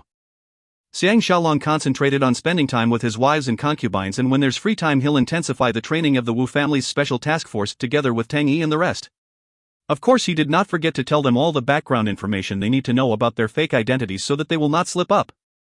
15 days later Tao Fang came to the farm and told them that everything is ready. In the large hall of the farm's main residence, everyone gathered together to listen to the latest news about Handan. Tao Fang said, "Handan is suddenly getting very lively. For some unknown reason, Lord Longyang from Wei and Han's most influential official, the Marquis of Pingshan, Han Xuan have all gone to Handan. There must be something going on, and it seems that the special envoy from Qi will be going there shortly as well. The situation is extremely interesting." Xiang Shaolong and Tang Yi turned to look at each other, both thought of a very serious problem. Tao Fang's experience came with age, and he has already thought of what the problem is and said with a sigh, "If Chu sent an envoy to Handan over the secret which we still know nothing about, although it may not blow the cover off your fake identities, you won't be able to pretend to Zhao Mu that you are the Chus he engaged to steal Lu Gong's secret manual." Tang Yi gave a cold laugh and, using his finger in place of a sword, made an action of killing. It must be known that Chu is the furthest away from the state of Zhao, and if they are fast enough, it's very possible that they can intercept the Chu envoy before he reaches Zhao. Wu Zhuo said with a smile, "Leave this to me. In any case, we need to send some people out to scout around first and to get into contact with Zhao Mu so that he can help smoothen our way to King Zhuangxiang and let the Zhaos open the city gates to welcome us." He turned towards Tao Fang and added, "Is Jiamu back on good terms with that muddle-headed king already?" Tao Fang sighed, "King Xiaocheng is honestly a muddle-headed ruler. News leaked out from the palace that shameless Jiamu knelt outside the palace gates for only half a night and he allowed him to see him, and in no time at all they were stuck together like glue again." He turned towards Xiang Shaolong and said, "Jia is a born lut, now she is back to her true colors and is wildly engaged with many handsome men and has gone back to her previous wild lifestyle." Xiang Shaolong remained silent. Tao Fang deliberately talked about this to make him give up. Hi. This lut really needs to be taught a good lesson before his hatred can be appeased. Once he thought of that, he secretly wondered if he still has feelings for her, otherwise why would he feel such hatred on hearing this news? Tao Fang furrowed his brows in deep thought. What are they planning? But Jing Jun replied, "Of course they're going to deal with us Qins." Tang Yi was momentarily stunned. "Xiao Jun, you are addressing yourself as a Qin so soon?" Jing Jun asked with embarrassment, "Is it inappropriate?" Tao Fang laughed, "How can it be inappropriate? Your brother Tang was just not used to it." Tang Yi shook his head with a wry smile and did not speak further. Xiang Shaolong thought to himself that people of this era does not regard the country as strongly as their clan. Their thinking is a little like those who work in a big company in the 21st century. If they feel that there are no prospects and that they are capable, it's very normal for them to change to another company to work. He asked Tao Fang, "Has Lu Bui's power in Qin improved greatly?" Tao Fang nodded his head in the affirmative and said calmly, "What Premier Lu lacks now is military contribution, but he dare not act rashly as he's afraid that he will be at a losing end if the Qins refuse to cooperate, then whatever little advantages that he has gained through you would have gone down the drain." Xiang Shaolong was secretly laughing sardonically. He's afraid it would be difficult for him to help in this aspect. Although during this warring states period, others will attack you even if you don't attack them, but to ask him to lead an army to attack and take over cities, kill and set fire, he can never have the heart to do such things. They discussed the mission again and decided that Wu Zhuo will set off immediately the next day to stop the Chu envoy from reaching Zhao before they returned to their residences. Before he could step through the door, he heard Zhao Qian's voice in the hall lamenting, "Hi. My monthly cycle is here again." Xiang Shaolong was shocked still outside the door. Wu Tingfang's voice replied, "It's getting on my nerves. I've been taking tonics constantly but I'm still not pregnant." Xiang Shaolong started to feel uneasy. Could something radioactive caused harm to his ability in this area when he came on the time machine? To the ladies, especially in this era where carrying on the family line is important, this will complete their happy family life, but to him he does not think that it's really important at all. The hall remained silent. Xiang Shaolong shook his head inside and walked in. 20 days later, after Jing Jun has fully recovered, all of them set off secretly immediately and left the Qin border, and after traveling one huge round, entered Zhao through the state of Qi. Xiang Shaolong's planning is even more detailed than the past. He first sent out an envoy to hand over the formal document requesting to call on the king of Zhao over to the border guards. In a short while the bell on the watchtower of the Zhao army rang and the drawbridge was lowered and a few hundred Zhao soldiers rode out uniformly to welcome them. Tang Yi gave an order and the 300 Wu family's elite troops, who are now disguised as teams of herdsmen, stood outside the army camp to await the arrival of the Zhaos. The leader of the Zhao soldiers who led the troops is Zhai Bian, about 30 years old, short and stout with an intelligent face and warm personality. He chortled with laughter once he saw them. "Mr. Dong's name is astounding indeed, and now that I've seen you, you're even better than what your reputation expounds you to be." After going through civilities, Xiang Shaolong, with the accompaniment of Tang Yi and Jing Jun, led him to view the 1,000 handsome horses they brought with them. As a warrior, Zhai Bian naturally knows his stuff, and as he was viewing the horses, he exclaimed in surprise, "The quality of this batch of warhorses is even better than the horses the Wu family used to rear." Xiang Shaolong was secretly finding this hilarious, and after expressing their modesty, he asked his man to take out an especially tall and handsome horse to give to Zhai Bian.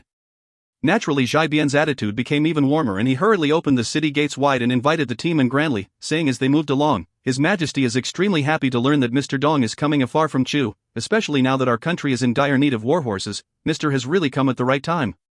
Xiang Shaolong and Tang Jing exchanged looks, knowing that Wu Zhuo has accomplished his mission and has made vital contact with Zhao Mu. That night Zhai Bian set up a feast to welcome them, and during the feast asked them about the situation in Chu. They answered him with the stories that they have earlier agreed upon, and both the host and guests enjoyed themselves. The next morning Zhai Bian sent a commander to lead them towards Handan. They traveled during the day and rested at night, and 20 days later, Xiang Shaolong finally returned to this great city that once brought him great sadness. If you find any errors, ads pop up, ads redirect, broken links, non-standard content, etc., please let us know. Report chapter so we can fix it as soon as possible. Volume 6 Chapter 9. Book 6 Chap 9, Return to Handan. Handan still looked as good. Here to welcome them was their old friend bureaucrat Guo Kai, and also Wu Zhuo, who has now changed his name to Di Ying. After a round of civilities and polite talk, all of them, together with the 1,000 warhorses, rode grandly into this ancient city which is the center of the Zhao's power. Guo Kai rode next to Xiang Shaolong and said with a smile, "His Majesty is extremely impressed that Mr. still thinks of your old country even though you're in Shu. He has specially set up a feast to welcome Mr. tonight." Xiang Shaolong was looking at the city scene with mixed feelings, and on hearing that, he deepened his voice to make it sound hoarse, slowed his tempo and said, "I am really touched that His Majesty understands my intention. Hi! A person who has lost his country is like duckweed without roots. The pain is not something an outsider can understand." Guo Kai turned slightly towards him and said, "I heard from Mr. D from your residence that Mr. Dong intends to come back to display your capabilities, but I don't know if you're aware of the situation." Xiang Shaolong had an idea, and he pretended to be obtuse yet sincere as he replied, "I only know how to rear horses and nothing else, so I hope that bureaucrat Guo can give me some advices, and I will never forget your kindness." Their strategy for this trip is to pretend to be stupid and ignorant to handle sly characters like Guo Kai. Guo Kai chortled before he turned serious and said with a low voice, "I don't know why, but once I saw you, I feel very happy. I wouldn't dare give advices, but I will certainly try my best to help you fulfill your dreams." Xiang Shaolong put on a show of extreme gratitude and said, "With bureaucrat looking after me like this, I am much relieved. I wonder if there's anything I should take note of."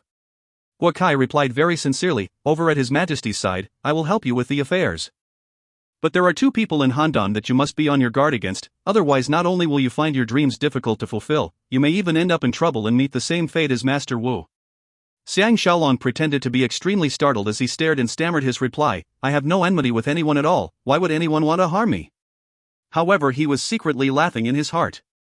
Guo Kai obviously think of him as an ignorant, brash man with a simple mind. That's why he used such a direct method to try and pull him over to his side so that he will be faithful and allow himself to be used.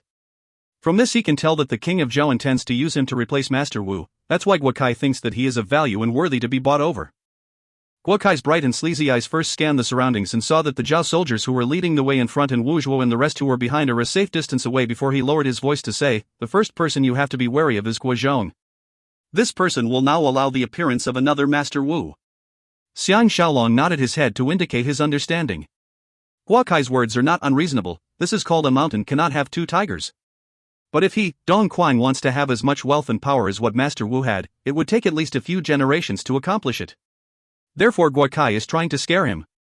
Guo Kai continued mysteriously, "The other person you have to be careful of is the Marquis of Julu, Zhao Mu." Xiang Shaolong can't help but exclaim hoarsely, "What?" At that instant he understood that Guo Kai is unhappy to be under Zhao Mu and is looking for ways to topple him. But the way Guo Kai is revealing his inner thoughts to an outsider like him is really too careless, and he can't help but feel suspicious. Right then they arrived at the guest house that will be used to house them, and surprisingly it turns out to be the hostage residence which used to be Zhu Ji in the fake King Zheng's prison. Guo Kai smiled and did not continue talking as he accompanied them into the residence. Guo Kai went through another round of nice talks, and after accepting this valuable gift of 1,000 fine horses that the Zhaos find themselves unable to reject, he went back to the palace to report his duty done. All of them went to the inner hall to listen to Wu Zhuo's report. Wu Zhuo exhaled as he said, "We were indeed lucky. The Chus really sent an envoy, and luckily I managed to waylay him and got a lot of useful information." Tang Yi replied with understanding, "Eldest brother, it has been hard on you." Among these 5 sworn brothers, Wu Zhuo is the oldest, so he became the eldest brother, followed by Tang Yi, Xiang Shaolong, Wang Jian and the youngest brother Jing Jun. Wu Zhuo nodded his head and said, "It was indeed difficult. Although we set up traps when capturing the Chu envoy, we still lost 5 of our brothers and more than 10 others were injured, but this is something unavoidable." Xiang Shaolong can imagine the danger and intensity at that time and asked, "Have you found out why they are coming to Handan?" Wu Zhuo replied, "Fourth brother's way of tiring them out through questioning is really effective. That Chu envoy called by Dingyan could not hold on beyond 3 days and totally surrendered. He revealed the truth. It turns out that this matter involves Lord Dongzhou." Everyone was excited. Ever since King Wu created his empire 700 years ago and used Duke Zhou's feudal system model, maybe this can be described as a large family where generations after generations live together. This big family is first led by a smart and hard-working founder, and leading his few sons, worked hard together in adversity and creating a big patriarchal clan. The ruler and the various lords of differing surnames are usually connected through marriages. The whole system of a feudal state is centralized around the family clan. Just by deducing from this, one will know that it's only a matter of time that this empire will fall. The danger comes from 2 sides. Firstly, the rule that the eldest son would succeed, and once the successor is not the eldest, then there will be upheaval, and King Yu ** of Zhou is the most obvious example. http://en.wikipedia.org/wiki/king_u_of_Zhou. Secondly, the original close relationships are slowly getting distant after a few generations, and with the increase in population and the differences in the good and the bad, there will most certainly be some struggles or enmities formed and may even reach the state of a fight. Once chaos ensued, no one will have the power to stop the natural turning of history's wheel. Once the royal family loses the power to control the lords, they will immediately fall into the situation where the country is divided into rival baronies. And the invasion by others have forced King Ping of Zhou to move east, and this provided such an opportunity. The status between a ruler and his followers are initially forged by power, and when this power disappears, the status becomes just an empty title and the Zhou family's power totally disintegrated. But such a crack appeared slowly, and it's not a sudden break. Before the three states were separated, there were still some old relations left between the lords and the Zhou family, so they were not overly defiant. That's why for 300 years after King Ping moved to the east, respect and deference are still generally accorded to the Zhou family. After the three states were separated, there was still no situation where those not from the royal family oversteps his authority and try to usurp the position. But the authority of the Zhou family was further weakened and their power reduced. However, Lord Dongzhou is still the leader of the lords in name. Now Lord Dongzhou is making use of everyone's fear towards Qin to launch a last fight, and indeed this is something that cannot be brushed off easily. Wu Zhuo continued, the secret envoy Lord Dongzhou sent is called Ji Zhong. If he manages to get the alliance of the six states, Qi, Chu, Yan, Zhao, Wei and Han, Qin will be faced with extremely dire situation, and now it seems the chances of success is quite high. Tang Yi looked at Xiang Shaolong and said, we must try and sabotage this matter, otherwise it'll be difficult for Lu Buwei to keep his position as premier. Xiang Shaolong immediately felt his head getting heavier. Tang Yi's words are very reasonable. After all, Lu Buwei got his position as premier because of King Zhuangxiang, and it's not stable yet. And the Qins placed the most emphasis on military contributions, so if the six states join forces, they will certainly lose this war, and by then even King Zhuangxiang won't be able to protect Lu Buwei. If Lu Buwei falls, the Wu family can forget about staying in Qin. The world may be huge, but there will be no place where the Wu family can live in peace. An originally simple matter has now become something complicated and troublesome. Jing Jun finally found an opportunity to interrupt and said, isn't Yan and Zhao at war? Why would the Yans be involved this time as well? Tang Yi replied, for these few centuries haven't the lords been fighting and making up again all the time? He continued seriously, Xiao Jun, you'd better try to contain your impatience, don't go looking for your Zhaoji before the situation is cleared. Otherwise, if you reveal your disguise, all of us can forget about leaving Handan alive. Jing Jun looked crestfallen as he nodded his head in agreement, but everyone can see how unwilling he felt. Xiang Shaolong asked, how's the situation like over at Jiaomu's? There seems to be some remnants of fear, as Wu Zhuo replied, luckily we caught the envoy sent by the Chus, otherwise we'll definitely be greatly disadvantaged. It turns out that Jiaomu is the fifth son of Chu's Lord Chunshan, and this Chu envoy by Dingyan is sent by Lord Chunshan to make contact with Jiaomu. He even brought with him Lord Chuanshan's secret letter that he wrote personally, and this saves me a lot of trouble trying to question him. Tang Yi said with a laugh, and of course eldest brother won't give it to that conniving thief without changing a single word on that letter. Wu Zhuo replied with a smile, that's of course. The contents of the secret letter is simple, only telling Jiaomu to trust Bai Dingyan and cooperate with him well. As for what to cooperate about, it was not written. Therefore I copied the seal on the letter and wrote another letter to give to Jiaomu. Now it seems that he totally trusts us. Xiang Shaolong had an idea as he asked, is that secret letter still around? Wu Zhuo replied, how can I lose such a useful thing? I even kept the Chu envoy and he's being imprisoned in a secret place in Handan. Jiaomu is in trouble this time. Xiang Shaolong was overjoyed, and after the four brothers had some further discussion, he recollected his thoughts and went to the Zhao Palace for the feast. Along the way, Xiang Shaolong remembered the time he went to the Zhao Palace for his duel with Lian Jin, and feelings arose in him. How everything in the world is so unpredictable, just like this. Who would have thought at that time that on this day, 2 years later, he would come to see the king of Zhao in another identity and a totally different feeling? Under the guidance of the Zhao soldiers, Xiang Shaolong and his 3 sworn brothers proudly rode past the palace gates. The imperial guards were posed to welcome them at the square in front of the main palace building, and with the drums beating, it was a very lively atmosphere. Xiang Shaolong and the rest did not expect such a huge welcome and were all surprised. Now they know that the king of Zhao places much importance on their return. One of the military officers rode out on his horse and cried out loudly complimentary and welcoming phrases, and surprisingly it's their old friend, that ungrateful Chang Su. That fellow's army uniform has changed, and it seems like he has been promoted a rank and has become the head of the imperial guards. Xiang Shaolong followed civilities and after making some empty polite talk, rode with him towards the palace. Cheng Su said with a warm smile, I don't know why, although it's the first time I've met you, I feel like we're old friends. Oh. Mr. feels like sometime I'm very familiar with but I can't remember who that person is right now. Xiang Shaolong was secretly startled and knows that although he has changed his looks, but his build remains the same and he might subconsciously reveal some loopholes through his mannerisms and actions, that's why it stirred up Chung Hu's memories and feel of him. He replied nonchalantly with his low, hoarse, and slow voice, Officer Cheng need not think this is weird, I've often had this feeling as well, to see someone for the first time and yet feels we've already known each other for a long time.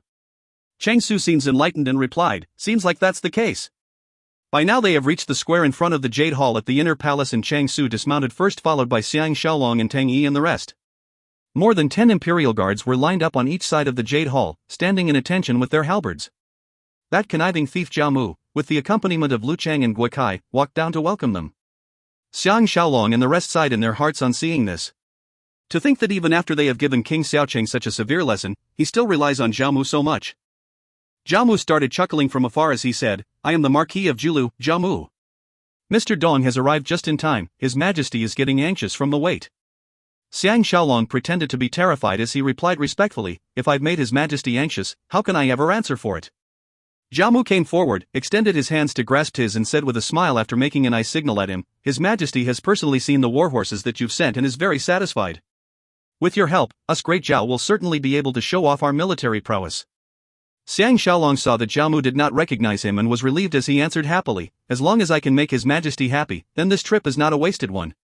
At the same time he exchanged a look with Gui Kai. Jiao Mu personally introduced him to Lu Chang while Xiang Shaolong introduced them to Tang and Jing. After a round of polite greetings, all of them went towards the Zhao Palace in a relaxed mood. They have just stepped past the palace doors when the imperial guards in the hall immediately snapped neatly into attention and the band started a welcome melody. Xiang Shaolong and the rest as well as Jiao Mu and his men knelt in front of the dais. The king of Zhao chortled and left his dragon throne that was placed on the other end facing the main door and walked down the steps hurriedly to help Xiang Shaolong up and said warmly, Mr. Dong is my esteemed guest, there's no need to be subservient. He turned towards Tang Yi and the rest and said, everyone, please rise. Xiang Shaolong had just stood up when Jing Jun who was behind suddenly bawled and everyone, including Xiang Shaolong and his men were all stunned. When everyone's eyes were centered on Jing Jun who was lowered his head and crying bitterly and lying on the ground, refusing to get up, that lad blubbered, I lost myself, but to see that young master can now finally return to his homeland and fulfilled this wish that he has been thinking of for so many years, I'm so overcome that, and he started crying again. Xiang Shaolong and the rest were secretly impressed, they did not expect that Jing Jun would have the ability to cry on demand. If not for the fact that they all know in their hearts what is happening, they would really think that he is so touched that he can't help but cry. Naturally the king of Zhao would not be suspicious at all as he walked over to help Jing Jun up and after consoling him, he turned towards Xiang Shaolong and said, I am extremely touched that Mr. Dong has such a loyal servant. Only now did Xiang Shaolong has the time to take note of the surroundings inside the hall. The Empress of Zhao Hanjing has also attended the feast and is seated on the right slightly behind King Xiaocheng and her eyes are boring into him. Luckily from her expression she seemed only curious and not because she has seen any loopholes.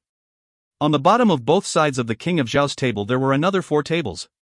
It's meant to be a table for each person, which means there's an empty table left. He wondered who was the person who was putting on such airs, to even have the audacity to be late at the King of Zhao's feast? He replied earnestly, although I have been overseas for a long period of time, but I have been constantly thinking of returning but because of Master Wu, I was afraid. The King of Zhao gave a cold snort and interrupted him, don't mention this person again. Don't worry. It's great that Mr. keeps old relations in mind. From today onwards, just help me rear horses well and I will not treat you badly at it. Xiang Shaolong and the rest hurriedly knelt and expressed their thanks and gratitude. Just as they were about to be seated, the official at the door cried out, Lady arrives. Xiang Shaolong and the rest were all startled and they all turned to look towards the main door. Other than a little more trace of weariness, Zhao still looked radiant and outstanding, wearing a grand evening gown with blue flowers embroidered on a white base, like a colorful butterfly flying into the hall. Xiang Shaolong thought of their old love and can't help but feel secretly sad. When Zhao's pretty eyes flitted over to where Xiang Shaolong was, her body obviously shivered a little and she held her step. Xiang Shaolong and the rest were all secretly alarmed. Zhao is not like Jiao Mu or King Xiaocheng, she can feel what others cannot just based on her woman's sharp intuition towards love and intuition to a man whom she has been intimate with almost daily. Luckily King Xiaocheng and Empress Jing both thought that this wanton woman has taken a liking to Xiang Shaolong, which accounted for her strange expression so they laughed and said, Imperial sister is late again, I must punish you by making you drink 3 cups of wine later. Aren't you coming over to meet Mr. Dong? Jia recollected her thoughts, and after giving a suspicious look at Xiang Shaolong, her pretty eyes suddenly dimmed as she moved towards the king of Zhao and knelt in respect before standing up and turned towards Xiang Shaolong to pay her respects and said, Jia pays her respects to Mr. Dong. Xiang Shaolong and the rest heaved a sigh of relief and took the opportunity to be seated as well. With Xiang Shaolong as the head, they took the 4 tables on the right. On the other side was Jiamu, Zhaoya, Lichang, and Guokai. When the serving maids brought the dishes in, a group of 30-odd dancers ran in and started dancing with the accompaniment of drums. Zhaoya kept her pretty head lowered ever since she sat down, her expression sad. It looks as if her feelings have been roused and she was secretly wallowing in pity. After the dance, the host and guests offered toasts to one another. However, Jiamu would not let Zhaoya off and reminded everyone of her punishment and forced her to down 3 cups of wine. The slightly tipsy Zhaoya began to loosen up and kept smiling coquettishly and flirting, and although Xiang Shaolong was fuming on seeing this, but she did make the feast more lively and enjoyable. Once this beauty starts flirting, not a single man will be able to control his itch on seeing her. Especially now that she has reverted to her old wanton ways and was throwing looks at everyone there. Tang Yi and Wu Zhuo are better off, but Jing Jun's head is already clouded as he kept on exchanging toasts with her. After a while, the king of Zhao turned towards Xiang Shaolong and asked, when does Mr. intend to start your grand business here? Xiang Shaolong's hoarse voice said slowly, I just made a trip here first, there's still a few war horses and stud horses who are being transported here now. There shall be no delay, I will go out the city tomorrow to explore and see if there are any suitable sites to set up a farm. The king of Zhao said joyously, that's the best. Zhaoya threw a glance at Xiang Shaolong and said, is Mr.'s family arriving at the same time as well? Xiang Shaolong saw how immodest she was and was secretly displeased as he replied icily, once everything has been settled, I will send my men back to bring them here. Lichang asked curiously, the way that Mr. Dong is moving your whole family over to our country, aren't you afraid that we'll incur the Chu's wrath? Xiang Shaolong replied calmly, my farm is situated at the borders of Chu and Wei, and as long as I send 500 war horses and 500 livestock to the Chus every year, they will never interfere in my affairs. I have long made arrangements for my trip here this time, and they won't find out anything for the time being. The king of Zhao chortled as he said, let's not talk business tonight and just talk about entertainment. Come. I'll let Mr. see something good. He clapped his hands and music started again. While everyone opened their eyes wide, for dance courtesans flitted towards the tables and started another round of song and dance. Not only did their beauty far surpass the dancers earlier, what is even more heart-stopping is that their alluring bodies are each only clad in purple, red, bright yellow, and light blue translucent gauze as they held long swords and danced. Their youthful and appealing bodies were exposed once in a while through the flimsy outfit as they danced, looking absolutely beautiful. Especially when their gentle bodies were paired with the steely swords, the 2 extremities increased their wildness. Xiang Shaolong, who has not touched a woman since he started his journey, can't help but feel his lust ignite on seeing this. After the courtesans retreated, Jiamu said with a smile, these are the best among the 10 yin beauties that the yin gave to His Majesty, and they are also the welcome gifts that His Majesty is giving to Mr. Do you think they're still acceptable? It is the norm for the powerful in this era to seal relationships by giving away beauties, but it's not appropriate for Xiang Shaolong to accept the gifts given his current situation, so he said with a straight face, I appreciate His Majesty's kind intentions, but there are a lot of things to look into right now regarding the opening of the farm, and it's really not good to have female distractions. I would ask that Your Majesty retract your order. The king of Zhao was stunned for a moment before he replied, touched, Mr. is indeed an extraordinary man, no wonder you have the reputation of being a horse fanatic.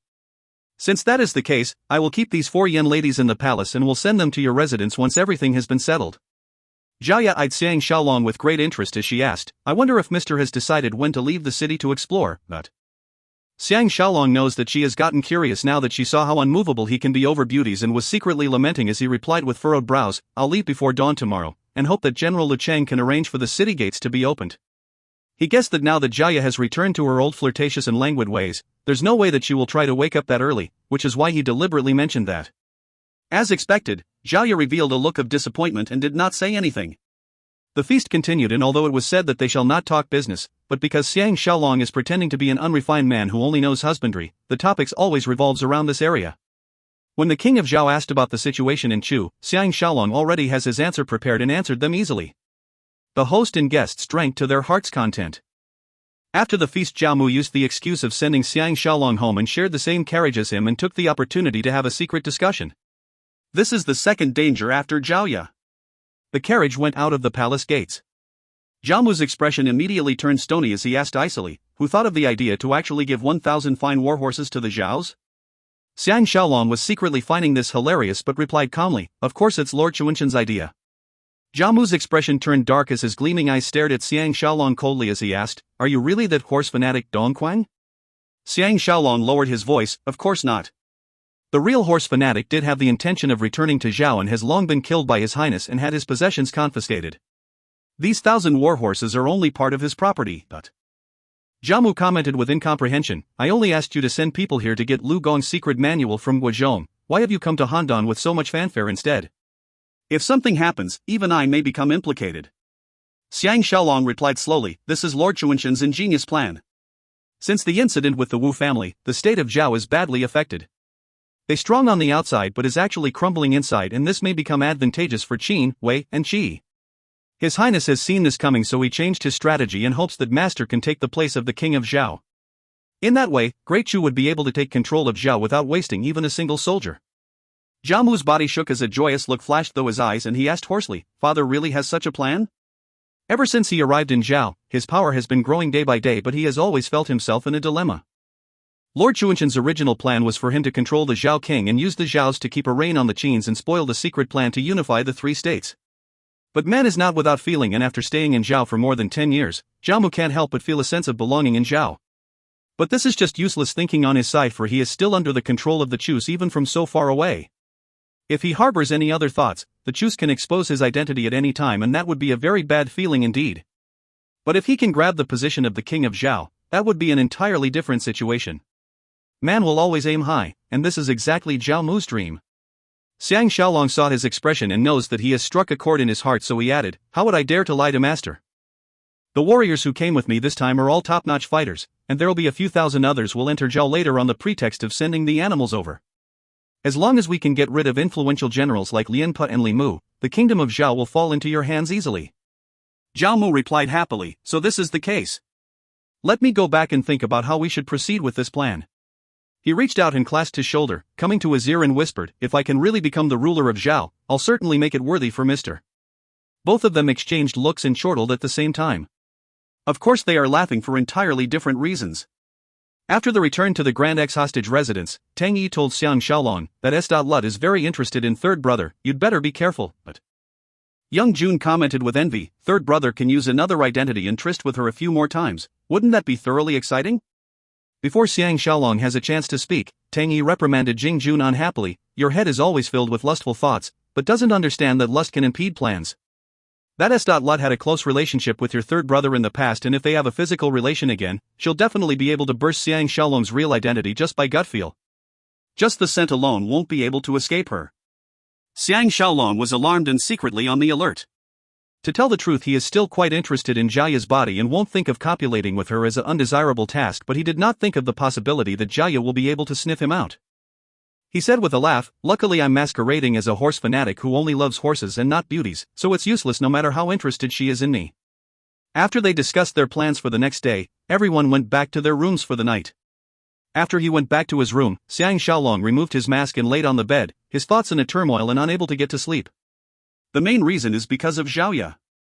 This S.Lut who has betrayed him twice obviously still has feelings for him, otherwise her memories of Xiang Shaolong would not have been ignited by a horse fanatic like him and made her interested. An inexplicable sense of hatred welled up. Maybe it arose from her wanton behavior, or maybe it's purely the thought of revenge. Even he cannot tell the difference. His looks after he put on the mask is certainly not handsome, the skin tone tan from exposure to the sun, but matched with the shape of his body it does exude a certain charisma right from the inside, especially his eyes whose shape has been changed still looked very energetic and captivating. He then thought about the pretty and courageous Ji Yanran, and with all these thoughts in his mind, all the more he could not get any sleep, so he might as well get up and meditate according to the Mahist principles. In a short while his body and spirit merged, and when he opened his eyes the sky is slowly brightening. Xiang Shaolong hurriedly changed and after wearing his mask, went to the hall to meet up with Tang Yi and Wu Zhuo to leave together. Jing Jun did not go with them because he had another task at hand. Le Cheng sent a general called CFA who led a troop of Zhao soldiers to be their guide, and he was waiting for them in the main hall. After a round of civilities, everyone rode into the main street of Handan, where a new day is just beginning. Hoof beats were heard behind them.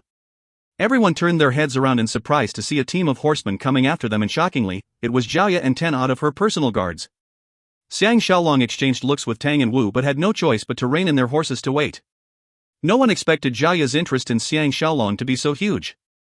The smiling Jiaya first sent off her personal guards, which includes Zhao De and his men, before riding forward to Xiang Shaolong and said with a beam, "Mr. Dong is a guest from afar, how can you not have a companion?"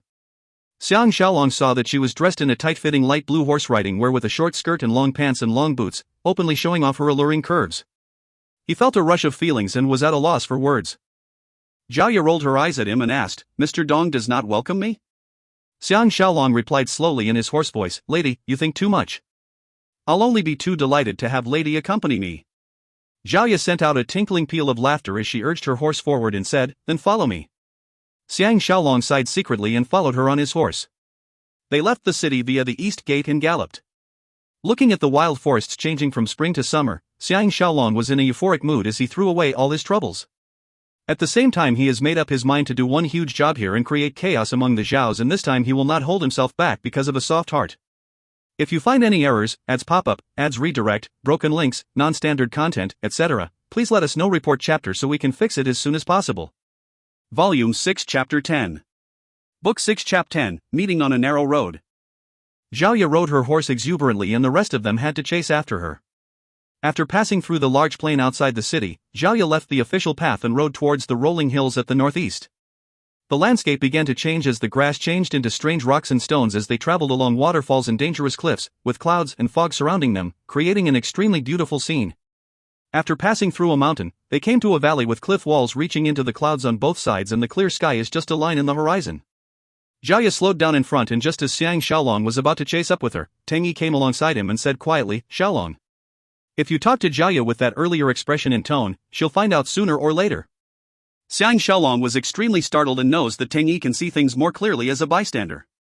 He turned back to look and saw that Wu Zhuo has engaged Xiafei into talking about the surroundings and won't be able to hear their conversation, so he quickly asked for advice. Tang Yi replied, "Dong Quang is famed for being someone who only knows how to rear horses and is totally unrefined in other areas, so you can do as you deem fit." Xiang Shaolong was enlightened and became quiet. They reached the end of the valley and the scene in front was refreshing, with the trees pointing towards the sky and the rays of sunlight filtering through the layers of thick green leaves with rainbow hues, so indescribably beautiful. Streams were crisscrossing amongst the trees and rocks, the sounds of the water crisp and clear, and it feels as if they've come to a place that is not of this earth, intoxicating their senses. Jiaya seems very familiar with this place and led them to a small hilltop, and they could immediately see their surroundings. Xiang Shaolong reined his horse as he came alongside Jiaya and looked around. He realized that where they are standing is the center of a huge plain and with unique-looking cliffs in the distance. The grounds were deep green with abundant water and grass with a fragrance in the air, and he can't help but chortle, "Damn, his grandmother, how does lady know of such a splendid place?" Jiaya heard such coarse language from him and her delicate brows frowned, but she did not answer him. Tang Yi and the rest came to their side as well, and they all expressed their agreement. Xia Fei said, "This place is called Hidden Army Valley, and the only entrance is the line in here earlier. When our great Zhao's king Wuling was at war with Rong Di in the past, he had once hidden his army in here and won the battle. Since then this place was named Hidden Army Valley. Does Mr. Dong think this place suitable?" Xiang Shaolong was secretly thinking to himself, how would he know if it's suitable, so he hurriedly made an eye at Wu Zhuo, the husbandry expert. Wu Zhuo nodded his head slightly to indicate his agreement. Xiang Shaolong pretended to look over the surroundings before he complimented with a sigh, "Ah. It's really D.AMNF** king good." Tang Yi and Wu Zhuo were secretly feeling hilarious, but to Xiafei and Lady Ya the words were jarring on their ears. Xiang Shaolong controlled his urge to laugh and said, "Once I see something good, I can't control myself but exclaim the words F** king a few times. This is such a wonderful place, isn't it even more F** king good?" Xiafei was overjoyed. "So does this mean that Mr. is going to choose this valley as your farm?" At this time Jiaya looked towards Xiang Shaolong. Xiang Shaolong deliberately stared hard at her perky bosoms before nodding, "Yup. I really like the looks of this place. From this day onwards, this Hidden Army Valley will be the place where I set up my first farm." Damn, his grandmother. I didn't expect to find a location so smoothly. Jiaya saw the way he behaved and talked was extremely uncouth and thought that this is the real him and was secretly unhappy. She said coldly, "Since Mr. Dong has found the ideal farm, can we go back now?" Xiang Shaolong deliberately looked at her sleazily and said, "I still have to inspect the water source, soil and grass here carefully." Damn. Why is lady in such a hurry to go back? Jiaya was even more annoyed to hear how rude and foul-mouthed he was and replied with irritation, "I have other appointments, how would I have time to accompany Mr. longer?" She was secretly thinking that she must have been blinded, because ever since she returned to her residence last night, she kept thinking of this person and could not sleep, which is why she came looking for him as soon as day broke. But this is good too. This person may have Xiang Shaolong's build, but his looks are 1,000 miles apart, so in this case, she can give up. Ever since Xiang Shaolong, she no longer wishes to be entangled by feelings. Xiang Shaolong thought he might as well go all the way and let Jiaya give up all hope on him, so he asked with a strange smile, I wonder who is the person who can make lady in such a hurry to return. Jiaya could not tolerate it any longer and said angrily, that is my business and has nothing to do with you at all. She pulled her horse's reins and turned and galloped towards the plains. Xia Fei was so shocked that he hurriedly sent half of his men to escort her back to the city. Xiang Shaolong felt gleeful. As long as he can hurt her, he'll feel a sense of happiness. Although she still has some feelings left for him, but if she had succeeded in harming him the last time, he would be a pile of bones by now, so between them there is no more relation to speak of. After he made a pretense of surveying the place, they went back to their residences at dusk. Jiamu's men are already waiting for him to invite him to the marquis residence for a feast. After Xiang Shaolong bathed and changed, he went alone with them to the marquis residence for the feast. Jiamu was overjoyed to see him come, and as it's still early, he took him to the inner hall for a secret discussion. Before he started on the main point, he laughed and said, I heard that you thoroughly infuriated Jiaoya. Why? You're not interested in that lot at all? Now she is at a point where it's the easiest to hook up with it. Xiang Shaolong was secretly cursing Jiamu and at the same time hating Jiaoya for cheapening herself as he replied, I was afraid she is King Xiaocheng's spy, how would I dare to dally with her? Jiamu was obviously very impressed with his sense of caution as he clapped his shoulder and said closely, who else would know better than me whether she's a spy? If you're interested in her, I can make arrangements for you. Xiang Shaolong was secretly lamenting, so he quickly changed the topic, has Marquis thought over that matter yet? Jiamu was immediately energetic and totally forgot about Jiaya as he said with a serious look, almost everyone in Handan now is my trusted aide, we just have to get rid of a few people and I will be able to sit on the king of Zhao's throne comfortably. Xiang Shaolong replied with a smile, the first two to be killed should be Lian Pa and Li Mu, Jiamu complimented him, with a talent like you helping me, need I fear my great career will fail? But there are a lot of formidable fighters around these two, I'm afraid it'll be very difficult to strike. Xiang Shaolong replied calmly, if it's easy, you would have struck long ago. Leave this matter to me, as long as I can obtain accurate information on them, I'll certainly succeed with one strike. I heard that they are now not in Handan, so it's best if there's a way to call them back, then I will ask my men to set up a trap and get rid of them cleanly. Jiamu looked at him with suspicion, you're really that confident? The two of them have a few thousand personal guards, they're not easy to deal with. Xiang Shaolong replied, no one is better than me at the art of assassination, please be assured. How could Jiamu possibly believe his one-sided talk, so he said somberly, we need to plan this in detail. You better set up the farm first and lay your foundation. With me speaking on your behalf to King Xiaocheng, things will certainly run smoothly. Xiang Shaolong was secretly finding this funny.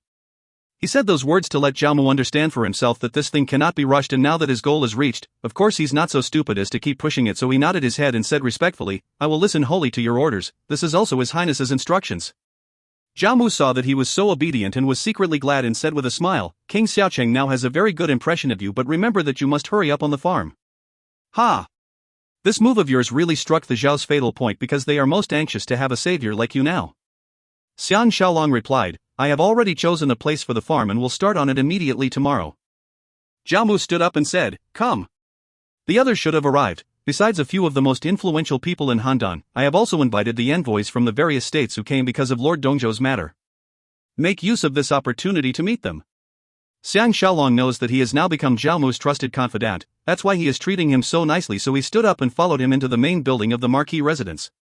The two of them strolled past the corridors side by side, and all the servants and maids knelt down to pay their respects on seeing them. When they walked past the big garden which was right in the middle of the marquis residence, a group of about 100 dance courtesans were practicing dancing. For a moment the mixture of fragrance, clothes, hair, and dainty voices can make one overwhelmed. Xiang Shaolong has sharp eyes and was surprised to find that the teacher who was directing their dance is actually Zhao Ji, and he can't help but looked at her in shock. The training did not stop because Jiamu was passing by.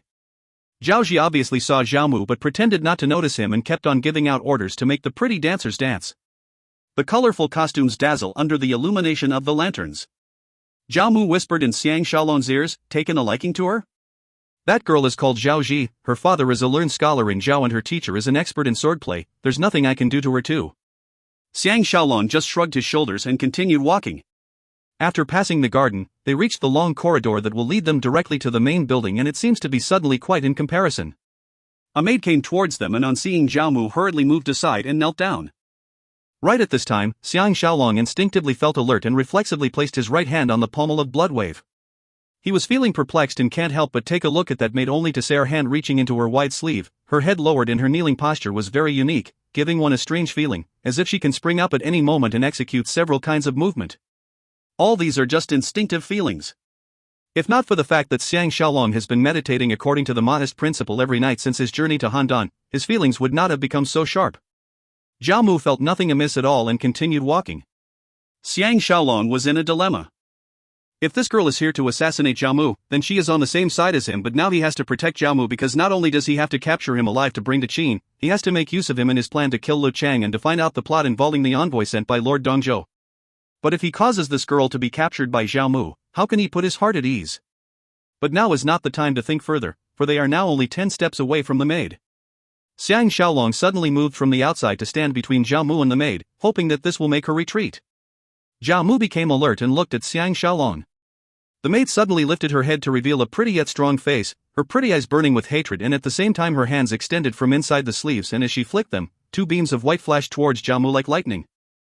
Zhao Mu was caught unawares and thoroughly startled, and before he had a chance to exclaim or dodge, Xiang Shaolong has already drawn out Bloodwave and waved it twice with lightning speed, accurately blocking the 2 flying daggers. The female assassin apparently did not have a third dagger and with a sharp scream, dashed past them out of the corridor. Xiang Shaolong pretended to give chase and suddenly a dark shadow appeared in front of his eyes, and it turns out to be the whip from the female assassin's hand. He took the opportunity to retreat towards Zhao Mu, as if protecting him, but in fact he's trying to block the path of Zhao Mu, who has already drawn his sword. The female assassin knows that she has missed her chance and rolled into the bushes without stopping and disappeared into the night. Zhao Mu nearly collided into Xiang Shaolong and hurriedly raised his hand to grab his shoulder to break himself. Xiang Shaolong looked at the 2 daggers which has fallen to the ground, and the blade shone a faint blue reflection under the light, and it's obvious that it has been dipped in poison. Zhao Mu was still a little fearful as he said, "Luckily you are here this time, otherwise my life would be gone." Humph. All those people are idiots, not even knowing that an assassin has snuck in. Xiang Shaolong was secretly feeling glad, for now he can gain even more trust from Zhao Mu and on the other hand allow the female assassin to escape safely. This is not the first time he saw this highly skilled female assassin. At that time when he took Zhao Mu's carriage and left the Marquis residence, this female assassin mistook him for Zhao Mu and threw the poisonous snake into the carriage to assassinate him. He wonders what is the great enmity between her and that thief Zhao Mu that she has to keep trying for his life, and on both occasions she failed because of him. But then again, Zhao Mu has committed so much evil that it's inevitable that he has enemies all over the place. The feast was held in the wide main hall of the Marquis residence, and there were about 40-odd double-seated tables to seat 2 people each that filled the entire hall. By now Xiang Shaolong already has some experience with the feasts given during this era. When he saw this he was shocked, for never in his dreams did he imagine that tonight's feast would be so grand and with so many attendees. When a ruler holds a feast for his officials and guests, it will definitely be single-seated, where there's 1 person per table if there are less people, and if there are grand feasts with over 100 people, tables will be placed on the front and back rows with multiple seats for 4 or more people. As for the feasts held by most senior officials or influential people, they are mostly double-seated. When the both of them arrived at the hall, there was still some time before the feast starts, so only Zhao Mu's trusted aide Lu Chang and the cunning Guokai was around. These 2 are very close to Zhao Mu, so they came earlier to help entertain the guests. Zhao Mu made some small talk and disappeared. Naturally he has gone to reprimand his men for their failure to protect the residents, and it seems that someone will surely be in trouble. Lu Chang and Guokai came up to Xiang Shaolong and started chatting with him warmly. They first asked about the chosen location for the farm before Lu Chang sighed and said, "I'm really in a difficult position this time. Everyone who thinks that they are someone in Handan are all fighting to attend tonight's feast, but there's a limit to the seating." Hi. Guokai added with a wry smile, "I've met with the same problem as well, and I can only push the responsibility to the Marquis and tell them to ask the Marquis directly why they are not on the list of invites." Xiang Shaolong was extremely surprised, for he thinks that he does not have the charisma to attract others that much, so he asked with a furrowed brow, "Why are there so many people here for the feast tonight?" Lu Chang asked quizzically, "Didn't Marquis tell Mr.?" The learned lady whose reputation is on par with Qin's widow Qin, Ji Yanran, is in Handan as a guest. His Marquis was not sure initially that he can invite her here, but it turned out that she agreed without hesitation. That's why everyone wants to come here to take a look at her glory. Xiang Shaolong was stunned and hot blood rushed in his veins, and for a moment, he couldn't speak. Thank heavens! This rare beauty is finally here. Guokai looked at him in surprise as he said, "Ha! I did not expect that Mr. Dong is also another fan of the learned lady." Xiang Shaolong's attention is now all on Ji Yanran, so how can he possibly be interested in talking nonsense with them? He made up an excuse and went out to the gardens from the side door in order to calm his excited nerves. When he thought of how he can be reunited with his ideal beauty, he felt as if he's like a fairy floating amongst the clouds. No matter what, he must sleep with her tonight. At the same time, he was secretly puzzled. Why did she agree to attend the feast knowing very well that Zhao Mu was his greatest enemy? Hurried footsteps sounded behind him. Xiang Shaolong turned around suddenly in surprise and came face to face with a gorgeous beauty. The beauty was startled and hurriedly took 2 steps back. Her pretty face paled and her joy turned into disappointment as she lowered her head and said sadly, "Sorry. I mistook you for the wrong person." From the faint light from the lantern a distance away, this person turned out to be the elder sister of the twin sisters who once slept with him, the Yu beauty Tianjin. Xiang Shaolong suddenly understood. She must have walked past this place, saw his back view and recognized him as Xiang Shaolong, but when she saw his disguise as Dongquang she was greatly disappointed.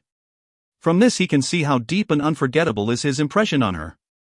He felt sorry for her and said gently, "Never mind. What is your name?" Tianjin's delicate body trembled as she covered her mouth and exclaimed, "You're really Master Xiang. I will remember your unforgettable voice even in my dreams." Xiang Shaolong was suddenly covered in sweat. He did not expect that his identity would be revealed because he forgot to change his voice, and he hurriedly replied in his coarse voice, "Miss, you are mistaken." Tianjin exclaimed with joy and fell into his arms, hugging him in a death grip as she said, "I will not forget you even if I died. We were so worried about you. We really have to thank the gods that you are all right." Xiang Shaolong knows that he cannot hide it from her, so he carried her into the deep woods and kissed her thoroughly before whispering in her ears, "Now my real identity is still a big secret." Tianjin added obediently, "I understand. I will not reveal your identity even if I have to die." Xiang Shaolong said even more seriously, "You cannot even tell your sister about this."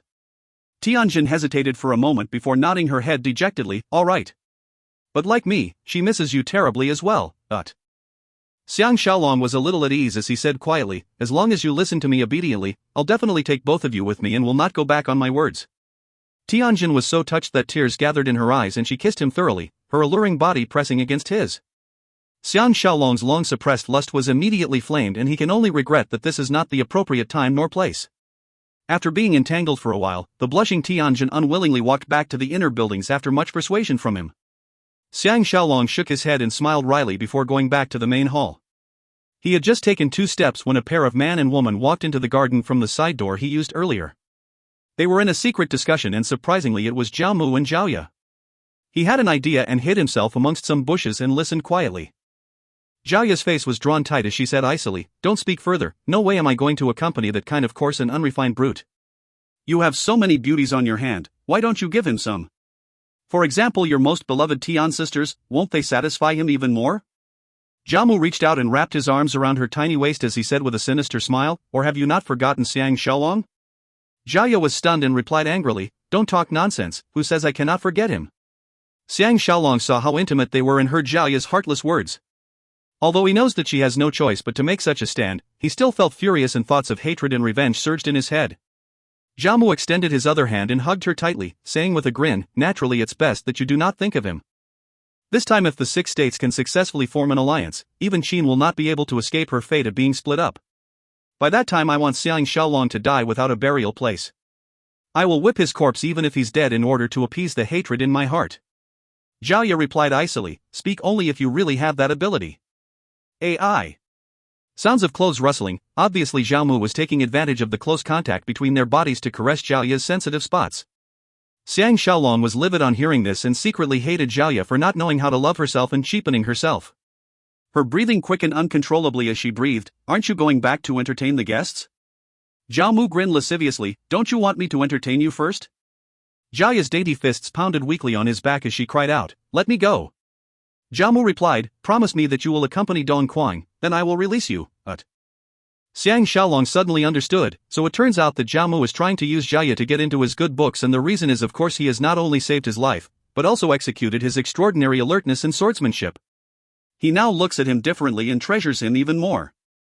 Zhao Mu is judging others by his own yardstick, so naturally he thinks that power, women and wealth will be able to pull him onto his side, and Zhao Ye is the best present he can think of for now. Zhao Ye asked in bewilderment, "Why are you placing so much importance on that Dongquang?" Zhao Mu gave a dry cough as he replied, "It's not I who places much importance on him, but it's your imperial brother's order that it's important that we treat this person well, don't you understand? On hearing that it's the king of Zhao's idea, Zhao Ye softened a little as she said with a quiet voice, "Maybe he's not interested in women?" Otherwise why would he reject the courtesans that imperial brother bestowed on him last night? Zhao Mu sighed, all real men are lecherous. I think his standards are just too high and therefore not interested in those courtesans at all. But how can we compare our lady to them? Zhao Ye said icily, go after Ji Yanran if his standards are high then, who am I to compare? Xiang Shaolong could sense the bitterness in her tone and knows that she is jealous of Ji Yanran and can't help but form a plan for revenge. Zhao Mu sighed, Ji Yanran is famous for being a stony maiden without feelings, how can she be compared to the gentle and feeling Zhao Ye? Don't say anymore, I heard that Dong Quang came out for a breather, help me get him to return. Why are you so nervous? It's not as if I want you to bet him tonight. Zhao Ye remains silent. Xiang Shaolong knows that there's no point eavesdropping any further, so he slowly slipped away. Xiang Shaolong sat in the pavilion, looking at the starry sky as he heard Zhao Ye's approaching footsteps.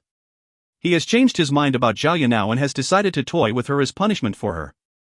Zhao Ye came up behind him and forced herself to suppress her hatred towards him and said congenially, why is Mr. Dong all alone here? Almost half the guests are already here. Xiang Shaolong replied in his hoarse voice, still looking at the sky as he said, I've never liked crowds. Look. The sky is so enchanting, her relation to us is so close, and it's all due to the stars in her arms that we can plot our paths and know the time and seasons. After a person dies, he will return to the deepest part of her. It seems that she is protecting our lofty dreams, controlling the fate of everyone on this earth, but Zhao Ye did not expect such an unrefined person to say such profound words and was momentarily stunned. She sat down on a rock behind him and for a moment was at a loss for words. Xiang Shaolong was feeling melancholic as he sighed and added with a wry smile, shaking his head, when I think that regardless of MOD or Kong Qiu, King Wu or Duke of Zhou, when they lifted their heads, they are seeing the same sky as well. How can we not feel the eternity of the sky when compared to man's minuscule and short lives? A pity that most people still cannot forget about the fight for power, fighting tooth and nail for such shallow gains day and night. That's why I've never liked fighting for power, only hoping to rear my precious horses in a carefree manner and just speak my mind. F*K that sky, I really love her a lot, that's why I want to F*K her, the way I F*K my beloved woman. Although he cursed 3 times continuously, but this time Zhao Ye felt totally different on hearing it because he has given this 3 curse words a very profound feeling and meaning and it has become a totally different matter now. Zhao Ye said in a quiet voice, I have offended Mr. Today, my apologies. Xiang Shaolong shrugged his shoulders graciously as he stood up and turned around, his burning eyes staring into her pretty face as he said with a smile, it doesn't matter how lady regards me, so how can there be a misunderstanding? Like this night sky, if you take only one look, maybe you'll not notice anything, but if you look closely, we will see more and more stars the darker the night and every star will have her own story. Without a beginning, there will not be an end. Zhao Ye has no defense against his stare, so she lowered her head and said, Mister's words are indeed touching. Xiang Shaolong was secretly laughing, for no one other than him knows how to touch this Lut's heart. He stretched lazily and said, all right. I should be returning to that mundane world. I only hope that time passes fast enough so that I can go home and sleep. Isn't the world in our dreams even more beautiful? Zhao Ye had a longing expression, hoping that he will continue talking. Suddenly, she felt that even if she has to sleep with him, it doesn't seem like a terrible task after all. Besides, his masculine body made her think uncontrollably about Xiang Shaolong. Would it be as intoxicating to bet him as it was with Xiang Shaolong? She really wants to know the answer. If you find any errors, ads pop up, ads redirect, broken links, non-standard content, etc., please let us know. Report chapter so we can fix it as soon as possible. Volume 6 Chapter 11. Book 6 Chap 11, Unstoppable Old Flame. By the time Xiang Shaolong returned to the hall together with Zhao Ye, the place is already a flurry of activity. Just scanning across the room, there were at least 50-odd people and most of them he knew from before, including Guo Zhong and his men, who were all split into 10 over groups either chatting or greeting one another. Guo Kai saw them and first gave Xiang Shaolong a look full of hidden meaning before bringing him to where Zhao Mu was chatting with Guo Zhong and introduced him to this great merchant. Zhao Ye is like honey surrounded by bees, with a group of men around her trying to pander to her. Obviously she still has her charms. Xiang Shaolong secretly thought that Zhao Ye is really adaptable to be able to rebound so quickly from the blow he gave her. Hi. He'd better let her off, after all they did have a sincere relationship in the past. Guo Zhong said warmly, Mr. Dong has come from afar, I must play host a little no matter what. I wonder if you're available tomorrow, and of course the Marquis and Scholar Guo will accompany as well, but Xiang Shaolong replied with a smile, Master Guo is so polite, I'll have to make time even if I don't have any. Guo Zhong was ecstatic and made an appointment with him. Zhao Ye managed to extricate herself and came to Xiang Shaolong's side, but before she has a chance to speak, someone laughed loudly as he walked over, I've finally seen Lady today. Xiang Shaolong turned his head to see a handsome and majestic-looking man about 30 years of age striding over. This person has a strong walk with a long sword hanging from his waist and an extremely imposing air. Once Jiaya saw him, her pretty eyes brightened and she ignored Xiang Shaolong as she said with a flirtatious smile, "It really makes me feel bad to hear Marquis Pingshan say this. It seems as if I am very difficult to meet." So it turns out that this person is the envoy that the state of Han sent this time, the Marquis of Pingshan, Han Shuang, and it seems that he is quite a character. Zhao Mu chortled, "Please stop your flirtations for a moment. Come Marquis Chuang, let me introduce to you the world-famous horse fanatic Mr. Dongquang." Han Shuang's gaze settled on Xiang Shaolong's face, his expression aloof, and after making do with some small talk, he pulled Jiaya aside and started whispering affectionately with her. Xiang Shaolong was secretly feeling livid and hating himself for unable to forget this lot after all. Luckily the mask helped to conceal his real expression, but he suddenly has less to talk about now. Zhao Mu saw this and found an opportunity to pull him aside and said, "Just leave Jiaya to me, I'll make sure you'll have a chance to enjoy her. But I have a sincere warning for you, that woman is promiscuous, so just have fun with her, don't ever get serious." Xiang Shaolong knows that the misunderstanding is getting deeper, so he hurriedly said, "Business is more important, I can live with or without such matters." How can Zhao Mu possibly believe him? But before he has a chance to speak further, the official at the door reported, "Lord Longyang from the state of Wei arrives." The hall was immediately quiet. Obviously everyone was waiting to see this person, and most have not seen this pretty man who was famous for his good looks. There was a strange gleam in Zhao Mu's eyes as he stared at the entrance. The sounds of trinkets were heard as Lord Longyang strolled into the hall floatingly, dressed in colorful robes and accompanied by 4 to 5 swordsmen. The hall immediately came abuzz with whisperings. The topic of conversation is naturally around this transgender male. Zhao Mu tapped Xiang Shaolong's shoulder and went forward. Guokai came to Xiang Shaolong's side and said with a low laugh, "Isn't it extremely amazing that there is such a character in the world?" Lucheng also came to his other side and shook his head as he sighed, "His marquis will be kept quite busy." Xiang Shaolong saw Zhao Mu and Lord Longyang chatting and laughing quietly and was secretly thinking it was eye-opening, and at the same time was on the alert. This Lord Longyang is especially interested in scrutinizing towards men, and if he's not careful, he may find some loopholes, and that would be terrible. Zhao Ya's voice rang up from behind him, "What's the matter? Look at the way all of you are staring, were you unable to resist the lure of the men?" Xiang Shaolong could not repress the repulsion he felt towards the way she was behaving intimately with the Marquis of Pingshan earlier, so he just gave a cold snort and left. Zhao Ya ran after him and said with a coquettish smile, "Why does Mr. Dong look unhappy? Have I offended you?" Xiang Shaolong was secretly startled. Only now was he able to confirm that he still had some feelings left for this wanton woman. That's why he can't help but feel jealous and lost control of himself. He hurriedly recollected himself as he stopped walking to look at her, saying with a smile, "Lady, you think too much. You have not done anything to make me unhappy, so why would you say that?"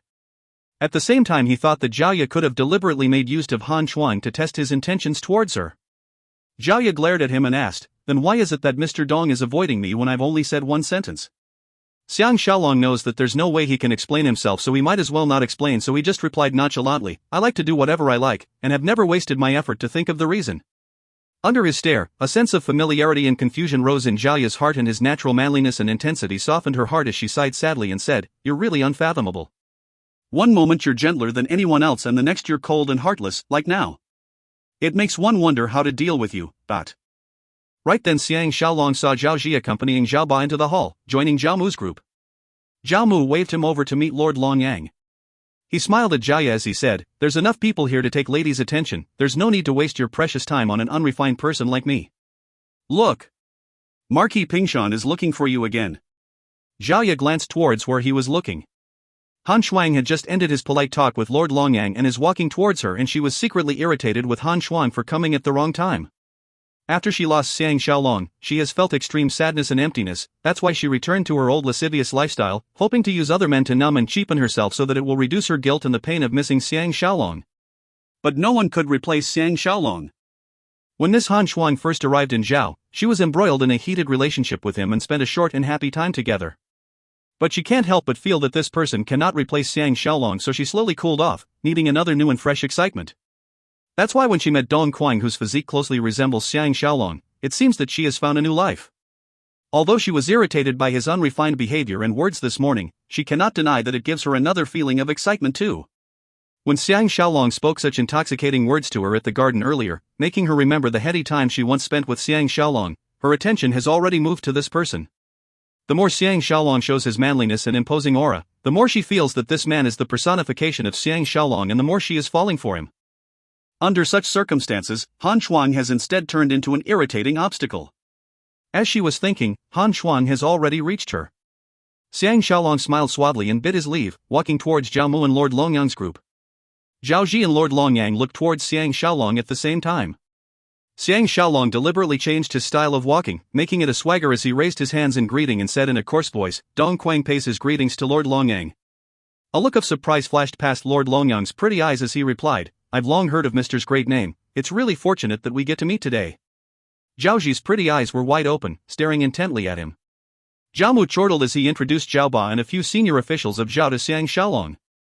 Lord Longyang smiled coquettishly, "Mr. is indeed a great man of our times, no wonder you're making us girls all stare at you." But Zhao Ji's pretty face blushed before she realized that she has behaved irregularly because this person closely resembles Xiang Shaolong. She lowered her pretty face and stared angrily at Lord Longyang. Xiang Shaolong felt his goose pimples rising under the eyes of Lord Longyang and prayed that he has not taken a liking to him. Zhao Bai chortled as he said, "Lord Longyang and Mr. Dong are both expert swordsmen, why don't we find a day to exchange pointers at my school? Wouldn't that be a grand event in the martial arts realm?" Lord Longyang's glittery eyes surveyed the hall before he said with a smile, "If we can manage to invite our learned Lady Ji to the school as well, maybe everyone here will go there to partake in the atmosphere. Now that would really be a grand event." Everyone laughed together with him. Zhao Ji can't help but to steal another look at Xiang Shaolong, her expression strange. Xiang Shaolong was secretly lamenting, he guessed that Jing Jun could have leaked some news, otherwise Zhao Ji's expression wouldn't have looked so strange. Right at this time, the door official deliberately raised his voice as he sang out, "Miss Ji Yanran arrives." The noisy atmosphere in the hall immediately ceased and everyone, men and women, all looked towards the main door. Xiang Shaolong's heart began beating faster. Will this pretty lady whom he has not seen for so long still look as wonderful? If you find any errors, ads pop-up, ads redirect, broken links, non-standard content, etc., please let us know. Report chapter so we can fix it as soon as possible.